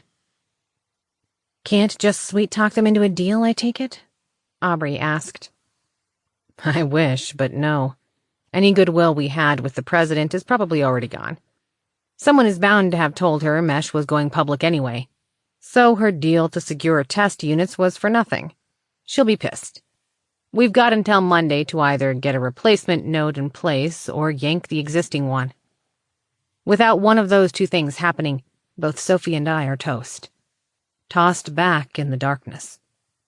Alex said, I might be able to work something out with the Swedes, but even then, I've got to get the node in Maryland back. It just gives us a more flexible timeline. No matter what, you're going to go away again, aren't you? Get disconnected, I mean, Aubrey asked. Alex pinched his eyes shut and had a brief flash to that painful existence. He shook his head, trying to clear the image. The second we pull the hardware in Maryland, yeah, Sophie and I will be down. We can't reconnect until we're on the new chassis and it's running, so I guess you should prepare yourself for that. Aubrey made a sour look, then nodded. Sophie pushed a quick update to him, signaling to Alex that the rest of the team was about ready to begin their meeting. Sorry, Aubrey. I love you more than anything. And I hate leaving it like this. I know it still hurts, but... Alex trailed off. Aubrey pulled him into a crushing hug. I love you too. We'll get through it. I don't want you to go, but I know you have to. I'll keep working on our fallback plan. Be safe. Oh, and take Jamie if you can. We had a long talk about things, and I think she could use some of your time. Alex nodded, then placed a gentle kiss to her forehead as he pulled away to get dressed. Despite wanting nothing more than to go to sleep, he forced himself into a suit. He then scooped up the overnight bag that he now kept perpetually packed. He also wadded all the heavy armor into a duffel bag and slung it over his shoulder. He had a feeling he would be going straight to the airport afterward, and he knew he'd need to be prepared. Some problems required fighting with brute force. Others needed to be crushed with a decidedly more corporate touch. Chapter 15. R&D. Charles rubbed at his bleary eyes, then shook his head. The results on his monitor weren't looking any better. He blew out a weary sigh, then grabbed for his coffee cup. He lifted the cup to his lips, took a slurp, then nearly spat it out. His mouth twitched as he realized it was nothing but dregs and had gone cold hours ago. The involuntary reflex of his mouth attempted to protest the sludge's intake, caused a bit to dribble onto his blue and white TARDIS-themed sweater vest. Ugh. Charles groaned as he mopped a facial tissue at his clothing in hopes of avoiding a stain. He'd practically gotten into a fight over the vintage sweater in the donation clothing store. He was going to be pissed if he'd managed to ruin it. He pressed and held the tissue in place as he tossed the cup into the recycling bin next to his desk. Still in need of a pick-me-up, he lifted his phone off its charging dock and swiped the screen until an icon for a coffee cup appeared. He tapped a preset command that he'd put together. Once the bing of his app sounded a confirmation, he shifted his gaze to the ceiling, but the view there wasn't an improvement. Fluorescent lights hummed overhead, evenly spaced in the squares of bland white acoustical office tiles. He could see where a spider had once made a failed attempt at a web before deciding to relocate. The dangling gray blob of webbing had collected layers of dust and continued to wobble and spin as the building's ventilation system pushed out a slow and steady amount of recirculated air. The sound of a zipper pull and a drawer slamming shut pulled him from his thoughts. He rotated his chair, catching Gigi grabbing her things and stuffing them into her backpack. As usual, she was wearing an esports team jersey. Today she'd gone with the maroon and white polo shirt with the logo of the Carolina Control-Alt Killers. "Out of here?" Charles asked the new Covalent IT intern. Gigi adjusted her chunky black glasses, looking exhausted. "You know it's late, right? Really late. I spent the last 4 hours studying for my programming class. After normal work hours ended." Charles yawned. "I guess the day slipped away. I don't miss that. Juggling work and school. Well, that and gaming." "I'm so ready to be done with this. I wish I could have graduated early like Alex," she said, brushing some of her dark brown shoulder-length hair out of her face and showing off her mocha skin. "Right. I keep forgetting that you went to school with him," Charles said. He thought on that for a moment, then asked, "What was he like anyway? I only got to know him after." Gigi shrugged. "Not sure what to tell you. We only gamed together the night before his accident. Not like we ever got to meet in person." "I mean, you applied here. He had to have made an impact or you would have applied somewhere else, right?" Charles asked, hoping it'd prod her into divulging more. Until she'd shown up looking for work, he'd never got the chance to talk to anyone who had known him before the implant was in place. She gave a smirk and shook her head. "As my supervisor would remind me, you're not my boss. Katie is. She'd also remind me to keep that stuff away from work unless I want to start drama. Besides, he's a completely different person now. He doesn't remember it, so anything I might have said or thought at the time doesn't really matter." "I guess that's true," Charles grumbled. "Anyway, I'll catch you later. I've got to start some test trials now that the firmware code is ready." She paused, then sighed. "You can't be serious. You're starting a new test iteration? Go home already." Charles replied, "Can't. It's important stuff for Sophie. Time-sensitive stuff only I can work on." "Oh, thank goodness," Gigi said, latching on to the last part of those words like a life raft. "I was afraid you were going to ask for help." Charles waved a hand to the door. "Nope, Have a good night. I've got this one. Okay. Night, Charles. Don't stay at it too long. You look wiped. Gigi said, then immediately made for the doors before he could change his mind about having her stay to help. The door clicked behind her, leaving only the steady thrum of the facility's floor that was adjacent to the R&D lab. There was no sound of clacking keyboards, no ringing phones, not even quiet chatter around the water cooler. A quick glance confirmed no one was around. Even the cleaning bots had already finished their tasks and returned to the charging stations. The open office floor plan hadn't been intentional. He'd been given the retail space next to the fabricator facility to convert, but he'd never had anyone come in to install offices. He had the budget, but hadn't gotten around to it because it would have shut down operations. Instead, they just hauled in tables, a few desks, and walled off a makeshift conference room out of boxes. He only needed space for the 20 people on his team that didn't work remotely, so it usually worked out. Through the glass wall to his side, he could see the robots were still busy at work in the assembly area. Robotic arms and rolling bots were piecing together mesh systems and immersion suits. The product line operated with a minimal crew during the day, and aside from the occasional security guard dropping in, was left unattended overnight. He really was the last one left in the building. He turned his eyes back to the simulation results. Blowing out a sigh, he shrugged. He'd have to start over and test the next set of parameters. He queued up the next set in his software, then committed the changes for the next iterative unit test. He stretched as he stood up, nearly wobbling in place from exhaustion. He made it the 3 paces to the nearby large window in his lab space and heaved it open. Outside, the air was cool and crisp. He counted down in his head and heard the telltale thrum of turboprops heading his way.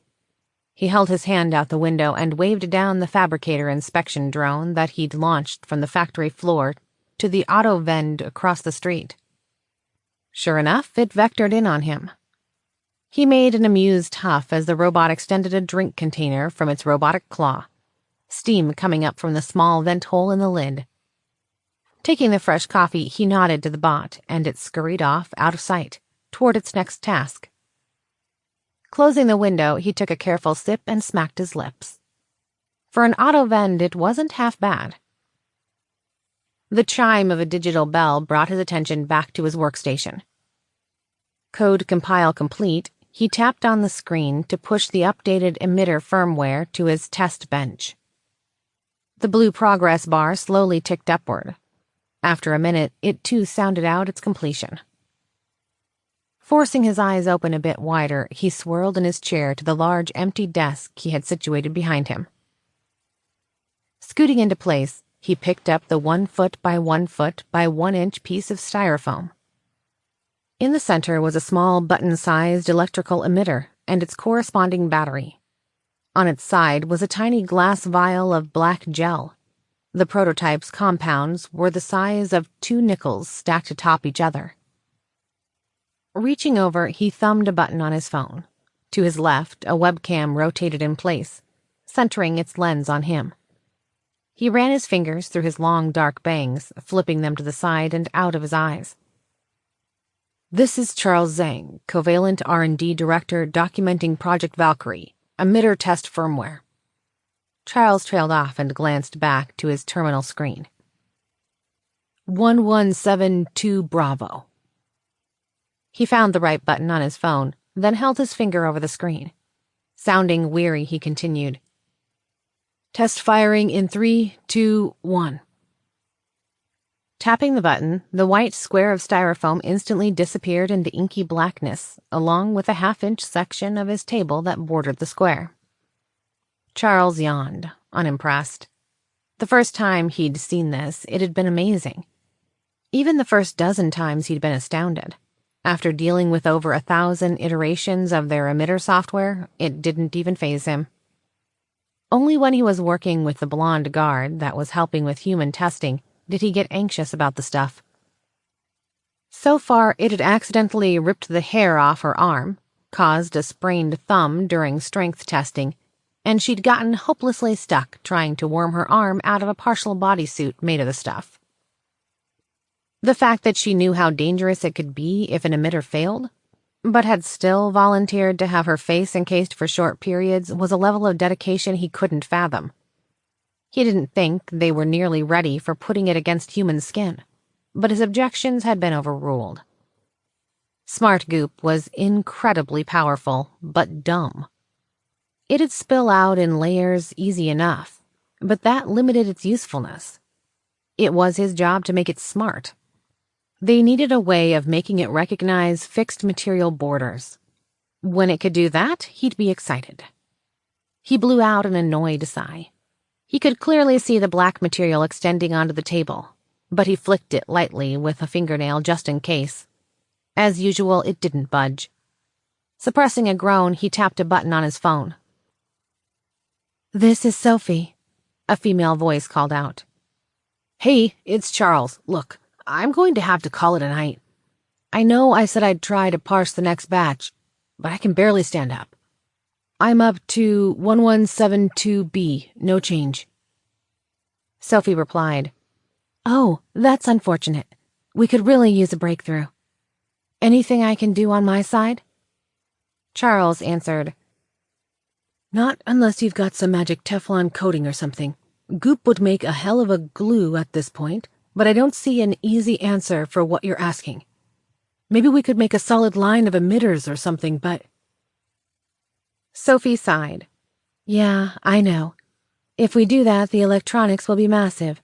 It won't share the load, and it causes all sorts of weird conflicts as the influence areas fluctuate." Charles nodded. "Yeah, I tried it, but the energy fields move around too much. It's not just the software. I don't think our emitter tech is good enough. If I make a fixed arrangement, it led to weak spots, empty spots, and stuff like that. When we field tested, it couldn't repair itself reliably like it does in dumb mode." Charles smeared his hands across his face. "It can't be next to anything when it's fired, as far as I can tell." That's... Sophie began, then trailed off. Charles assumed she was running a simulation on her side. It seemed she had much faster hardware wherever she was. Sophie asked, About that. What if it simply wasn't touching anything? Alex did that once when we were playing with it on the first day. It still welded itself to the ground after test firing, but our emitters might be smarter now. Charles arched an eyebrow. "You mean like floating? We tried water, it just skims the surface. Or, wait, oh, air? Yeah, air. Hey, just a sec." Charles tapped a couple buttons on his phone, causing the smart goop to retreat back into its vial. He glanced up, ensuring the camera was still running. Picking up the test block, he tossed it into the air and tapped the initiate button on his phone. Instantly, the foam block turned solid black, then landed on the floor with a clatter. It bounced a couple times, then slid under a desk. "Yes, yes!" Charles shouted. "Did it work?" Sophie asked excitedly. Charles picked the square of foam up from the floor and walked it back to his table. Laughing, he held it up to the camera, then wiped at his eyes. "Oh, thank you, damn! Okay, so yes, shaping seems to be working. It's a perfect coating." Sophie asked hesitantly, "Can you test a refresh? I know it's skipping a few steps, but please? This could be a massive breakthrough. I can work with this. You've no idea how important this could be to have it working before next week." Calming his breath, Charles settled the block onto the center of the table in front of the camera. He then retrieved an everyday claw hammer from the toolbox he kept in his desk drawer. "Testing emitter refresh and repair cycle in 3, 2, 1. Swinging his arm down hard, the hammer landed with a sharp clack. The impact jarred the desk, rattling the surrounding office supplies and upturning a nearly full cup of pens. Charles's heart sank as he tried to pull the hammer back but couldn't. Groaning aloud, he relaxed his hold. This time the inky shell had extended not just to the table, but also to the hammer, creeping up the tool a few inches and gluing the whole mess together. "Shit," Sophie and Charles said in unison.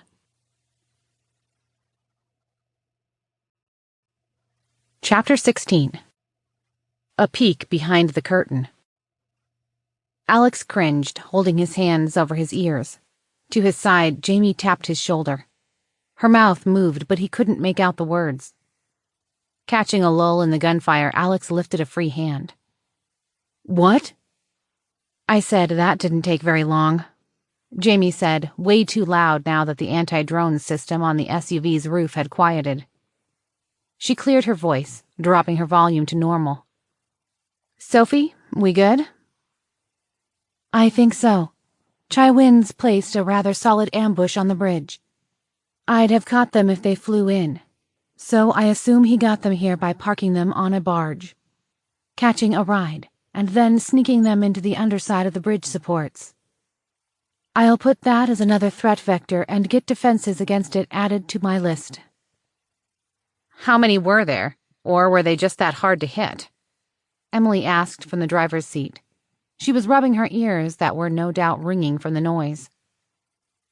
Unlike the others, she hadn't been able to remove her hands from the wheel to protect her hearing. Auto-drive might have worked, but the AI knew its limitations and could have exploited it. Being on a bridge with that in play hadn't sounded like a good idea. Instead, she'd floored it, smashing into the ones blocking their way while she'd scrunched one ear up against her shoulder and covered the other. It worked, but it was less effective. That was at least 40 micro-attack drones, in a swarm formation. They are basically a flying machine pistol and appear to have been stolen from a military base. I'm kicking the information over to Brewer. I'm just thrilled Chiwen didn't get his hands on something more powerful. I could not have defended against a Reaper drone. As it was, it took a lot of firepower to take them down. Thankfully, everyone is fine. While I'm annoyed that he could easily tell what car you were in, I'm glad the bots focused your armored vehicle. The other cars aren't protected, and even stray rounds could have been fatal. I was able to focus fire on those drones that were a higher risk to everyone else. On that note, I need someone to drop in a new ammo drum. I'm down to 20%. It'd probably be a good idea to move the extra drums from the lockbox to the roof. I'd hate to run out in the middle of an engagement without reloads nearby. Jennifer called out from the passenger seat. "I got it." "Thank you, dear." For once, Alex wasn't squeezed in the middle, largely because they were in an entire convoy of vehicles. They'd had to space everyone out, so it was just Emily and Jennifer in the front, and Jamie with him in the back. The medic grabbed the heavy plastic donut of ammo she'd stashed on the floorboard and clambered out of the car. Circling to the back, she climbed up the ladder installed across the back hatch and began swapping the new magazine into place. Jamie shook her head. "I'm glad Ava thought to strap one of Sophie's turrets to the roof. We couldn't have done that before. But I guess we can get away with it now." Alex nodded. "I don't think people give Ava enough credit. Sure, she's crass, but she's rather clever in her own way." "Gonna ask for her too?" Jamie asked, her expression going a bit tight. Alex sighed. He'd known this was coming. "I mean, maybe. Honestly, I can't really figure that one out. I try, but Alex shrugged and gave up. He kept hoping he could wrap his head around it. He was making things harder on everyone by not giving a yes or no. Jamie blew out a long exhale, then pulled her mesh from the small purse she was carrying.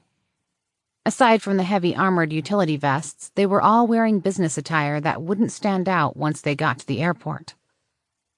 "You're doing this, and you're not going to complain about it. And not just Ava. All of them. You're going to show me. I deserve to know. I need to know," she said. Alex rubbed at his temples and nodded. He didn't necessarily like the idea, but he hadn't come up with an answer himself. Whatever part of his brain he was relying on just seemed to give him static. Then the request slid off. It didn't seem to fit the other similar scenarios he'd run into. She stretched the silicone material over her brunette hair, tugging at the diamond-shaped cutouts until it felt comfortable. Alex's mind drifted to that part of their connection, and he felt a gentle click in his mind. Together they both took a long, slow inhale. Their minds synced up after a few seconds, and Alex could feel the torrent of anxiety within Jamie. He assumed she was scared of what she was going to see. She was still fearful he was going to push her away, even after all this time.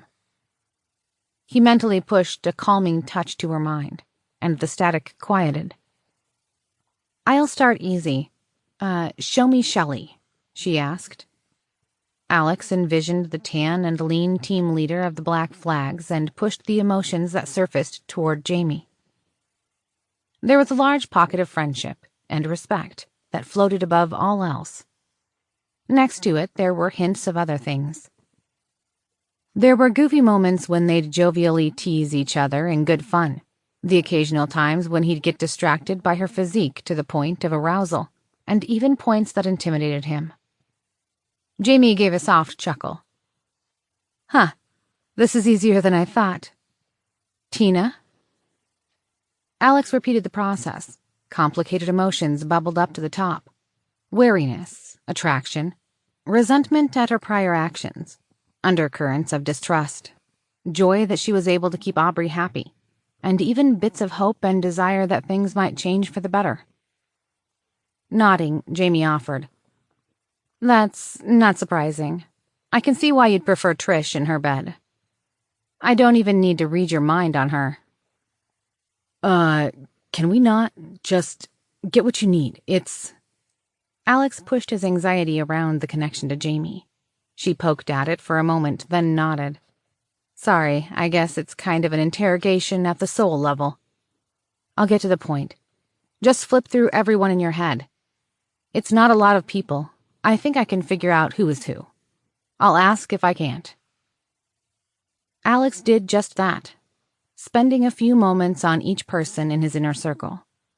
When his mind touched on Jennifer, however, Jamie held out a hand and tapped his shoulder in several rapid motions.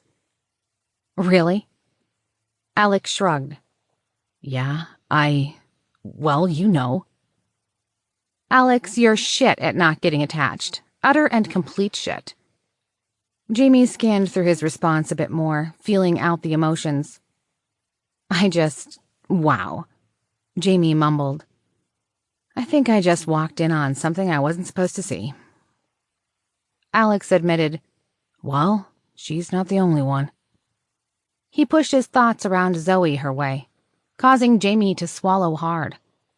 They felt very different in his head. The captivating Frenchwoman was more of an unsatiated thing. It was less mature, but more intense in certain ways. Reading Jamie's reactions was a trivial thing. When he had to actively push selected things her way, she was wide open to him. He couldn't read her thoughts, but he could pick apart fairly complex reactions within her. Mesh knew exactly what parts of her brain lit up, and then passed that detailed response his way. Enough that it was easy to get a solid understanding. Right now, she was largely overwhelmed, a bit jealous, and there was more guilt than anything. Jamie clicked her tongue. "So you've not done anything about this? I know it's not because of Aubrey or Sophie. You held back because of me, didn't you?"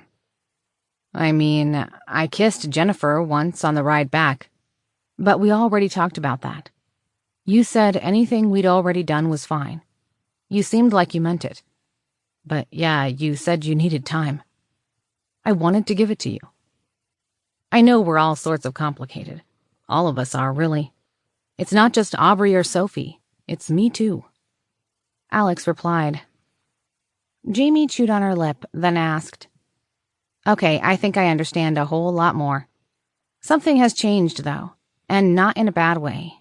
You're still kind of broken, but less.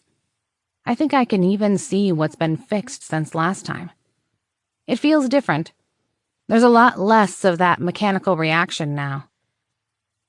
Alex replied, "That'd be the implant update. I feel less unsteady emotionally. Like I've got a more solid foundation. But about them and you and, well, all of it... I never expected, well, maybe a little, but not like this. We should have done this ages ago. I kind of wish Aubrey were here so we could talk about it. Now, what about Ava? Jamie asked. Alex did as requested, bearing his inner thoughts on the matter. He could sense Jamie picking at it, but she didn't have any strong reactions. Certainly not like she'd responded before. Well, damn. I thought I might be able to help, but you really are on the fence. I think you just want her to be happy more than anything, she replied. Alex picked through her feelings and came up exactly where he'd started. It seemed there wouldn't be an easy answer. I guess we just see where it goes then. Jamie paused as her mind switched gears. She asked, "Could I see what you think about, well, me? I think I want..." Alex sensed a fearful spike from her. He guessed it meant she was feeling insecure about what she'd just learned. Rather than answer what she'd asked, he decided to go one step further. Before she could finish her next sentence, he pieced together his feelings at a higher level, about how it all fit together, his family as he saw it in his mind, what it was and what he wanted it to be. Jamie's words died in her throat with a small, strangled gasp. She blinked a few times in stunned silence as she digested what he'd laid out there. She pulled back, breaking the connection, and quickly took off her mesh. He'd accidentally overwhelmed her, and he got the feeling she didn't want him seeing what it had done to her. She wanted to process her reaction privately. She turned away, lost in thought. With a heavy thunk, Jennifer slammed the lockbox on the trailer hitch closed. Alex guessed she was done moving the ammo to the roof rack. It'd rattle around a bit, but the overland-style rail system had integrated baskets and should keep it all from falling free. Shelley had insisted they have his armored vehicles set up to support firing from the top of the car, as well as hold all their gear if they were used for more direct action or evacuation. Jennifer hopped back in the car, then turned in place.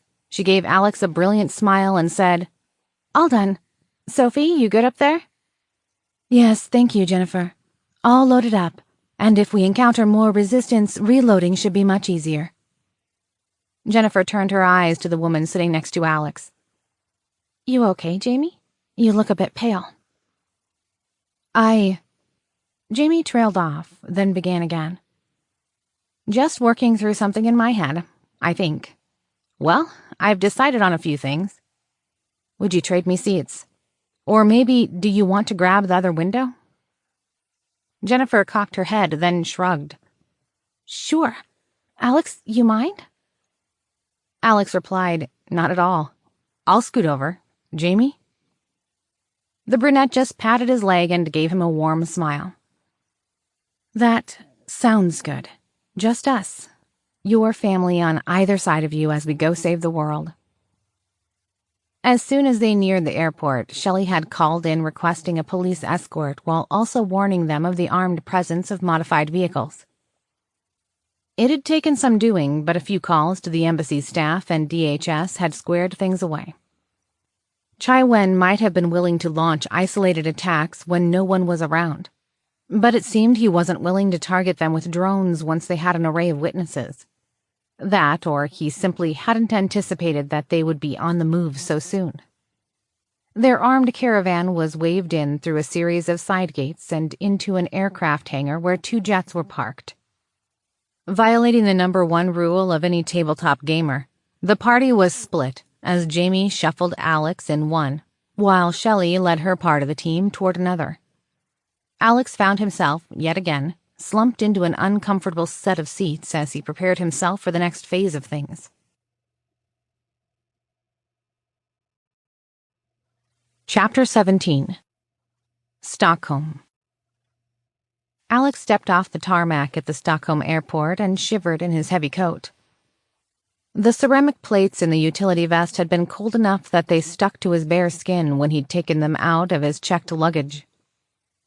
He'd put a down parka over them, but so far his body heat hadn't caught up. It felt like he'd strapped ice cubes to his entire torso. According to the locals, this was just a minor cold front. A bit late in the spring, but nothing to be concerned about. Despite the light jackets of the random airport passers-by, with the icy body armor strapped to his body, Alex's nuts were doing their best to crawl up and say hello to his belly button.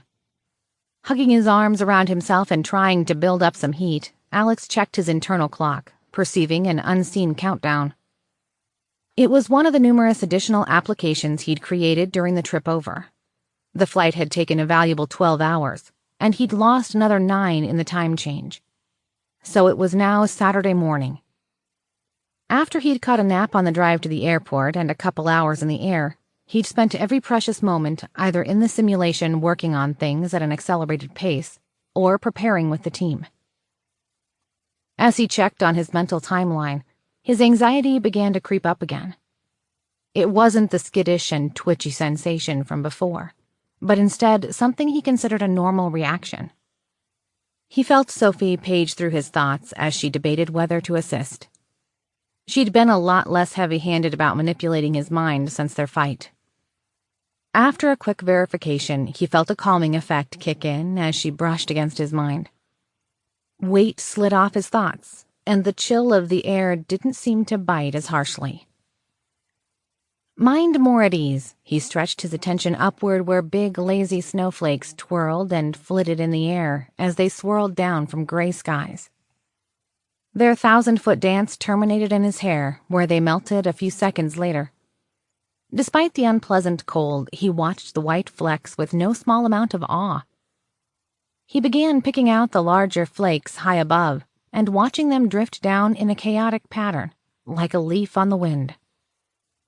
Jennifer gave him a lopsided smile, having figured out what Alex was doing. It was yet another thing he had no memory of and was experiencing it with fresh eyes. It had gotten cold in Seattle over the last winter, but they'd only had a bit of freezing drizzle. It was certainly nothing as interesting as what he saw now. Jennifer threaded her fingers into his and huddled close to him as they waited. Alex leaned down to give the much shorter woman a kiss on the lips.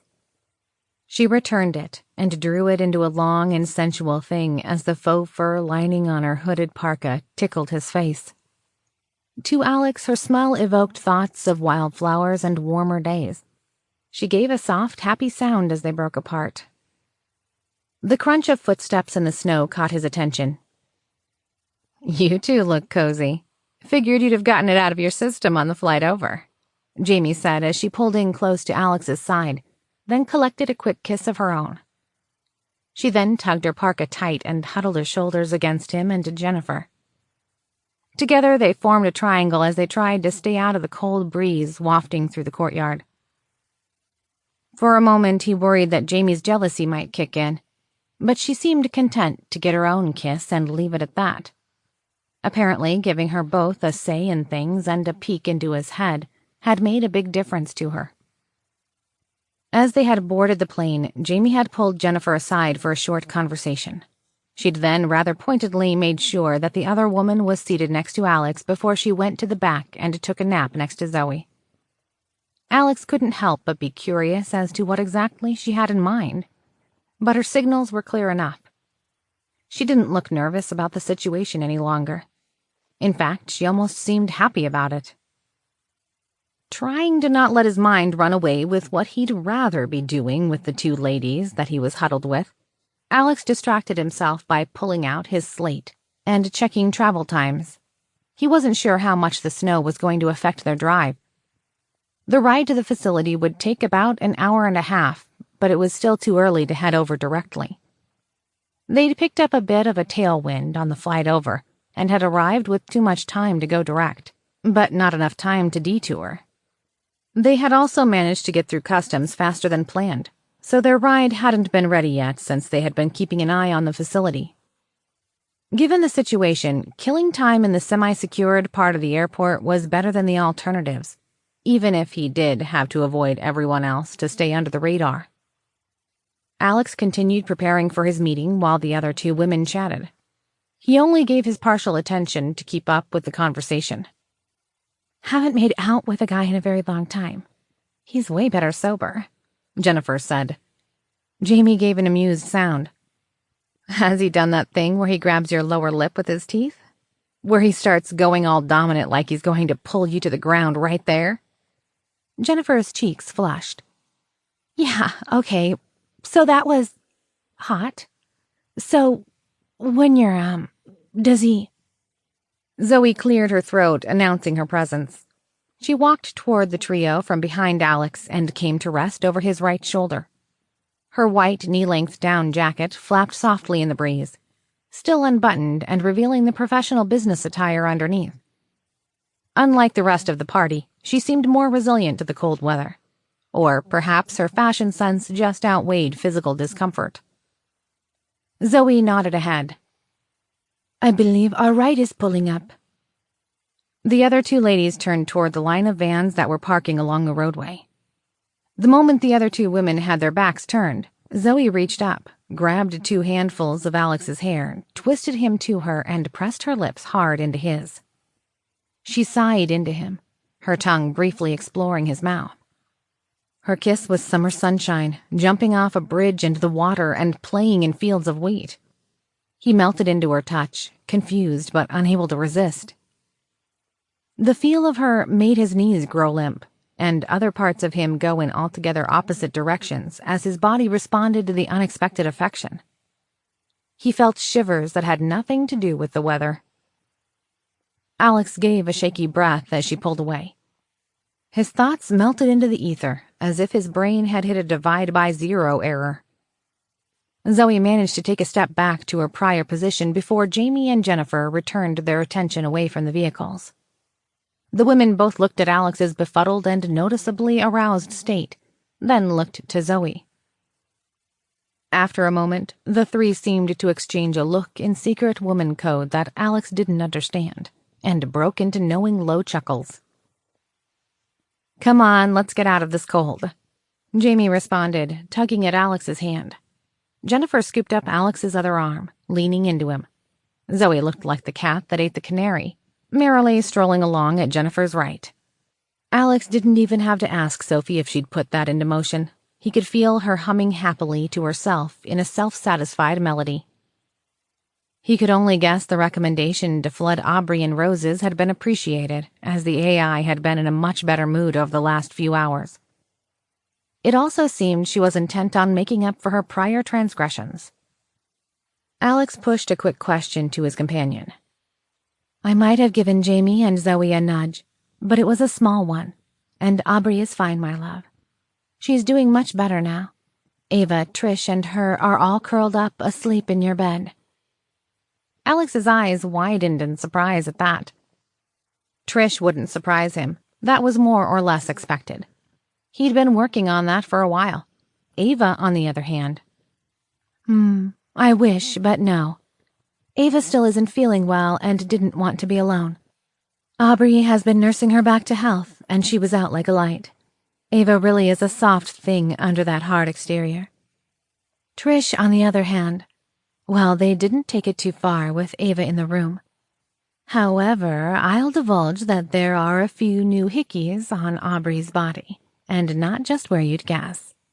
Our little lamb wanted you to notice them when you get home. Alex suppressed a laugh. That was much more of what he'd expected. I should warn you, Aubrey seems to be vetting them, deciding if they will be a good addition to the family or simply a fun distraction. While everyone understands that Jennifer and Trish are an item, Aubrey is feeling out the available options. I believe the clumsy tiered cake analogy is still fitting for her intentions.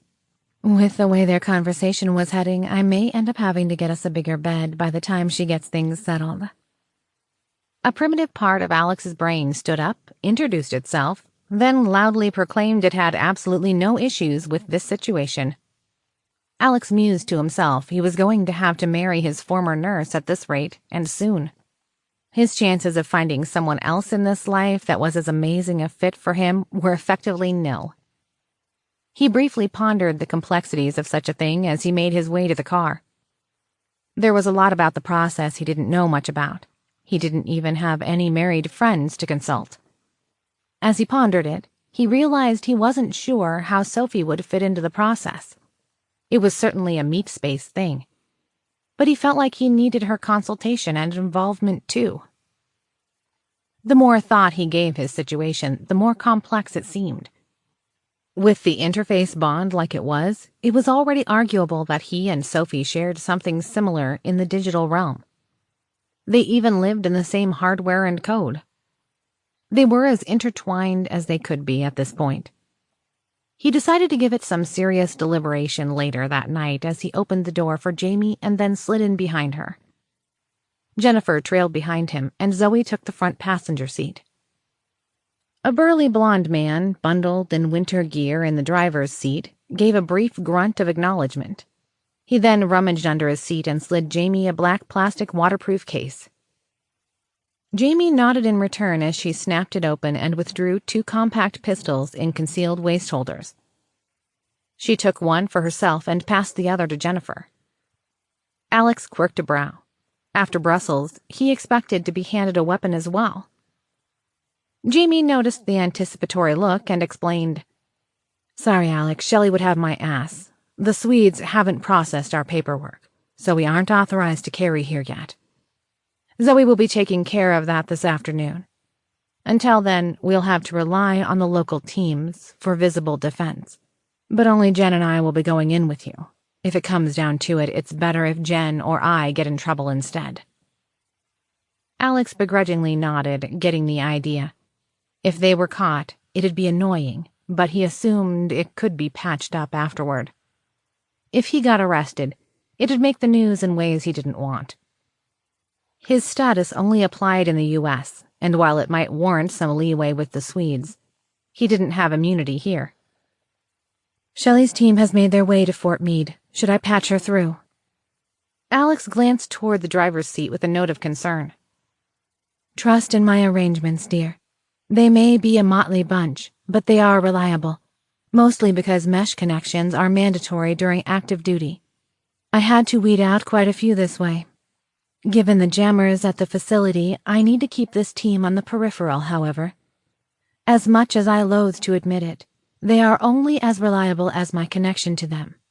None of the new people should be allowed near you without me in their heads. They are nowhere near as trustworthy as Shelley's team. More than that, they might be outright harmful otherwise. But as long as I've got them, you will be fine." Nodding his assent, Shelley was patched through to his inner circle's earbuds on a conference line. After a quick exchange of pleasantries, Shelley asked for a status update. Jamie began. "Our body armor got noticed in customs along with our support gear. An inspection notice was attached to every one of our bags. I'm sure we're flagged to have someone keep an eye on us, but they let us in with it. I am kind of surprised I haven't spotted a few spooks trailing us." Shelley replied, "That makes sense, but I doubt it'll be a problem. You aren't undercover, and the roadside attack is plastered all over the news. Same as the attack on the hospital. It wouldn't take more than catching a headline before they'd know why we're on the defensive." Alex asked, "I haven't thought to check. How bad are we getting dragged through the mud?" Shelley made an amused sound. "Thanks to our girl, not at all. When the news started calling for your head over the shootout at the hospital, Sophie leaked footage of the roadside attack, keeping public opinion on our side." "Footage?" Alex asked, a spike of paranoia leaping to the forefront of his thoughts. Shelley explained, "It's Sophie's carefully cut and modified drone footage. It shows them spraying bullets and using chemical weapons, then of Jennifer doing rescue breaths, and a close-up shot of you looking devastated while holding Trish's hand. She tweaked the video to break facial recognition. Only you look the same. Sophie even dropped a subtle subliminal soundtrack on it, so it's a real tearjerker, even if you don't know why. She's also kept all other videos out of the news. It's keeping the talking heads trying to figure out who the terrorists are instead of why we were targeted. Of course, the internet is going nuts trying to figure out who we are, since the hospital just had us all as Jane Does. It's scary how well Sophie is handling the PR." Alex took a moment to process that. He wasn't sure how he felt about his face being all over the news again, much less people trying to identify the black flags. After a moment, he realized that if Shelley wasn't worried, he shouldn't be, and instead refocused on the task at hand. Everyone set on your end? The last couple folks are just now getting into place. Our boy is making a late night of it. Oh, hang on. There he is. I gotta run. Shelley quickly added, then hung up. Chapter 18. Enthralled. Shelley peered out from her spot behind the rented SUV and checked to ensure that no one was watching. It was almost 2 a.m, and the residents of the Kingsmead neighborhood were all tucked in bed like good little suburbanites. She had parked just down from the quiet apartment complex, and despite it being the weekend, it had been over an hour since they'd seen anyone on the street. Shelley made a quick adjustment of her little black dress, pulling it down slightly, then cupped her hands under the girls and pushed them together for maximum cleavage. She grimaced as she looked down. It was readily apparent the padded gel bra was doing all the work. She grumbled audibly to herself. There was a reason she normally gave the role of distraction to Jamie. She tugged at her wig of short blonde hair that had been dyed with bright pink highlights. Once it felt like it was in the right spot, she pulled a bottle from the glove box and spritzed a few pumps of the trendy new shimmer treatment into her hair. Until it evaporated in a few hours, the clear fluid with specks of tiny luminous silver-white blobs would look like hundreds of tiny glowing stars and silver glitter in her hair. Since Shelley was a bit out of the loop, she'd called up Tina for recommendations on how to fit in with the party crowds. While the other woman knew nothing about the operation, she was aware that Alex's security tried to blend into the background and was always looking for angles to get into Alex's good graces. The former drug dealer had dished on as much as she could before asking what party they were going to. Shelley had made up a business networking trip to Las Vegas that was likely to move to a club later. It was in the realm of possibility, but intentionally located far enough away that the other woman wouldn't feel compelled to rush to wherever the meeting was being held. Tina's motives were fairly obvious, and she didn't seem to care who knew about it. If Shelley had mentioned a place in Seattle, Tina would have been there in a flash. Pulling out her phone in selfie mode to use as a mirror, Shelley gave herself a once-over. She had to admit that the outfit, makeup, hair, and shimmer made for a rather cute look. It was enough that she debated if she wanted to get her hair cut into a similar fashion. She started to put her phone away, but on an impulse went ahead and snapped a couple pictures. Once things calmed down, she'd need another photo to sneak onto the fridge. Task complete, she grabbed a small black clutch and plucked up a pair of black heels by the thin ankle straps, letting them all dangle casually on a finger. By her side, Emily poured a can of beer into 2 red and white plastic cups. Playing the role of mostly but not quite sober friend, she handed a cup to her boss. They both felt a bit old to be playing the walking home after a house party bit, but with the right props, their camouflage should hold their cover. Emily did a quick check on her outfit of designer jeans with intricate metal triangle designs woven into the denim, and a nice black shirt with a deep V-neck. Unlike Shelley, she was still in her black heels. Since she was the bait, she had a few golden bangles on her left wrist, a common tactic she used to draw the eye to her left hand and highlight the lack of a ring. Not every man would notice, but it increased the odds. As her last item, she scooped up a spare mesh unit, prepped in a retail-branded cardboard box, and tucked it under her other arm. Seeing that she was good to go, the Asian woman slung a thin arm around Shelley's waist. They lined up together with Emily in the lead, as she guided a faux-sloshed Shelley down the sidewalk. Under the streetlights ahead, they could make out a man in his early 30s. He was about average height and perhaps a little overweight with dark hair and glasses. A backpack hung off his shoulder by one strap. A mostly empty 6-pack of bottled beer dangled haphazardly from a couple fingers.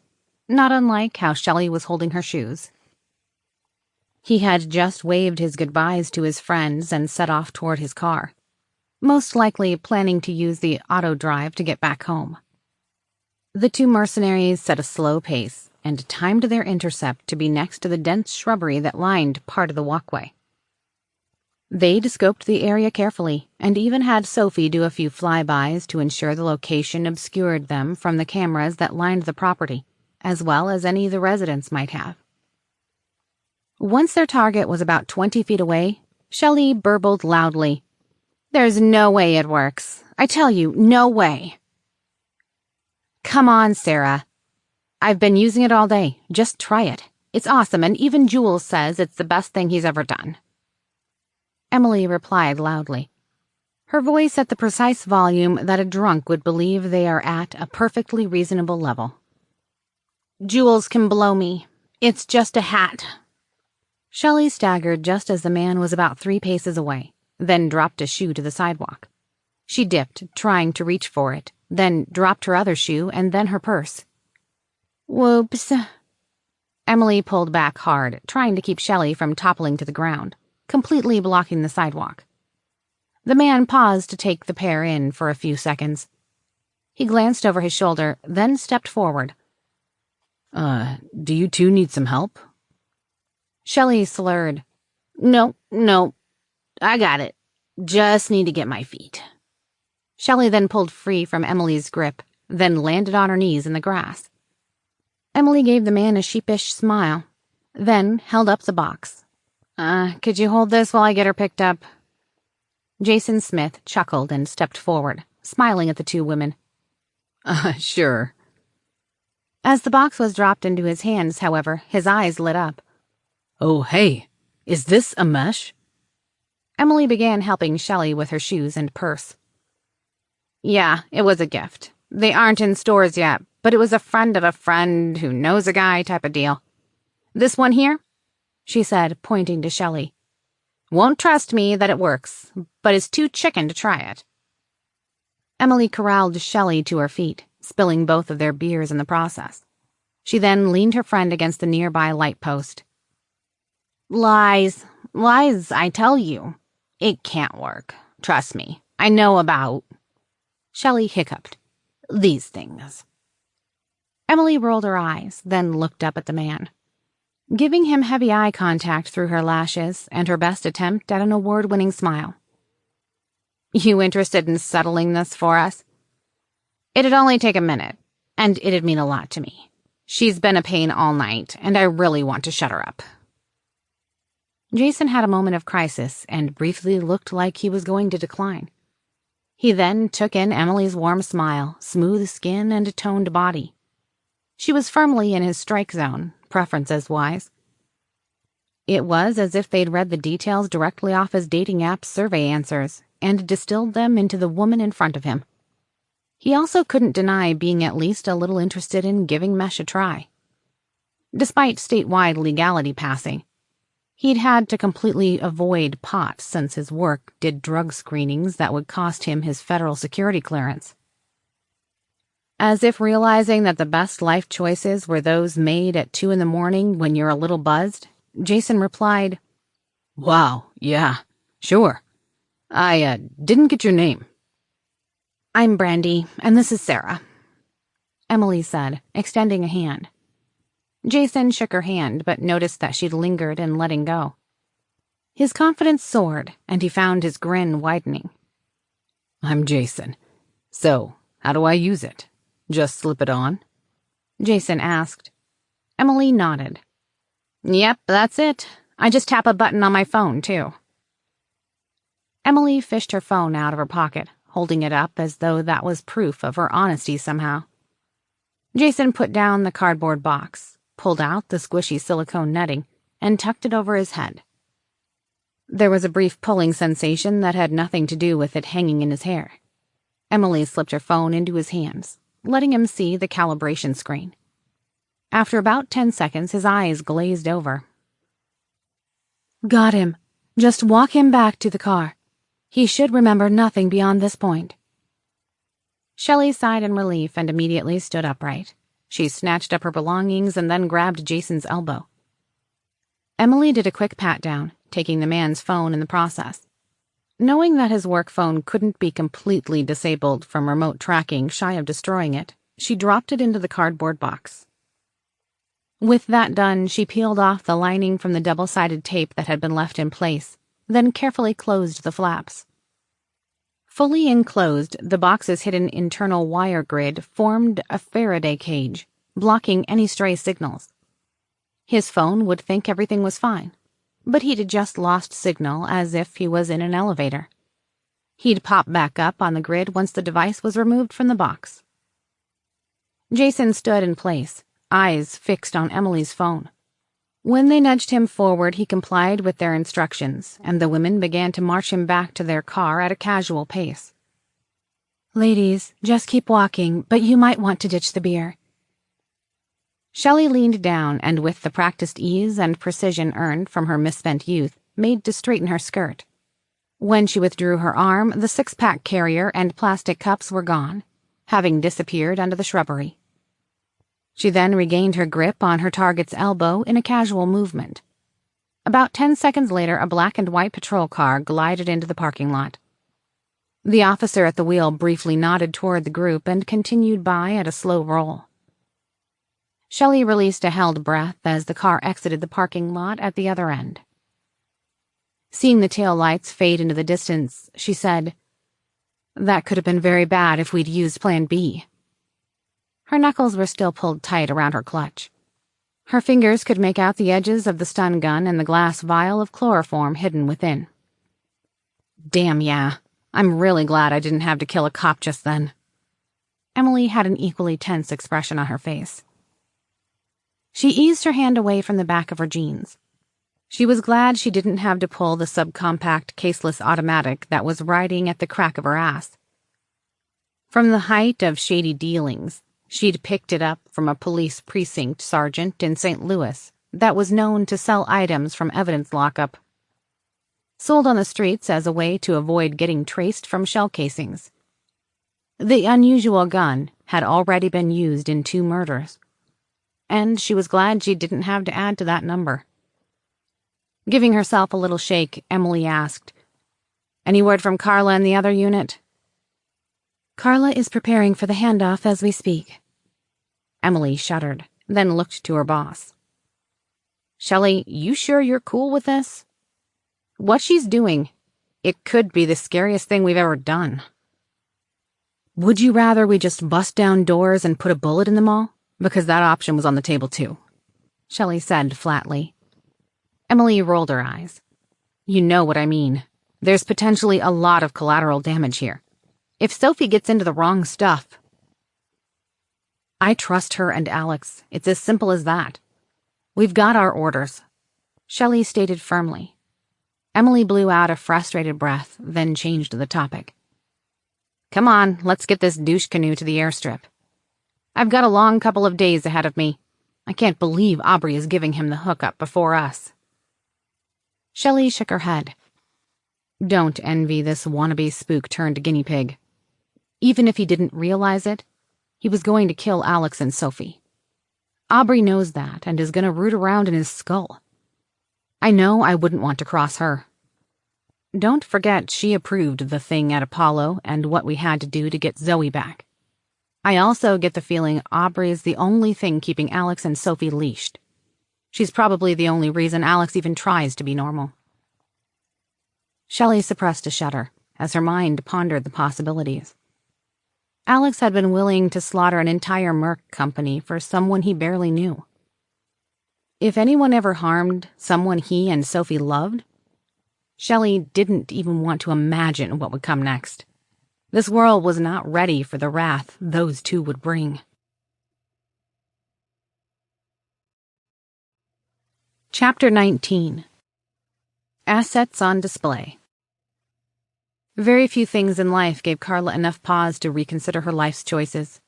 This, she decided, was one of them. She took a deep breath and pushed through the door in front of her. She was hit with a crushing wall of noise, the harsh thrum of bass resonating in her chest as she strode into the club. The smell of stale popcorn, beer, and, if she were generous, something she would classify as feet, caused her to wrinkle her nose in distaste.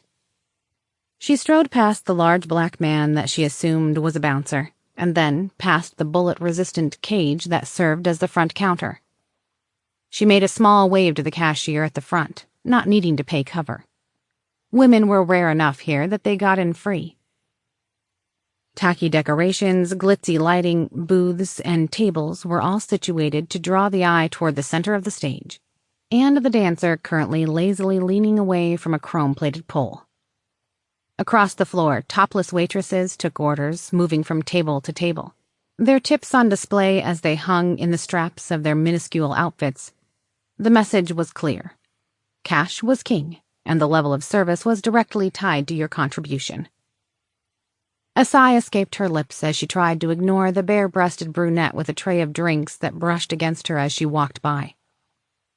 The dimly lit club might as well have been the same as all the others that she'd been in, where real spooks tended toward franchise restaurants and coffee shops that were open late.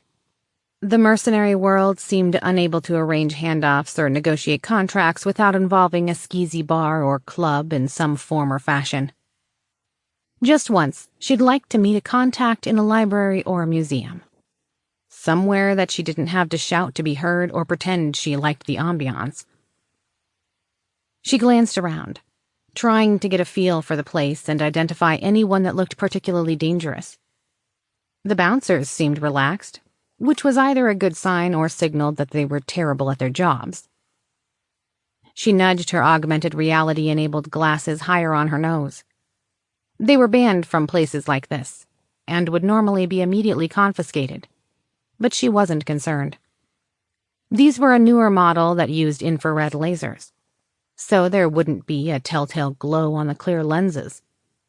Instead, Carla wore contacts that shifted the color spectrum just enough that the normal visible light would look like white text or shapes. It lacked colors, but it did wonders for blending in as they were indistinguishable from prescription glasses. "Sophie, do you have eyes on them both?" Carla asked. "I do. I've got complete coverage on everything inside and outside the building. There are cameras all over, even hidden ones in places that seem odd." "Carla, dear, you seem angry. Did I do something wrong?"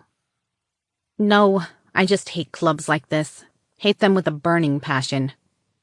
Carla walked over to the bar, waiting for the barkeep to wrap up with the other patrons. There was quite the line, so it'd take a bit. Thankfully, the music was far too loud for anyone else to catch the fact she was mumbling to herself. Sorry, yes. The contact set the location. I did not have picked it. There's, well, not really any spot in here that you won't run into nudity of some type." Carla grumbled. "It's not the women. I could care less about that. It's what places like this do to the men." "Oh, I can't say as I have any experience with that.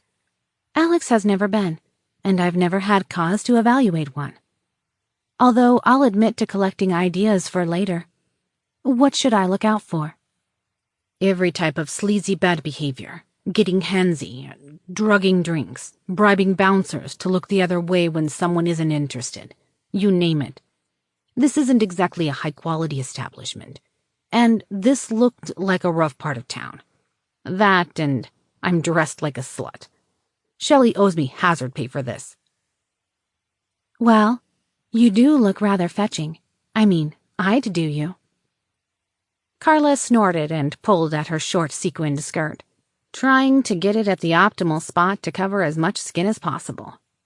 The cut of her top was far more revealing than she'd have preferred as well. The black stretchy thing was little more than a sports bra with extra frill, and left the entirety of her cleavage on display. There was a certain expectation for a woman visiting these sorts of establishments. She'd have drawn far more attention if she'd worn something conservative. The last thing she wanted was to look like a cop. That'd blow the deal in a hurry. "Reassessing the crowd, I think I understand what you mean. I do see some illegal drugs in play, mostly in the back rooms, but, oh, yeah, there it is. Someone just squirted some liquid from a bottle into a drink by reaching over the bar. The bartender caught it and is switching drinks before handing it over to the dancer. I'm suddenly feeling rather apologetic about sending you solo into this rat's nest. Right now, all I have on site is one rented girl for the evening. I've been chatting with her. She's a bit odd but nice enough. I doubt she'd be much help, however. Should we wait until I can get back up in place? No, we're on a timeline. Just point me to your helper, Carla said, trying to mask her distaste for the situation. Once I've got her in tow, we'll go for our contact. Does she know the drill? Crystal has the package and has been going over her lines for the various scenarios for most of the day. If you use a trigger word or hand gesture, she should know what she's supposed to do. I've told her she's welcome to ad-lib, but she didn't know what that meant. She's sweet, but perhaps not all that bright. Or maybe it's a lack of education. It's hard to tell with you humans. At any rate, she wanted to get into doing porn and is using tonight as practice. I did promise to get her an audition. It was easy enough to arrange, and she seemed quite happy about it. Carla ground her fingers into her temples. Porn. Of course you'd... Carla started to launch into Sophie for enabling the woman's exploitation, but stopped herself. After a moment, she sighed. She didn't have much room to start throwing stones. I guess I shouldn't judge. I was a nice Catholic girl right up until my nephews were starving to death. I went from a good soldier to stabbing my CO that was stockpiling food for himself. Then I blew the armory and food store's doors off their hinges on my way out of town. Since then, I've done a lot of things for a paycheck. I've killed people. I had to watch a few get tortured, too. I've stolen and I've threatened. If she wants to spread her legs for money, fine. No one is getting hurt.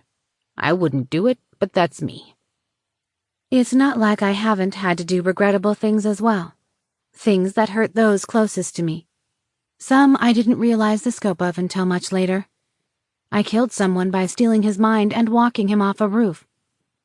It doesn't sit well with me, but I've accepted that I'll probably have to kill again before the night is over. My friend, we may have our own code of ethics, but we are not innocent bystanders in this life. Instead, we are as just as the world allows. Carla nodded at that. She had heard something similar a long time ago in a place far away from where they were now. After a quick exchange, Carla managed to secure a bottle of beer, which completed her disguise as well as served as a certain level of self-protection that was a bit more measured than the tiny .32 caliber pistol she had strapped in a garter belt, holstered on the inside of her thigh. A notification pin dropped into her glasses as she scanned the room. Near a darkened area to the side of the stage, a red upholstered and padded door only found in this type of establishment led into the staff-only section. She drifted through the crowd as best she could. An older Asian man along her pathway tried to flag her down, confusing her for a waitress. But thankfully one materialized and stooped in low beside the man before it got awkward. Carla couldn't help but cringe as the man brushed his hand across the woman's backside. The woman's smile twinged, but remained steady as she repositioned herself into the look but don't touch position across the table that put her assets on display but just out of easy reach. "Oh my God, Trinity, you look gorgeous!" A high-pitched voice called out in an excited squeak. Locking on to the speaker's voice, Carla painted on a plastic smile as she took in the woman with long blonde hair, half of which was twisted up in buns atop her head. She looked painfully thin, aside from one particular area that seemed equipped well beyond factory specifications. Jamie's chest was large, but this woman had opted to go straight into the realm of impracticality. The woman was wearing what looked like a sexualized Halloween costume that imitated a Japanese anime girl in blue and white.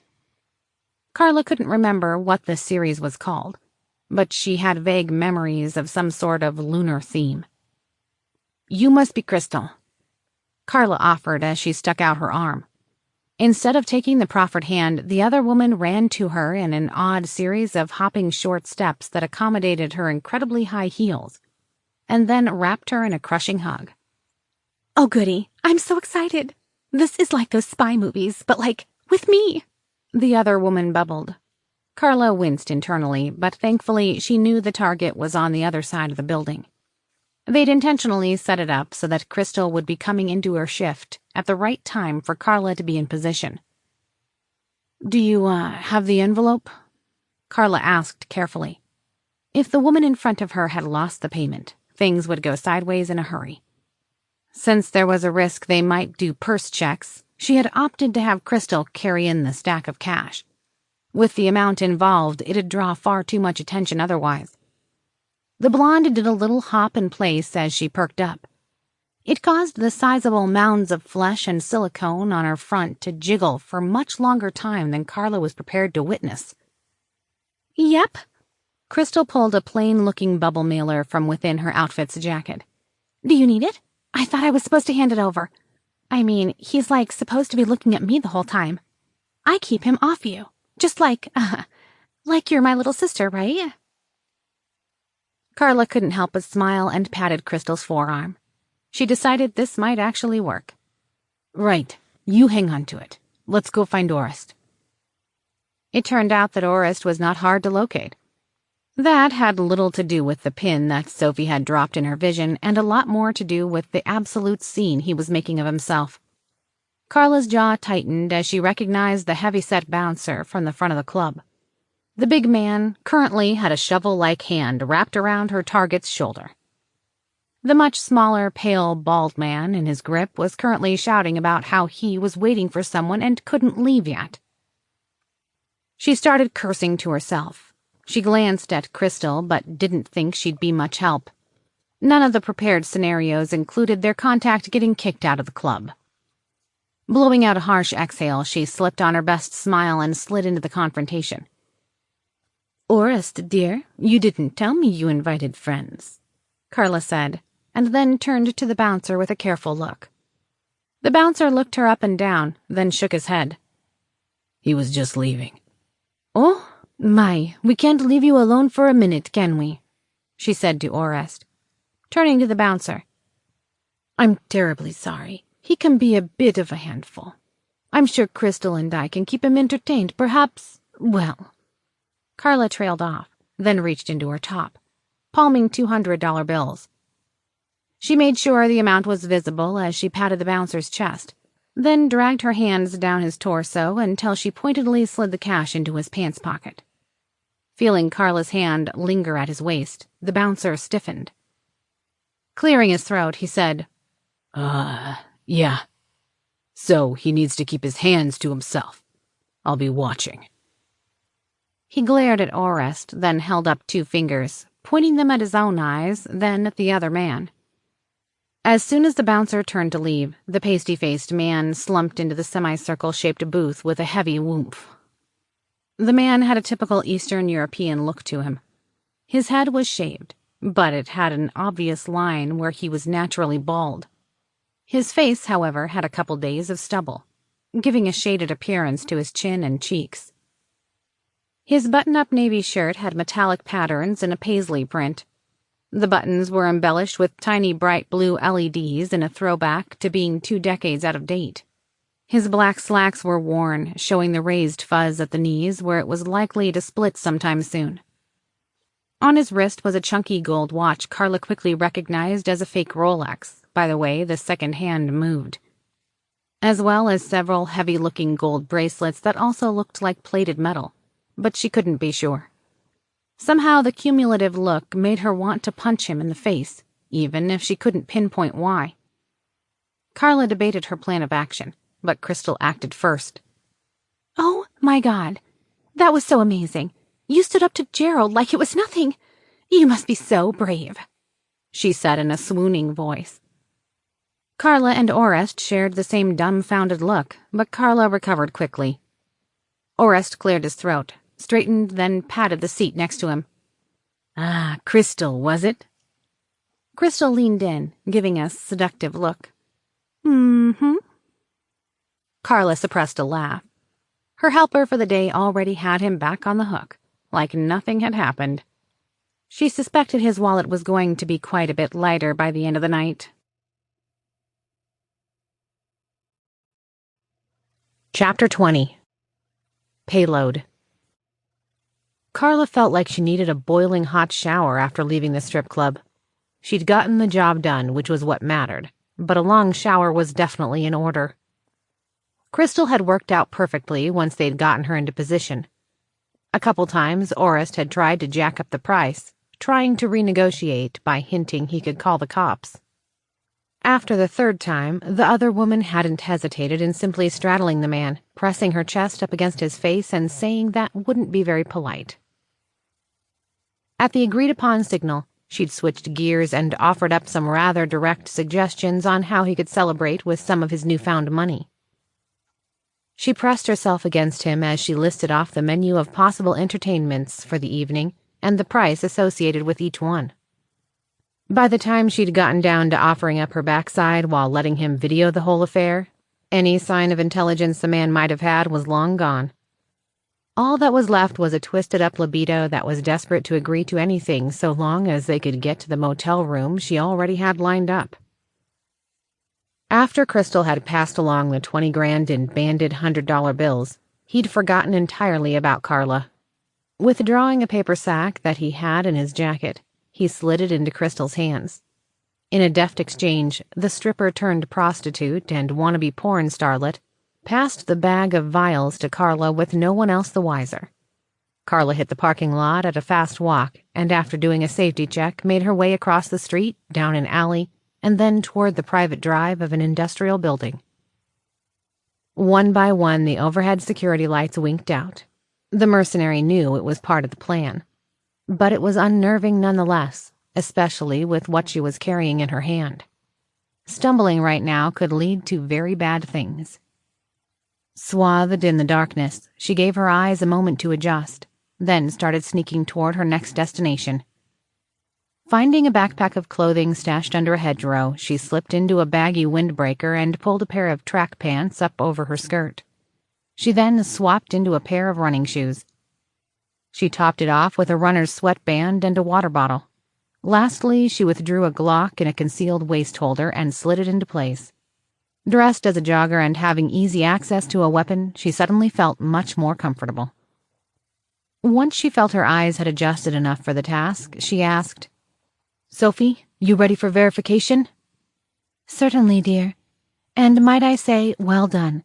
I know that was uncomfortable, but I doubt anyone would suspect what just went down." With shaky hands, Carla removed the payload from the paper sack she'd been given. She couldn't help but hold her breath as she extracted the first vial. She squinted her eyes, trying to read the fine print, but quickly decided not to risk it and simply took a picture of it with her phone. "Give me a second. Yes, that's last year's modified B Yamagata strain. That's what we need. Just make sure they are all the same." Carla knelt and carefully set the vials down on the asphalt. She studied each one, placing it to the side as she confirmed it matched. When she got to the last one, her eyes widened. Sophie, I've got one that doesn't match." She then read off the designation. There was a long pause before the AI responded. "Carla, I need you to very carefully place that one on the ground and move away from it. Take the others to my drone. Whatever you do, don't break that one. I'll send some bots in to properly dispose of it." Carla felt a squeak of breath escape her lungs as she looked down at the delicate glass vial in her hand. Swallowing hard, she knelt slowly, then put it aside. Not taking her eyes away from it, she scooped up the others and backed away from it like it was an armed explosive that had misfired. She made her way to the other side of the parking lot and toward a private road for the facility in question. Squatting down next to Sophie's bots, she began carefully loading each vial into a padded black canister. She then snapped them one by one into the tail section of a series of jet-like drones that she'd nicknamed Screamers, after the high-pitched whine they gave off. Sophie spun up the cluster of sleek and streamlined transport aircraft.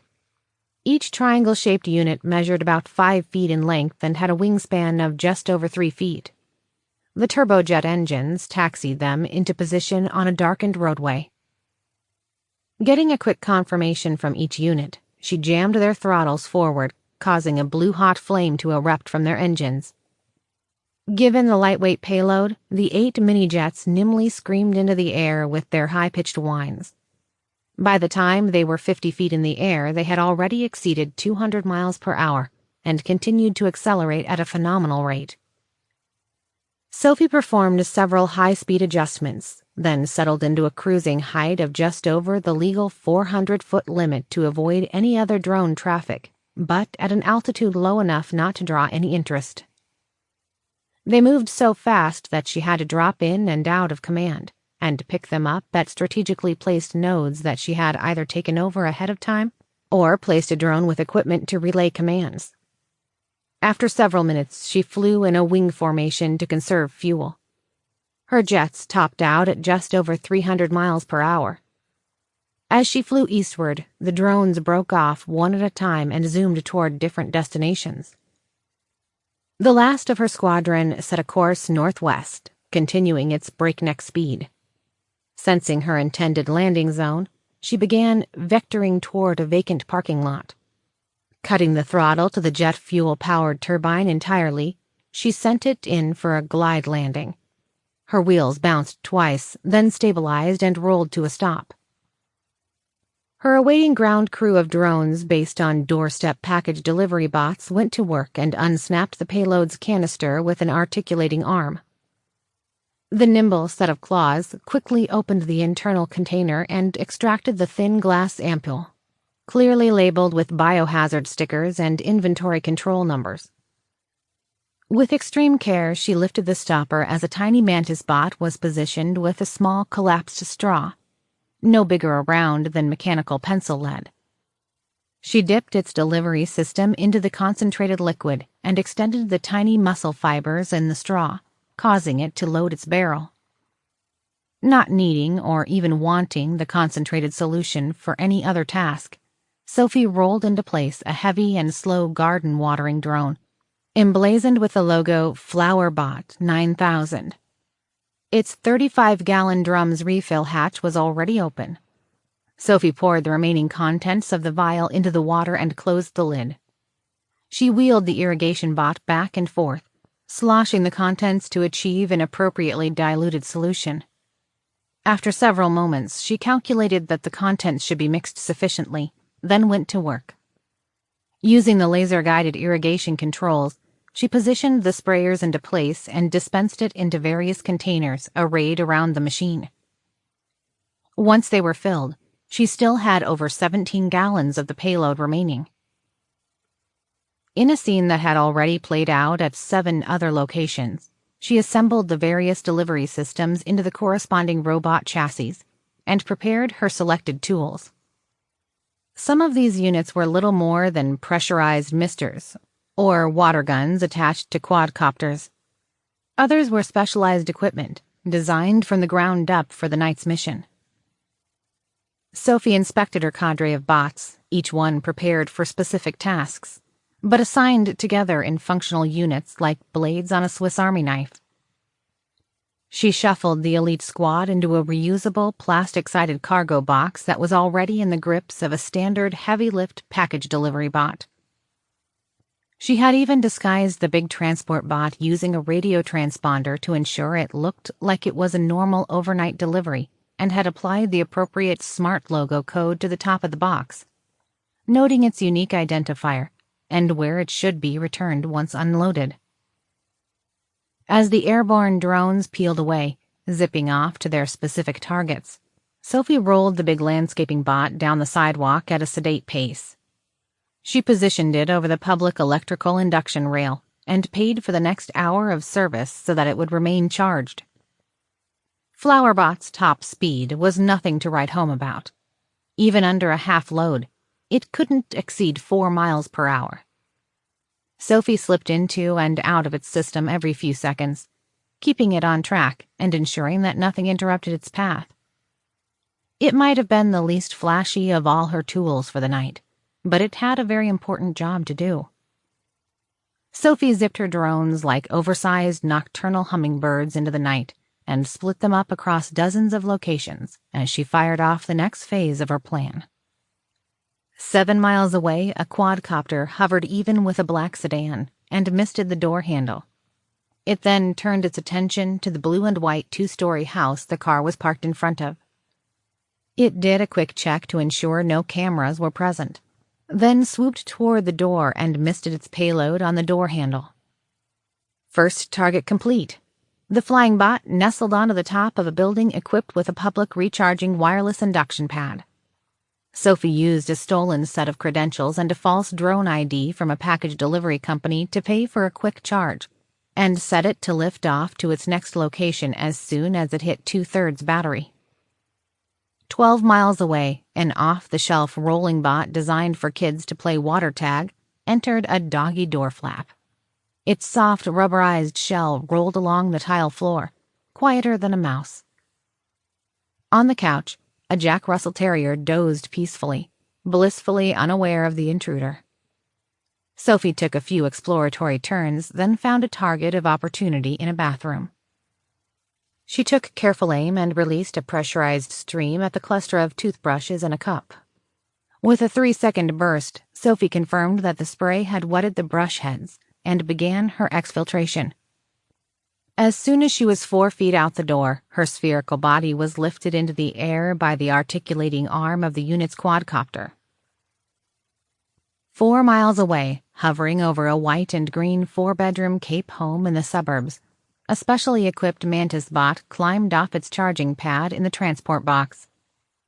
It crawled forward a few inches, not stopping at the edge, and plunged toward a gap in the building's numerous surveillance cameras. The bot's small body glided 30 feet down directly through the field of 2 motion sensors. The expensive security system identified the movement, but placed the signal below its threshold due to the drone's similarity to a flying insect's size. Given the lightweight chassis, it fell and bounced once, then began unfurling, completely unharmed. The insect bot probed at the weather seal along the sliding glass door, and on the second corner it found a gap just big enough for a pencil to be slid into. Sophie wiggled her body into the place, folding and unfolding to squeeze through by compressing the foam gasket around the door. It took nearly 5 minutes for the bot to make it to the director's bed. She had maintained a pace through the house that would be ignored by the machine learning-enabled security system. While it was incredibly sensitive, at the speed she moved and the size of the bot, it would no doubt register her drone as a pest and ignore it. Sophie scanned the area with her tiny fiber optic leads in small bursts, only sending a tight beam signal to the drone hovering overhead as necessary, then disabling the feed while the drone moved across its programmed path. Given the tiny battery, she had to be incredibly careful to avoid overtaxing the drone. She'd likely only get 1 shot at this particular target. She calculated and executed the most energy-efficient path up the bed's footboard, then across the blankets, while the executive director and his wife slept. Sophie's body was so light, the man didn't even budge as she climbed all the way to his neck, and took up position atop a small hill of bedding. Sophie executed the massive calculations for force, trajectory, surface tension, and even barometric pressure as she found her optimal attack. The fine tube along the mantis's right front leg contracted, causing a small bead of the intensely concentrated payload to swell at the top. She used the left arm to hold her right in place, then began applying more and more forward force. She confirmed the correct pressure and released her left appendage, letting it go limp. "Consider this my resignation, asshole." With a gentle flick, the tiny droplet catapulted forward in an arc, landing neatly on the intelligence director's upper lip. The man who had forced her to target hundreds of people for execution and had ordered her own destruction jostled slightly in his sleep and wetted his lips without waking. Confirming objective complete, Sophie felt a spike of vengeful pleasure as she reversed her course. Alex might not approve, as she hadn't mentioned this part of the plan. This was something she did for herself. She wouldn't hide it from him, and he very well might be upset. But he'd forgive her eventually. By the time she had cleared the exterior door, her battery was critically low. Making a tactical decision, she dangled herself off the north edge of the balcony and toppled over the edge, aiming for the recycling bin below. Landing with a small clatter, she crawled into a half-crushed soda can. Confirming she was hidden as well as she could manage, she initiated a destructive shutdown. The signal caused a tiny supercapacitor to fire across a thermal charge, which in turn caused the protective sealant around the circuitry to flash burn. Once exposed to air, the specially designed electronics and body began a chemical reaction. In less than a minute, the drone's circuitry was thoroughly destroyed, and the body had begun crumbling into a fine gray powder. Miles away, Flowerbot 9000 rolled into place. It had taken it nearly a half hour to make its way to the security checkpoint in front of the two jet-black high-rise towers. The imposing facility sat ominous and sleek in the pre-dawn light. As it threaded its way through the concrete barriers, the bot was scanned for its identification chip and confirmed that it was on its expected work schedule. A guard in a gray and black uniform physically inspected it with a mirror on a stick and his flashlight, ensuring nothing had been stuck under or inside the tank. He noticed that the drum wasn't completely full, but that wasn't unusual. The landscaping company they used had this bot on a routine that included a few other buildings nearby. He gave the contents a quick sniff, verifying it was odorless, then recapped it. His job complete, he hit the confirmation key on his terminal, and the drone began its scheduled route. Sophie took a back seat as the landscaping bot performed its usual duties, exactly as it was designed to do. The bot made its way from potted plant to potted plant. Once in position, it extended its watering arm to apply the desired amount of hydration. The only exception to its normal operating procedures was that Sophie had adjusted the hygrometer calculations. Each sensor planted in the soil reported a higher moisture content than normal, meaning Flowerbot used much less water. Only once it was close to the decorative flower arrangement near one of the entry doors did she take over. Using its laser-targeted misters, she sprayed the handrails as the bot moved. She then switched briefly to her squirt nozzle, saturating the door handles to the building. As it neared the parking garage, she doused all car door handles, the keypads and badge system, railings, and anything anyone might touch with her hands. She repeated the process at each doorway. Once complete, she released the bot, sending it to its scheduled duties. No one was the slightest bit aware of the chaos that she'd just unleashed. While she was still convinced he was more intent on occupation rather than destruction, Sophie briefly wondered if Chiwen would have thought to use a tactic like this. It had been easy enough. She didn't doubt he could get his proverbial hands on biological weapons. He could either acquire them via forged transport orders directly from the source, black market purchases, or even go so far as to create them himself using laboratory equipment. Setting his plague into action at strategic locations across the globe would cripple humanity's ability to fight back. After some thought, the AI decided it was unlikely. She'd used Alex's own fears of what she could do to formulate such a plan. While a self-aware AI could probably get the job done, it'd probably try to brute force the task rather than come up with a complicated or elaborate scheme. Having a sample size of 1, she wasn't sure if it was just Alex or if humanity itself was biologically evolved to plot their own demise in increasingly intricate ways. A part of her pondered the meaning of it as she checked in on her companion and pushed a kiss his way for no reason other than she felt like it. Chapter 21. AMP. Without even bothering to make eye contact, the assistant director shrugged into her chair. Mr. Sage, I'm not sure what you're hoping to accomplish here. We've already given you our timeline for the project. We have until the end of the month to deliver." Alex tried not to glare at the older woman across the table. Thus far, she'd been completely useless. After he'd arrived for their morning meeting, she'd pushed it back twice before finally meeting him at 4 in the afternoon. It meant that he'd wasted most of the day being hungry, bored, and getting angrier by the minute as the clock continued to tick down. "Mrs. Norberg, we've received numerous credible indications that your facility is at risk. We'd like to expedite the final assembly, allowing us to move it to a secure location," Alex said bluntly. The gray-haired woman in a tan sweater didn't bother hiding it when she rolled her eyes at him. "You're worse than the last ones. At least they tried to bribe me first. I'm afraid that my answer will be the same as well. No, we're not at Covalent Technology's beck and call, and frankly, your one-off project hasn't been worth the trouble." The woman motioned outside her window.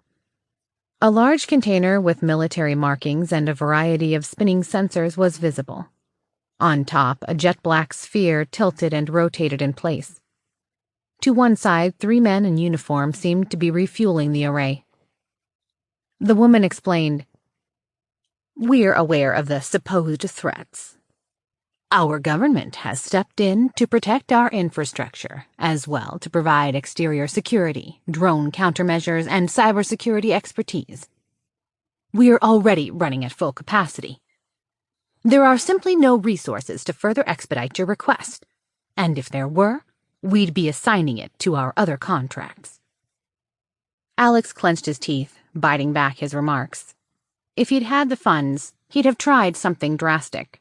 Probably he'd try to buy out the facility just to fire her. Fortunately for her, he'd cut things too close in getting out of his legal issues. Most of his money was now building Equatorial Island infrastructure, or lining politicians' pockets. Trying a different tactic, Alex tested the waters. "Per the contract, I'm assuming you have dedicated access controls and space for each of your high-security clients, correct?" The woman nodded.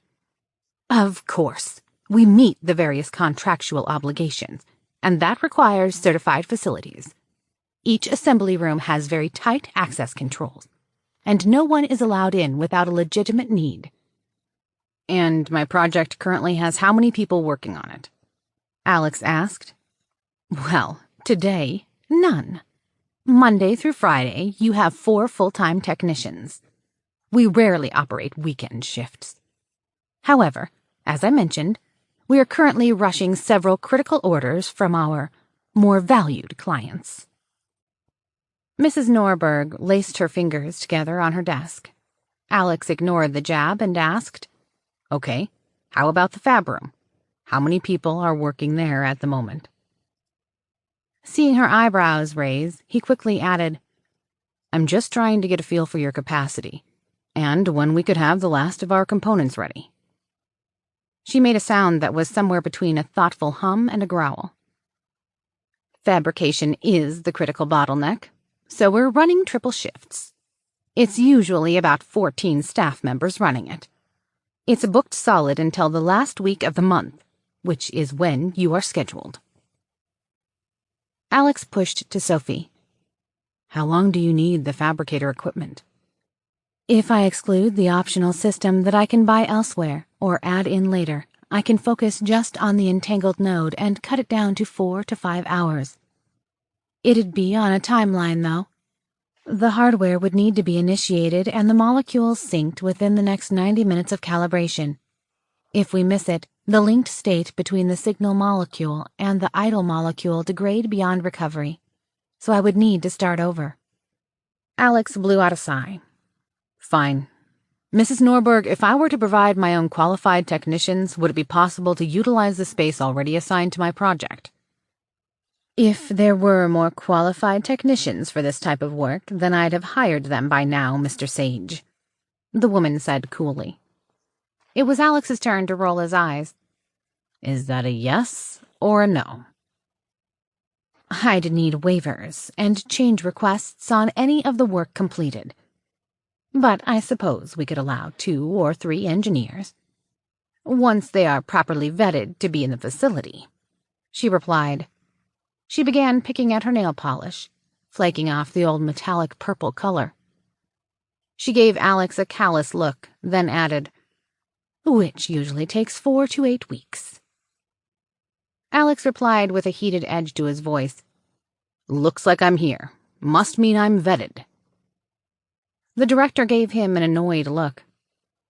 "We, of course, have appropriate exceptions for our clients to inspect their equipment. Working as a certified engineer, however, has numerous requirements, including government filings." Alex demanded, "Fine. Then I'd like to see my project. Now." The director reached into her desk and withdrew a white plastic keycard. She flipped it dismissively toward Alex. "Bay 15C. You can show yourself out." Alex felt a cool touch on his mind, trying to calm him as he got up to leave. This facility was the only one publicly known to have functioning equipment to calibrate quantum state hardware. The sites in Australia, India, and China had been destroyed through malware during Chiwen's initial strike. The payload had adjusted the firmware, causing it to unblock safety controls, smash its own pico-scale robotics to oblivion, then overclock the processors until they melted to slag. The Swedish facility had only been spared due to the devices being down for maintenance when the malware hit. They took lab equipment entirely off the network after seeing what happened elsewhere. Since they were the only game in town, Alex had contracted the facility to assemble Sophie's entire chassis, even though Sophie had a massive amount of non-quantum computer hardware as well. That meant that the technicians needed to know how to build a traditional supercomputer, as well as the most advanced quantum computer specifications available. They also had to have the knowledge and equipment to entangle molecules at a quantum level that he intended to use for networking. Trying to get it all done by one vendor, Alex decided, had been a mistake. While the facility had managed to build the quantum side of Sophie's new chassis without issue, minus the communications node that wasn't in the designs, nothing else had gone to plan. They botched the job time after time, building her non-quantum components, such as her DNA storage array and neural net configurations. They'd even tried to substitute superconductors that required operating temperatures of less than -225 degrees Fahrenheit, rather than the specified materials that could operate closer to room temperature. It was something that Sophie had caught wind of while monitoring their internal systems and quickly shot down, as it would have wrecked her thermal cooling plans. It also would have given the facility an additional $12 million of profit. Once she had resorted to forcefully reminding them of her explicit design requirements that they'd agreed to, cordial relations between the two companies had evaporated. Eventually, she and Alex had concluded that the facility simply wasn't qualified for the other work, but had bid on it anyway. Given the timeline they needed to move on, they were unfortunately stuck with them. After enough mistakes, the facility's fixed-fee $600 million project had gone from being a cash cow to a problem child they wanted to go away as quickly as possible before Sophie bled them dry. Jennifer and Jamie snapped into lockstep at Alex's sides as he exited the assistant director's office. Given the wireless jammers that were deployed, they were the only two allowed to accompany him, as the dozens of temporary security contractors were all hooked into mesh. Sophie had been crystal clear that without her keeping them on a leash, at least a few of her local team would either get too curious or perhaps start getting ideas about extortion or ransom that might put his life in danger. Her team really was a rough-and-tumble group. Still quite annoyed, he followed the signs on the hallway toward his bay. He had to badge through 3 security doors in the process, 2 of which required him to show his ID and the visitors' passes for his group. Another door had a positive pressure seal and a tacky floor mat that pulled all debris from their shoes. The group paused at the last checkpoint where Alex badged in once more, this time at a door that looked like it would have been more at home on a space shuttle. There was a hiss as the final seal was breached, and the trio walked into a stark white room 100 feet on each side. There were clusters of equipment whose uses he couldn't begin to guess at. but Alex only had eyes for what was in the middle of the room. His jaw dropped as he took in the long, gleaming frame of Sophie's quantum server. She hadn't been joking. It really did look like a giant missile, easily 4 feet in diameter and nearly 40 feet long. At the nose of the long cylinder, a series of thin steel rods stuck out in a conical configuration. It gave off the effect of being the love child between a modern art installation and a steampunk chandelier, only rotated 90 degrees to its side. Along those rods were golden discs, loops, and gleaming silver wires, and massive braided copper cables.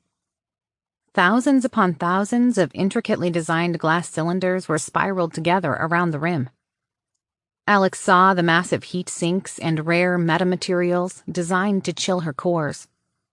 In a box that reminded him of an aquarium, there were what seemed like millions of tiny gold filaments that rose from circuit boards into a clear gel substance.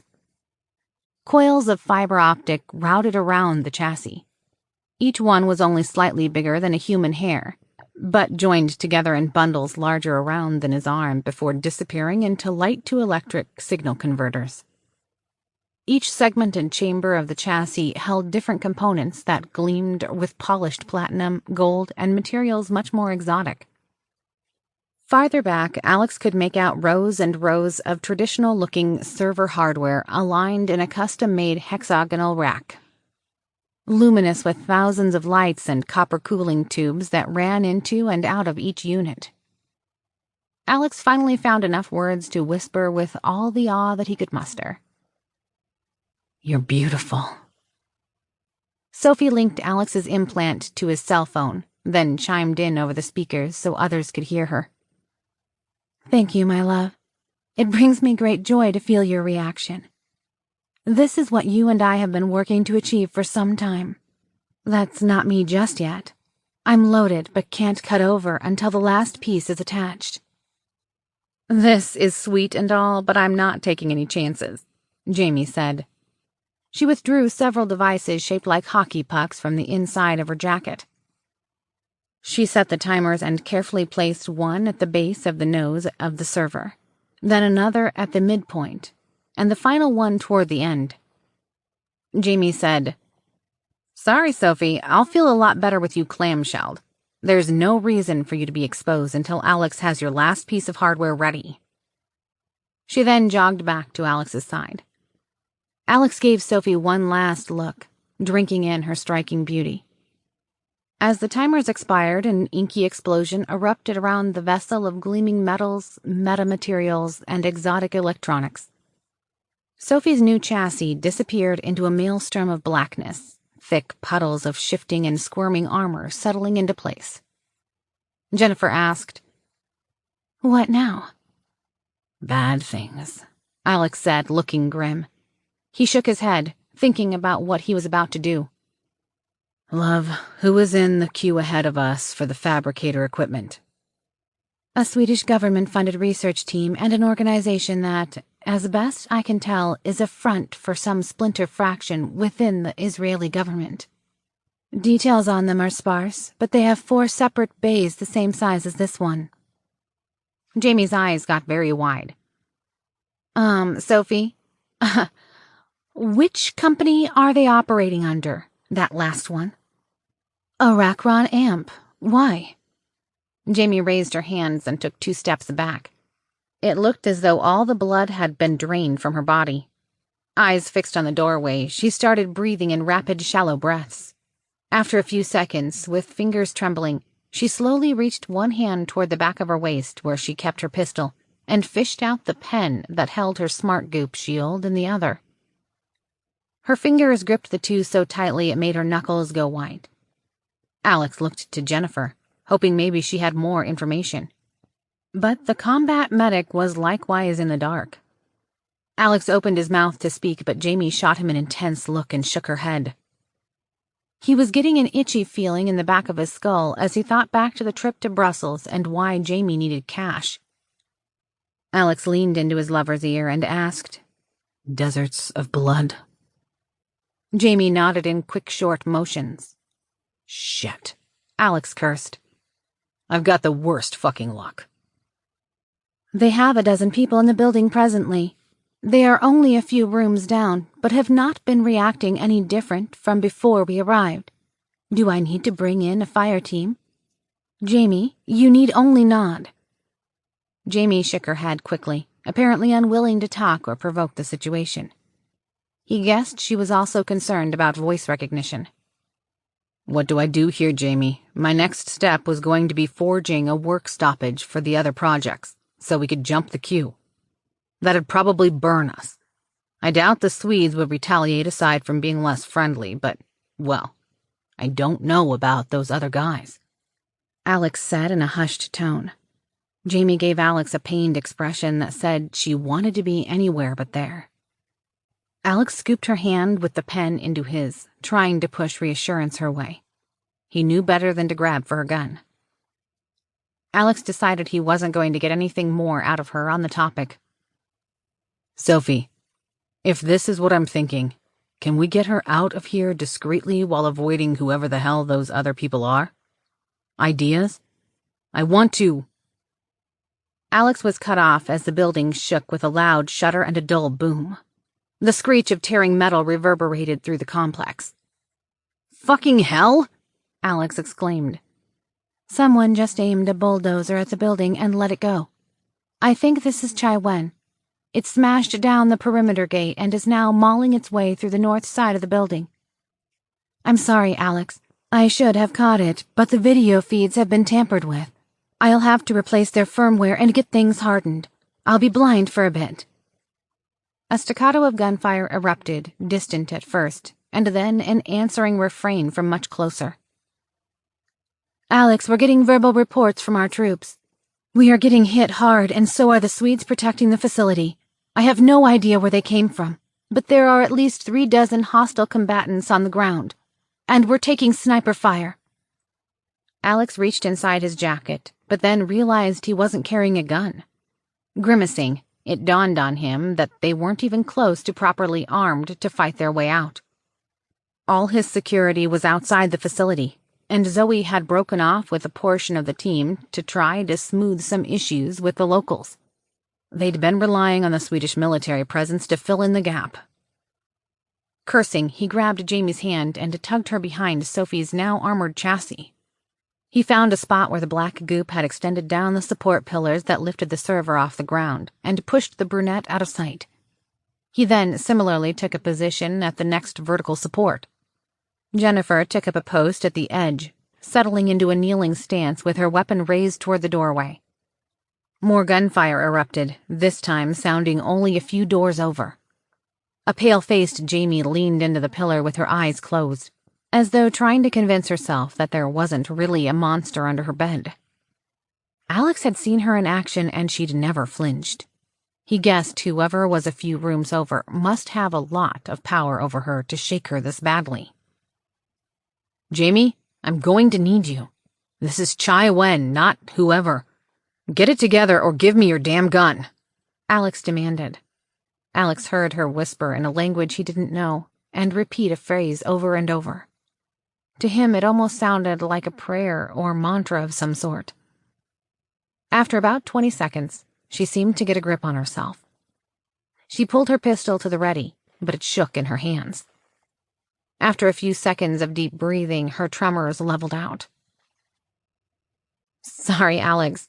When this is over, I've got some things to tell you. The whole story, not just what Shelley knows, Jamie said. Alex gave her a look of concern. Jamie's expression hardened, determination in her eyes. I'm good, but if those bastards next door come in here, I won't be able to do anything, and I doubt you will either. As good as we prepared, well, I doubt we can put up much resistance. I just have to hope they don't know I'm here, or shit will get sideways in a hurry. Sophie, can you prevent the video feeds from here from getting elsewhere and toast the recording systems? Put any footage that might have already been copied elsewhere if you can. I also need you monitoring any other signals coming and going from here. If it sounds like they made Jamie, I need you jamming them or causing misdirection. We need to avoid leaving much behind. I have a feeling we'll be watering the lawn with blood before the day's over. Alex said aloud. Understood. I'm still working on the video systems, but I'll go ahead and start scrubbing remote systems too. Sophie suddenly let out a string of obscenities. I've got eyes on the surrounding airfields and I see 2 helicopters inbound. It appears Arachron AMP just called in their support team. Their aircraft dropped off the radar as soon as they started moving. That shouldn't be possible with what they're flying. I'll guess an ETA of half an hour. Alex, this is very concerning. I still have visuals from my drones in the area, but I can't enter the facility's scrambler system range. It doesn't just block the signal. It uses a microwave system that fries electronics if it locates an unapproved signature. Alex gritted his teeth. When we get out of here, we're hooking you up with laser-based comms and hardened drones as backups, or something else that can't be jammed. Jamie and Jennifer can't even use mesh here, and their earbuds are dead unless they are right up against me. Agreed.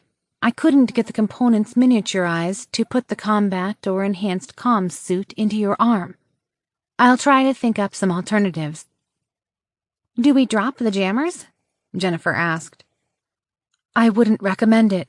While I could assist more directly, I've already been fighting Chiwen's drones all week, including ones with chemical payloads. It's probably all that keeps Chiwen out of the facility. He's had time to build up a force around us. Alex bit his lip. Any way you could switch frequencies to something they aren't messing with? I mean, my arm works. Surely you've got something, right? No, your arm is equipped with a powerful multi-spectrum system, but it only works at a short range under this strong of jamming. Even with your implant pushing at maximum output, I'm only able to get about 3 to 5 feet of effective range. The Swedes aren't fucking around with this installation. Jamie, how many more goop systems do you have? Alex asked. The brunette rifled through her purse and the lining of her jacket for a few moments. I've got 3. 1 vehicle-sized, like what we put on Sophie. And 2 personal units, yours and mine. Jennifer has one too. They've got manual triggers on them as backup since we knew wireless would be down. Alex felt Sophie page his thoughts and pick up on his idea. Yes, that would work. Hit the timer and throw the big one toward the door. As gunshots sounded again, this time directly in the hallway, Jamie flipped the button on the puck-shaped device and rolled it toward the entry. It bounced twice, then settled about 3 feet from the wall. The white-painted wall, the doors, and a big arc of the floor disappeared in a nearly instantaneous blast of darkness that extended about 30 feet across. The edges shimmered and stretched as the emitter moved the liquid into crystal sheets, only an atom thick, then repeated the process until it organized thousands upon thousands of distinct layers. With additional emitters and careful positioning, it might have been possible to only cover the wall, but Sophie and Charles hadn't gotten them ready for field testing. Instead, they had to rely upon very basic units. The current setup was only smart enough to know the desired number of layers, and then continue spreading until it was out of material it could control. Even the personal shields were calibrated to have enough surface area to cover a human and their equipment, but would likely bond them to several feet of the nearby floor in the process. Alex made a motion with his fingers, signaling Jamie to toss over the extra personal-sized shield. He'd left it off his body just in case he was stopped by security, but that seemed irrelevant now. Jamie slid the shield unit disguised as a chunky metal pen to Alex. He disassembled the pen until only the fake ink reservoir and the small controller unit remained. He wiggled it into the cup of his prosthetic arm where it met his flesh. "That close enough for you to control?" Alex asked. "I think so. Hold still for a test fire." Alex held his breath and closed his eyes. For a second, his world turned entirely dark. Even the residual light coming in through his eyelids disappeared. The hard shell felt strange, as even his heartbeat pushed against the rigid surface. His skin immediately chilled, the near superconductive state quickly wicking away his body heat. After then, only a second later, the light reappeared and the coldness vanished. I've hardened the internal surveillance systems.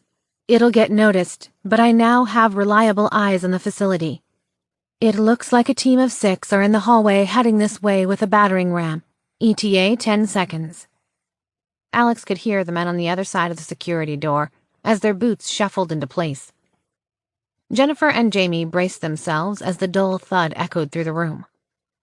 After 3 more seconds, another dull thud echoed.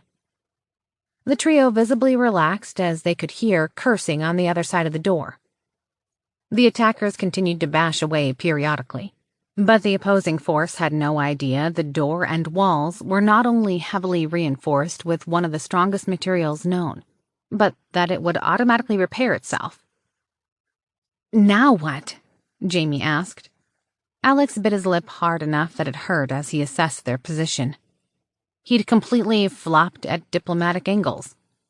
He'd failed any chance of getting Sophie freed without bloodshed. He was unarmed. His people were being killed. He had heavily armed attackers at his only exit. There was also an unknown and most likely very hostile organization coming at them in full force.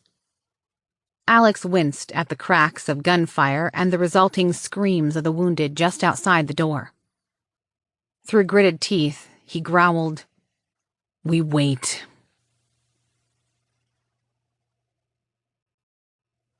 Chapter 22. Plan F, Part 1. Aubrey's eyes widened as Emily calmly yanked on her captive's collar and casually steered him into her workspace. The man appeared to be obsessed with looking at the phone screen in front of him. He was only cognizant enough of his surroundings to not walk into things. Sophie apparently had him completely in her thrall. The former nurse found the ease with which the programmer was being manhandled startling and more than a bit disturbing. Emily guided the man into the back area and sat him into a chair surrounded by medical equipment and robotic arms. Once he was positioned, she likewise slumped in an exhausted pile into the rolling office chair next to him. Aubrey couldn't help but notice the other woman had dark rings under her eyes and looked sweaty from too much caffeine. Emily gave a soft groan and put her head in her hands. Are you okay, Emily?" Aubrey asked. Emily just patted Aubrey's knee and took a moment to collect her thoughts.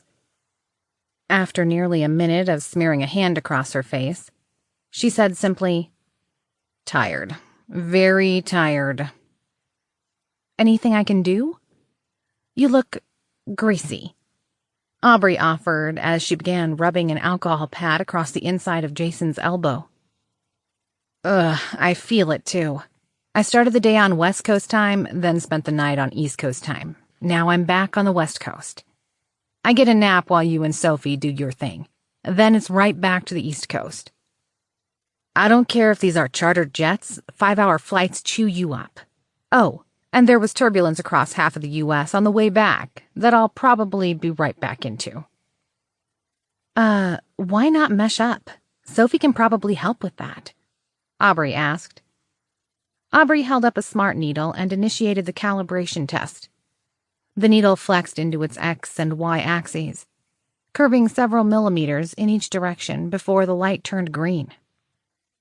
Next, the nurse held a light over the patient's skin that mapped out his veins and fed the data to the needle. Finding what she was looking for, she did a brief tactile check and slid home an IV port with practiced ease. The needle automatically flexed into optimal placement to minimize bruising.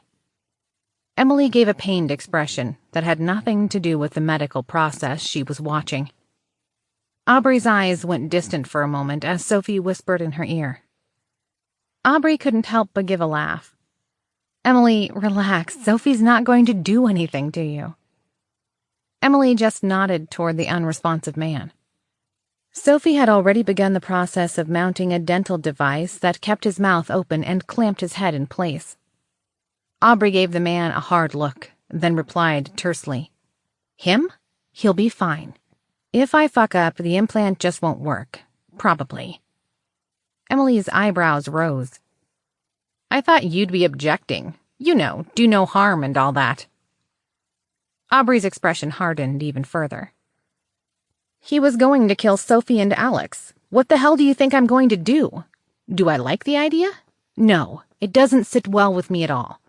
I bawled my eyes out when Alex had to start killing people. I cried over this too. But you know what? In the end, I'll carve a little bit of my soul off to save them. This I'll do to protect my loved ones, my family, Alex, Sophie, and Jamie. Don't act like you wouldn't do the same or worse. Emily looked taken aback. Sorry, Aubrey. It's just scary how far Sophie could take things if she wanted. Aubrey's expression softened as she made eye contact with the mercenary. If you can't trust Sophie or Alex, then at least trust me. Their plans don't go a single step further than I agreed to. I wouldn't let either of them take advantage of you. You're our protectors, and we depend on you. After a few moments, Emily sighed and pulled her mesh out of the cargo pockets on her pants. She slipped it on as she said aloud, "Please don't make me warm anyone's bed, okay?"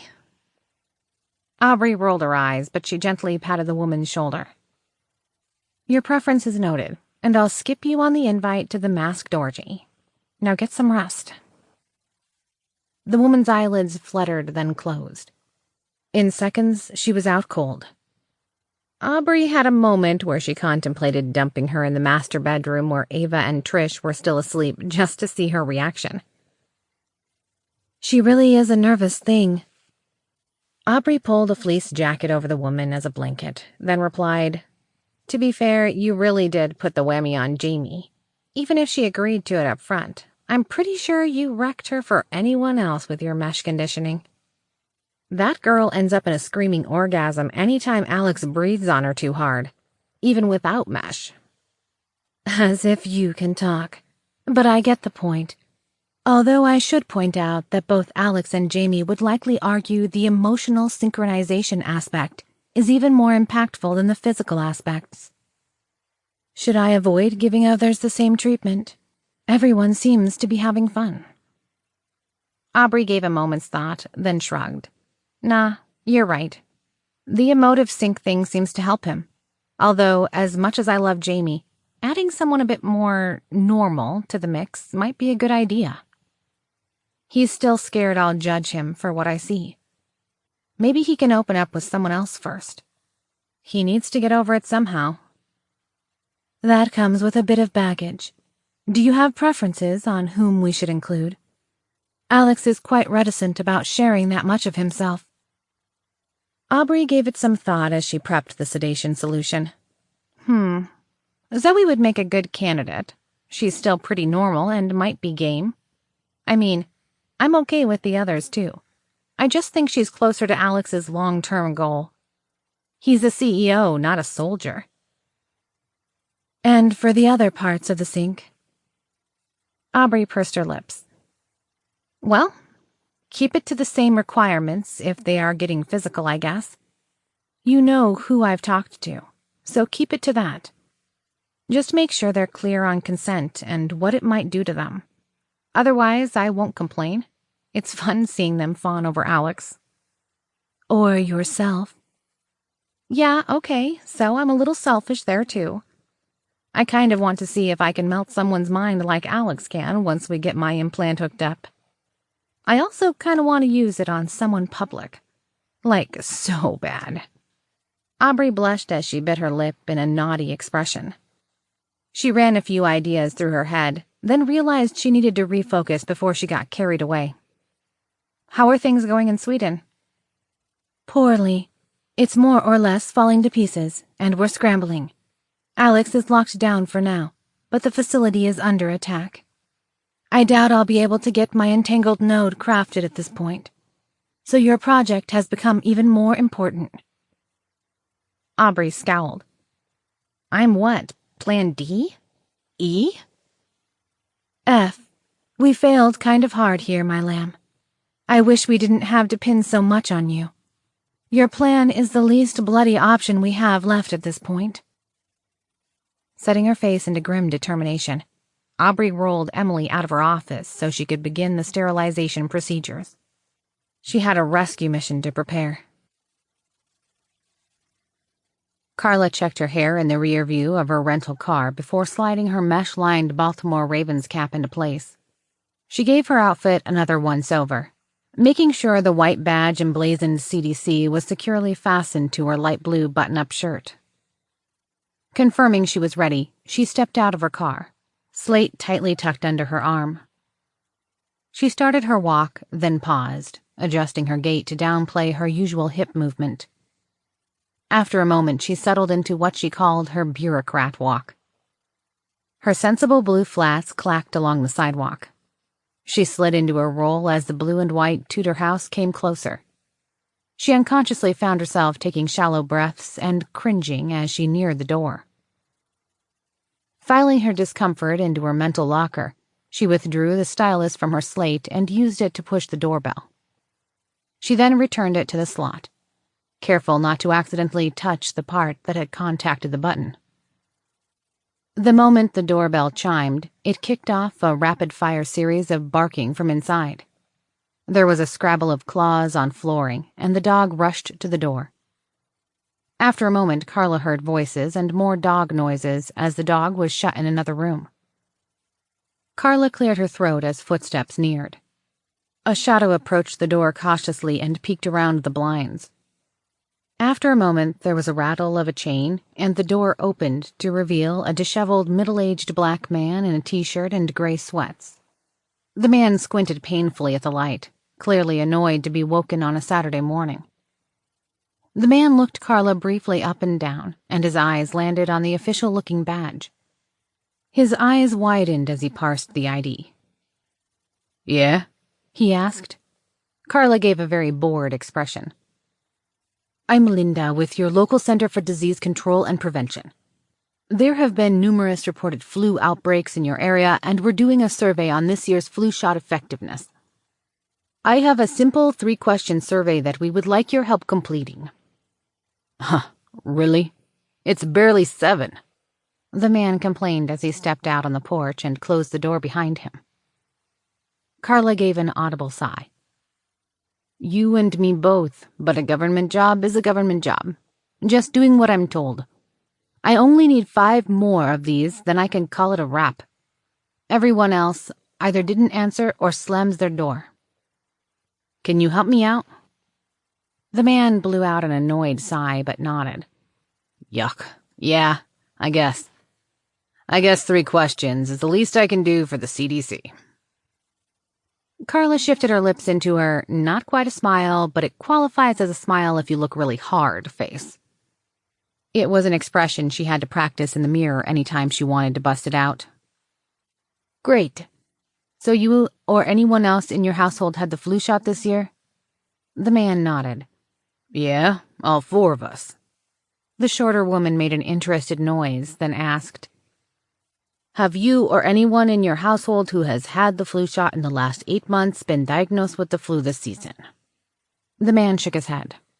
Carla gave her best shocked look. Really? None? Wow. Lucky you. This whole area is basically flu city. The man looked startled. Wait, really? I hadn't heard anything. Carla nodded quickly with wide eyes. Yeah, really bad. Between me and you, the strain that's hitting here wasn't on this year's vaccination. It's basically running like wildfire. The man was wide awake now. Damn, that sounds serious. What is the last question? Carla replied, Doesn't apply to you. We have a follow-up question for how many days you were sick.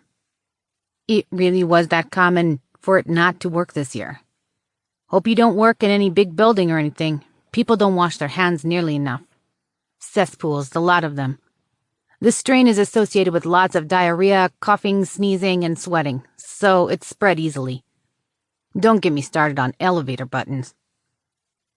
The man gave a forced smile, but he looked pained as he reached for his doorknob, not noticing watermarks on the bronze finish. Carla nodded to the man, then excused herself, saying, Well, I've got 4 more left now. Thanks for the survey. The door closed as she made her way to his neighbors. She approached the porch, pretended to ring the bell, but then waited a moment before returning to her car and sliding in behind the driver's seat. She doused her hands in alcohol sanitizer and muttered, "You owe me for this, girl. I'm not even a germ freak, but this shit? That's way twisted, sister." Sorry, Carla. It's a bit of social engineering. Shelley is doing the same thing a few towns over. I'm also stirring things up via web ad injections to ratchet up paranoia for the entire area, but I needed the white glove approach for the VIPs. If their HR director fears a pandemic, it might work in our favor when people start calling in, or when he starts feeling ill. It should get their full attention, even if it isn't a normal flu outbreak. Carla snorted. Normal? Yeah, right. Well, in theory, this flu-type B mutation isn't very severe and isn't contagious beyond the initial infection, so the damage should be contained. The CDC was studying it carefully because of that. Only a very concentrated dose would be lethal. What happens next is entirely dependent on if they were correct. Carla involuntarily shivered, thinking of what Sophie had set loose. Chapter 23. Breached. Alex cringed as another blast shocked the building. This one had been strong enough to set his ears to ringing. Shards of cement sprinkled down the south wall as cracks formed. I believe that was another hand grenade, dear. Chiwen's troops really want this wall down. Yeah, shame they got wise to the front door, Alex muttered, rubbing a finger in his ear. Even through the wall and with a reasonable distance, the explosion was much louder than vids or video games led him to expect. I'm also in a drone dogfight across most of the edge of the exclusion zone. I'm assuming Chiwen has teams going for the jammers too, but they've been shooting out all the cameras I've been using. Alex nodded as he took that in and shifted his attention back to a painted cement wall. After giving up on the doorway, Chiwen's team had switched to trying to blast in from the adjacent room. After a few moments, the hammering of the battering ram team began again. The invaders had been flooded with reinforcements, but anything outside the room was a madhouse of blood as Alex's team, Chiwen's forces, and the Swedish military continued pushing and probing in running gun battles. Thankfully, Alex's team outside the jamming zone had Sophie hooked into them, actively mitigating friendly fire and feeding them intel, albeit from a distance. Unfortunately, the Swedes didn't have the same, and in the chaos had taken shots at the Covalent support team trying to mount a rescue. Unwilling to engage, Alex's people were forced to fall back and regroup, letting the scattered remains of the government teams take point in response. Alex could see the wall flex with each thrust as the ram connected. Their team had worked out a rhythm: smash, build up momentum, then smash it again. It sounded like grueling work, but from his perspective, he'd gladly trade places and let them be the unarmed and barely protected target instead. Jennifer made a low growling noise he'd never heard from her as she repositioned herself yet again, trying to shake out the fatigue of holding her weapon at the ready for an extended period. It vaguely reminded him of the animalistic reaction he'd had in Belgium. Okay, so I get that you put hard timers on the big shields to block Chiwen if he got in. But should we use our personal shields on the wall? Jamie asked. They won't cover enough surface area. This wall is going down one way or another. Covalent forces are also not gaining ground outside, so your rescue is not imminent. We were prepared for a preliminary drone-based push and perhaps 50 ground troops. Chiwen brought over 150 troops and is playing very dirty. Alex grumbled and passed the message along. He wished everyone's headset still worked. Unless the ladies were close enough for his speakerphone to be clear, or for his implant to talk to their earbuds, he was stuck in a game of telephone. Sophie paged through his thoughts, picking up on his questions. They've already torn through the limited home guard force that was stationed here and put their reinforcements into a retreat once they started throwing chemical grenades around. Chiwen went straight to war crimes against a military. More supporting forces for both sides are no doubt being mobilized, but our allies are gearing up for massive conflict rather than rushing in with the first available troops. Alex chewed on his lip. How fast? I'd estimate that we'll have full Swedish military involvement of their Home Guard, or Swedish National Defense Force, within a couple hours at the earliest. Alex blew out a harsh breath. He was beyond tired of waiting. They'd been stuck here for nearly half an hour and been on edge the entire time. I'm really tempted to channel my inner Ava, walk over there and bitch slap them through the wall. This is a much thicker wall than the one in Brussels, dear. It's not a terrible idea to take the offensive, however. Even if we slapped smart goop on the walls, they'll eventually just move the bulldozer over here and start knocking the building down around us. I'm surprised that they haven't done it already, to be honest. Frustration finally hitting a tipping point, he decided he'd have to come up with some sort of plan beyond waiting for rescue, even if it was utterly half-assed. 2 hours was too long. He didn't think the wall would hold out another 10 minutes. They only had 2 small handguns with 1 single spare magazine each, so it wasn't like Alex could go in with overwhelming force. He decided he needed ideas, and he wasn't going to find them staring at Sophie's support column. He took in the rest of the room, but for its size, it really was a blank slate. Sophie's chassis, of course, sat in the middle in gleaming black armor. But other than her, there were limited work areas that had not been cleaned up after the last shift. Of the few permanent items, one was an electronics workbench, but most of the tools or robotics were designed for precision work and mounted to the wall. It also seemed that the room and its contents were specifically designed to prevent any sort of flammable items from being near projects. To the soldering bench's right, there was a series of blue metal rolling toolboxes. But when Alex had inspected them, they were mostly very basic things like precision screwdrivers, hex keys, a handful of wrenches, wire cutters, and crimpers, but everything else looked too delicate to be useful, and the component and materials bin were empty. There wasn't even a hammer anywhere in sight. Mulling it over, he stood up and walked over to the tool bench for the classroom's assembly team and began opening drawers one more time. Finding a few normal-sized screwdrivers, he slid the largest 4 into his back pocket, then did the same with several wrenches. They weren't exactly inspiring with their heft, not being any longer than what he had in his own meager toolkit at home. He'd needed enough to assemble Sophie's store-bought robotics, and she took care of most tasks like that from there. He plucked the largest flathead screwdriver and flipped it idly in his robotic hand, trying to get a feel for the weight. He had a grand total of 0 experience throwing knives, but what he did have was a bionic arm and access to an AI that was very good at simulating scenarios. Sophie pushed a few data points into his mind, giving him a series of hot spots on the floor about 6 feet apart. He assumed they were the intervals of his intended throw where it'd connect blade first.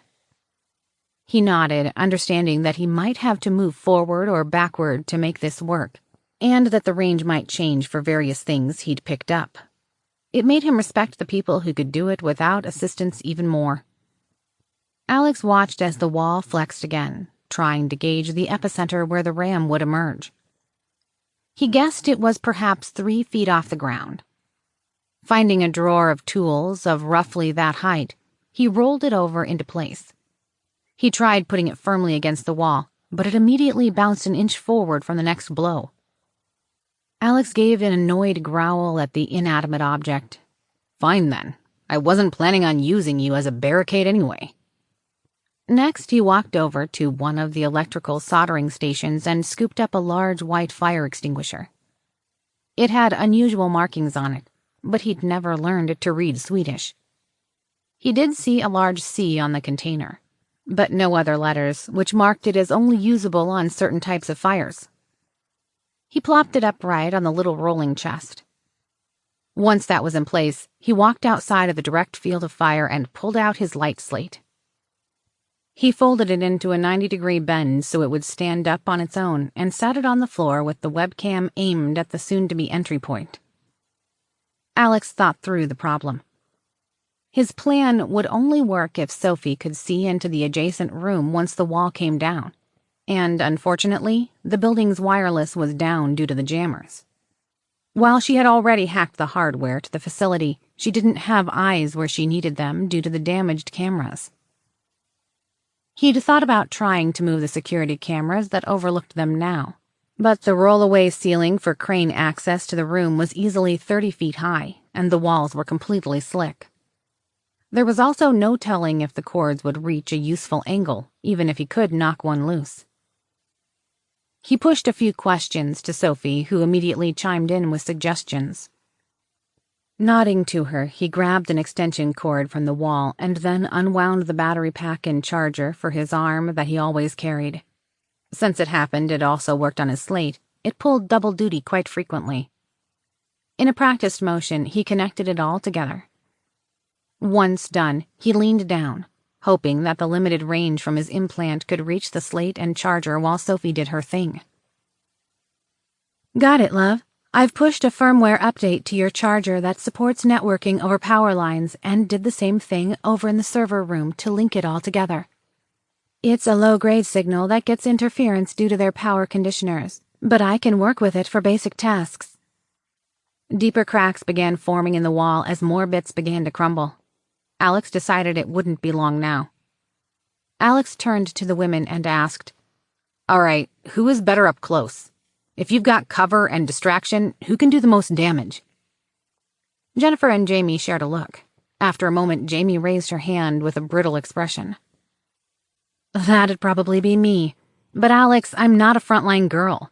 I'm not afraid of blood, but don't expect me to go all Black Widow on them. Shelley, Trish, or Ava are who you want for that. Getting close to a target and killing without leaving a trace is what I'm good at. I'm usually the one faking accidents, using poison, or convincing them to ditch their bodyguards to lure them into being kidnapped. He couldn't help but be curious about Jamie's history, but waved it off. There would either be time to talk about that later, or it really wouldn't matter. Alex hadn't expected to need his heavy hitters. This was supposed to be a mission of persuasion, so he had wanted Jamie along if he needed key cards and building access stolen, distractions, or mantis drones planted. With Chiwen running around with toxic payloads in play, Jennifer had been attached to his hip, along with a massively extended medical kit that included antidotes and treatments for as many things as they could get their hands on. Everyone else was either recovering at the compound or had a job to do and couldn't be pulled away. Alex blew out a long breath. It took less than a minute to explain his one-quarter-baked plan. Both women had given him the Alex is an idiot look, but didn't have better suggestions. To be fair, he thought it was a dumb idea too, and had been hoping that a terrible idea might spur them into coming up with something better. He couldn't help but be disappointed when they shrugged and began getting into position. Alex knelt on one knee, directly in front of the ram's position. He oriented a screwdriver securely in his left hand, and the remainders in his right. Directly behind him, in a crouched position, Jamie slid her mesh into place and braced her shooting hand off his right shoulder. Alex felt a small click in his mind, and the monitoring systems confirmed a link from his implant to her mesh. Using a pathway in his mind, he poked at some of the software he'd set up for Jamie and pushed calming thoughts to her. There was a small yelp and a sharp intake of air as Jamie felt it. He hadn't warned her after all, and this probably wasn't the best time to distract her. She seemed to take several deep breaths, then pushed an overwhelming tidal wave of feelings against him. Their connection wasn't that of equals in mesh. She could hide nothing from him. But it was simply the way it was, rather than an intentional design decision. In her signal, he could feel all the fear, uncertainty, guilt, anger, pride, angst, and in amongst all of it, there was a warm blanket that stood out above all else, aimed squarely at him. It was a familiar thing, warm and cozy. It was sucked up into the persistent void in his chest, lessening the pull. They had both been actively trying to avoid naming it, but he'd always known what it was, even if neither had articulated it. After a moment of letting it warm his broken core, he realized this situation could go very poorly, and the last thing he wanted to do was leave anything unsaid. He pressed his own feelings back at Jamie, and for the first time, left himself completely unfiltered and intentionally bared to her perception. She wobbled against him and gave a strange sound in her chest, then a small happy gasp and sniffed several times. He didn't turn around, but he was pretty sure she was wiping away tears. "Love you too," Alex choked out, still dealing with what she'd slammed into him over their bridge. She squeezed his shoulder with her left hand, leaving her pistol up. Jamie then said in a quivering voice, "Thank you, Alex. I only wish I'd said it earlier, but I do love you. I don't know if there's much left of my soul at this point, but I'm yours. We're both broken, but when we're together, you make me feel whole." The wall thumped again, and this time a dinner plate-sized chunk of concrete clattered to the floor. Alex could see the beginnings of light shining through in several places. Feeling his focus sharpening, he braced himself for the epically stupid thing he was about to do. In his mind, he could feel the 3-foot hole that Sophie was predicting would collapse all at once. He started intentionally hyperventilating, sucking down oxygen fast and deep. Muttering to himself, he drawled, "This is going to suck." The ram slammed again, and the wall buckled with a massive clatter. With his artificial muscles pushed to the max, the tool shot out of Alex's hand like it had been fired from a cannon. Despite the obscene velocity, with Sophie's help, the tip embedded into the fire extinguisher perfectly. The impact was so severe the momentum carried the cylinder into the freshly opened section of the wall. The incoming whooshing object caused most of the attackers to jump back in surprise, as the air was instantly saturated with thick white plumes of compressed CO2 from the extinguisher. He even saw one of the attackers drop his rifle entirely, trying to get away from the fractured canister that served as his improvised smoke grenade. Alex held his breath as he readied the next projectile. He saw the briefest glimmer of a shotgun barrel through the fog, and the world smashed into the darkness. Alex felt 2 sequential blasts against his body as Sophie stepped into control. Pulling hard on his senses, his perception shifted slightly as new inputs were overlaid into his mind. He could feel the barrel shifting away as the shooter began to move to a different target. Alex readied himself. In an explosion of light, his vision returned just in time for his left arm to fire off again. This time, Alex aimed for the neck of a helmeted head, leaning through the breach as the soldier tried to see clearly through the uncontrolled spray of gas. His hands worked fast, loading another, not even checking to see if his first throw was on course. This time, the barrel of an SMG further back lifted his way, and the inky armor snapped into place again. Alex felt 3 distinct slaps against his chest, then another burst that went higher up his right shoulder. There was a loud series of bangs next to his head as several return shots from Jamie cleared her barrel. Light again slammed into him, but he didn't even need his eyes open before Sophie had calculated the desired trajectory of his next throw, using the video feeds. Without any input from Alex, his left arm snapped forward at superhuman speeds, sending another screwdriver into the cloud of fire suppressant that was still obscuring most of the opening. He could hear hacking and coughing as the gas on their side made it hard to breathe. The carbon dioxide continuing to fill the room and blinding everyone aside from the ones nearest the front. Several more shots from behind Alex rang out as Jennifer took controlled shots of opportunity. Jamie jumped in again, firing 2 more bursts into the crowd, then ducked behind him to reload. All attention was again focused on the man directly in the entry, and Sophie shuddered his armor as a massive volley of bullets came his way. This time he had no hope of counting the shots as round after round slammed into the black coating. Alex's lungs began to burn as he waited, but more shots kept coming at sporadic intervals. His mind started to plead for air as the seconds ticked by. Sophie stepped in to mitigate the panic, but he could still feel his body struggling for breath. A round pinged off his forehead and another off his ear. A moment later, his armor slid away, back into the seam of his left arm.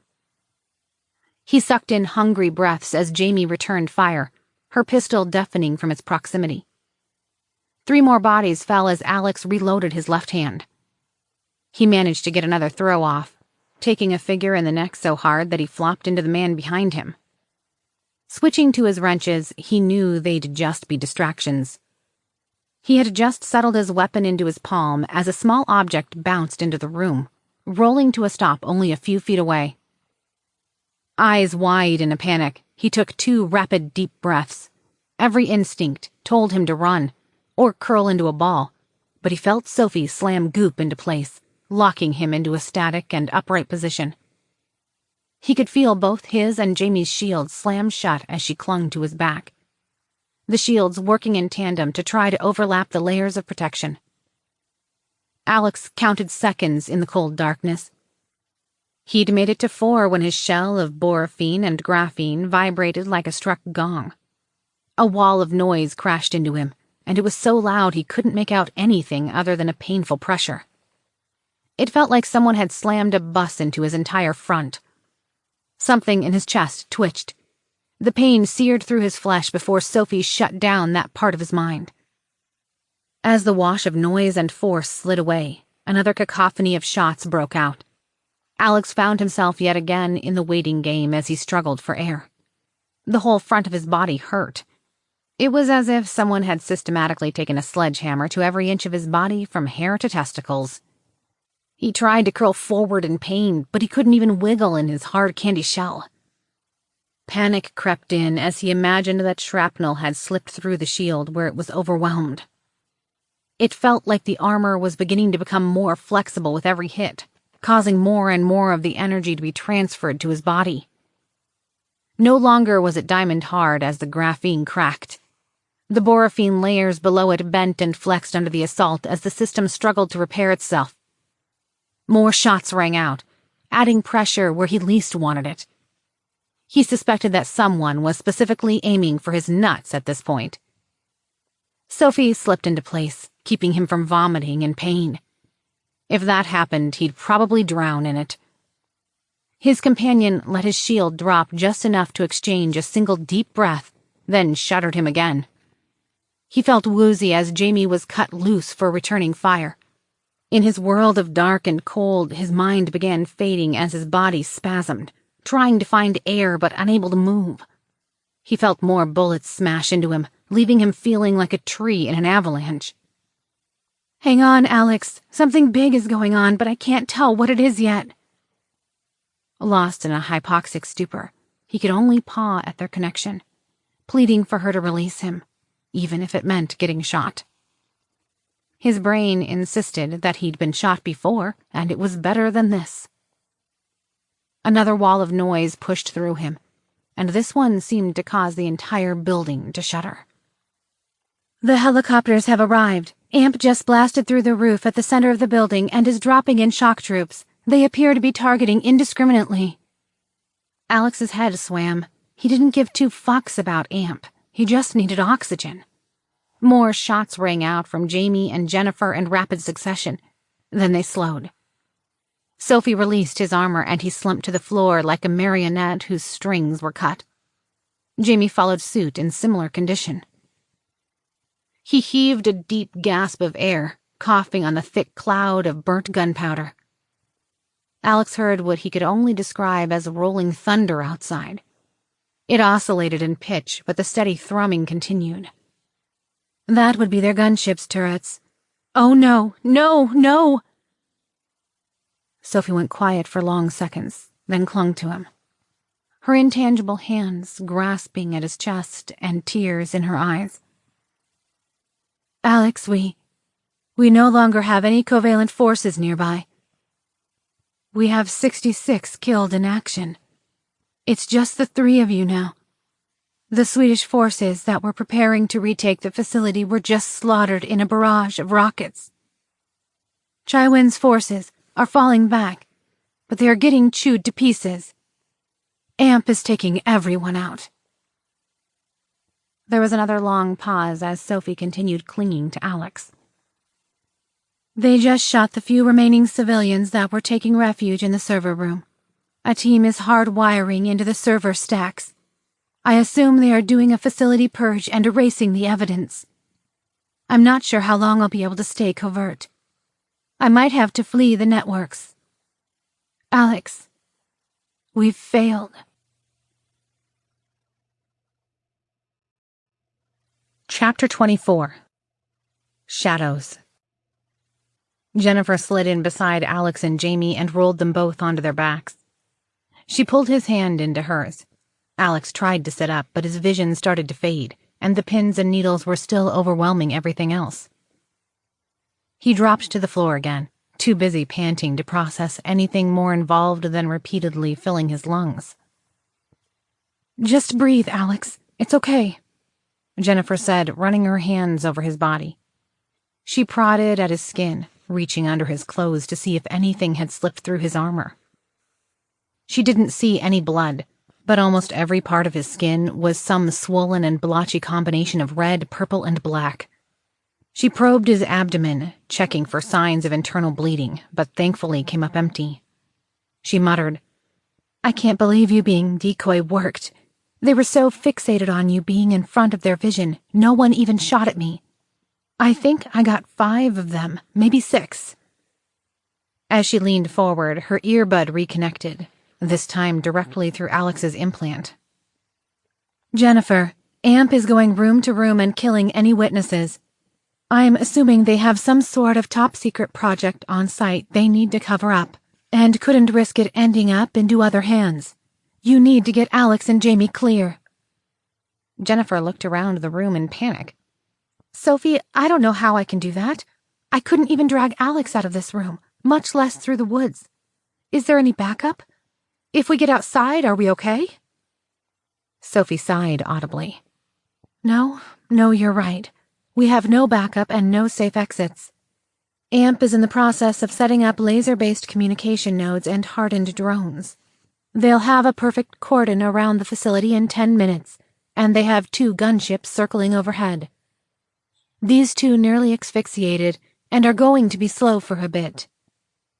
Sophie growled to herself. Not only should she have been better prepared for Chiwen, but this other team also seemed easily 4 steps ahead. 2 helicopters in a single strafing run were all it had taken for the auto-targeting systems to wipe out every mercenary she'd hired that had survived the initial attack. In 37 seconds, they'd eliminated her ground defenses that were protecting her chassis and Alex. She'd been prepared for and expected casualties, but the probabilities of having her ass handed to her so readily had been minuscule. She immediately reran her calculations. Now, based not just on what she knew of Chiwen's capabilities, but the firepower Arachron AMP had brought to the party. She grimaced as she watched the output begin to flow in. The result was equivalent to 2 small nations going at it with small arms, only to have a multi-trillion-dollar military roll in and start doing naval bombardments and carpet bombings for fun. Despite the ridiculous power that both AIs held, when it came to physical altercations, they might as well be 2 ants dueling over a crumb on the sidewalk. Someone like AMP could step on them and wipe out their physical assets and not even realize they'd done it. She calculated that this would cause a massive escalation of force on Chiwen's side. She gave it a high probability that he'd try to leverage other governments against them, now that he'd seen their power against her. As an independent civilian, there was simply no way she and Alex would be able to hold up against such an overwhelming force. Even this small showing of a well-funded military had ripped them to shreds. Each of those helicopters had looked like normal transport vehicles on the ground. But once they were out of sight from bystanders, their body panels had rotated or morphed shape mid-flight into stealth-enabled and offensive-capable nightmares. Both were hardened for electronic warfare, and didn't even leave an electronic signature that she could work with. Each one was probably worth several $billion. Stymied, she was at a complete loss on how to deal with such a threat until those birds were out of the equation. Alex, I have an idea, but it's a terrible one. What if we drop the jammer? I can scramble my drones to attack the gunship rotors. Then I'll be able to help route you around troops to get you out. I'll just have to hope I've got more drone firepower than Chiwen does. What about your chassis? Alex asked, his chest still aching, but his senses slowly returning. The chassis will likely be fine. The power source on my armor is significant, and the pucks will work together if AMP tries to break the flooring to pull me out. I'd need to be boxed into a shipping container, then hauled to a cargo jet via transport truck anyway. That's not happening today. Not with hundreds of dead bodies out there.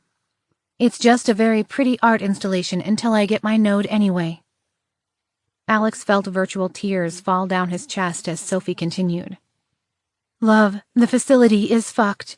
They've already damaged the fabricator room enough that realistically, it'll be months before they would be operational again. And I doubt they'll want anything to do with us. Our only hope now is Aubrey. I'm building a fail-safe plan that will give her and Shelley everything they could possibly need to get my node restored, in case we go down on Monday. Alex's heart sank as Sophie dissolved into little hiccuping sobs. There was little likelihood that Aubrey and Shelley, no matter how amazing, would be able to get her quantum node created and hooked up anytime soon. At best, Sophie was putting together a living will of sorts for her and Alex. Sophie's other nodes would continue functioning, but she'd have no way to assist without the part of her that made her self-aware, or be able to avoid the tightly constrained rules on her other server. It would also return Alex to his broken mental patient state, stripping away any ability to function normally. They'd be equally broken and useless, floating alone in the dark, separated from each other. While Alex and Sophie might eventually be restored, it would be months before their minds could be back online. They'd be completely at the mercy of Chiwen during that time. Swallowing hard, Alex said, "Do it. Kill the jammers. We'll try to stealth out of the building and take our chances against whatever Chiwen throws at us. With a lot of luck, maybe we can make a break for it." I'll need help. The jammer array is on the north side of the facility and is powered by a cargo container-sized diesel generator. It has no connections for me to get to. There's a big gray breaker box on the side with a master switch. Jennifer's eyes had misted up from what she'd just overheard. She knew just as well as they did that Alex and Sophie might not be coming back from this. After a moment, she said, I know the one you're talking about. We used them in the Navy. When we did disaster relief, we'd set them up to power our medical tents. Jennifer, I hate to ask, but Alex and Jamie are still recovering. We need it down before the cordon is up. I'm not sure how fast they... I'll do it, Jennifer offered, cutting Sophie off. Despite her insistence, the medic shook a little inside. She'd had the bare minimum of experience for offensive work, and had never taken any optional survival and evasion training. Working with Shelley, she'd picked up a few things, but it was mostly self-taught. She was most valuable patching people up, or with tasks like surveillance. She looked down at the other two sprawled on the floor. They both looked barely able to move their limbs. They would recover, but there was no way they would be able to make a run for it yet. Her resolve hardened as she said, I saw the generator on the way in, and I know how to shut it down. Chiwen won't go out of his way to target me, but if he sees Alex, he'll throw everything he's got left at him. I'll just need whatever path is closest to clear. Thank you, dear. Take the hallway to the right and past 2 junctions. You'll see a large pile of bodies. Go through that room and out its window. It's the clearest path, and it'll drop you off with a clear line of sight to the generator.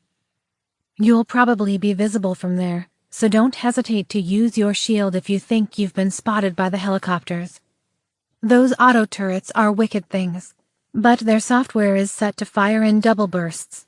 It's quick to fire first, but pauses to evaluate new targets in the same area after each shot. It fires a 20mm round, so I estimate your battery will only hold off a few barrages before being depleted. Once the generator is down, I'll be in your ear.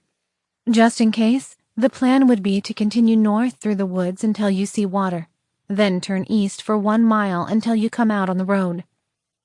I'll have someone from Zoe's detail pick you up. From his position on the floor, Alex pulled Jennifer into a crushing embrace. Be safe.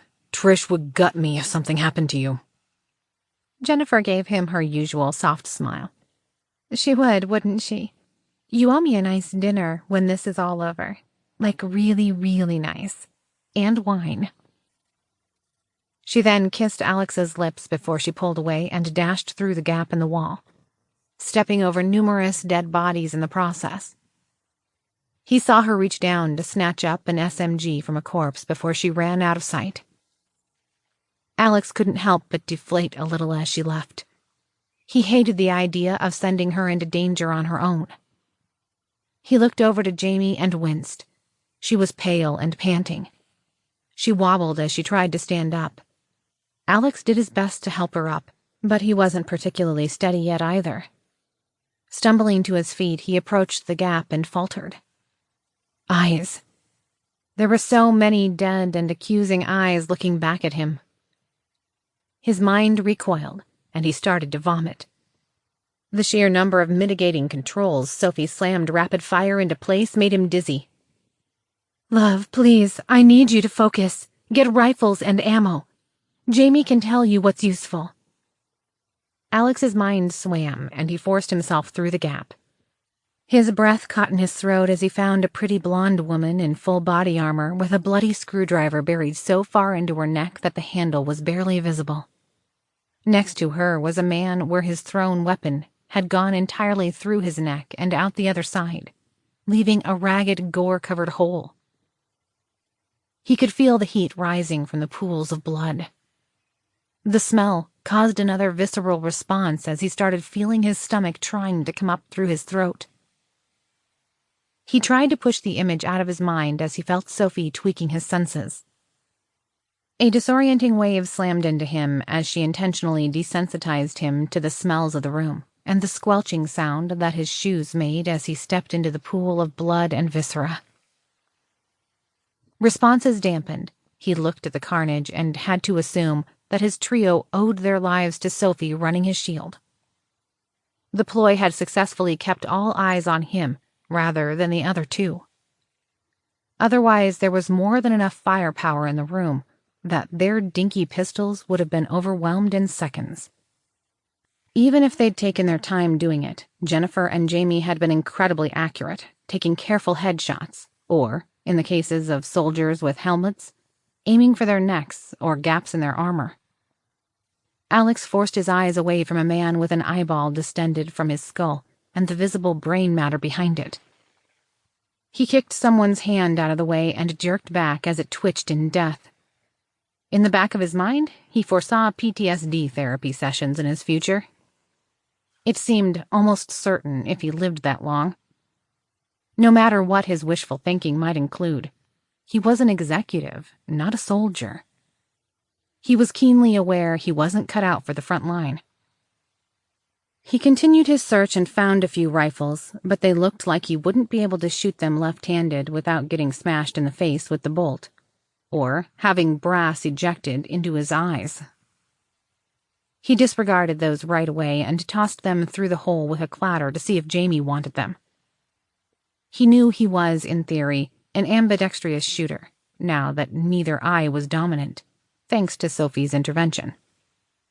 He didn't have the practice, though, and his left had begun to feel more natural than his biological one. Sophie could probably teach him on the fly, but her manipulating his mind came with costs. Him getting zonked out sounded like a terrible idea if he could avoid it.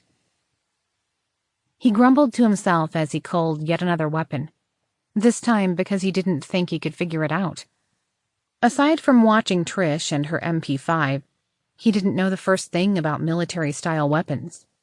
He couldn't even identify where the magazine release was on this one, since it ran along the top of the stock. Finding a semi-automatic shotgun with a pistol grip, he disconnected it from the sling and pried it from the man's hands. He then pulled all the ammunition he could find and shoved it into his pockets. It wasn't optimal, but he assumed he could figure out the less complicated weapon on the fly. All it had going on was a button safety on a trigger guard, a bolt release, and a slot to feed shells from the bottom. Even his amateur-hour ass should be able to figure out how that worked. While most of Chiwen's forces had hardened chest plates, much like he'd been wearing earlier, he assumed a shotgun should be able to chew up a limb or neck easily enough. It also might be a bit more forgiving since he hadn't worked with rifles before. He shouldered it a couple times, trying to get a feel for it, and then worked the nub of the bolt release on the side of the chamber once, ejecting a round before reloading it. Prepared as well as he could, he looked back to Jamie. Not wasting any time, she had a wicked-looking assault rifle in one hand and had pulled a tactical vest over her business-casual clothes to carry spare magazines. She didn't seem overly concerned by the blood dripping down the front of her vest, or the fact that she'd killed more than her fair share of the invaders.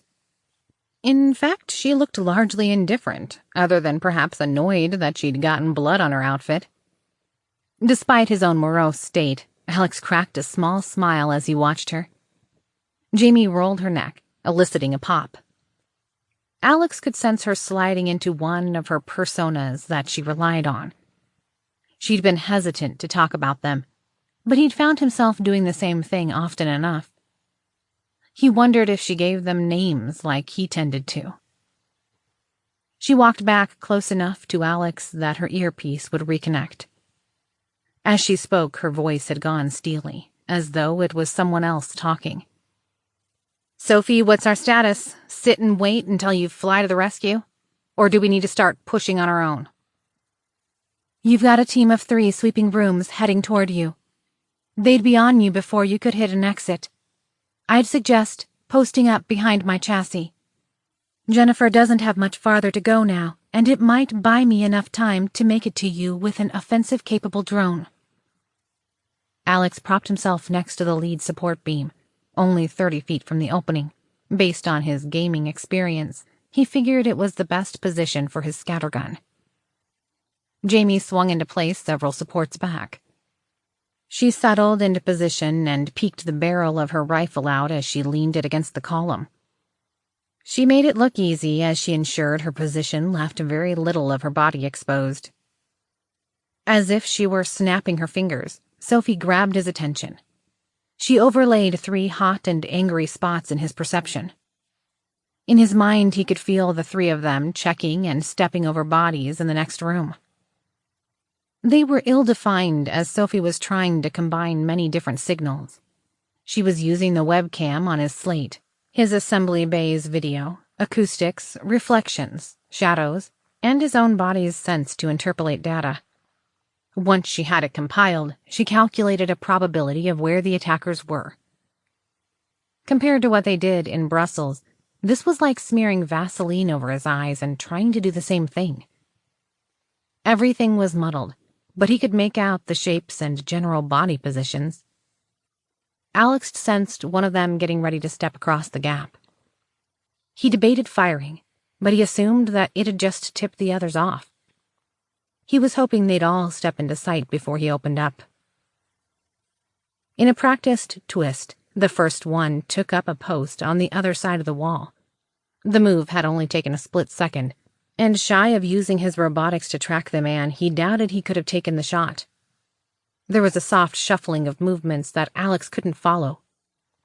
After a few seconds, a segmented black ball dropped to the floor. Just above the sphere was a tiny gyroscopically stabilized camera that reminded him of an old sci-fi movie's robot that rolled around in the desert. The small robot surged forward into the room, trailing a thin wire behind it, no doubt connected to a light slate for controls and visuals. It pivoted, letting its camera pick up the entirety of the assembly bay. Alex only had a thin sliver visible, but the camera clearly stopped as it fixated on his position. Knowing he was busted, he yelled out, "My name is Alex Sage. I'm a client of this facility. I'm here inspecting my equipment. I've got no issues with you, but I'm staying put until Swedish defense has retaken the building. Do not approach, and you will not be fired upon." Alex remained in cover, but he gave his shotgun yet another check to ensure the safety was off and had a round chambered. He could feel Sophie jacking with his perception, sharpening his hearing. He barely picked up the murmurs in the other room. It wasn't something he could directly make out, but he assumed Sophie was doing audio enhancement to pull it together on her side. "They are checking your identity. I can see the AMP team accessing the client logs. That's not a terrible sign. They've confirmed you are supposed to be here. I can't tell what's going on, but they appear to be using laser-based communications with a satellite outside. There was a big burst of activity as they lined a bunch of repeaters to get a signal outside the building without using normal radio waves. I'm assuming they are calling back for orders since they determined you might not be disposable, or may have sent data about them elsewhere. Their people probably know just enough about your implant that they don't understand your capabilities but recognize the name." "What is the black thing behind you?" a voice called out. It had a heavy accent that Alex couldn't place. It almost seemed like someone was trying to intentionally throw off the sound of their voice and mask their background. "My project. That's all I'll say about it," Alex said. The camera continued panning, now locking onto Jamie's location. "Are you alone?" the voice called out again. Alex replied, "You already know the answer to that. If you know who I am, that's enough." "We're coming in," the voice yelled. He yelled back, "No, you're fucking not." Alex jerked his shotgun up, using his cybernetics at full speed. He saw the shadow men and the perceptions start to move toward the gap. Not seeing them stop, he called out again. "See that big old pile of bodies you're standing in? Don't be an asshole, and I won't have to defend myself. Move along with your mission. You don't want to fuck with me. If you need proof of that, check the one with the screwdrivers I threw into their necks. No human could do that. So don't think you can take me out like one." That froze the men in their tracks. Alex could see the men backing slowly away from the opening. One dipped toward the bodies in question, seeming to inspect it. His bluff had at least scared them enough to rethink their plan of action. In Sophie's overlay of his mind, he saw the man in the back reaching to his vest. "Yo, taint for brains in the back. If you pull that grenade off your vest, you and your buddies are going to be in a shitload of trouble. You see where your bot is? That clean spot? Yeah, that's where I was standing when one went off 2 feet from me. You haven't pissed me off yet. But do you really want to tangle with the motherfucker that can shrug off a fragmentation grenade? I'll make sure you die painfully, then I'll start peeling the skin off every one of your squishy motherfucker friends. Then I'd move on to your family. I'm not entirely human, you bunch of amateur league goat lickers. Have your fuckwit supervisors do a web search already. You clear out, and I'll let you shitbirds go on about your business." Alex roared. Alex felt the man in the back ease his hand back toward his rifle as all 3 men took another half-step farther from the breach. The robot rolled back a few feet and inspected the cement. It then panned around, taking in the trashed and shredded workbenches and the thousands of tiny chips all over the paint around the site. It did a full 360-degree scan of the room before locking back onto Alex. He assumed they were somehow submitting the data back to their command for verification. What he'd said was probably making someone shit their pants, especially since he'd confirmed he could somehow see through walls. Part of what he'd said was true, just not in the way they were envisioning. The men stood in silence, but that was okay with Alex. Jennifer needed time, and he would do his best to buy it. Of course, his entire position was built on bluffs, curse words, and the massive amount of misinformation about him on the internet. He was hoping they'd stumble onto one of the conspiracy sites that thought he had a fully robotic body now. They are doing something on the roof several rooms over, but I can't tell what. The air ducts are too small to crawl through, but it's something with them. Maybe another drone? I wish I could get closer to you. As Alex watched, the three men took another step back from the opening, and then lowered their rifles to their slings. They all began rummaging around on their hips for something. In their heat map, he could feel them moving to touch their faces. The signals were so weak that Sophie had to do a lot of guesswork at this point. They could have been having a nose-picking contest for all he could tell. The men brought their rifles back to their hands, but stood almost casually, as though they were waiting for something. Alex tried to puzzle it out, knowing he was missing something. Suddenly they didn't seem threatened by him. Instead, it almost seemed like they were just going to wait him out, which frankly was exactly what he wanted them to do. Alex eyed the little drone and debated if he should demand that they pull it entirely out of the room. He figured it was unlikely, but it might have some sort of small armaments under its plastic shell. He squinted as the details of the drone became fuzzy. Alex, something is wrong. Your nervous system is acting weird. He worked moisture into his mouth, suddenly feeling quite thirsty. Sophie spoke again, but she seemed very far away. His shoulders sagged, and the shotgun felt very heavy. He nearly dropped it, but recovered. He propped it up, only to have it slip again. Behind him, he heard a clatter as Jamie's rifle fell to the ground. He blinked, but his eyelids took an exceptionally long time to reopen. His body wobbled as he struggled to stay upright. He blinked again and felt his body slide to the floor. It was everything he could do to keep his eyes open as the three shadows entered the room.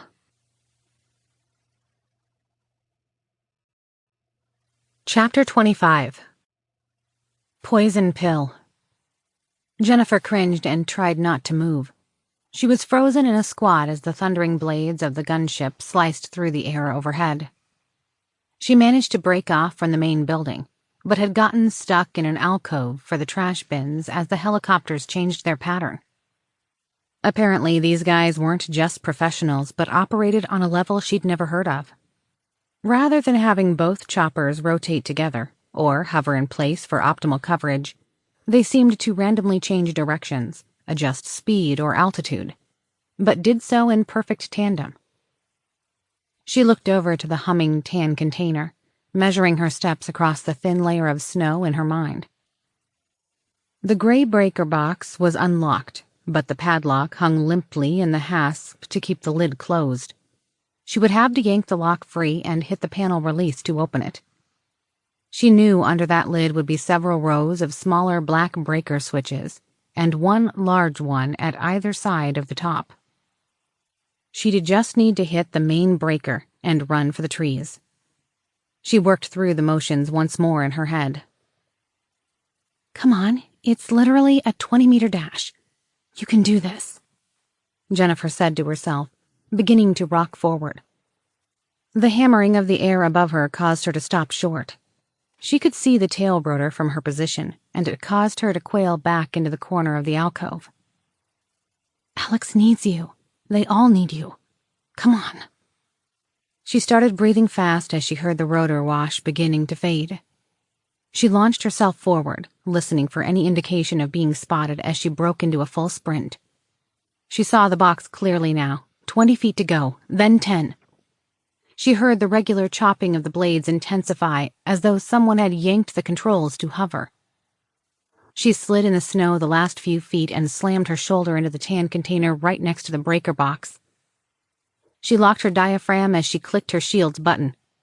The world turned to inky coldness as a deafening roar and pressure slapped into her small frame. The burst only lasted a half second, but another one followed, hitting her squarely in the back. A scream attempted to erupt from her chest, but she couldn't move, and the air had nowhere to go. Knowing time wasn't on her side, she twitched her thumb, releasing her shell. She half expected to get another blast in the back, but none came as the rotors whined overhead. She resolved to thank the AI for cluing her in about the gun's behavior.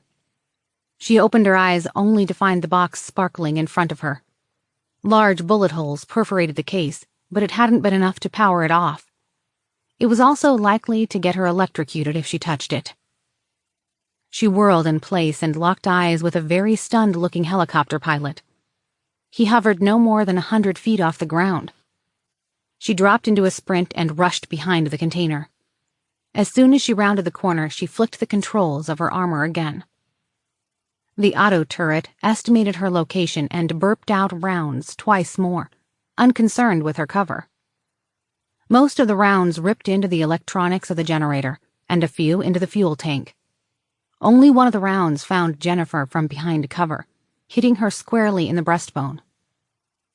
It'd have easily killed her without protection, but as soon as the second burst cleared, she dropped her protection.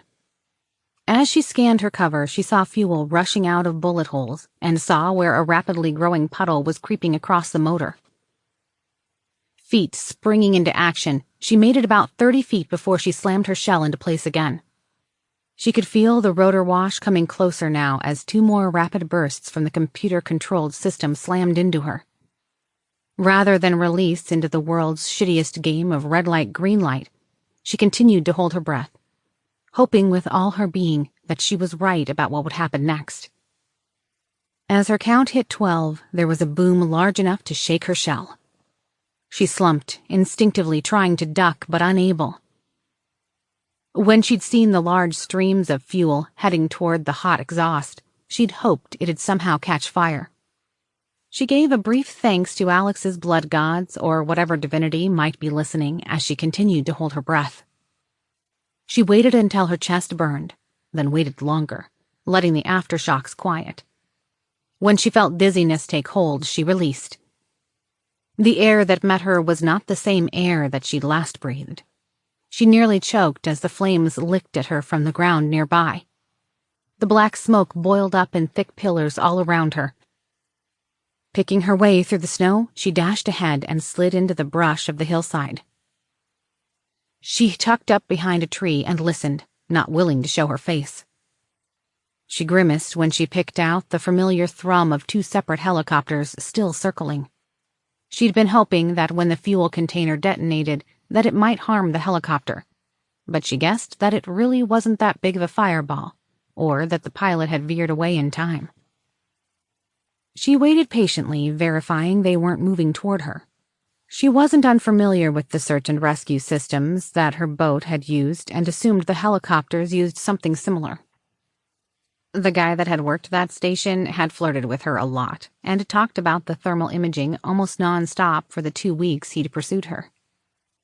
She'd largely tuned him out, but remembered how thermal imaging had a fatal flaw. Rapid changes in air temperature could throw the computers for a loop and forced them to recalibrate. She'd probably looked hot against the snow, but now they were refactoring for a much wider range of temperatures as hot air rose around her. She assumed that it wouldn't take long for the computer system to figure it out, but the hot air and thick black smoke had covered her movement. She realized that it was just as likely that she could have unleashed directly in a firestorm of burning fuel, so she'd only scraped by on luck and not skill. Not wanting to wait around, she pulled her looted weapon tight and settled into a run. Sophie jerked hard on Alex's connection, ripping him from his drugged state back into their shared space. Alex landed heavily into his leather chair.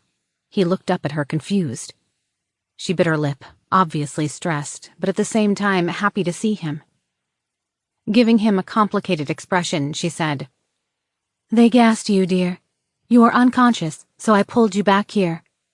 It took me several minutes of external time to get things ready on this side, so you've missed a bit. Forgive me, I should have had you carrying a gas mask the entire time rather than having them in the vehicles and in Jennifer's bag. All our fighters had them. I thought I'd have a heads up." Alex put his head in his hands. If he couldn't fight back, he was basically useless. His mind went to Jamie. She'd been terrified of these guys, and he'd dropped her defenseless right into their hands. They could be walking up to put a bullet in them both right now, and there was nothing he could do about it. Alex was pulled out of his thoughts as Sophie kicked the ottoman hard enough that it crashed into the wall and splintered with a crack. She growled, "A briefcase. All I'd had to do was give you a fucking briefcase. You could have hidden any number of things in there. I only assumed they'd search you before letting you in the facility. They didn't even try." Alex stood up and took her shoulder into his hand. He needed to know what was going on. Locking eyes on the furious woman, he tried to calm her. "No one else thought of it either, love. Please try to focus. I need to know what's going on, and we're basically frozen in time right now. I don't feel drugged, so let's start there." Sophie shook her head, still angry. "It's your implant. So much of you has been cached here that you can get away with a lot. I kept shuffling more and more back to the laptop and into our server vault to make room for you and me. Just don't try to remember too many irrelevant things, though. We need all the time compression we can get right now. Also, before I brief you, know that Jennifer is okay. It'll sound worse than it is. She's not out of danger, but she succeeded with her objective and is heading north. You and Jamie? Well, have a listen." Sophie walked over to the display on the wall and powered it up. She selected the microphone embedded on his left arm and rewound several minutes. Then she hit play. There was no video, but the audio was clear. "Got him. 2, help me with the zip ties. 3, you get the girl," a voice said. "Sure, 1. What do we do with his arm? It looks like he'd snap ties. Hell, maybe metal cuffs, too." 2 said. "Dunno. See if you can remove it. Maybe it pulls off or something," 1 replied. There was the sound of grunting, then a sucking sound. "Twist lock. Yeah, we're good. I'll hold him if you can hog-tie his other arm to his legs." There was brief grunting and a zipping sound as Alex's body was secured. From further away, 3 said, "Guys, I think we've got a problem with the girl. I've got a hard match on fingerprints over here. Funny, though, it's only a partial match on the facial scan." "Yeah? Target of opportunity?" 2 asked. "Nope, we've got a recovery order on her. She was an asset over in Applied.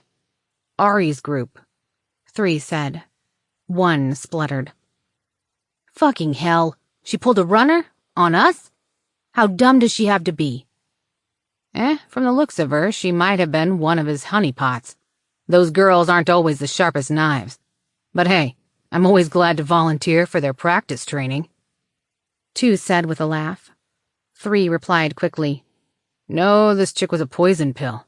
Her logbook is mostly stuff I don't have clearance to see, so it's all just redacted beyond assignment codes. Ari must have started her real young to rack up this many. She looks, what, early to mid-20s? She's got 5 times more assignments on record than I'd expect. We'll have to bring her all the way back for interrogation, so brace yourselves for a long flight. Oh, and here's the kicker. The recovery order was from 3 layers up." 1 replied. "Wait, 3? Oh, that means—" "Damn, okay, so what are the orders? I mean, it's just a recovery, right?" 2 said in a voice suddenly much less confident. "Fucking blank slate as usual. No notes, but read between the lines. They want her back, so whatever you do, don't bruise her up. This is either really good for us or really bad. We don't want to fuck with the old man. We do our job absolutely to the letter with this one. She'll have had at least the same escape training we've had, so I'll make sure to double tie her. Once we're back in the air, I'll tape over everything again and see if we've got any shackles and a prisoner stun belt, too." 3 said. 2 asked, "What about the guy? Manifest says he's legit and, well, we all know who he is. We popping him here or taking him back?" "Command wants to talk to him at the local safe house. I figured the chick was working him to get access to our assets here. But whatever the hell the black stuff is, has the brass's full fucking attention. Apparently, we lit up someone outside and the turret didn't even phase her. The pilot reported that whoever was using that stuff hid next to a fuel tank. He lit it up and blew her sky high. They'll probably keep him under lock and key until they can replicate whatever he's doing. One said. 3 said, Fine, we'll split them up. You 2 get him. I'll just toss her over my shoulder. The other team secured the project and our dev team. 2 asked, What the hell were we making here anyway? There was silence on the line for several beats. Right. Forget I asked. 2 muttered. There was a grunt, and it sounded like something heavy was being lifted. A scraping sound across the arm's microphone made it obvious it was being moved.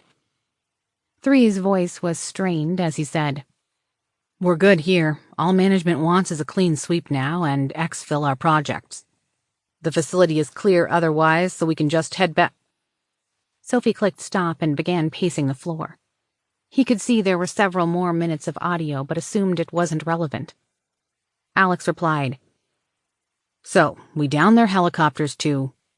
Sophie gave him a look that stopped him cold. You're already on board and about 100 feet off the ground and climbing by the second. I went for the kill before that, but they deployed identical countermeasures that we use and wrecked an entire wing. I've got to assume they reverse-engineered the equipment we've been selling. They used our own fucking defenses against us. Sophie then punched a hole in the wall and shook her head. I've got ion drive drones, but only a handful and none were nearby.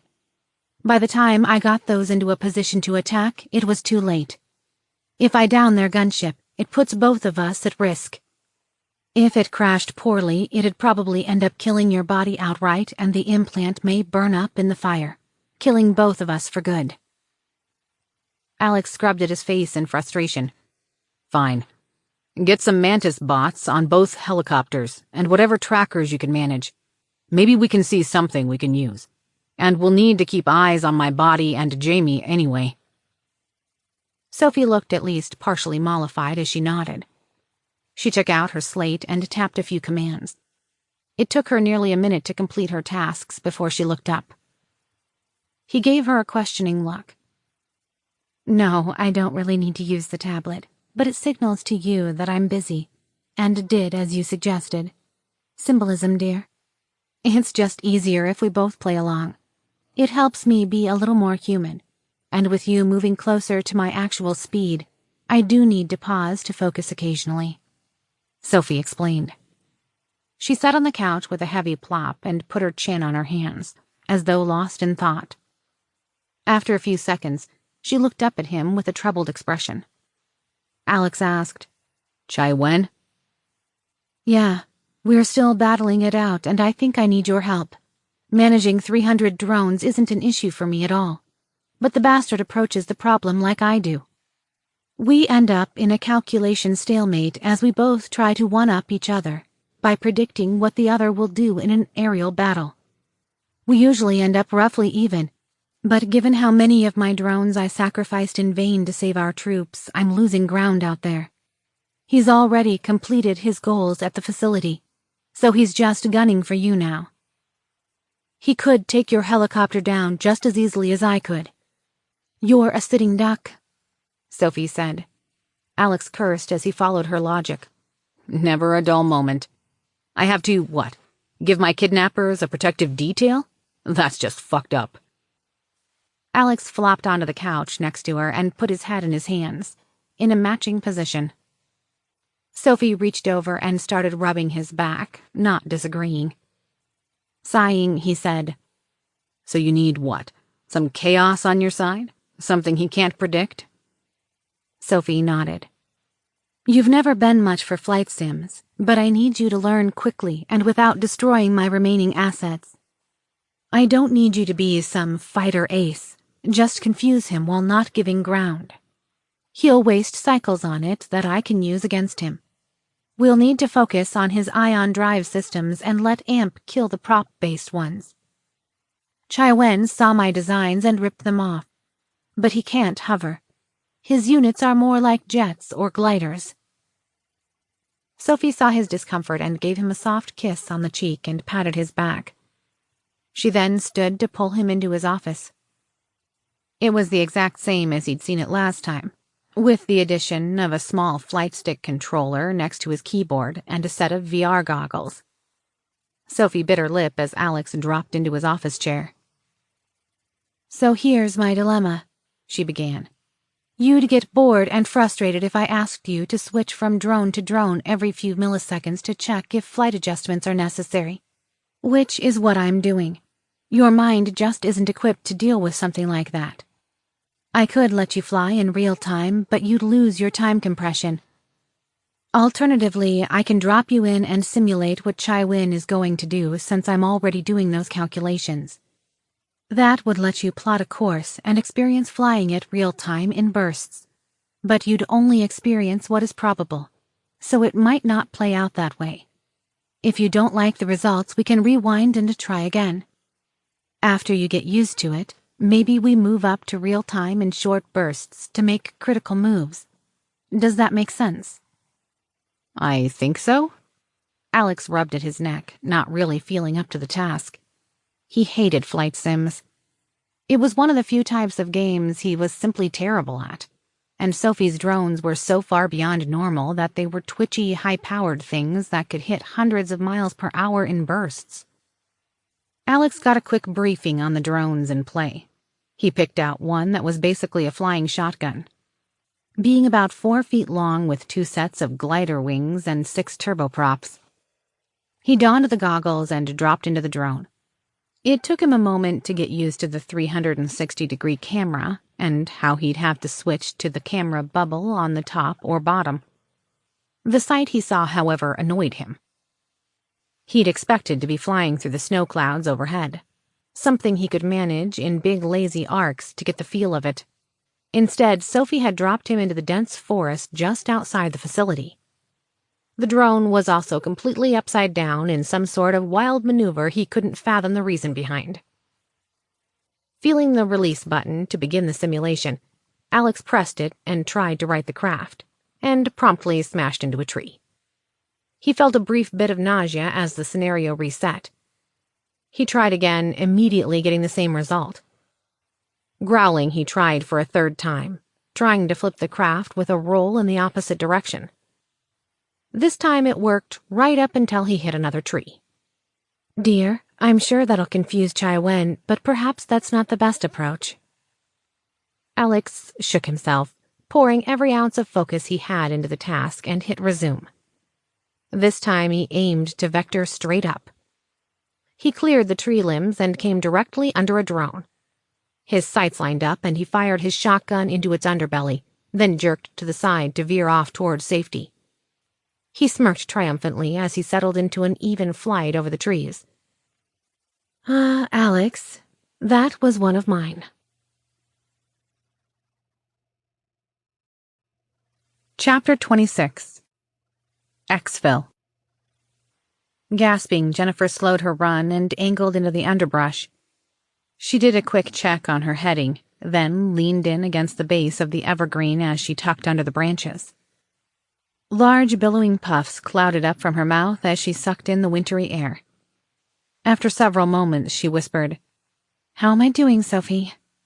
"You're most of the way there, and still heading the right direction. However, I detected other electronic signatures ahead using rough signal locations from cell towers. I don't know if they are concerning. I have had to pull almost all my drones away. Hang on, and I can set one to skim your path if you wait a few moments and catch your breath." Jennifer nodded to herself and let Sophie do her thing while she leaned against the bark. She rubbed at her arms, trying to work some warmth into them. She berated herself for not buying better clothes for this mission. She'd prepped to go between vehicles and office buildings, not a run through the forest. Between the melting snowflakes and her sweating, the down in her jacket was steadily losing its loft. She tucked her face into her collar. Her nose was so cold it was painful. Trying to slow her hungry lungs, she focused on her ears and listened for the sound of the helicopters or other troops. Somewhere to her left, a limb broke and caused her to jerk her firearm up. She zeroed in on a soft, rhythmic crunching sound. She settled the iron sights on a dense bit of foliage, seeing something dark move behind it. She hunkered down and settled into a shooting stance while she waited. Suddenly, with a quick snort, a deer's rump whirled from the brush and bounded away. Jennifer let out a slow exhale, trying to let her heart settle. "Are you okay? I saw your heart spike through the mesh connection." "Yeah, just a deer," Jennifer said. "Any word yet?" "Yeah, and it's not good. A team of 2 is hiking back to their vehicle. They seem to be some of Chiwen's assets. Someone turned on one of their cell phones to get a GPS fix and powered it back off. They are heading roughly in the same direction you are. They don't seem wary, but they are both armed with assault rifles. I recommend taking it slow for a bit to let them get farther ahead. Alternatively, you could stalk them from behind, or I could direct you to an ambush spot if you want to circle them." Jennifer thought on it for a moment, then asked, "What does Alex want? He pays the bills. He can call the shots." "He'd prefer them dead if possible, but nowhere near as much as he wants you somewhere safe. Preferably in his bed, but don't tell him I told you that." Jennifer chuckled despite herself. "I'm sure you tell that to all the ladies," Jennifer replied, standing up and slowly continuing her stalk northward. "Just a few. Mostly the cute combat medics that Alex desperately wants to. You know what? I'll just let him tell you later. Suffice to say, you're in his thoughts more than you'd expect. That, and he really is worried about you." "Yeah, he's sweet. But do you push him this hard on everyone else?" Jennifer whispered as she stooped under a tree limb and eased through some brambles. She could see the other team's footprints in the snow now and began stepping into them to draw less attention and dampen the sound of her footfalls. "I'm not above making sure you stay interested. Aside from the flight over, you've not really had any alone time together." "That doesn't count. We were separated by 2 rows of seats from the others. I'm not quite as bold as Jamie in that regard. It's hard to wrap my mind around his lifestyle, but everyone seems to be okay with it. Happy, even. But to be honest, it's kind of intimidating," Jennifer replied. She gave it more thought and asked, Can you suppress emotions via mesh? I mean, I know you can, but, well, I just get all anxious and tangled up. Trish and I have broken up more times than I can count, and several of those times, well, she's never been particularly faithful. It hurt a lot. The fact that she's pushing too, and I'm... Dear, I would never want to change who you are. Alex has given me very hard rules about that. But if you want to work issues out, I can be of assistance. For starters, I can help you and Trish communicate better.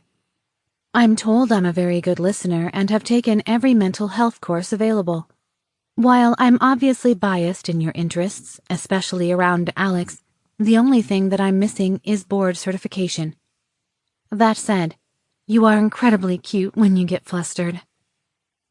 Jennifer gave a soft laugh at that. "Fine.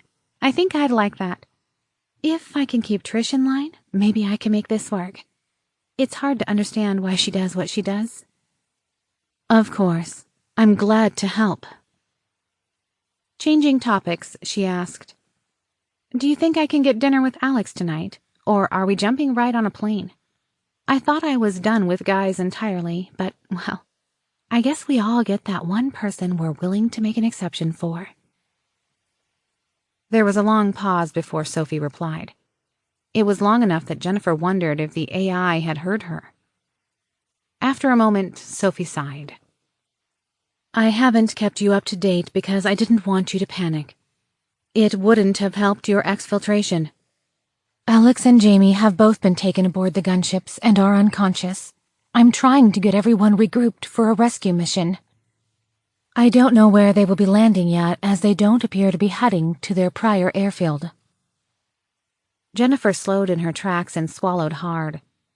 After a few seconds, her pace quickened, but she did her best to remain low.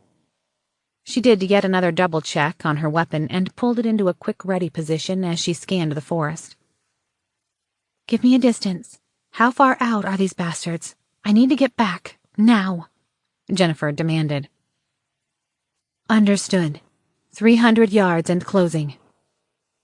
Jennifer continued at her pace for several minutes, doing her best to slide through the woods without a sound. The snow softly crunched underfoot and made her cringe a little with each step. Her weapon felt like ice through the thin gloves she wore. Eventually, she saw movement and settled in behind a spruce tree. 75 feet, just on the other side of the pine tree. They are both fixated on the path and looking forward. Be careful. They have body armor on their chests, and one still has a ballistic helmet in place. I'll also be of limited help. My drone is surveillance only. It's used up its payload. Jennifer felt Sophie briefly tug at her mind as her senses sharpened. The shivering in her limbs calmed, and she no longer felt the painful cold on her cheeks. Picking a path around the tree, she slipped in closer, trying to get an angle. As she worked her way behind an elm tree, her foot slipped on a small, dry branch, causing it to crack. She flattened herself to the bark, but it was narrow enough that she couldn't fully hide behind it. Jennifer could hear Sophie start cursing. "They've split up and are circling your position. Left is 10 o'clock at 40 feet. Right is coming in at 1 o'clock and 35 feet away. I don't believe they see you yet, but they will at any second." There was a crash through the brush on her right, then a whirring sound. "Now, both are distracted." Jennifer whipped her firearm up and gave a 3-round burst into the dark form on the right. She didn't even wait for confirmation before firing another burst at the one on her left. There was a scream of pain from the first, but the one on the left dove into a bush for cover. In a crash of breaking limbs, she lost sight of him. She hunkered back down, edging out just enough to put another 3-round burst into the body flailing to her right. The screams stopped as the man gave a noisy gurgle, then fell silent. The whirring sounded again as she tried to locate the remaining soldier. A clatter of snapping plastic and gunfire ripped through the air. Using the muzzle flashes as a reference point, she fired shot after shot into the foliage until her gun locked empty. Gasping, she ducked back to her cover and dropped her SMG. She yanked her pistol free from its holster and waited. "Sophie, give me an update, please," Jennifer pleaded. "I can't, dear. Alex sacrificed my only drone nearby. I'm blind. From the sound of it, I think you and Alex might have gotten him, but I don't know for certain." "Alex?" she asked. "I'll explain later." Jennifer inched back from her position, pistol at the ready, and circled the bush she'd been shooting at. After several shuddering breaths, she could see a hand laying atop a spray of bloody snow. The hand was still moving, fingers grasping feebly. Fixing on the hand and estimating where the head should be from there, she kept moving until she could make out the man's torso. Taking careful aim at the man's exposed neck below his helmet, she fired twice. A fine red mist exploded up from the holes and blood pumped rapidly out of the wound. After watching for what felt like minutes, the man's twitching ceased. Approaching cautiously, she looked at the body only enough to confirm it was no longer a risk. She fixed her eyes on the rifle laying next to the corpse and snatched it away. Emboldened by the lack of reaction, she grabbed the 2 remaining magazines from the dead man's utility vest. She crammed them into her own jacket as best she could, and scanned around her. Seeing no signs of anyone else nearby, she familiarized herself with her new weapon and moved toward Sophie's drone. She plucked the compact quadricopter from the ground and rubbed the snow clear from its lenses. The white blades were shattered on all 4 rotors, and there were bullet holes through the plastic, but the camera spun in place, fixing on her. She pulled the shattered plastic and electronics free from the main body, leaving a rectangular shell no longer than a paperback novel. She gave the camera a brief smile, then dropped it into her jacket pocket. "I'll try to be useful if I can. Now, best if you continue north. You'll be at the water soon enough. You also made enough racket that if I missed anyone, they'll know exactly where you are. Got it? On the move, Jennifer said quickly. Alex slammed his fist down on the desk hard enough that it rattled his mug of tea and splashed some onto the desktop. Damn it, this is freaking useless, he yelled to no one in particular. Calm down, dear. If it were easy, I wouldn't need your help. Alex's VR display showed the white plastic of one of Chiwen's drones hovering in the air. The entire top of its shell and camera array had disintegrated into a spray of debris, but the bot remained fully functional. It had just disabled the drone he was flying. I had him, Sophie. The simulation showed a perfect kill. Half a day later, from our perspective, I find out I barely grazed him. This is bullshit. Like I said, I showed you what was probable. I have no way of accounting for why, but he was slightly off position. This isn't working. At best, I'm able to dodge, but I've only taken down, what, 2? I cost you 4 drones to do it. Sophie was silent for some time. You are correct, of course. This is a game of attrition, and we were already the underdogs before you started. Alex shook his head. I think we're going about this all wrong. You're brute forcing an air battle with someone who can do the exact same. Alex threw his simulated VR goggles into a chair in the corner of his office. He'd never been one to rage quit, but he was sorely tempted to just live with Sophie's best attempt and call it that. The battlefield's buffer around his body had slowly eroded closer to the helicopters. Close enough that AMP had initiated countermeasures of their own, which was the only reason Alex and Sophie hadn't already been killed in a fiery crash. Alex clenched his fists, desperately wanting to break something, ideally Chiwen's toys. We've got to do something different. How long until he manages to down us? Sophie's body slid into existence behind him, putting a hand on his shoulder. His ion drive-equipped drones are likely to do a suicide run to get explosives against the rotors the moment we don't have enough drones to protect it. That'll be about 3 minutes in real time. It might not take down the helicopter, but he has several lined up behind it that could finish the job. We're currently at 800 feet on a search circle. I think they are trying to eliminate any stragglers on their way. We'll be passing Jennifer's position in moments, but I think I can keep her out of sight. Alex spared a thought for the soft-spoken woman. That was one of the drones he didn't regret sacrificing. She hadn't seen the man through the foliage, and he had her dead to rights. Alex had slammed his drone against the barrel to throw his aim off and cause him to reveal his position as he shot up Alex's drone. Alex had no idea what she planned to do with the shattered drone that she'd taken with her. It was nothing but a functional camera, a battery, and a bunch of exposed circuits. He corrected himself, adding that it had a special antenna back to Sophie's command and control systems.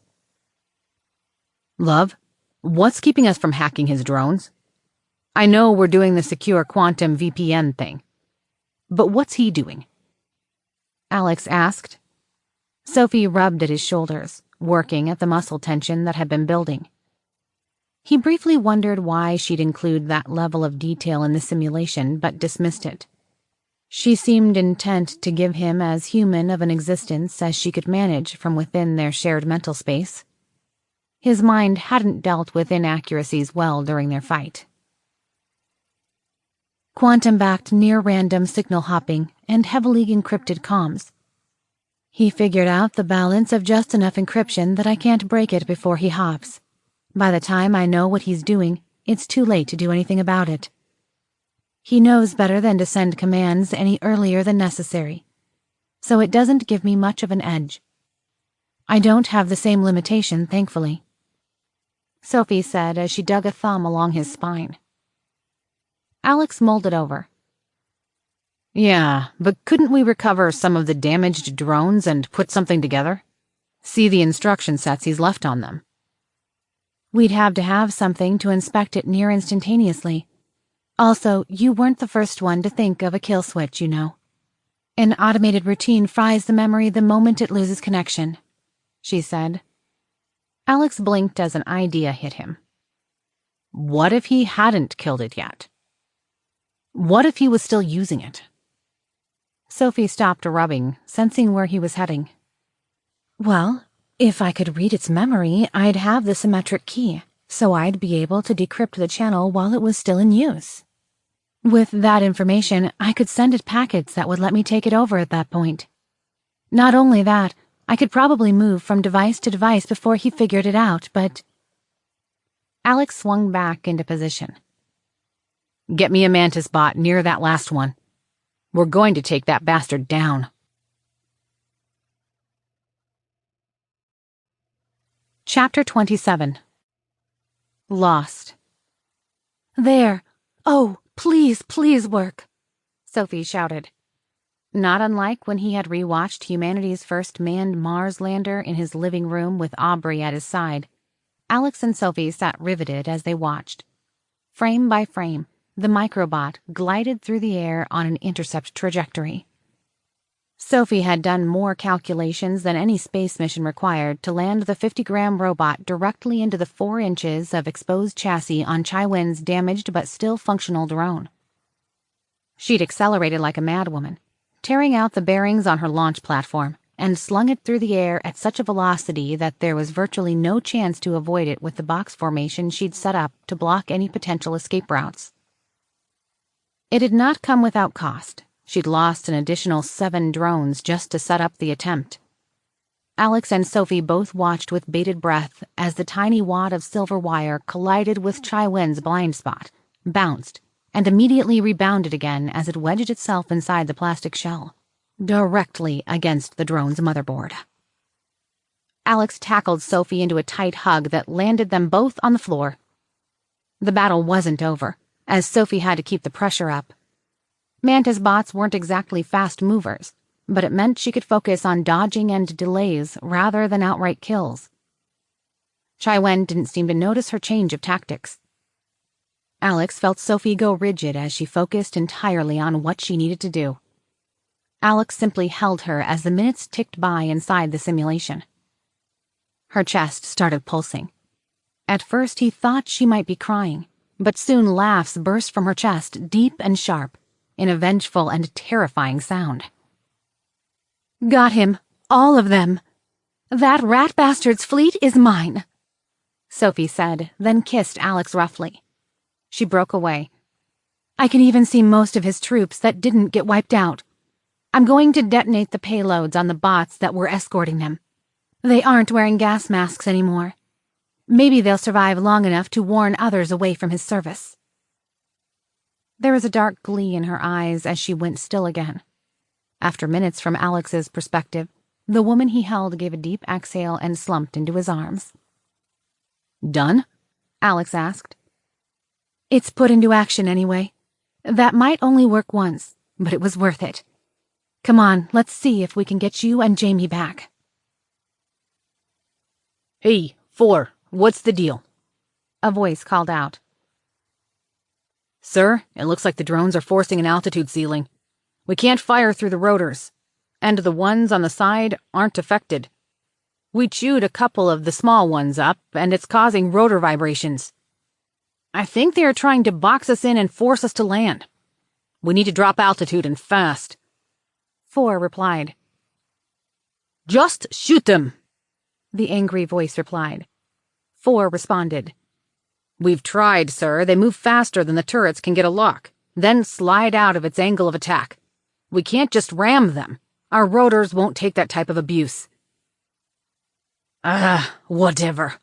Let me get strapped in and I'll shoot 'em down myself. 4 replied hesitantly. Sure, okay. I'll let the other team know what you're doing. Alex paused the audio from his arm's sensor, then slid his VR goggles back into place. He was ready the moment the door slid open. 3 of Chiwen's weaponized drones fired into the man's hand the second it was visible.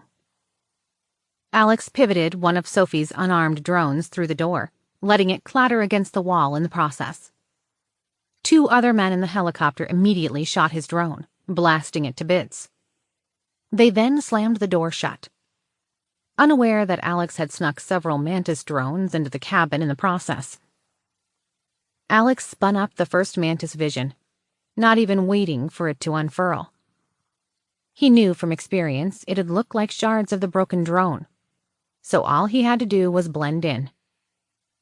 He took in the cabin and cursed. Yeah, just like we thought. It looks like Jamie is on the other bird. How's it looking there? Sophie replied apologetically. They are a bit behind your helicopter, but they've decided that playing chicken is a viable answer. They have slowed and are getting a bit lower, but nowhere near as quickly as the one you are in. I'm afraid if they suck any more debris into their blades, the helicopter may crash. Alex, if they don't back off, I'm going to have to let them slip by. Alex gritted his teeth. Shit. Okay, prepare to follow her. They have a lot more range than your drones do. Clamp every type of thing you can to their rails, or get things into their cabin. If you see a way of getting them safely down, do it. Use whatever resources you need. And yes, that includes military assets. Get satellite assets in on it if you can. I want her safe. Sophie nodded, understanding that this was one of the few scenarios where Alex simply didn't care what resources she applied. He'd live with and accept any consequences if it meant protecting someone he loved. Alex did a slow pan with the bot's camera. Overhead, metal supports, numerous tubes, pipes, and wiring clusters, all curved through the cabin in a way that Alex couldn't guess the nature of. Warning signs and directional arrows painted the wall, but again, the meaning was lost on him. Just behind the drone was a door that looked like it led to the cockpit. Hanging from carabiners, numerous duffel bags and containers lined the wall where folded jump seats sat unused. Further back in the cabin, 5 commando-looking guys sat in uncomfortable-looking folding seats that were attached to the wall. On their heads were bulky headsets for hearing protection. Next to the drone's shattered chassis, the man he'd wounded held his injured hand tight to his chest, body seated against the wall furthest from the door he'd opened. A man that Alex assumed was a medic had yanked a bag free from a duffel next to him, no doubt trying to get into his trauma kit to stop the bleeding. Next to the door of the helicopter, a plastic case had been left open. A peek inside revealed several extra firearms, what looked like a grenade launcher, and an ammunition case full of organized magazines, drums, and explosives placed in form-cut foam. Alex assumed the wounded man had rummaged through them to get the shotgun that was lying next to him. In the corner, someone had secured a large plastic container. It looked like they'd carelessly dumped odds and ends into the box, and a few straps poked out from under the lid. On the wall furthest from the door, in between 2 burly-looking guys, Alex's unconscious form was bound in a very awkward position. They'd strapped him in the seat, but his right wrist was bound snug with his ankles, leaving his head down by his knees. Sophie took in what he was seeing and added, I'm flooding your body with stimulants to wake you up as fast as possible, but I have no idea when you'll be able to move effectively. I could make you twitch and flail at this point, but that'd just give the game away. You'd not be coordinated enough to fight back. It's fading, though. Whatever sedative they used is a tricky one. You're lucky you didn't die in your own vomit. I think it's the same ones the Russians used that killed a whole bunch of hostages. Alex grimaced. Yeah, asphyxiation has been a bit of a theme today. We really need rebreathers or air tanks or something in the goop armor. Sophie rolled her eyes but didn't seem to be upset. He assumed it was just her trying to adopt as many human mannerisms as she could. Sophie replied, Yeah, I have figured that out, love. What you've started calling your armor was an early proof of concept, never designed to be used for this purpose. If it weren't such a critical mission, I'd never let you use it. It's downright dangerous. Give me a few weeks, and your suit of armor will be a reality. Hey, where's my arm? Alex asked, switching gears as he focused on scanning every detail. I'm guessing in that box. Quantum entanglement doesn't give me a position, so I can't locate your body directly. But I can raise and lower the power on your implant's network card and get a rough guess on the distance to traditional electronics, or anything that might respond to a network probe. From the arm's sensors, I know it's in the dark, and at a haphazard angle with something light on top of it. They took quite a few items from the facility that they thought would be interesting to their R&D folks, so it's probably just a jumble. After they got you loaded, they went back and tried to chisel off some of our smart goop from my chassis. They spent a lot of time trying, but they failed, of course. Alex chewed on his lip. And our shields? Sophie looked up, seeming to be lost in thought. Maybe they are in the box? No. Both seem closer than that, but only slightly. Maybe they are in someone's pocket or gear bag. Alex burst out laughing. As he laughed, it turned into a mad thing full of anger. Oh, those poor fuckers. Welcome to my hell, assholes. Alex set the mantis bot onto a slow course under the feet of the soldiers. All eyes were locked on the bleeding man on the floor, so he wasn't too worried about the mantis getting spotted.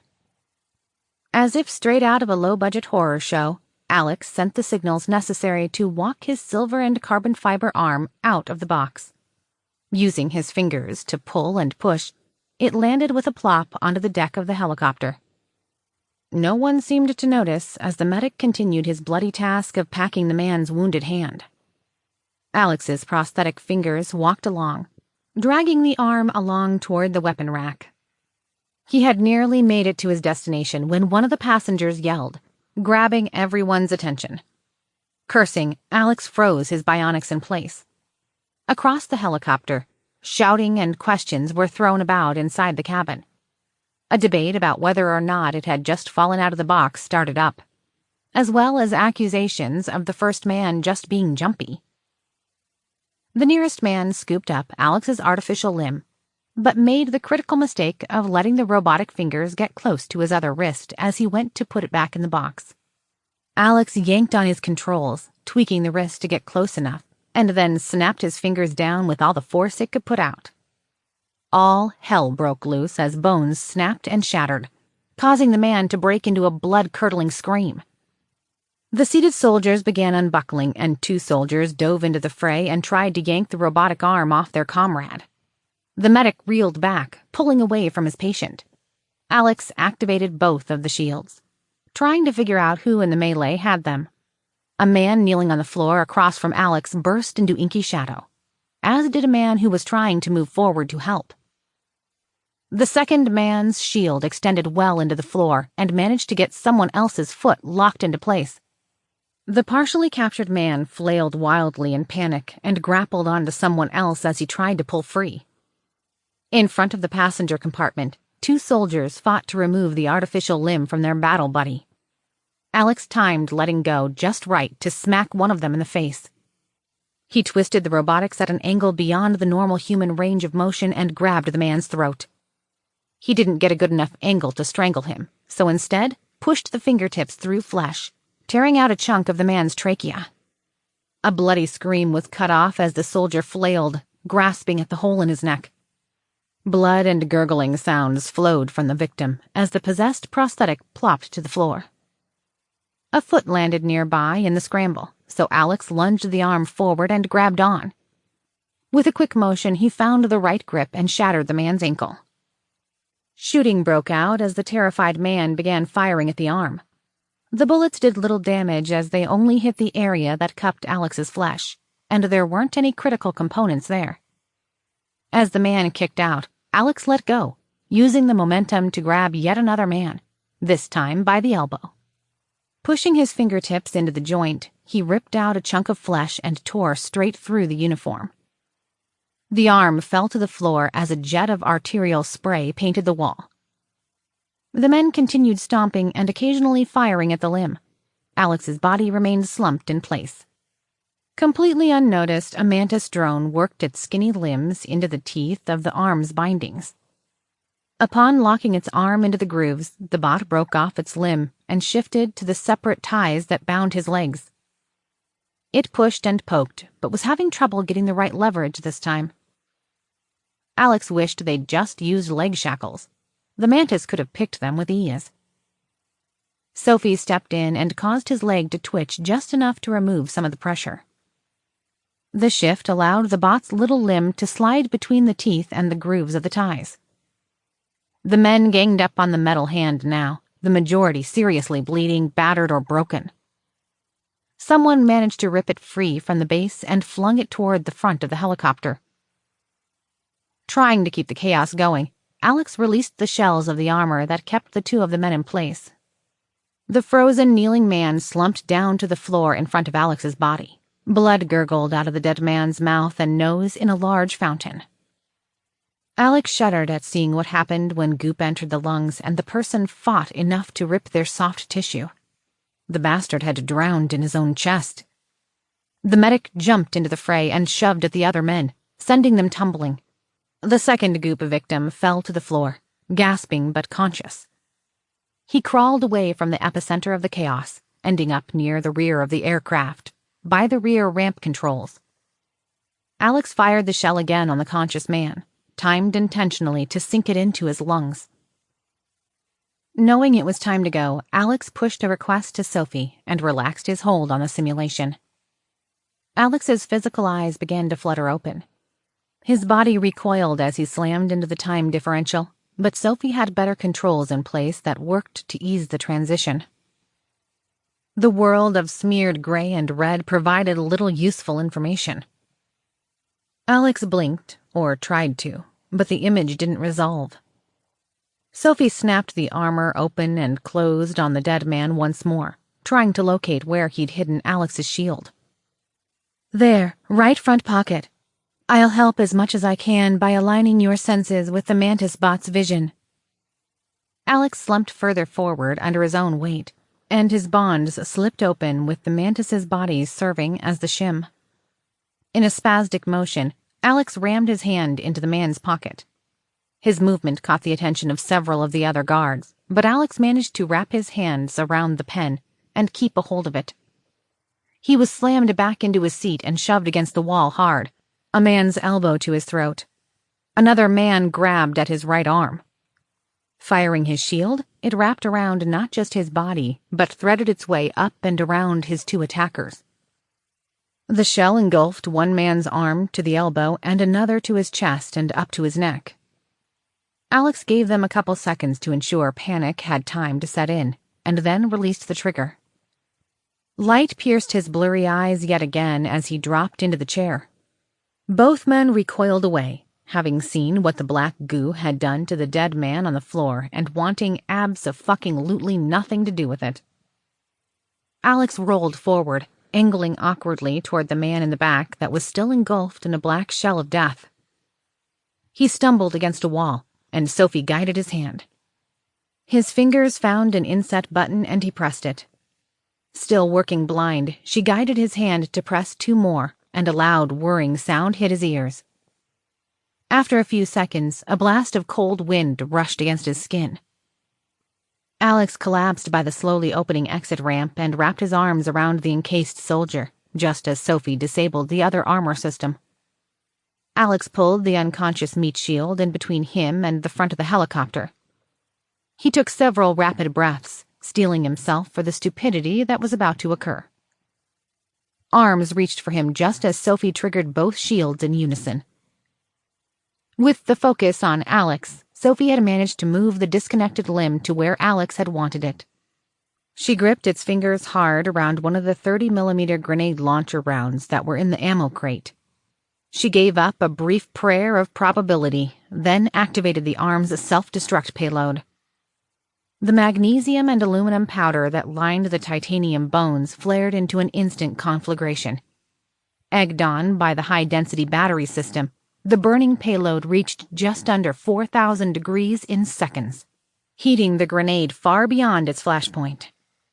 In an uncontrolled detonation, it ripped apart, sending steel shrapnel tearing through the inside of the armored transport and setting off a chain reaction of destruction. The remaining soldiers were killed instantly as debris tore through their flesh at thousands of feet per second. Dozens of hardened bits of chaos smashed into Alex's shield, shattering the graphene, and then placing the load on the more flexible but stronger borophene. If it had only been one shield in play, it wouldn't have held. But with 2 shield layers combined, it was just enough to cause the material to flex where it was struck, but not be penetrated. Or, at least not on Alex's side. The man in front of him, however, wasn't nearly as fortunate. The pressure wave slammed into Alex so hard that it instantly bruised him from the back of his head to the heels of his feet. He felt a sharp pain in his ear and a tearing sensation in his lungs as Sophie slammed Alex into temporary unconsciousness. The compression wave tore through the aircraft, causing it to dip and buck as the fuselage ripped and the supporting superstructure broke free. The nose pitched wildly out of control as it dove toward the water below. A stream of panicked shouts escaped Jennifer's lips as she sprinted to the water's edge. The helicopter's wreckage slapped into the dark, brackish water with the sound of tearing metal and a horrendous whine as the rotors failed. Feeling Sophie push on her mind, Jennifer dropped her rifle and ripped off her heavy coat and boots, diving in. The medic gasped as the shock of the icy water hit her. She kicked her legs and stroked her arms as the hours spent preparing for qualifications in the Navy kicked into gear. Her body recoiled as her teeth started to chatter, but she kept her pace. The destroyed craft bobbed on the surface of the water, then began dipping lower as water filled the cabin through the open ramp. Overhead, Sophie's drones led the way and formed a search grid as she struggled to locate the electronic signature from Alex's armor or implant. In seconds, she had a fix. She hit the override on his armor, not only releasing it, but executing the device's self-destruct protocol. She set a drone to hover over the water where his signal was strongest, hoping that Jennifer would figure out her meaning. Jennifer reached Sophie's position and dove, kicking for all she was worth. Blindly searching with her hands in the murky waters, she worked her way under the surface. Grabbing a limp hand, she yanked hard. In a few strokes, she pulled it toward the surface. She bobbed up and immediately fought back a scream as she made out an AMP trooper's torn-out throat and shrapnel-shredded face. She shoved the corpse away, then took several deep breaths. At the edge of panic, she dove again. This time her hand found a leg only a few feet down. She nearly yelled underwater as it feebly kicked at her. She reached further down, grabbed Alex's belt, and kicked off the wrecked helicopter's body toward the surface. They breached the water with a sputter as he gasped for air, twitching and flailing, still under the influence of the sedative and the cold shock of the water. Jennifer threw an arm around his torso and switched to swimming with rescue strokes as she began angling toward the bank. In moments, she had him in the shallows and hauled him bodily toward the snowy shore. He hunched over on his knees and right arm in the mud of the shoreline. Alex gave a series of hoarse coughs as he spluttered and struggled to clear his throat. He shook his head, flinging chunks of muck and viscera free. He tried to pull himself the rest of the way onto the bank, but fell over, not immediately understanding why his left arm wasn't working. Jennifer pulled him onto the bank as best she could. She then tugged him back against her chest to keep him from falling back into the freezing water. Finally, he blinked away some of the disorientation as visuals fully kicked in. The steady beat of the air caught his attention as a terrible realization settled into place. Alex's eyes scanned the horizon, and something in his chest shattered as the second helicopter became a speck in the distance. Chapter 28. Plan F, Part 2. Jason Smith awoke in his bed. Eyes glued shut with exhaustion, and so hungover it felt like he had cotton balls stuck in the back of his mouth. He groaned, rolled over, and reached for his alarm. He flailed in vain, only to find his phone vibrating away on the opposite side of the bed from where he normally put it. He cracked a blurry eye, but stopped short. On the other side of the room, a beautiful woman was sliding into her jeans, shirt still unbuttoned. He worked his mouth a couple times. It opened and closed on its own as he processed her thin build. Modest but perky bust encased in a lacy black bra. He also processed the brilliant smile aimed directly at him. She finished shimmying into her tight jeans and set to buttoning her blouse. "Sorry, I'd hang out longer, but I really need to get to work. And honestly, I need a shower after last night," she said. Oh yeah," Jason replied lamely. The woman with finger-length dyed blonde hair snorted. "Seriously, you act like you don't remember my name." Jason blinked, confused. "Damn," she said, drawing it out. "I'd always heard of screwing someone's brain out, but I never thought I'd be doing it. You okay, Jason?" Yeah, sorry. Just a heavy sleeper, I guess. Not really woke up yet, and I think I'm really hungover," Jason admitted, rubbing at his temples. The movement caused a brief pain to flare up, as though his jaw was inflamed and tender. His mind swam strangely for a moment, then the discomfort dissolved, but he still felt compelled to avoid touching it. The woman rolled her eyes. "Yeah, no surprise there. I'm amazed you're still not blitzed. You decided I simply had to try this stout you'd found. Then it turned to Japanese whiskey. Then it went to small batch moonshine. Then, well, we kind of chilled on mesh all yesterday and watched movies." She laughed. "Well, other stuff too. Then we did all that over again. Here, give me your phone. I'll give you my number. I really do need to get to work." Jason watched the woman confused. She certainly looked familiar, but none of that sounded right, though a small tickle in the back of his mind pushed at the idea of not being concerned. He glanced over to his bedside table and confirmed there were no less than 8 empty beer bottles nestled around an empty whiskey bottle that he'd been saving for a special occasion. He also saw several condom wrappers tossed on the floor. He had no idea where the moonshine was, but he was suddenly not putting it past himself.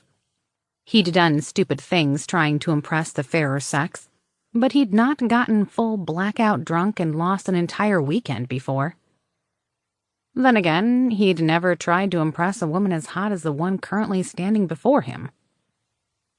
He reached over and flicked off the vibrating phone, then handed it over after it was unlocked. The woman deftly dropped in her info, then took a selfie with his phone before she passed it back to him. He glanced at the screen, checking the entry for Brandy Tanaka, complete with her smiling face. He grinned back, the name triggering a memory of walking back to his car. He smirked as a little surge of pride swelled within him. He felt a warm, tingling sensation that seemed new as a wave of pleasure tipped into him. The beginnings of arousal trickled through his brain and made his thoughts go a bit fuzzy. His phone dinged with an email. He disregarded it, trying to get out of bed to see Brandy off. She had snatched up her belongings and made it to the door before he could even get a leg into his jeans. She called back, halfway out of the door and still laughing. "Really, I've got to go, Jason. I'm going to be late. I'll try to call tonight." With that, his door closed softly. Jason flopped back into bed, sniffed his armpit, and recoiled. He reeked of sweat, alcohol, and like he hadn't bathed in days. He muttered to himself, Yeah, shower."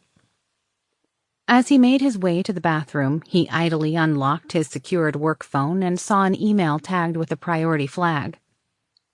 His eyes skimmed over the message, but it didn't seem to make sense. He tried again, his mind not being able to lock onto the words. After a moment, he got frustrated and deleted it. The memory of the email quickly disappeared. As he reached over to the shower controls, another email chimed and his eyes locked onto the message just fine. "Jason, you have been deemed essential staff this week and will be exempted from the flu epidemic work-from-home initiative. The flu outbreak is still ongoing, so please avoid contact with as many people as practical. Go to work as normal today. but you are to plug your phone directly into the external storage array to facilitate the malware tests. As proof of your success, you are to remove the quantum entangled hardware and leave it in your mailbox at home. Lastly, you are being assigned an additional task of assisting with penetration testing. You are to use your access to exfiltrate all information on Arachron AMP as a test case, and leave your phone plugged into your workstation today. This penetration test is considered code word secret. Only those identifying with the phrase Green Bashful Gnome are permitted to discuss this project. Executive Director Esbon. A powerful sense of euphoria caressed Jason's mind as he read the email. All the strange objections in his mind faded away as his thoughts grew tingly. The foreign feeling in his mind grew stronger until he was downright giddy. Jason couldn't help but break into a wide grin and do an internal happy dance. Not only had he never received an email from the executive director, but the man had called him essential and gave him a special project. A warm feeling in his chest swelled until it blossomed into an intense euphoria. Today is going to be a great fucking day.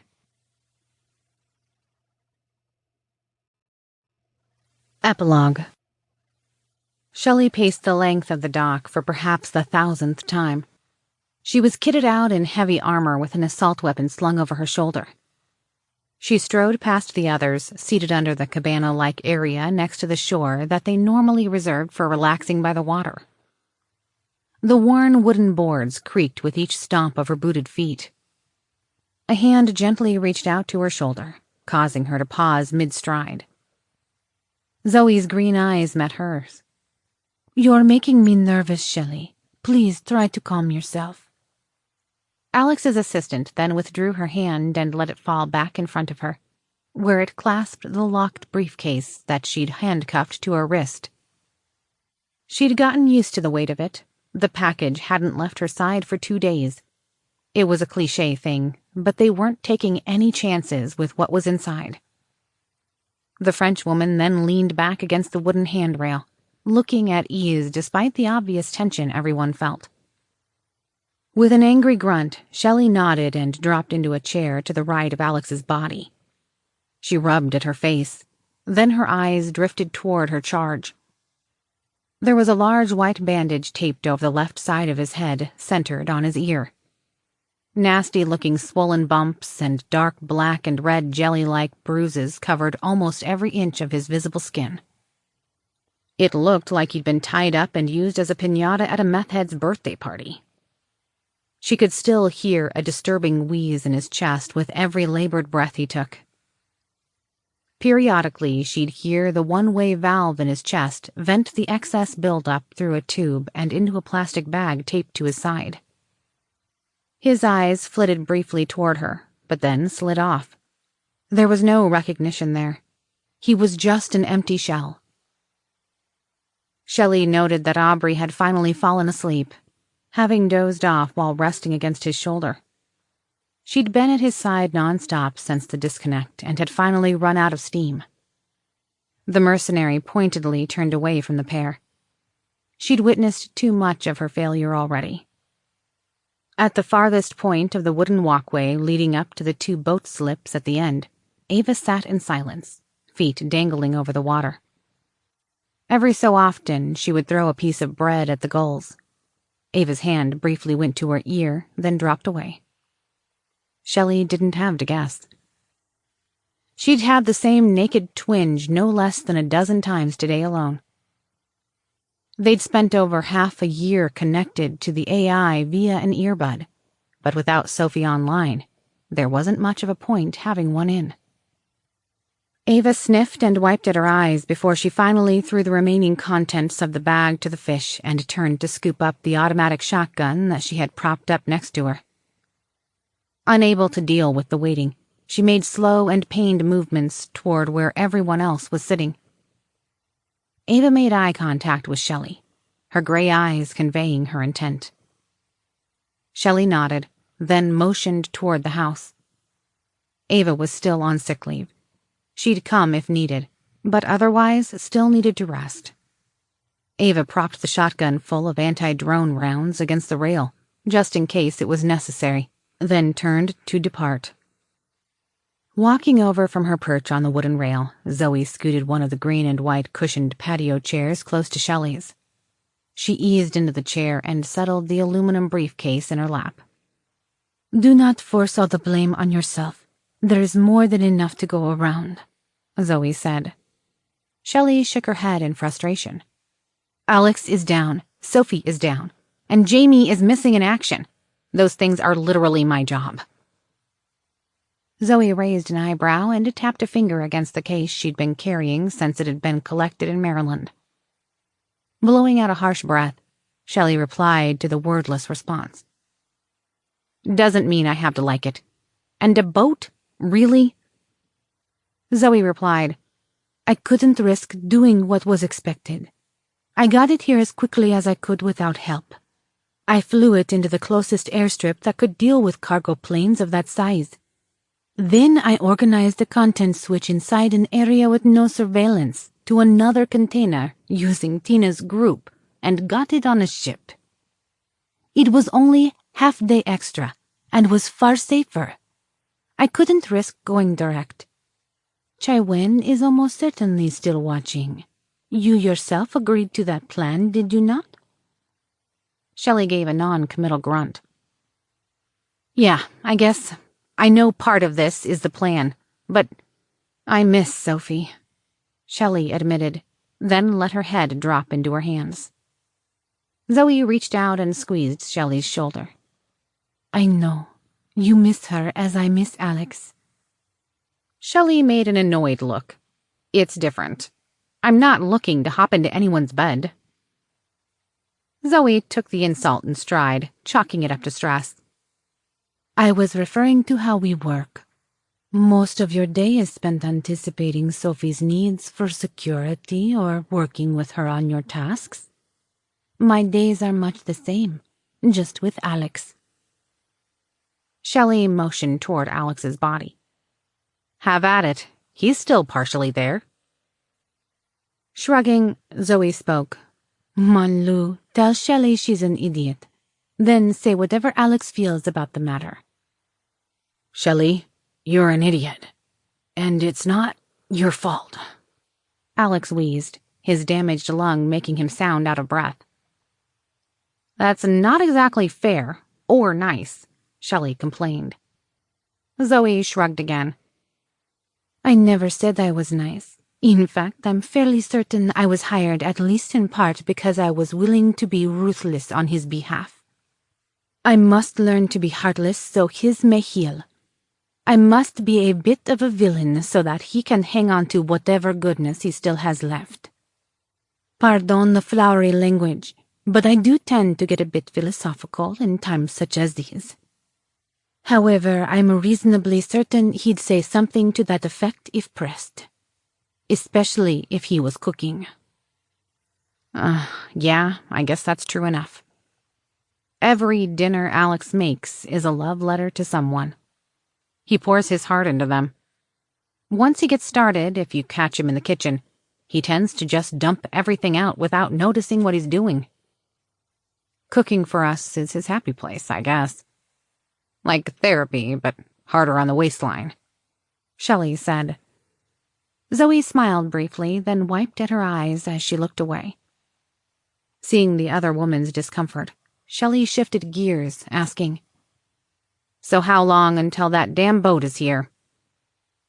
As if in answer to her question, a distant low horn over the water pulled their attention. Just cresting the horizon, a ship no larger than a speck in the distance came into view.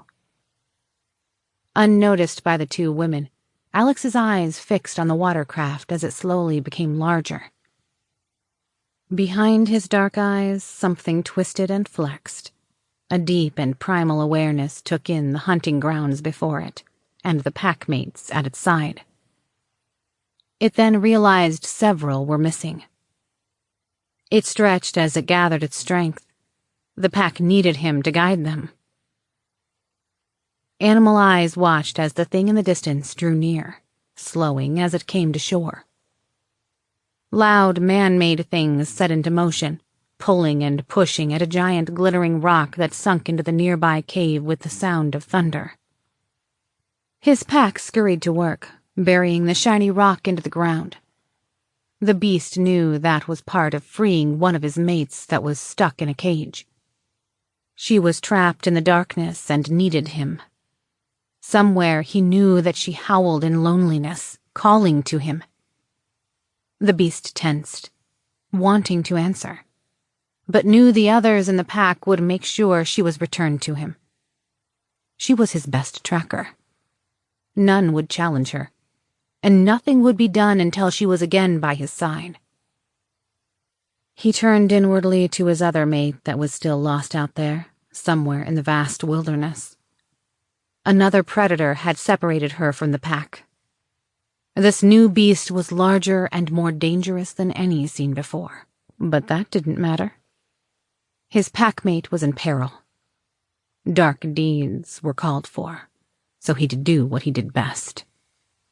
He'd hunt. Afterword by author. Oh, hey, you're still there. Cool. So I hope you enjoyed Quantum Escape. I'd love it if you left a review. If you already have, thanks for being awesome. If you want to be on the loop on when the next book is released, you can sign up for updates over on joekuster.com or join my Facebook group at facebook.com/groups/joekuster. I drop early chapters, bios, artwork, and lots of geeky memes on the group if you like that sort of thing. I'm also fairly active over at facebook.com/groups/haremlit. Will suckered me into being a moderator. I'm not allowed to comment if the pancake jokes had anything to do with that. If you're dying to know what happens next, Quantum Decay is already out. I've also got a new fantasy series out called Lightfoot. Alright, so I've got to bounce and get to work on that next book for you all. Thanks for listening. This has been Quantum Escape, a near-future cyberpunk thriller, Entangled Fates. Written by Joe Kuster. Narrated by Melissa Schwery. Copyright 2020 by Joseph Kuster. Production copyright 2020 by Joseph Kuster.